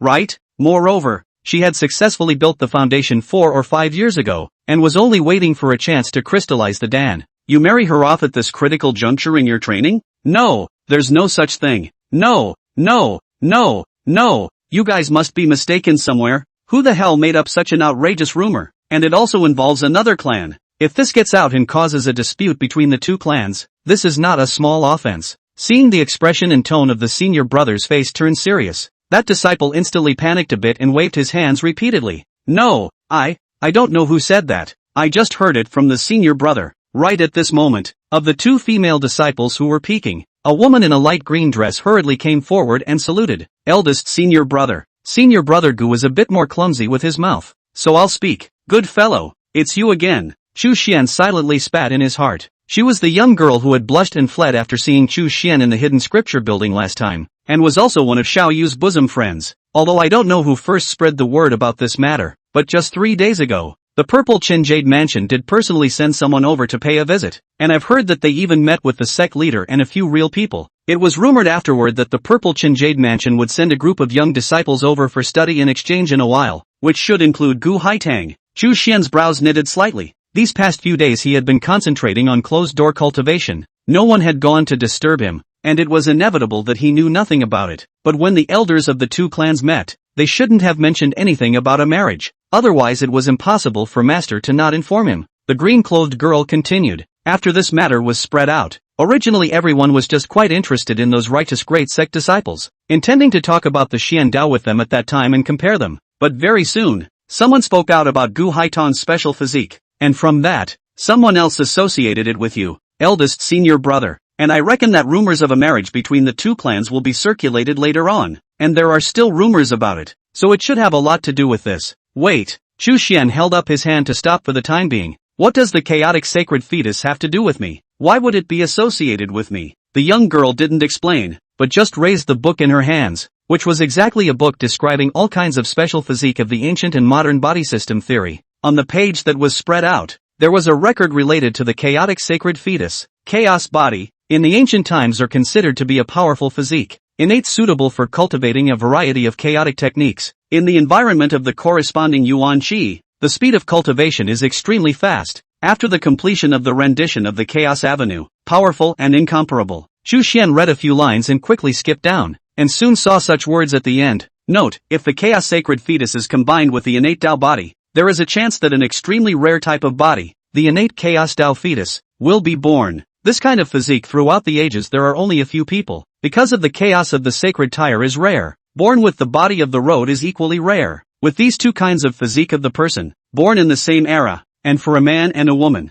and love, and to overcome the difficulties of the fertility rate of high-level practitioners is too low, it is possible to give birth to the conditions are too harsh. However, if it can be achieved, the innate chaos Tao are guaranteed to have the posture of becoming an immortal, which can be called one of the strongest several kinds of physique in the past and present. Chu Xian looked dumbfounded. No, there's such a thing? He snatched the book into his hands and quickly flipped to the section on the born Taoist body, and realized that there was indeed a small line of notes as well, but why had he not noticed it before? No, Chu Xian look is not this one. Vaguely remember called what cultivation physique collection, should be limited to the author's limited insight, not as comprehensive as this ancient and modern what, but these are not the key. The most crucial thing is that he is not born with a Tao body at all. Hello. Chapter 63, I won't marry even if I die. The green-clothed girl looked at Chu Xian with a look of anticipation. Eldest senior brother, the gesture of guaranteed immortalization. Aren't you moved? The big man next to him, as well as the other female disciple who came over,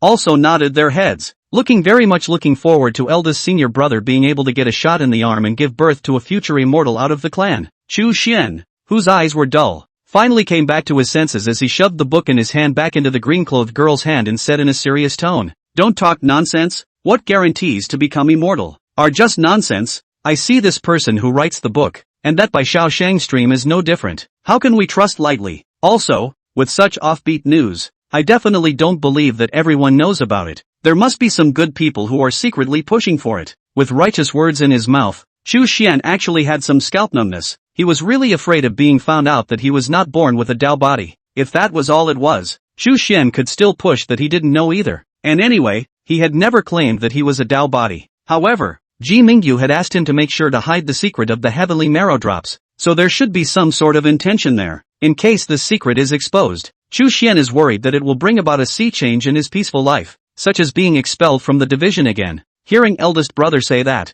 several people were a bit disappointed, but the green-clothed girl still muttered in a low voice, "Eldest brother, even though it's an unreliable rumor, the physique of the two of you can't be fake, right? What if someone among the elders of the two clans really has their heart set on it?" Another female disciple also nodded repeatedly. Why else would the purple Qin Jade mansion send Gu Haitang over? Isn't it just to create opportunities for her and eldest brother? There's also the fact that although it is said that the higher a cultivator's cultivation level, the lower the probability of giving birth to an heir. But now that eldest senior brother and Gu Haitang are at the foundation establishment stage, the probability should be relatively high, so the opportunity is too good to miss, and the time will never come again. The big man nodded vigorously, thinking that this senior sister was really smart. Why had he not thought of that? But my physique is really fake. Chu Xian was flustered in his heart because he knew that there was a really high possibility that the elders would be heartbroken. If I were to be the Taoist palace's headmaster, this matter would be my disciple taking advantage of the situation, and I would also be able to befriend such a prestigious sect as the Purple Jade Mansion, so what's not to like? Even if the change is the Purple Qin Jade Palace sect leader. Although our clan to a great genius married out a bit of a disadvantage, but this matter can be negotiated well. Let Chu Xian married over is not a no-no. Assuming that the Green Lotus Tao Palace refused to accept it, the two sides could also take their time to negotiate, such as letting the young couple, in turn, live in both sects for a period of time. If an heir with immortal qualifications could really be born in the future, it would be best if there were twins, one for each of the two clans, and all would be happy. No way! A sense of crisis arose in Chu Xian's heart, and he could not care less about the rumors in this sect, and directly said, "This matter ends here. You guys help me tell the other disciples that rumors shall not be spread. When he finished speaking, he immediately ran off to consult with his master, making sure to disabuse them of any similar ideas. What should we do? Big brother seems to be a bit resistant. The big man scratched his head. The female disciple shook her head, probably just shy. The green-clothed girl then murmured, I see. Eldest senior brother has now changed his ways. He's worried that we'll look at him in a bad light. That's why he's so reserved. Anyway, a few of them discussed it again, and talked about it until a cough sounded in the void. And only then did their necks shrink and they honestly shut up and did what they had to do. In the great hall of the Tao Palace, Floating Cloud Z was pacing back and forth. As soon as he saw Chu Xian Yuan arrive, he took the initiative and said, You've come at the right time. I was about to have the boy go over and call you. No way. What's the rush? The unpleasant premonition in Chu Xian's heart grew stronger and stronger as he hurriedly saluted and said, Master, disciple already has someone in his heart. This matter of marriage is 10,000 times impossible. This time it was Fu Yunzi's turn to be stunned. Then he shook his head in amusement. Where did you think of? Normally you don't believe in these rumors? Why did you take it seriously this time? Chu Xian then let out a sigh of relief. It's really because they talk about it with eyebrows and eyes. It makes me scared. What does Master want with me? These words caused Floating Cloud Z to look worried, and he first waved his duster to completely close off the great hall of the Tao Palace before saying, I'm sure you've already heard about the matter of the visit from the Violet Jade Mansion. Now how is this going to work? Chu Xian frowned. Could it be they want to force a marriage? No, I won't marry even if I die. Blah, blah, blah, blah, blah, blah, blah, blah, blah, blah, blah, blah, blah, blah, blah. Fu Yunzi had a helpless look on his face as he lifted his duster and knocked his disciple's head. Can you not think about the marriage union for a while? Chu Xian rubbed his head in wonder. Then what exactly is it? Master, you tell me instead. Master ancestor. Fu Yunzi prompted. This was something that his disciple had known for a long time. There was no need for him to remind him. Chu Xian first didn't understand what happened to Jiang Yi, and then remembered that Master, his old man, had been very worried about the old ancestor's illegal smuggling into the lower world. After all, this matter can be big or small. Not on the scale did not weigh 4 taels, but to be on the scale of 1,000 pounds cannot beat. Only then did he frown. Then what you're worried about? Master, is that the Purple Jade Mansion might be here for Master Ancestor? Fu Yunzi nodded and shook his head again. Maybe it's our own hearts that are weak. Others just want to come to exchange feelings and pull together. And by the way, come to take a look at you, a natural-born Tao body. After all, Haitang is a chaotic sacred fetus, so it's unlikely that you're saying they're going to have no thoughts at all. But things are not afraid of 10,000, just afraid of what might happen. Do you think we should find an excuse to let Master Ancestor go out for a trip in the clouds? No, Chu Xian decisively objected. The more you cover up this kind of thing, the more it will attract suspicion. Since we've already set our strategy earlier, we should carry it out resolutely. Disciple thought that it was neither necessary to have Master Ancestor hide nor to intentionally allow her to receive guests. Adopting a hospitality approach as if nothing had happened and going with the flow would suffice. Fu Yunzi thought about it. In fact, he wasn't stupid. He was just concerned. Then should we call Master Ancestor over and remind her? No, he vetoed himself just as soon as he had finished. I really can't trust her. So let's just leave it at that. Chu Xian was somewhat amused. It seemed that he was not the only one who had been pitted by Jiang Yi. When the time comes, we, the old men and women, will secretly take care of the Master Ancestor for a moment or two, and you will have to shoulder the responsibility. I see that she quite listens to you now. I'm thankful she doesn't mess up and listen to me. Although he said so, Chu Xian still seriously promised his master. Fu Yunzi's expression relaxed a bit as he casually opened the Great Hall blockade. Then let's talk about the marriage alliance now. Chu Xian's face immediately collapsed. Master, didn't you say it was rumors? Chapter 64, I am against this marriage. Fu Yunzi smiled and stroked his long beard, but I don't think this is a loss. Last time, the realistly from Zichen's side, I heard his words vaguely have a few tentative meanings as well, saying that he was letting the two of you try to get along for a while. As expected, it was exactly as Chu Xianyuan thought. The Green Lotus Tao Palace was happy to see this kind of thing, but he still racked his brain and said, this matter, it is really inappropriate. Disciple. Floating Cloud Z waved his hand. There is no need to be so difficult. The master will not force you. Our Green Lotus Tao Palace. Moreover, we have not fallen to the point of having to sell our own disciples. The main reason why I'm telling you this is that if the Purple Chin Jade Mansion side is interested, they may give you all sorts of promises, or even think of ways to abduct you, but similar promises are not to be trusted. Chu Xian nodded his head. Disciple is not stupid. Not to mention that master has treated me with the same kindness. I will definitely not betray my master. Fuyunzi revealed a look of reminiscence. Speaking of which, I've seen Haitang before, when she was very young, and she probably doesn't remember me. Anyway, you don't have to rush to say no now. Let's get acquainted first when the time comes. Chu Xian agreed on the surface, but in his heart, he said, impossible. Let's not talk about the psychological damage Ji Ningyu caused him, making him hesitant to commit to a second relationship until now. Just to say that this level of physique also lurks a huge hidden danger. Chu Xian can't self-detonate my natural body of the Tao is a fake, right? Even if the elders of the two clans didn't check it out. But what if after the marriage, Ku Haitang really got pregnant for him, and it turned out that the one born wasn't an innate chaotic Tao fetus? Are we going to blame it on probability? Forget it. The two of them continued to confer for a few moments before Chu Xian asked, when will the people from Zichen's side come? In half a month. As soon as Floating Cloud Z's words fell, someone outside the hall hurriedly came. Chu Xian thought it was Jiang Yi, but it turned out to be Xiao Yu. As soon as she arrived, she held onto the doorframe and came up for air. I object to this marriage. This time, it froze the two people in the temple. Before Chu Xian could react, a person came right behind Yuan, and she said in a nonchalant tone, people are born for each other. It's your turn to object to this little sister? Well, this time it's really Jiang Yi, but Chu Xian has some headaches. What are you two up to again? Xiao Yu huffed and puffed as she turned to look at her senior ancestor. Eldest brother and eldest sister are in love with each other. How can they let that what's-his-name Haitang get in the way? Floating Cloud Z was somewhat surprised as he looked toward Chu Xian and said, is that really true? Chu Xian shook his head. She made it up. You see? Jiang Yi proudly crossed her arms. They say that the old ancestor's heart is as clear as a mirror in my heart, and these two juniors haven't gotten there yet. Xiao Yu was still unconvinced. It was only a matter of time. No, wait. Chu Xian first called a halt to the arguing too. This is something that no one from both clans has mentioned, so don't argue as if you guys are going to get married right away, okay? He then looked at the master ancestor. What are you doing messing around again? Jiang Yi didn't get angry when she heard this. Her eyes were filled with curiosity and excitement. I want to see the legendary innate chaos Tao tire. I've only heard of this thing, but I've never really seen it. Saying that, she also urged Chu Xian, you hurry up and get that woman for me. Xiao Yu became even more furious. Senior ancestor, how can you disregard the happiness of eldest brother for the rest of his life for the sake of your own selfishness? Jiang Yi was still about to return the favor when Fuyunzi coughed. Alright, do you guys still have me as the sect leader in your eyes? Even though the sect leader had always been amiable, Xiao Yu immediately wimped out as she made a bow and said in a small voice, disciple wouldn't dare.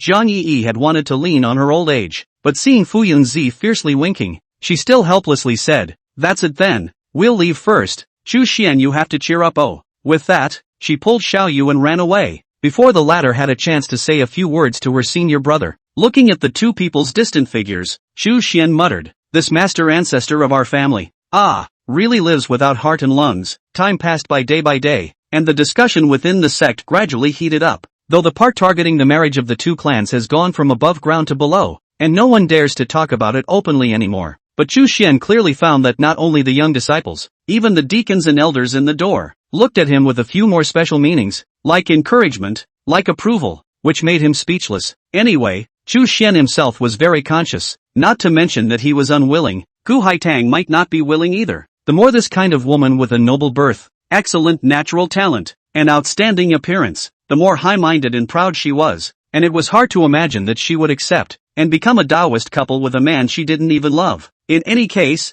the half-moon period had finally arrived. This day, the Green Lotus Palace opened the door, playing elegant music, sounding clear. Several real people with disciples personally go out to welcome, but also have birds and beasts accompanied. Specifications are quite high, but Chu Xian did not go along to welcome the guests, nor did he stay in the great hall of the Tao Palace to serve the sect leader and wait for the guests to come and meet him, but instead, he sat on the green stone at the back of the mountain as usual, reciting the yellow chord in silence. The floating cloud child had no opinion on this and went with him. On the other hand, the purple Chinjade mansion was led by two real people this time, leading 12 hand-picked young disciples, and it was clear that they also didn't want to be outclassed by the new generation of the Green Lotus Tao Palace. The two sides talked happily in the great hall of the Tao Palace in a very harmonious atmosphere. I heard that there is a high disciple under the seat of the sect master, who is born with a Taoist body, and also has a firm Taoist heart and good looks, so he is an unparalleled talent. I wonder if he could please come out to see us. The one who spoke out to inquire was none other than the realist Li Yuqing who had come to visit last time. Because of the relative closure of the Green Lotus Tao Palace, this side of the Purple Chin Jade Mansion actually didn't know much about this person Chu Xian,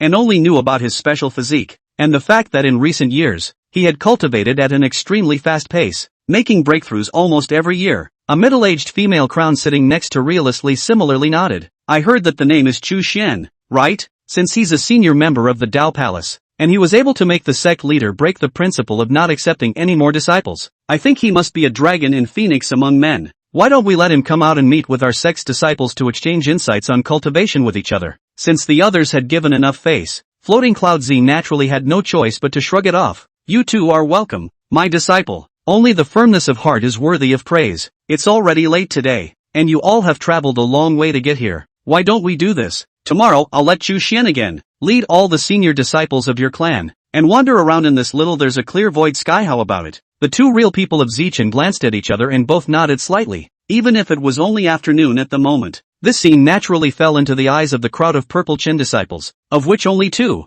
a man and a woman, were able to sit down with the elders. Chapter 65 Cooperation for Two Benefits. At this moment, Fuyunzi looked at the two people at the bottom of the table. I believe these two are the contemporary talents of the Purple Chin Jade Mansion? I wonder if you two fellow Taoists, could you introduce me? Li Yucheng smiled and said, fellow Taoist is polite. He knew that Fuyunzi rarely complimented people, so even if it was just a mere two-word compliment, it sounded smooth. Li Yucheng pointed to the man first. This is junior disciple Chen Yusheng. He barely has a few qualifications, it's just that his heart is a bit higher, he still needs to be honed. Chen Yusheng looks about the early 20s, wearing a white silk robe, handsome appearance, temperament-free, between the eyebrows Ona Yingqi, it is a noble birth, from childhood to receive a good upbringing of people. At this moment, he stood up and bowed without being overbearing. Yu Sheng has met the sect leader, and has met all the real people. After the Tao Palace's real people nodded, Li Yucheng pointed at the woman again. This is my family's master teacher's close disciple, Gu Haitang. She has almost no flaws in my eyes, no matter her natural talent, heart, or how she handles herself. She is first-rate in the Purple Jade Mansion. Gu Haitang rose with a flourish, gave a slight salute, and said softly, Haitang has met all the real people. As soon as Fuyunzi and the others saw her, they felt their eyes light up. Gu Haitang was wearing a plain green dress, her eyebrows were like smoke-like diaper, her face was not powdered, but her clear and beautiful face was as if it was made in heaven. Her eyes are light and bright, and her temperament is elegant, like a flower lined with fresh rain, and the moon reflecting a mysterious lake, giving people a sense of being far away from the hustle and bustle of the world. As the old saying goes, Lotus is a gentleman among flowers, and Begonia is a god within flowers. This Gu Haitang pavilion jade appearance, but really has a bit of flowers within the fairy flavor. Fuyunzi gently nodded his head, a good child with a clear and elegant demeanor. Now, Li Yucheng smiled even more, and the middle-aged female crown was also smiling. They could hear that this time it would not be a compliment.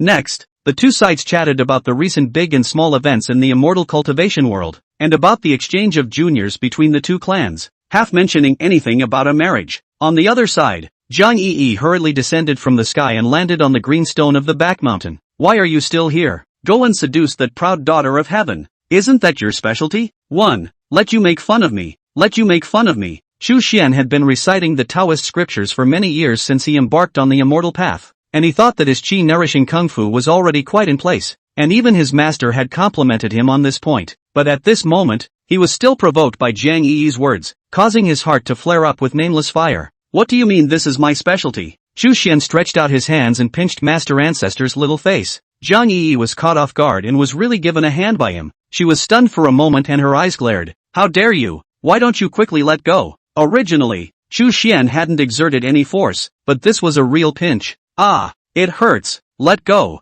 Ooh, you're bullying me again. 1. Looking at the teary-eyed Jiang Yi, Chu Xian then let out a light humph and loosened his hand. The old ancestor has no privileges with me. In the future, if you dare to talk nonsense again, I will continue to punish. Jiang Yi rubbed her face with both hands and looked at Chu Xian with a puff of anger. I'll ignore you in the future, unless you apologize to me. Beg for it. Chu Xian picked up a Tao scripture and ignored her again. Unexpectedly, just after coping with this, his junior sister and junior brother ran over to offer their advice again, making him very helpless. After ending the conversation, the Purple Chin Jade Mansions group, under the guidance of the knowledgeable Taoist, arrived at a small, secluded courtyard and stayed there for the time being. Li Yucheng let the disciples do not need to be formal. They can go out and walk around at will, as long as they do not trespass on the forbidden land of the Tao Palace. The knowledgeable Taoist who had not yet left also nodded. These were all the things that the sect leader had commanded. This broad daylight, a dozen young disciples where to stay, for the legendary Green Lotus Tao Palace.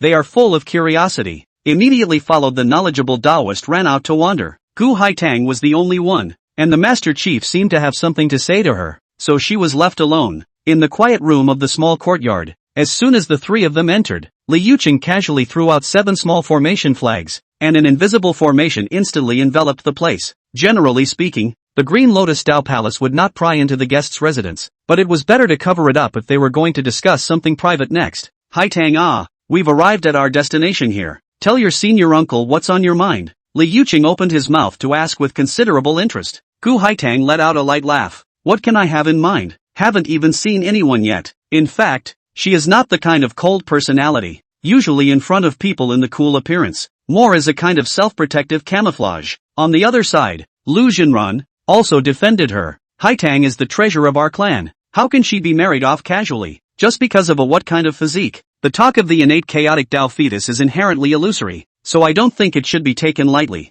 Besides, that disciple of yours, doesn't he have a few thoughts about Kaido? Li Yuqing snorted lightly. That kid, I still don't know him. Toad wants to eat swan meat. He's come to beg me a few times, but he knows full well that Kaido isn't interested in him, and as far as I'm concerned, he doesn't deserve Kaido at the moment. Real Lu was a bit dissatisfied. How could you make up your own disciple like that? Li Yuqing somewhat helpless. Not choreographed. This kid is good at everything, is too smooth from childhood to adulthood. What he wants, the family gives him everything. Everything meets him, he has not even suffered a major setback. That's why I said he's not good enough for Haitang. If one day in the future, he can fall down hard once, suffer a loss hard, and then stand up again with his own strength, then I'll naturally support him, and maybe even Haitang will think highly of him. Gu Haitang nodded slightly, seemingly also recognizing this statement from senior uncle. However, realist Lu still didn't like it too much when he turned towards outsiders. What about this Chu Xian? Have you seen him? You know he's worthy of our Haitang?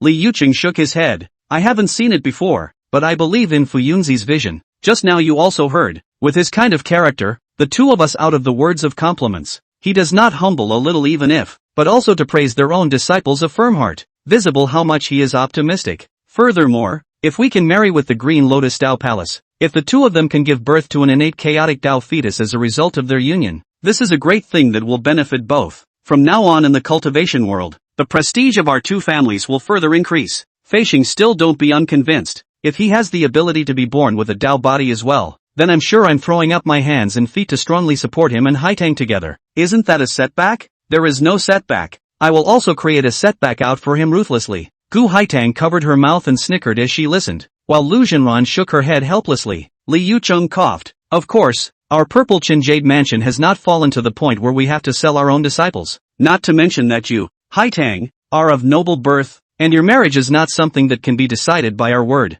This matter, our side is just a proposal. The final decision is still up to you, as well as your family's side of the opinion. Chapter 66, White Moonlight. In fact, regarding the matter of marriage, the opinions within the Purple Jade Mansion were not unified. One faction thought that marrying off their own genius was too much of a loss, the other faction thought that the benefits were negotiable, and it was more important for the alliance to work out. That's why Li Yuqing visited twice before and after, but didn't say a word about any marriage alliance. This can only be regarded as a preliminary contact. If the results are not satisfactory after the contact, then there is no need to even mention it, so as not to embarrass both sides. At this moment, facing her senior uncle's inquiry, Gu Haitang just blandly said, let's take a look first. And Chu Xian didn't even show his face today, so he may not necessarily be looking at us. This shouldn't be too much, should it? In fact, Li Yuqing was also a bit confused as to why Chu Xian did not appear. Could it be that he was really unwilling? Talk about that matter. Real Lu said as he took out a small black and white seal from his sleeve and placed it on the table. With this object suppressing it, the heavenly chances are confused and nothing that happens here will be projected. It would be a bit solemn to use this item when there was a formation to cover it up.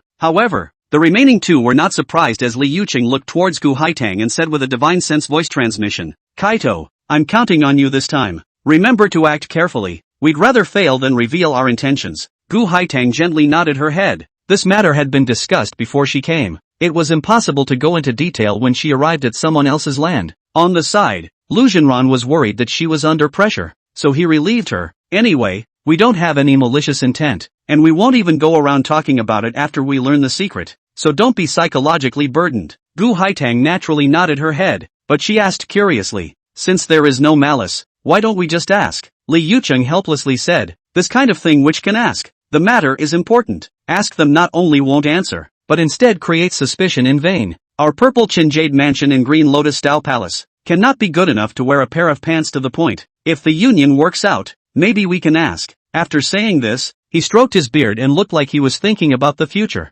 My purple Qinjade mansion likewise has several ascended ancestors, if they also have methods to secretly descend into the realm. Gu Haitang, on the other hand, was caught up in the color of reminiscence. Before she set off this time, her master and a few elders mysteriously called her over and gave her a secret mission. There is no impermeable wall in the world, and it has been more than 6 years since Jiang Yi showed up brightly. Although the Green Lotus Dao Palace is relatively secluded, but it is not a prison. The disciples naturally have dealings with the outside world cultivators. After a long time, it is normal to occasionally pass out some news. After all, there was such an odd character disciple in the sect, who from time to time made a mess of things, and it was hard for everyone to not recognize her and not bring her up when they chatted. Originally, this matter sounded like child's play, and the Green Lotus Dao Palace didn't protect Jiang Yi in secret, but instead allowed her to casually make a mess. So the purple Qinjade mansion originally didn't care. Last time when Li Yucheng came over to visit, he also saw that disciple surnamed Jiang from afar. At that time,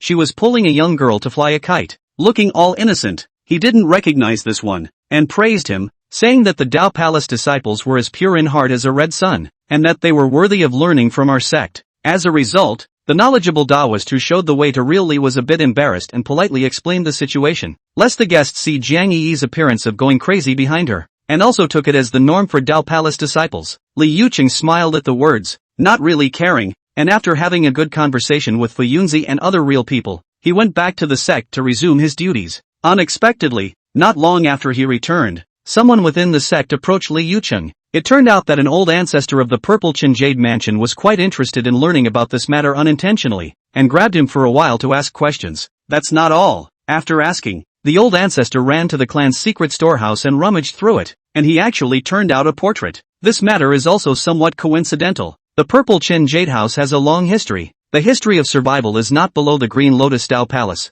This old ancestor 4,000 years ago, an ancestor, once secretly to the Green Lotus Dao Palace's Jiang Yi is very adoring. Unfortunately, he had a lifelong crush, but because the cultivation gap between the two sides was too great, he never had the courage to confess. And when the amazingly talented Jiang Yi ascended into immortality, the matter became a major regret in his heart. Before he died, this ancestor used his last ounce of energy to paint the image of the white moonlight in his heart, and then left his body after the last stroke. The painting he bequeathed had a few wonders, and not being corrupted by the passage of time, it was put away by future generations of children and grandchildren, and has been kept in the treasury. It was because it involved his own ancestor that old ancestor Zichen was particularly interested, and when he heard that Li Yucheng had seen the young girl, he even specifically found out the painting and asked him to identify it. The results shocked Li Yucheng to the point where his mouth dropped open because the two looked exactly the same. Now, even the old ancestor was astonished. Jiang Yi couldn't really be an immortal from the lower realms, right?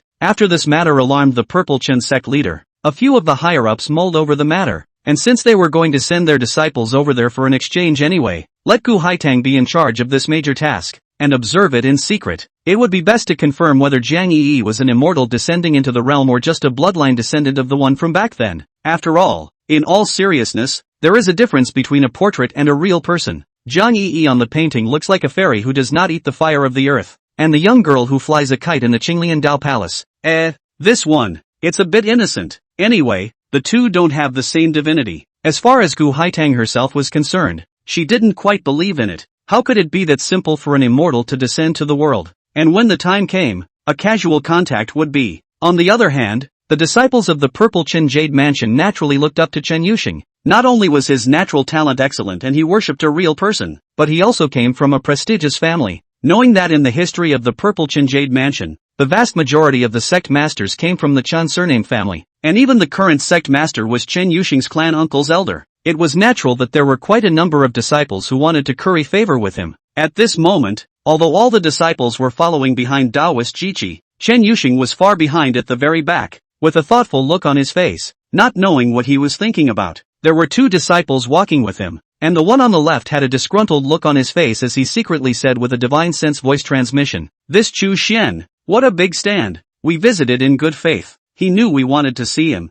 but as a result, he didn't even show his face. And what hour is it now? It's also late in the day, so it's clear that they're trying to give us a head start, hang us out to dry first, and then come back tomorrow to receive us." The disciple on the right also said, "In my opinion, it must be a ploy to catch him." He pretended to be a clean-cut person to try to make senior sister Gu curious about him. Chen Yuxing frowned. "Alright, all of you cut the crap." Chapter 67, Shocking Information. "Senior brother Chen, what should we do next? We can't just watch, right?" The taller disciple on the left had an anxious face. The round-faced disciple on the right also nodded his head repeatedly. "If senior brother has any use for us, feel free to command. After all, everyone knows that Chen Yuxing has always adored Gu Haitang, and the two are barely childhood friends. Miss Gu in the door, that is how noble existence. She is from a mysterious origin. It seems that the same is from a certain immortal cultivation family. Almost all the elders of the clan are very favored to her. She also lived up to the expectations. In successive years, the first in the small exams and the big exams, no one of the peer group can be out of its right. Moreover, the chaotic sacred fetus belonged to the rare, special physique that also had a substantial enhancement to the strength of the physical body. And when Gu Haitang grew up, she would be strong in both melee combat and long-distance attack, and there was almost no cultivator of the same rank who would be her enemy. It was her who had such a promising future, but now she was going to be forced to marry an outsider she didn't even know. Not to mention that Chen Yuxing was disgruntled. They, the purple Chen disciples, were also unwilling. Chen Yuxing had been pondering over this matter just now, and when he heard the two of them take the initiative, he secretly commanded, "You guys go around this Dao Palace. It's best to make friends with some of the Dao Palace disciples. Remember to be generous, and help me inquire about Chu Xian's specifics, such as his character, his past, and his origins. After all, know yourself and know your enemy, in order to win 100 battles." Right now Chen Yuxing had a headache. His understanding of Chu Xian was only so little on the surface. Nearly nothing. The two disciples nodded their heads at the same time as they pretended to be unwell and went to speak to the knowing Taoist before returning on their own. But in reality, halfway down the mountain they veered off course and headed elsewhere down the mountain. By coincidence, the two of them hadn't gone far before they heard the sounds of young disciples joking and laughing from the other side of the courtyard wall. They looked at each other and were about to walk into the small courtyard, using getting lost as an excuse to talk to these disciples and build up a friendship. But then, the two of them stopped in their tracks, not even daring to let out a single breath, because those disciples happened to be talking about Chu Xian. In the small courtyard, 3 or 4 disciples were turning over the herbs, and a younger disciple, curious, asked his senior brothers, Hey, do you guys think this will work out for eldest brother?" The kid Li Shaoshi was also there. He confidently tossed his head. "Nonsense, with eldest brother's methods, such things as seducing a woman must be a handful." The others heard the same thing, and one person laughed. "Eldest senior brother is a man who has been through 100 battles and almost caused civil unrest in the Acacia sect, so have faith in him." "Hush, be silent." Li Shaoshi raised his index finger and said in a warning tone. Subsequently in front of the guests, "You must not talk nonsense." The crowd honestly nodded their heads. After all, this was about eldest senior brother's lifelong matters, so they couldn't leave any bad impressions on the side of the purple Chinjade mansion. On the other side of the courtyard wall, the two Zichen disciples were secretly shocked as they listened to the Acacia sect. So it turns out that Chu Xian has connections with these evil demons? He also had a lot of entanglements with those demonesses, and even almost caused civil unrest in their clan? The two of them looked at each other with shock and anger in their hearts. The Green Lotus Dao Palace even hid such important tainted information. If their own elders knew, how could they possibly marry senior sister Gu to such a lustful and shameless man? Although they were still a bit cloudy and didn't know the ins and outs, the two disciples continued to eavesdrop, hoping to get more information. The Dao Palace disciples in the courtyard continued to chat idly while doing their work, but there was basically not much mention of Chu Xian Yuan later on. The two squatted until their feet were numb, before they heard that Chu Xian turned out to be seemingly not a disciple of the Dao Palace, and seemed to have been sent by him to throw in the towel. The two disciples guessed that it could possibly be the Acacia sect. They had obtained important information and were afraid of being discovered, so they looked at each other again and chose to sneak away and go back to ventilate the situation. It wasn't like the two hadn't thought about pretending to be lost and going in to talk to those Dao Palace disciples, but with the other side's vigilance,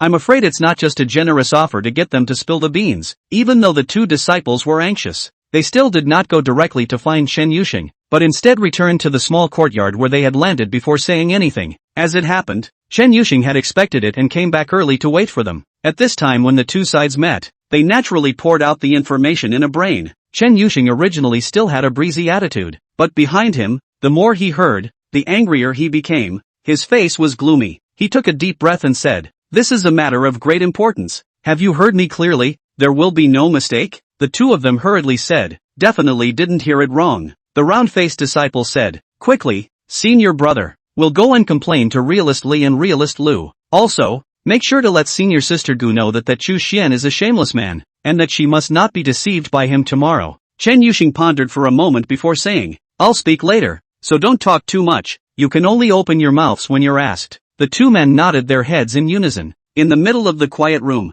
Li Yuqing's brows furrowed as he listened, and Realist Lu also had a cold smile on his face. Although Gu Haitong's face was expressionless, Chen Yuxing knew very well that what she hated the most was this kind of womanizing and lustful person. After Chen Yuxing finished his story, Li Yuqing asked the two disciples some questions. They answered the questions, saying they knew what they knew, and saying they didn't know what they didn't know, pressing the idea of adding to the conversation. This was what Chen Yuxing had taught them, that their opponent's behavior was bad enough, and that there was no need to throw dirt on him, lest he use it to flip the script. Realist Li sighed. "There might be some kind of misunderstanding. I'll go find Floating Cloud Z to ask later. Don't be impulsive for now." Gu Haitang nodded bashfully, unable to see any joy or anger. For his part, Makoto Lu grunted coldly. "This kind of thing is spreading in the mouths of young disciples. I don't believe that Fuyan Z has no knowledge of it, and if you go and ask, Senior brother, he will probably just push it as a rumor." At this time, Chen Yuxing took the initiative to arch his hand and said, "If only a small group of people say so,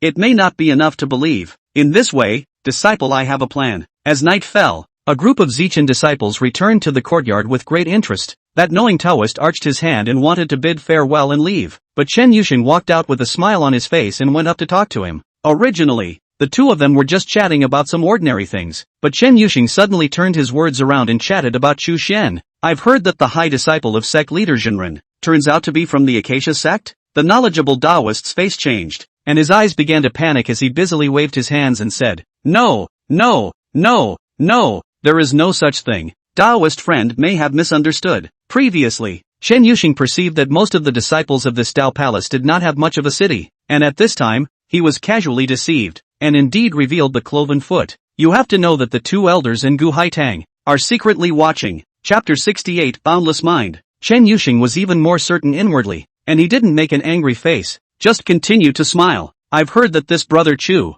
who is also a veteran of the flower world, has been mixing it up in the Acacia sect, and has even hooked a bunch of women to fight over him, almost causing civil unrest." No, there is absolutely no such thing. Chu Xian is definitely not that kind of person. Despite the knowing Taoist's best efforts to try to defend himself, how it looked was like a desire to cover up. "Oh," Chen Yuxing's face showed curiosity. "Then is Chu Xian the one he sent to cast or not? Fellow Taoist cannot hide such crucial information from me." Taoist Jiqi was stopped by his question, mumbling a few words, finally still nodded his head and admitted, "Yes, but we don't know what sect he originally came from, so Taoist Chen must not listen to those young disciples' casual remarks." The Taoist man has already begun to curse his mother in his heart. "In the end, which little one is it? How can you say these messy things to the guests?" Chen Yuxing pretended to be surprised. "Could it be that even your sect leader is not aware of this?" The knower was again stumped by the question and could only say stiffly, "I should know." As soon as he heard this uncertain tone, Chen Yuxing knew that this was something that even this person himself was unsure of. After he thought about it, he suddenly added, "Fellow Taoist, don't hide anything from me. That disciple earlier said everything. There are even more serious things, such as Chu Xian he wants." Chen Yuxing deliberately paused when he spoke. The knowing Taoist was really anxious when he heard that. Where is anything more serious? Chu Xian's cultivation was crippled and he was expelled from the division. What exactly is the reason for that? No one knows at all. At most only the sect leader and a few real people know about it, and those disciples are chewing on it indiscriminately. You tell me, which one of them actually told you this? Chen Yuxing's heart was slightly startled. Not only was Chu Xian from the Acacia sect, but he was also the one who first had his cultivation abolished and then expelled from the sect? Originally, he wasn't quite convinced that a mere male cultivator could stir up trouble in the female-dominated Acacia sect, but combining this with the Ji Gui's words, it might be possible, and he couldn't underestimate this Chu Xian's ability to seduce women. Fellow Taoist, don't be angry. That disciple told me this much, and I can't betray him. In that case, it's already late. Let's talk about this matter tomorrow, Chen Yuxing said, and made a pleased gesture. Knowing that the Taoist is naturally reluctant, but the other party is a guest, he is not good to force, only to take his leave first. Footsteps hurriedly go to the division heads to report this matter. Make sure to thoroughly investigate to the end. After returning to the quiet room, Chen Yuxing looked at the three people in front of him. His own master's face was sad, and Lu Zhenran was so angry that he paced back and forth. Good wow. Good wow. Just how many things has this Fu Yunzi hidden from us? Does this still have a bit of sincerity? Even Gu Haitang, who was expressionless beforehand, was knitting her brows at this time, obviously having a very bad first impression of Chu Xian in her heart. Only then did Chen Yuxing secretly breathe a sigh of relief. He was also considered to be able to more or less surmise the thoughts of his elders. This Chu Xian's special physique was too much of a threat to him. If it weren't for the fact that the other guy was all tainted himself, he wouldn't have been able to win this battle. Li Yuqing was still trying to ease things up a bit. Senior sister, don't be so hasty. Didn't we not mention the matter of marriage earlier? Floating Cloud Z naturally didn't have the need to confide in us, and that Noah also said that some disciples are chewing the cud, and that the matter cannot be listened to in its entirety. That Chu Xian's cultivation was abolished and he was expelled from the division. That's not a lie, is it? What kind of harmful things did he do to cause the original division to treat him like this? Realizer Lu argued with reason. Li Yuqing was disliked by this sentence, and after thinking for half a day and not being able to come up with a clue, he simply said, "You guys wait, I'm going to meet with Fu Yunzi right now." Gu Haitang still wanted to stop, but couldn't. Seeing her senior brother leave, Lu Zhenran sighed. She said to Haitang, "I've wronged you, or else this matter should be settled. Don't worry, the sect will definitely not force you." Chen Yuxing was secretly delighted in his heart, but Gu Haitang said calmly, "My personal choice is not the first priority. When the clan and the will of the elders in my family come first." Lu Zhenjin stroked her hair with some pity. "You child. You just know too much. Don't worry, on your side of the family, I'll help persuade them a bit too, and won't let them sacrifice your happiness." Li Yuqing actually came back not long after this trip, causing a few people in the quiet room to be a bit surprised. His face was a bit odd, and without waiting for the crowd to ask, he took the initiative to say. Floating Cloud Z didn't explain anything, he just said, "Let them meet and they'll know," and he seemed to be smiling and half nervous looking. Gu Haitang showed a thoughtful look, but Chen Yuxing was nervous. There won't be any more variables, right? Real Lu wanted to say something else, but Li Yuqing waved his hand. The matter is settled. No matter what that Chu Xian is in the end, you can't just not even see him, right? And so it was that the people went to their houses and waited patiently for the second day. In the great hall of the Dao Palace, Fu Yunzi slowly drank tea while listening to the two people in front of him report. One of them was the sect's law enforcement elder, and one of them was the previous knowledgeable Taoist. The law enforcement elder was a white-haired old man with a majestic-looking face. "That's how it is.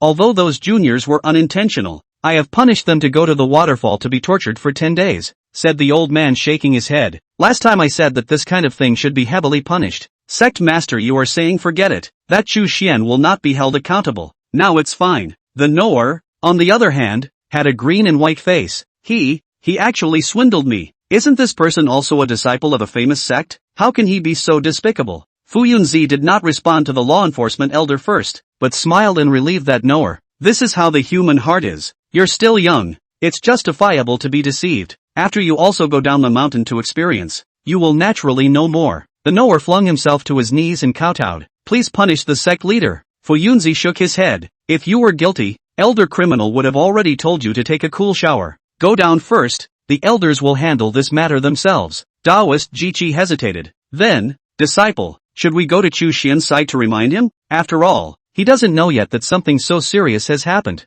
By the way, he was also trying to apologize to the other party in person. Fu Yunzi, however, vetoed. "No, don't tell anyone. I'll tell him myself later." Despite not knowing what the sect leader's intentions were, the knower honestly agreed. On Chu Xian's side, he naturally didn't know that a big drama had been staged around him today. During the day, Chu Xian met with his master and also promised to take the people of the Purple Chinjade mansion around tomorrow. After all, coming from afar was a guest, and it wasn't a solution for him to keep hiding and not seeing. At this time he raised his head, looking up at the air around of bright moon. Look forlorn, do not know what to think in his heart. Chapter 69, First Meeting. The next morning, it was still the same Taoist who knew the guest and came over to greet the side of the Purple Chinjade mansion, but his attitude was, to the naked eye, much colder. The other disciples are still a little puzzled, but it is Chen Yuxing guest. I guess the other party went back. Also figured out, he was used as a gun. Chen Yuxing didn't care much about this. It was just a Zhigue. In the Purple Chinjade mansion,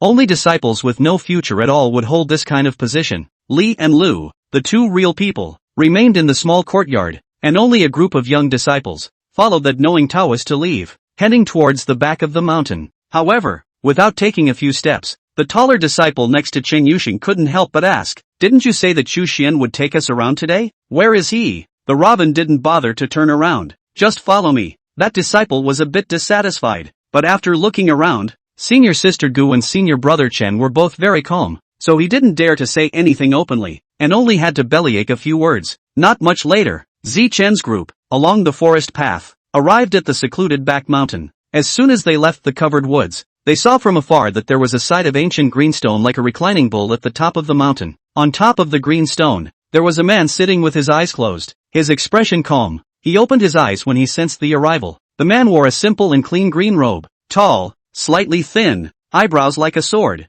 eyes like a star K, handsome appearance, sitting on that green stone, has a dusty temperament such as immortal. As soon as she saw this man, a trace of surprise flashed through Gu Haitang's eyes. Was this that Chu Xian? It's a little, no, a lot better than expected. What happened yesterday still had an effect on Gu Haitang. Originally, although she did not hold too many expectations for this person, Chu Xian, those news that Chen Yuxing had poked around had still ruthlessly lowered the impression score of the other party in her mind. In Gu Haitang thought, this Chu Xian, more than half is also a mouth flower of the prodigal son, may look really have a few points of the little white man look, which can attract those evil Taoist demonesses for him to fight for the win jealousy, but definitely not likely to be the type of her have a good feeling. Even what she loathed the most was this type of man who pretended to be amorous but was actually greasy as hell. Unexpectedly, when he saw it today, the real Chu Xian was completely different from what Gu Haitang had imagined. He looked very much in line with the image, in her mind, of what a young cultivator should be, calm and clean,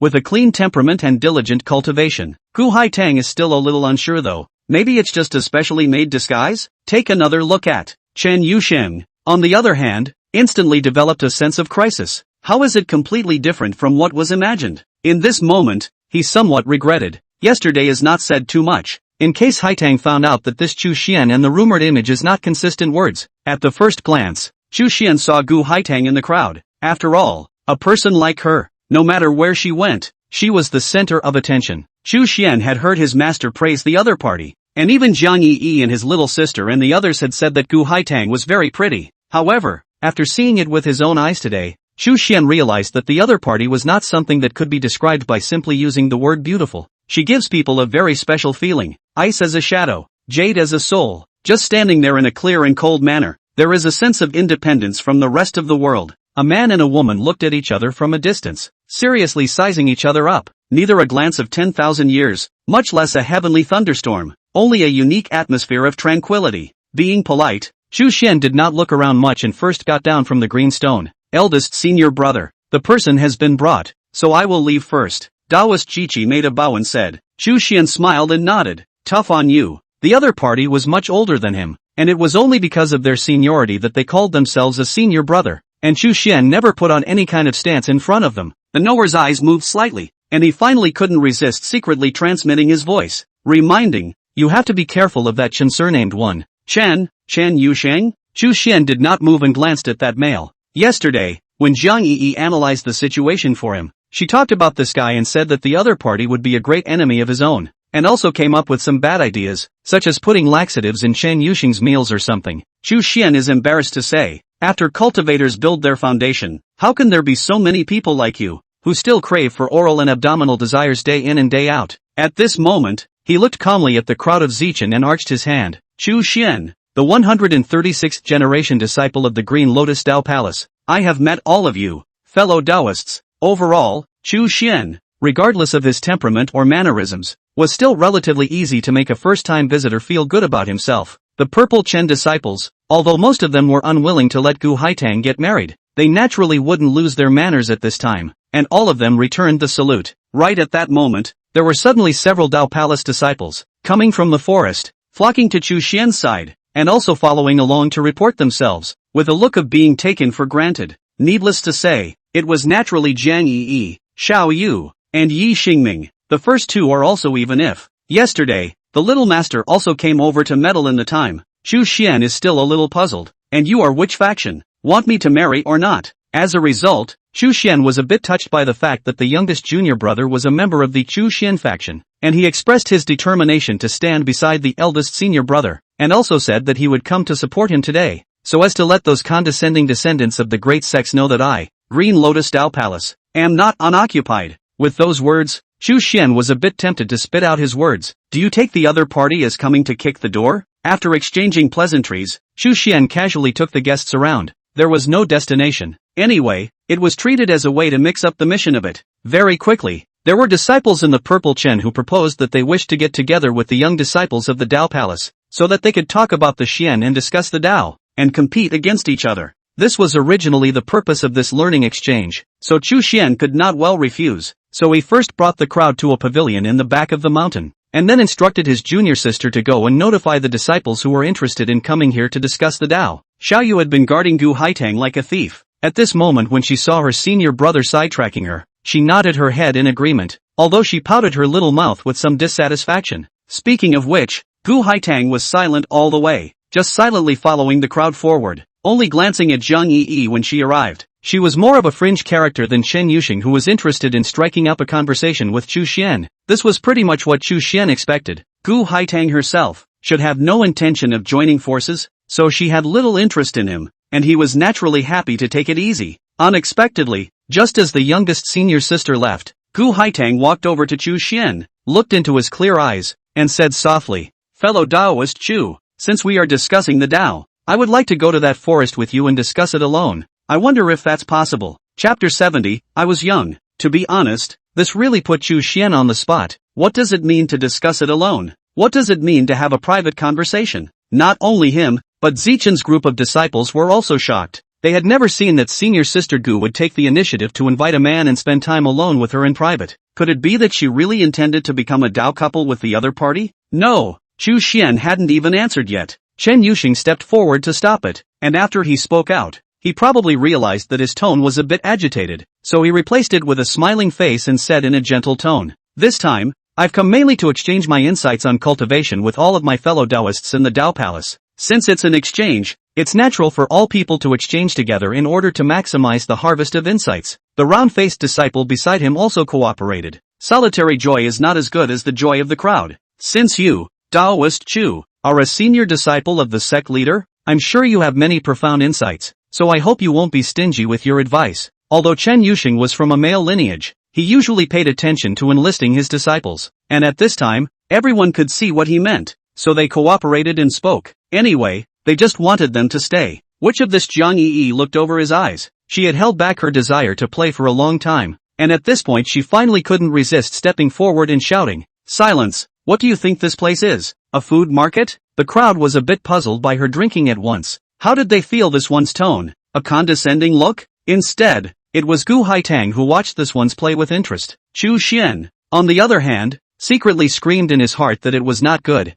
It seemed that he still had to privately communicate with Jiang Yi, letting her keep it in check, or else there was no lack of icy smart people in the audience. In case he was seen to be something, it would be troublesome. "Let me tell you, this is the Green Lotus Tao Palace. We are the landlords. Come as a guest and be a bit of a guest. What about now? We, Chu, eldest brother Chu, are going to go and exchange feelings with Miss Gu, so don't push yourselves one by one. It's not like we're asking you to go. Don't think I don't know that you all took favors from this little white boy, but you can't be too selfish. You have to think about Kaido. Can you afford to pay for it in case she misses out on her lifelong happiness because of you?" Seeing that Master Ancestor was getting more and more outrageous, Chu Xian hurriedly stepped forward to cover her mouth and dragged her over. With a smile on his face, he said, "I'm sorry, this disciple of our family has a bit of a brain problem and often speaks shockingly, so please bear with us." Chen Yuxing, who was denounced as a white boy, did not look too good. It was also the first time he had encountered someone like Jiang Yi who spoke so bluntly, even so bluntly that it was a bit too much, almost pointing at his nose.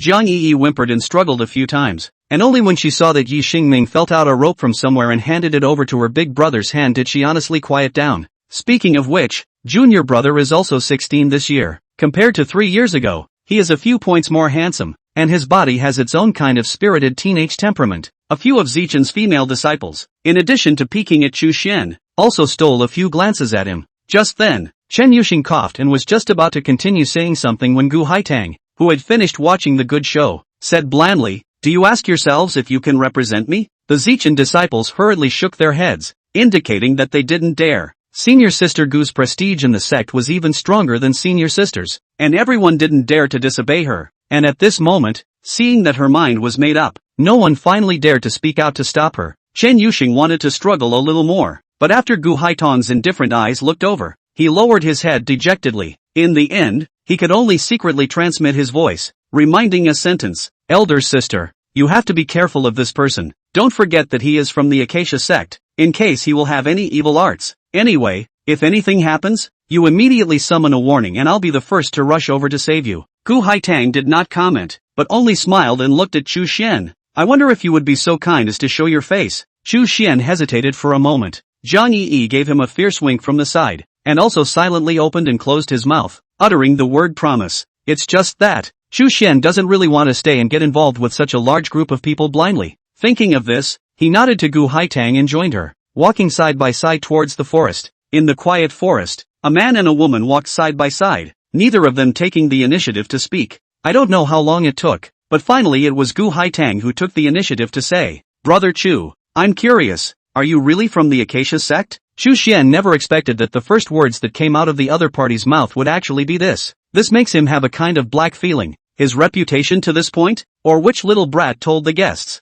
At that moment, Chu Xian even had an urge to break the pot, but then he said calmly, yes, I was very young then. Anyway, Chu Xian had already figured out that this union was impossible to unite, and since that was the case, it was not bad to let the other party think that he was a lecher. This answer, again, was completely out of Gu Haitong's expectation. She was stunned for a moment, then laughed. You lied to me. How can I see that? Chu Xian held his hands in a negative position and said in a breezy manner. Gu Haitang looked at Chu Xian with curious eyes. You don't want to join forces, right? In the face of such inquiries, regardless of whether it's true or false, if Brother Chu intends to join forces, he should deny and defend himself. Then you are wrong. This is the trick of trying to catch me. See, aren't you falling for it now? Must have thought in your heart that I must not be from the Acacia sect, and that I am a clean and virtuous man. I won't hide it from Miss Gu. Your reactions were all within my expectations, Chu Xian said in his serious tone. Gu Haitang laughed even more happily. You're weirdly funny.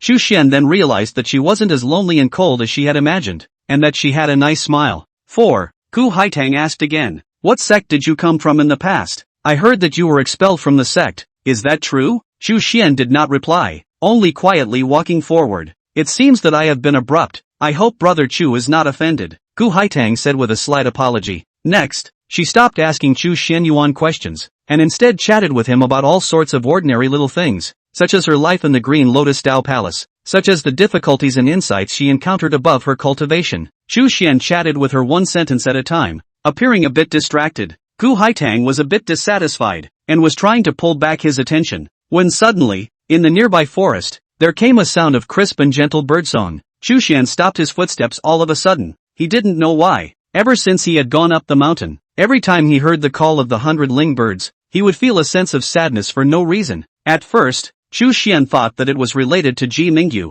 but later realized that it was completely unrelated. 2. And the Masters? Chapter 71. Too deep into theater. In front of strangers, Chu Xian did not want to show a vulnerable appearance. Therefore he resisted the urge to shed tears and just stood still, quietly listening to the pleasing call of the lark. Gu Haitang noticed Chu Xian's sadness and was a bit surprised, and was about to ask him what was wrong. The bird's call, however, was getting closer and closer, and finally came to hover above the two men's heads. Chu Xian stretched out his hand, and a tiny grayish-brown lark landed in his palm, chirping and not afraid, also pecking lightly at his palm from time to time. Chu Xian tenderly stroked its head and casually took out a small amount of rice grains from his sleeve to feed it. This made Gu Haitang a bit surprised. He still carries grains with him? Moreover, Haitang had raised birds. She could see that Chu Xian was not intentionally doing a play in front of her. His movements of feeding the birds were very skillful, obviously not the first time. After the little bird had eaten almost as much as he could, he flapped his wings and flew off on his own, his voice full of merriment.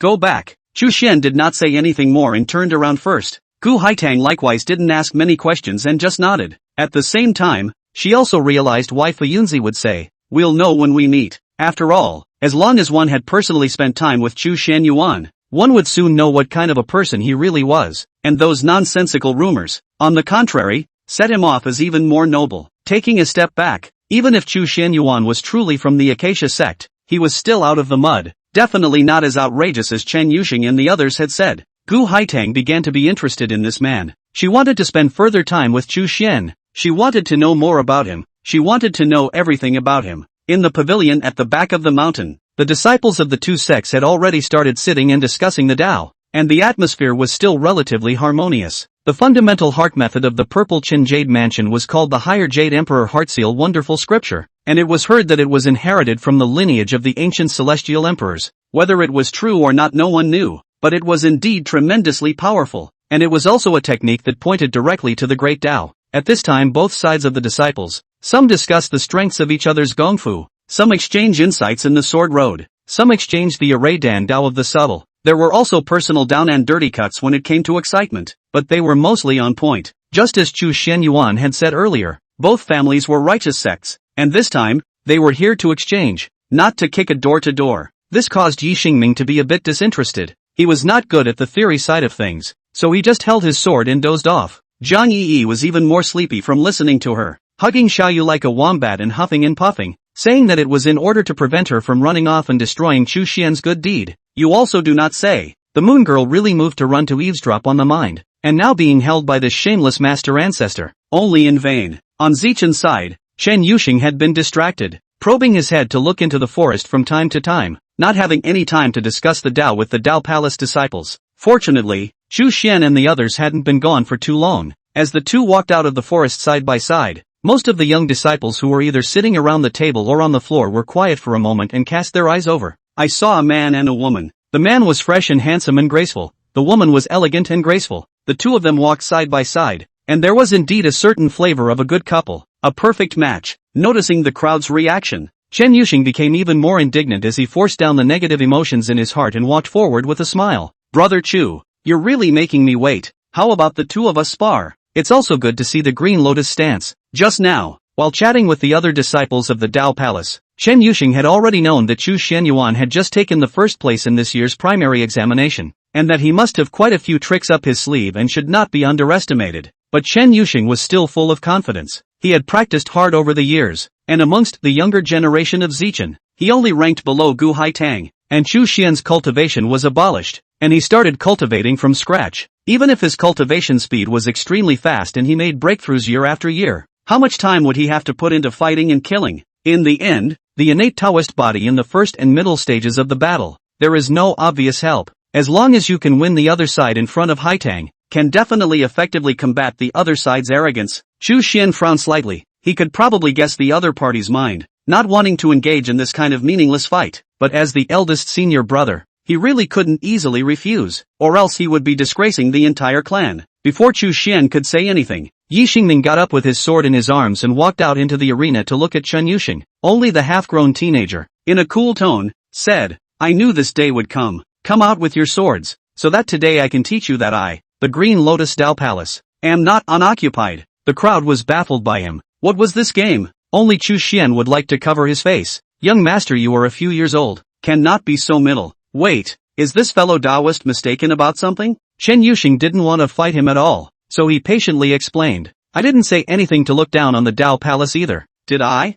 It's just that I want to spar with fellow Taoist Chu, so I promised to be on point. But Yi Xingming didn't buy him at all and just coldly snorted and said, Don't pretend. I know what you must be thinking in your heart. What kind of trash Chu Xian, from a humble family, is worthy of stealing a woman from a noble family of heaven like mine? Today, I must trample him under my feet and ravage him ruthlessly, so that this kind of lowly bastard from a humble family will know what happens when he opposes me. When these words came out, whether it was the Tao Palace disciples or the Zichen disciples, the faces that looked at Chen Yuxing changed slightly. Could he really be this kind of person? I can't say it's really. Don't you spit blood. Chen Yuxing was simply going to be pissed off by this kid. What kind of person is so desperate to add inner drama to someone? Chu Xian. On the other hand, the corner of his mouth twitched. What kind of canon in canon line was this? Now he was skeptical that the talking book story that junior brother had heard the storyteller tell, couldn't it have come from the heavenly evil demon's hand? Yi Xingming still clasped his sword with both hands, maintaining that cool, not chatty swordsman look.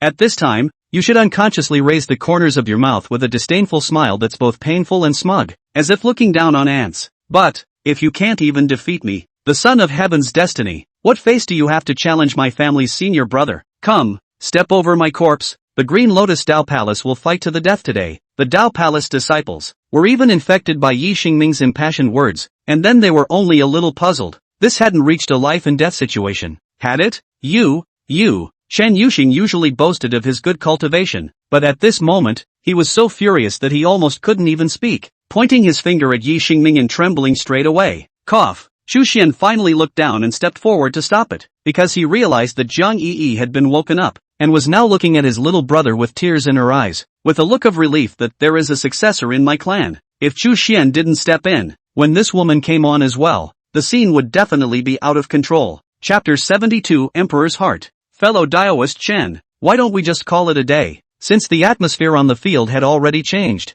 At this time, Xu Xian raising this sentence instead seemed like he was giving Chen Yuxing a step down, but Chen Yuxing decisively refused. No, if he wants to fight, then I'll fight him. Insulting my honor, this can't just be left alone. A mere mid-stage foundation establishment, a half-grown child who hadn't even grown any hair. Chen Yuxing just didn't want to unnecessarily waste his energy before, but that didn't mean he was afraid of the other party. If he just slipped up and stopped today, how would the disciples in the sect look at him in the future? So this battle has to be fought, and won beautifully and cleanly. Seeing that things had come to this, Xu Xian looked at Gu Haitang, and she also nodded her head gently, so he had to say, then let's cut to the chase. Point blank. Chen Yuxing, despite the anger, cannot be suppressed, but also know the importance of light. It is not possible to lay a heavy hand on other people's territory, but at least let this kid, lying in bed for 10 days and half a month. With that, the disciples from both sides retreated to make way for a sufficiently open field. Yi Xingming was holding a standardized mahogany sword in his hand, which was just as unimpressive as a magic weapon, and it was the kind of thing that was usually used in the small examination competitions. Since this was the case, Chen Yuxing could naturally only pick a magic weapon to use. It was impossible to get on a magic treasure. His cultivation was already higher than the other party.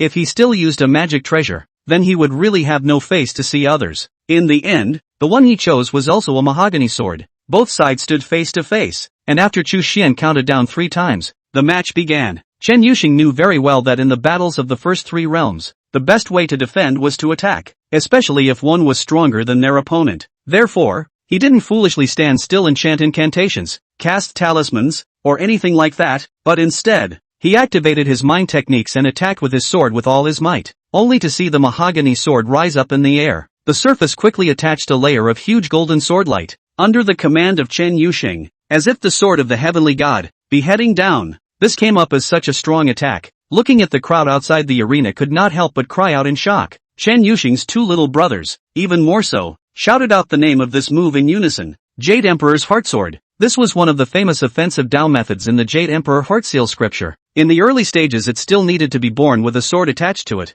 In the middle and late stages it was completely made with the heart, and it was immensely powerful. In the face of this attack, Yi Xingming, who had been holding his sword with his eyes closed, violently opened his eyes, and his pupils blossomed with golden light. 2 small swords could be faintly seen in the light. At the same time, the swords of everyone present began to vibrate, as if they were affected by some mysterious force, vaguely about to come out of their sheaths. Even the huge golden sword that was originally going to chop down at Yi Xingming kept slowing down again, and finally even hovered above his head, not moving at all. This scene was again watched by the crowd in shock. What is going on? Chen Yuxing's face changed drastically as he desperately operated his mana and tried to manipulate the Jade Emperor's heartsword to chop down, but the sword didn't move at all, as if it had been taken away from his control by an even more powerful force. When this happened, Yi Xingming finally drew his sword, and golden light shot out of the sheath like a rainbow, brilliant and eye-catching. Chen Yuxing made an immediate decision to stop trying to snatch back control of the Jade Emperor Heartsword and prepared to use other divine abilities and techniques to counteract it.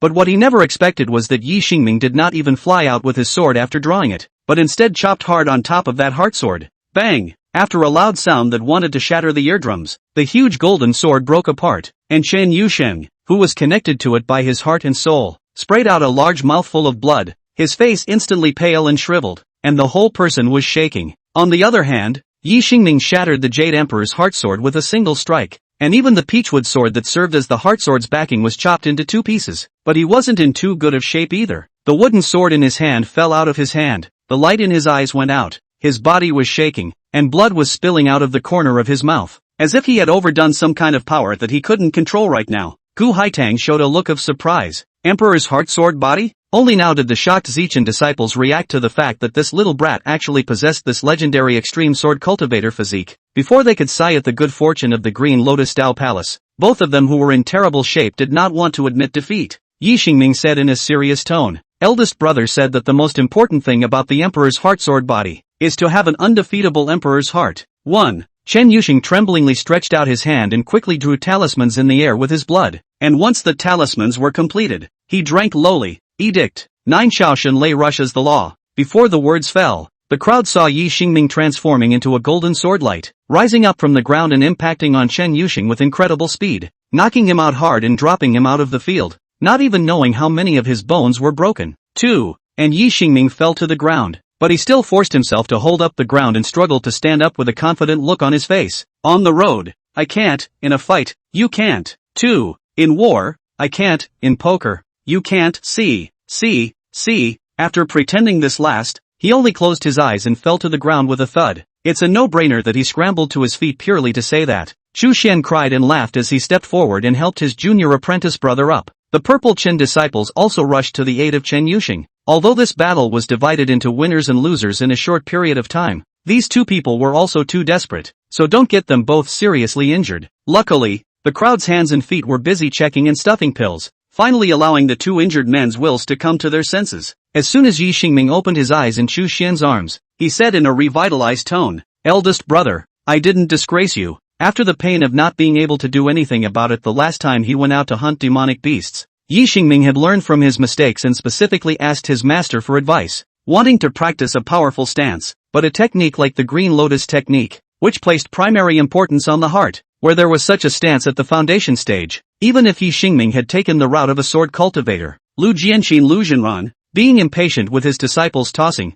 had to say, one can try to forcefully stimulate the potential of the Emperor's heart sword body. Originally, he was not optimistic that his disciple would succeed, believing that Yi Xingming would at least have to wait until after he had formed the Dan to be able to mobilize this kind of power. Yi Xingming pondered over it for almost 2 years or so at first, and really didn't get anywhere, so he ran to ask his eldest senior brother for advice. But what does Chu Xian know about this? Seeing his junior brother's face of anticipation, Chu Xian Yuan ultimately could not bear to refuse, and only said 4 words: undefeatable Emperor's heart, with an inscrutable expression, allowing him to realize it on his own. In fact, it's the same to call it something like invincible Emperor's heart, stronger Emperor's heart, or desolate ancient Emperor's heart. Anyway, it's just a random overbearing word to put it together. But Chu Xian never thought that the little master actually took it seriously, and also really practiced the results for him. You're really too much of a bravado. Chu Xian shook his head helplessly. This time, thank you for relieving me, but next time, you can't be so desperate. Yi Xingming nodded excitedly. 1. Chapter 73, Lotus Seeds.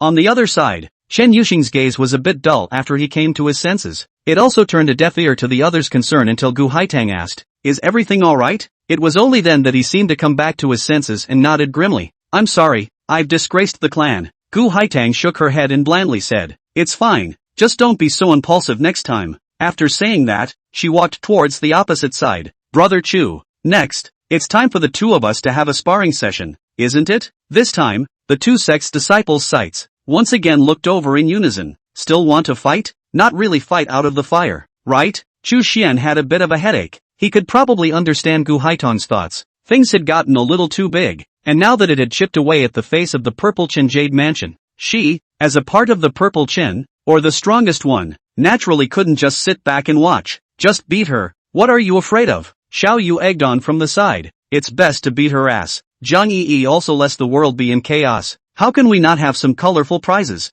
I propose that the loser should warm the bed of the winner." The last sentence was so loud that it drew strange looks from the crowd at her. Chu Xian knocked on the head of his master ancestor, signaling her to shut up, then walked forward and arched his hand. "Fellow Taoist Gu, this matter is indeed a bit of a slip of the tongue for my senior brother. I hope you won't be offended. As for the sparring session, forget it. You and my family have been friends for many years. Why should we hurt our chances for this trivial matter?" Brother Chu is wrong. It's just a sparring match. How could it hurt the peace? Gu Haitang, however, did not agree. "How about this? Let's not fight head-on, but only compete by displaying our divine abilities. How about that?" Displaying divine abilities? Chu Xian revealed a puzzled expression. Gu Haitang nodded. "You and I, each take a lotus seed and put it in our hands. Whoever can make the lotus seed take root and blossom in the shortest amount of time, Whoever counts as the winner. Upon hearing this, both the Tao Palace disciples and the Zichen disciples nodded their heads in succession. This method was suitable. It didn't hurt the peace, but also tested the cultivator's sense of the great Tao. Even Chu Xian's side had taken advantage of the situation. Who didn't know that the Green Lotus Tao Palace's signature technique was the Green Lotus technique? But Chu Xian was awkward, because he simply did not cultivate the Green Lotus technique. For the wood system, longevity, a kind of Tao law, is not even studied. Press simply do not have the time. Okay? Now that Gu Haitang had offered such favorable conditions, if Chu Xian refused again, it would be a bit unkind, and would even be suspected of being a wimp. Thus, even though he was self-conscious that his chances of winning were not high, Chu Xian could only agree with a stiff upper lip. Then let's do that. After this sparring session, we'll sit down and have a cup of fresh tea. Very quickly, a disciple of the Tao Palace went to the nearby lotus pond and took 2 fresh lotus seeds over, both from the same flower, average size, absolutely fair. Under everyone's gaze, that disciple stretched out his hands and simultaneously released the lotus seeds into the palms of Chu Xian, Yuan and Gu Haitang, and this release represented the official start of the competition, only to see Gu Haitang immediately extend her other hand,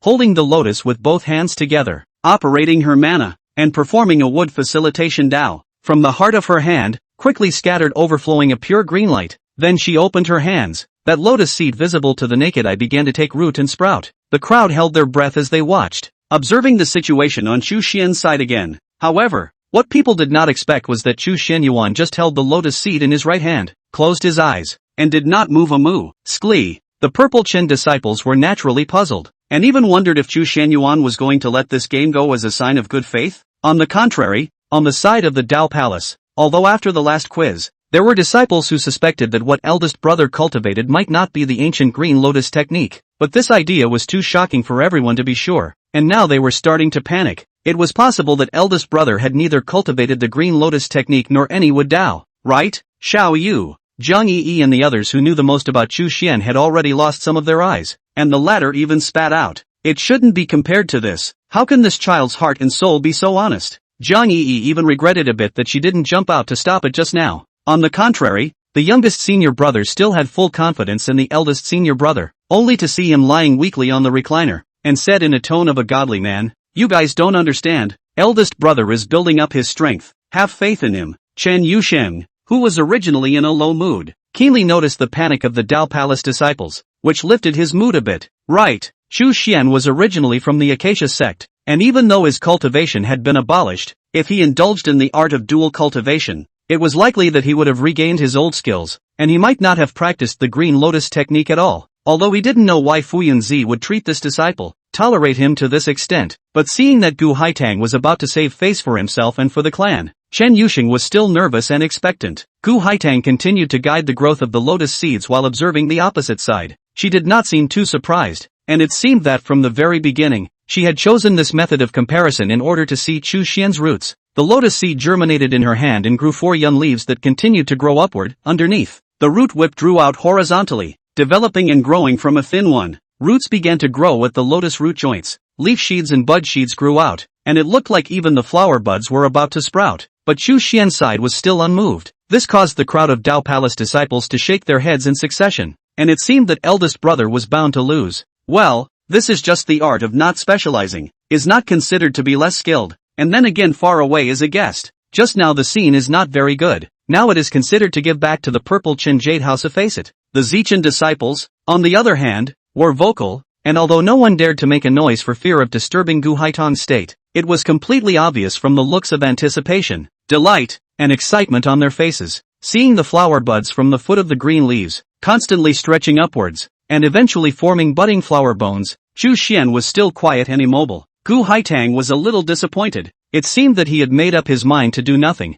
Just at this critical moment when the winner was about to be decided, a miracle happened. The lotus seed in Chu Xian's hand began to take root with an incredibly fast speed. Young leaves, root whips, leaf sheaths, bud sheaths, flower buds appear one by one, and finally a blooming pink and white lotus flower. On Gu Haitang's side, the lotus flower in her hand slowed down a beat before it bloomed. The crowd watched in complete amazement. A last-minute reversal? 1. Your Suan's reversal. How did this happen? More critically, they were completely unable to see how exactly Chu Xian had realized this operation that blossomed almost in a single breath, and it was not even clear what kind of technique he had used. Although Gu Haitang lost, Her beautiful eyes looked at her with a different color, as if saying, I knew you weren't that simple. Chapter 74, The Immortal's Means. Chu Xian slowly opened his eyes and saw the lotus flower blooming on his right hand. His heart finally let out a secret sigh of relief. That's right, he didn't know any Wood Dao techniques, but he recalled that when his cultivation was abolished before, he almost didn't eat or drink for most of the month. It was all the wisp of immortal qi in his body that was providing him with vitality. So Chu Xian tried to manipulate this strand of immortal qi to provide life force to the lotus in his hand. It didn't need to be much, a tiny bit would do. More than that, he was afraid of destroying the lotus, but it wasn't that simple. Although immortal qi had already been integrated into Chu Xian's Dao foundation and had become part of his cultivation, his current realm was too low and the level of this thing was too high. It wasn't something he could command at all. Within this limited amount of time, Chu Xian was again running the Jade Capital Mysteries and mobilizing his divine sense, and it was only with great difficulty that he was able to push out that tiny bit of vitality, and finally did not lose the face of being the Dao Palace's eldest senior brother under the eyes of everyone. Of course, Chu Xian was completely breezy on the surface. Seeing this scene, the Dao Palace disciples naturally admired their eldest senior brother to no end. They thought he was going to lose, but turned around and flipped the tables to win. The Zichen side had lost 2 matches in a row, and their morale was naturally low, especially when they lost when they were about to win, but they couldn't hate Chu Xian. Really, his performance was too colorful to be unconvincing. Only Chen Yuxing closed his eyes glumly and didn't speak again.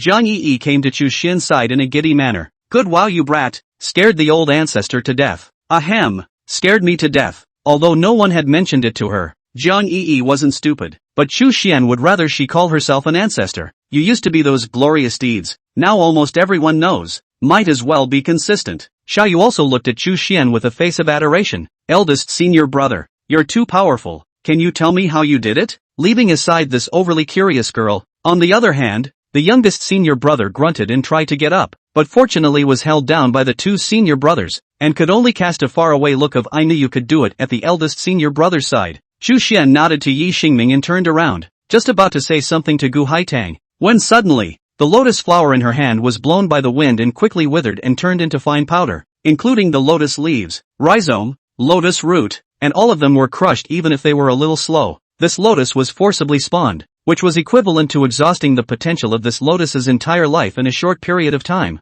and it was quite normal to have this result. The disciples, therefore, froze for a moment and then reacted, not realizing that there was any difference, until someone shifted their sight to Chu Xian's hand, as if they wanted to see if the lotus flower that he had spawned would end up the same way. However, it was strange to say that this lotus flower of Chu Xian Yuan not only had a clear and distant aroma, but until now, it was still full of exuberant vitality. Chu Xian waved his hand and called the senior brother who was responsible for picking the lotus seeds before over and said gently, every flower in every plant is a living being, help me plant them back. This disciple's expression was a bit incredulous until he received it with his own hands and realized that the lotus flower was indeed intact. Then he nodded excitedly and said, yes, eldest brother. As Dao Palace Foundation establishment disciples, most of them could actually catalyze a lotus flower if given the time, but they couldn't do it even if they killed themselves, and the lotus flower that was spawned could still be planted and survive normally, and it was precisely because he understood the difficulty of it that he was so excited.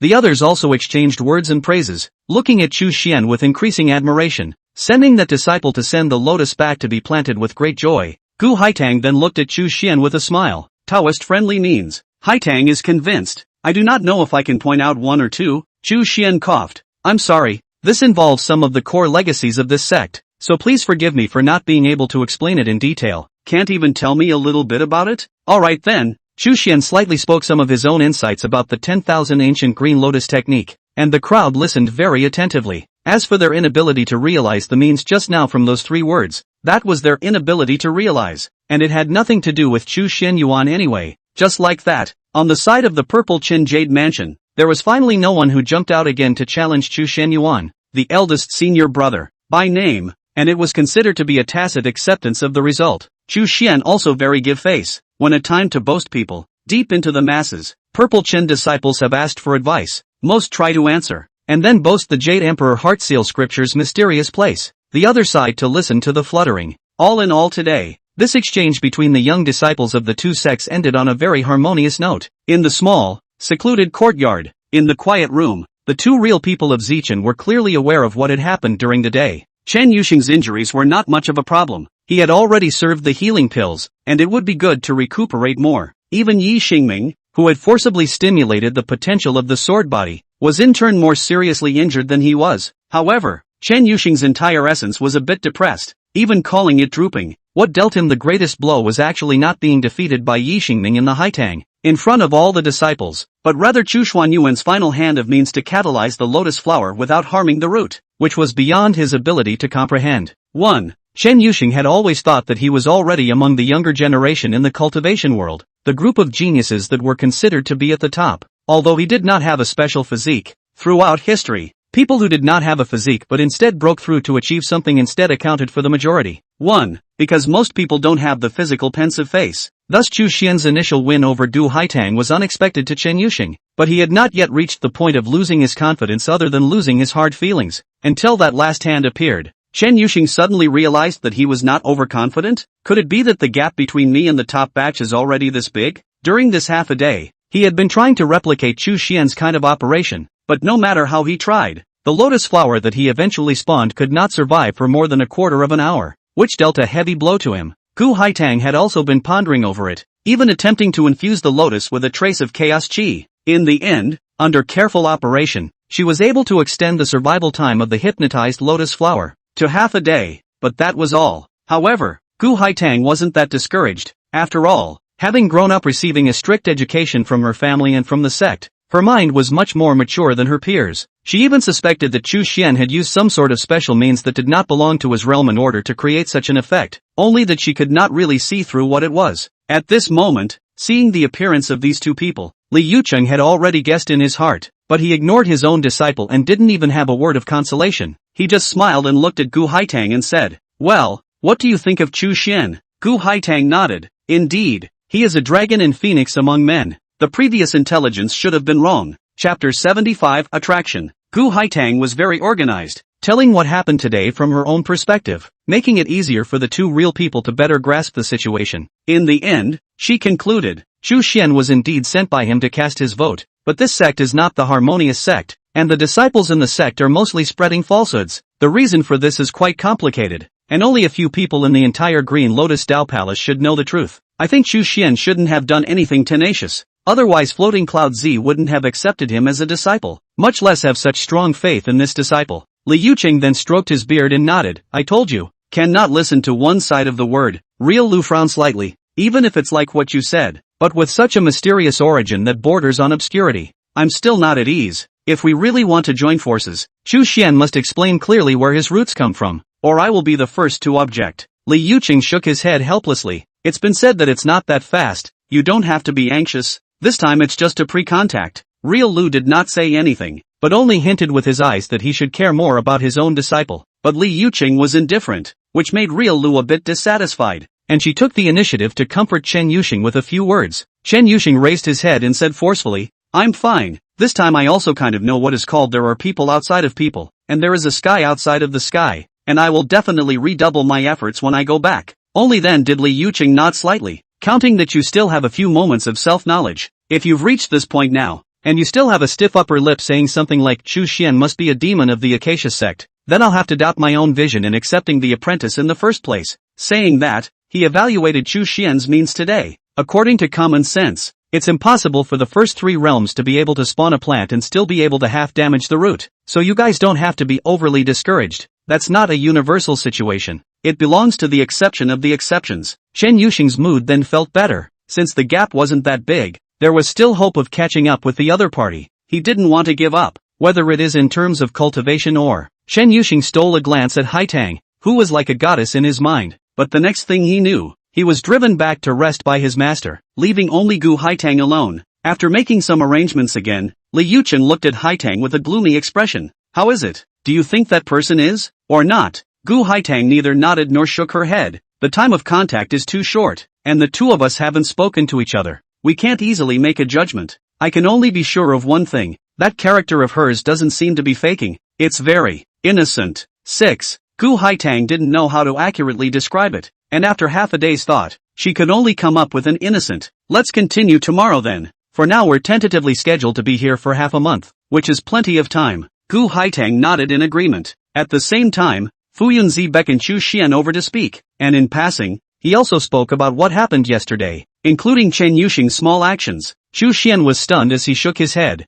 I told you that we shouldn't have joined forces. A bunch of troubles. Fu Yunzi just smiled and said, what do you think of this child, Haitang? Chu Xian thought for a moment. Indeed, she is a proud daughter of the heavens, and her character is not as unapproachable as I had imagined, or even on the contrary, is considered kind and amiable, but I have little interest in her for the time being. So, what do you think? Is she interested in you, or does she have an idea for a union? Chu Xian frowned. This person is imperceptible. I feel that she is still curious about me, but her true thoughts have been hidden in her heart, not a woman to deal with. Fu Yunzi nodded gently. It's just a pre-contact. You don't need to think too much. Just remember that the clan will always be your backing. Chu Xian nodded and looked at his master with sincere eyes. I will remember. In the following days, the disciples of the two sects continued to exchange friendly exchanges. Chu Xian, the eldest senior brother, naturally couldn't hide, and most of the time, he still had to show up. Fortunately, after the last incident, Zichan's side no longer made any provocative moves, mainly because Chen Yuxing had learned from his mistakes,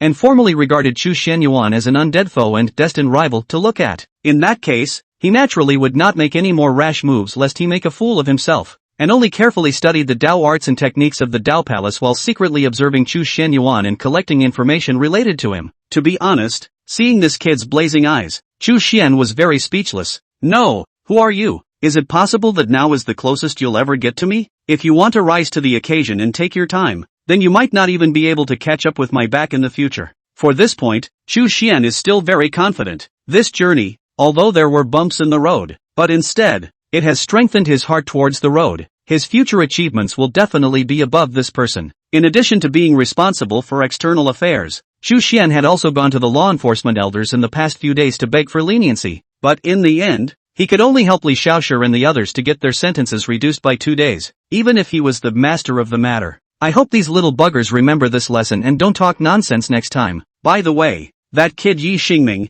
when he went back, he was cleaned up by his master, mainly because of the matter of stimulating the potential of the sword body. After all, this was just a sparring match, and it wasn't a life-threatening encounter, so in Lu Jianxin's opinion, it was simply a case of not caring for his body. That's why Yi Xingming was miserably grounded. And by the way, it was also treated as recuperating from his injuries. In the end, the only thing worth saying was that Gu Haitang was glued to Chu Xianyuan, and unless Chu Xianyuan said that he was going into seclusion, she even ate and drank by his side, just short of sleeping with him. So much so that yesterday, when the two met with their elders for tea, Li Yucheng politely said, it's better for a girl to be reserved, but Gu Haitang just held her teacup with both hands and smiled without saying anything. This scene, naturally, also fell in the eyes of the disciples of the two sects. The Dao Palace disciples naturally secretly admire the eldest senior brother. It is really worthy of almost in the harmonious sect to get. Ahem. 2. I guess it's a prelude to the future scenes with the demonists of the Acacia sect. The Zichan disciples, on the other hand,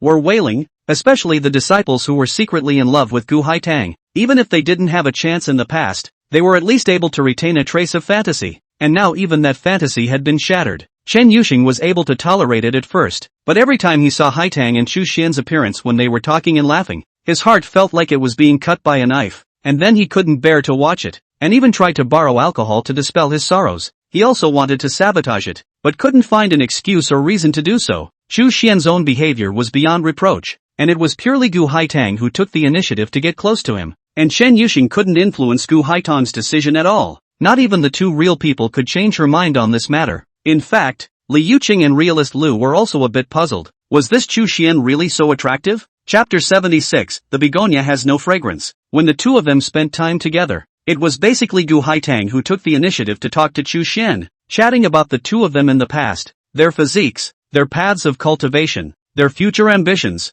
and so on, so it wasn't boring. It was Chu Xian who was wondering, could it be that this woman really had the idea of joining forces? It wasn't as if he hadn't politely stated that he didn't mean it that way, but Gu Haitang always played dumb with him, and every time the topic came up, her beautiful eyes blinked and blinked as if she didn't understand. As for why they didn't kick her out, maybe because the guy was too cooperative? When Chu Xian asked Gu Haitang to keep her distance, she would definitely keep it. When she was told to go back first, she would obediently go back as well, so he had always felt that there was no need to drive people away. This matter naturally made the little sister who was knocking on the big brother ex big sister CP huff and puff, and wanted to come and cause havoc a few times, but ever since Gu Haitang, smiling, said something in Xiao Yu's ear, The moon girl blushed and jumped to her feet. Your bull asterisk asterisk asterisk asterisk ting. 2. Are you interested in Big Brother? After that, the little sister never came back, and it had to make Chu Xian admire Haitong's methods. In addition, on Jiang Yi's side, Chu Xian had wanted to instruct her, but on the one hand, he wanted her to keep it in check, on the other hand, he wanted her to be consistent in her words and actions, which was a contradictory idea in itself.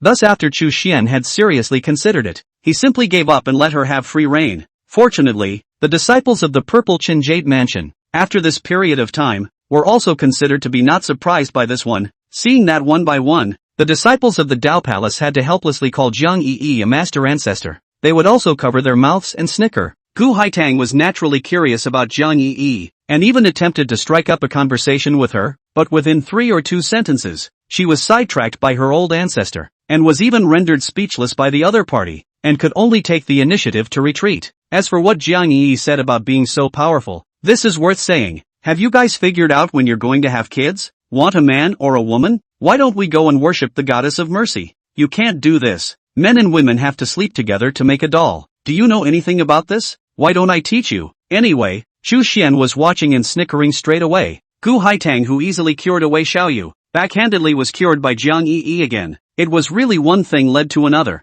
On this day, the two of them were walking on the forest path, and the sunlight that sprinkled down was just right, passing through the emerald green branches and leaves, transforming into a nice-looking spot of light that fell on them and on the ground. Suddenly, a leaf drifted down with the wind and got on Chu Xian's hair. Gu Haitang took the initiative to reach out her hand and helped him remove the leaves. This caused Chu Xian, who already felt bad about opening his mouth, to feel even more embarrassed by a few points. Miss Gu, I have to make a trip to Yinxing Jiahailu next, so why don't we just leave it at that? Gu Haitang blinked, seeming a bit puzzled. Reading and purifying? I'll accompany you. Chu Xian could only politely say, I'm afraid that disciples of his sect are not suitable to enter my sect's hidden scriptures. Gu Haitang, however, laughed with a bit of mischief and said, I have asked the sect master. He said that the first 4 floors of the scripture building are at my disposal, and the canonical books therein are available for me to read as I please. Now, Chu Xian was truly a bit startled, which meant that even the first 4 realms of the mana green lotus technique, Gu Haitang could casually flip through it? Although the Ice Sea Demon Monarch also had this kind of treatment, but he had at least joined the Green Lotus Tao Palace in name only, and was a part of the Tao Palace, and this sect's core inheritance. How could there be any reason to show it to outsiders? Unless, Fu Yunzi thought Gu Haitang was not an outsider. This caused Chu Xian's mind to be a little complicated. Did Master really think that this could work out for them? Alright, Gu Haitang seemed to be able to see his embarrassment. Don't worry. I won't look at anything I shouldn't before I officially marry into your Green Lotus Tao Palace, lest if you don't intend to join forces in the future, your family sect leader will come to my door and ask me to give compensation. Chu Xian couldn't help but laugh. My master isn't that petty. Just like that, the two of them rose up with their swords and headed towards the Cloudborn Junction Sea Tower. On the 4th floor of the Tibetan scripture building, the two men stood side by side in front of the bookshelves. Chu Xian was reading a book of the Eastern Realm's winds and scenery, and Gu Haitang was reading a book of the biographies of the ancient and modern loose immortals. Both men were reading quietly, barely talking to each other, with only the occasional sound of pages turning ringing out in the quiet of the building.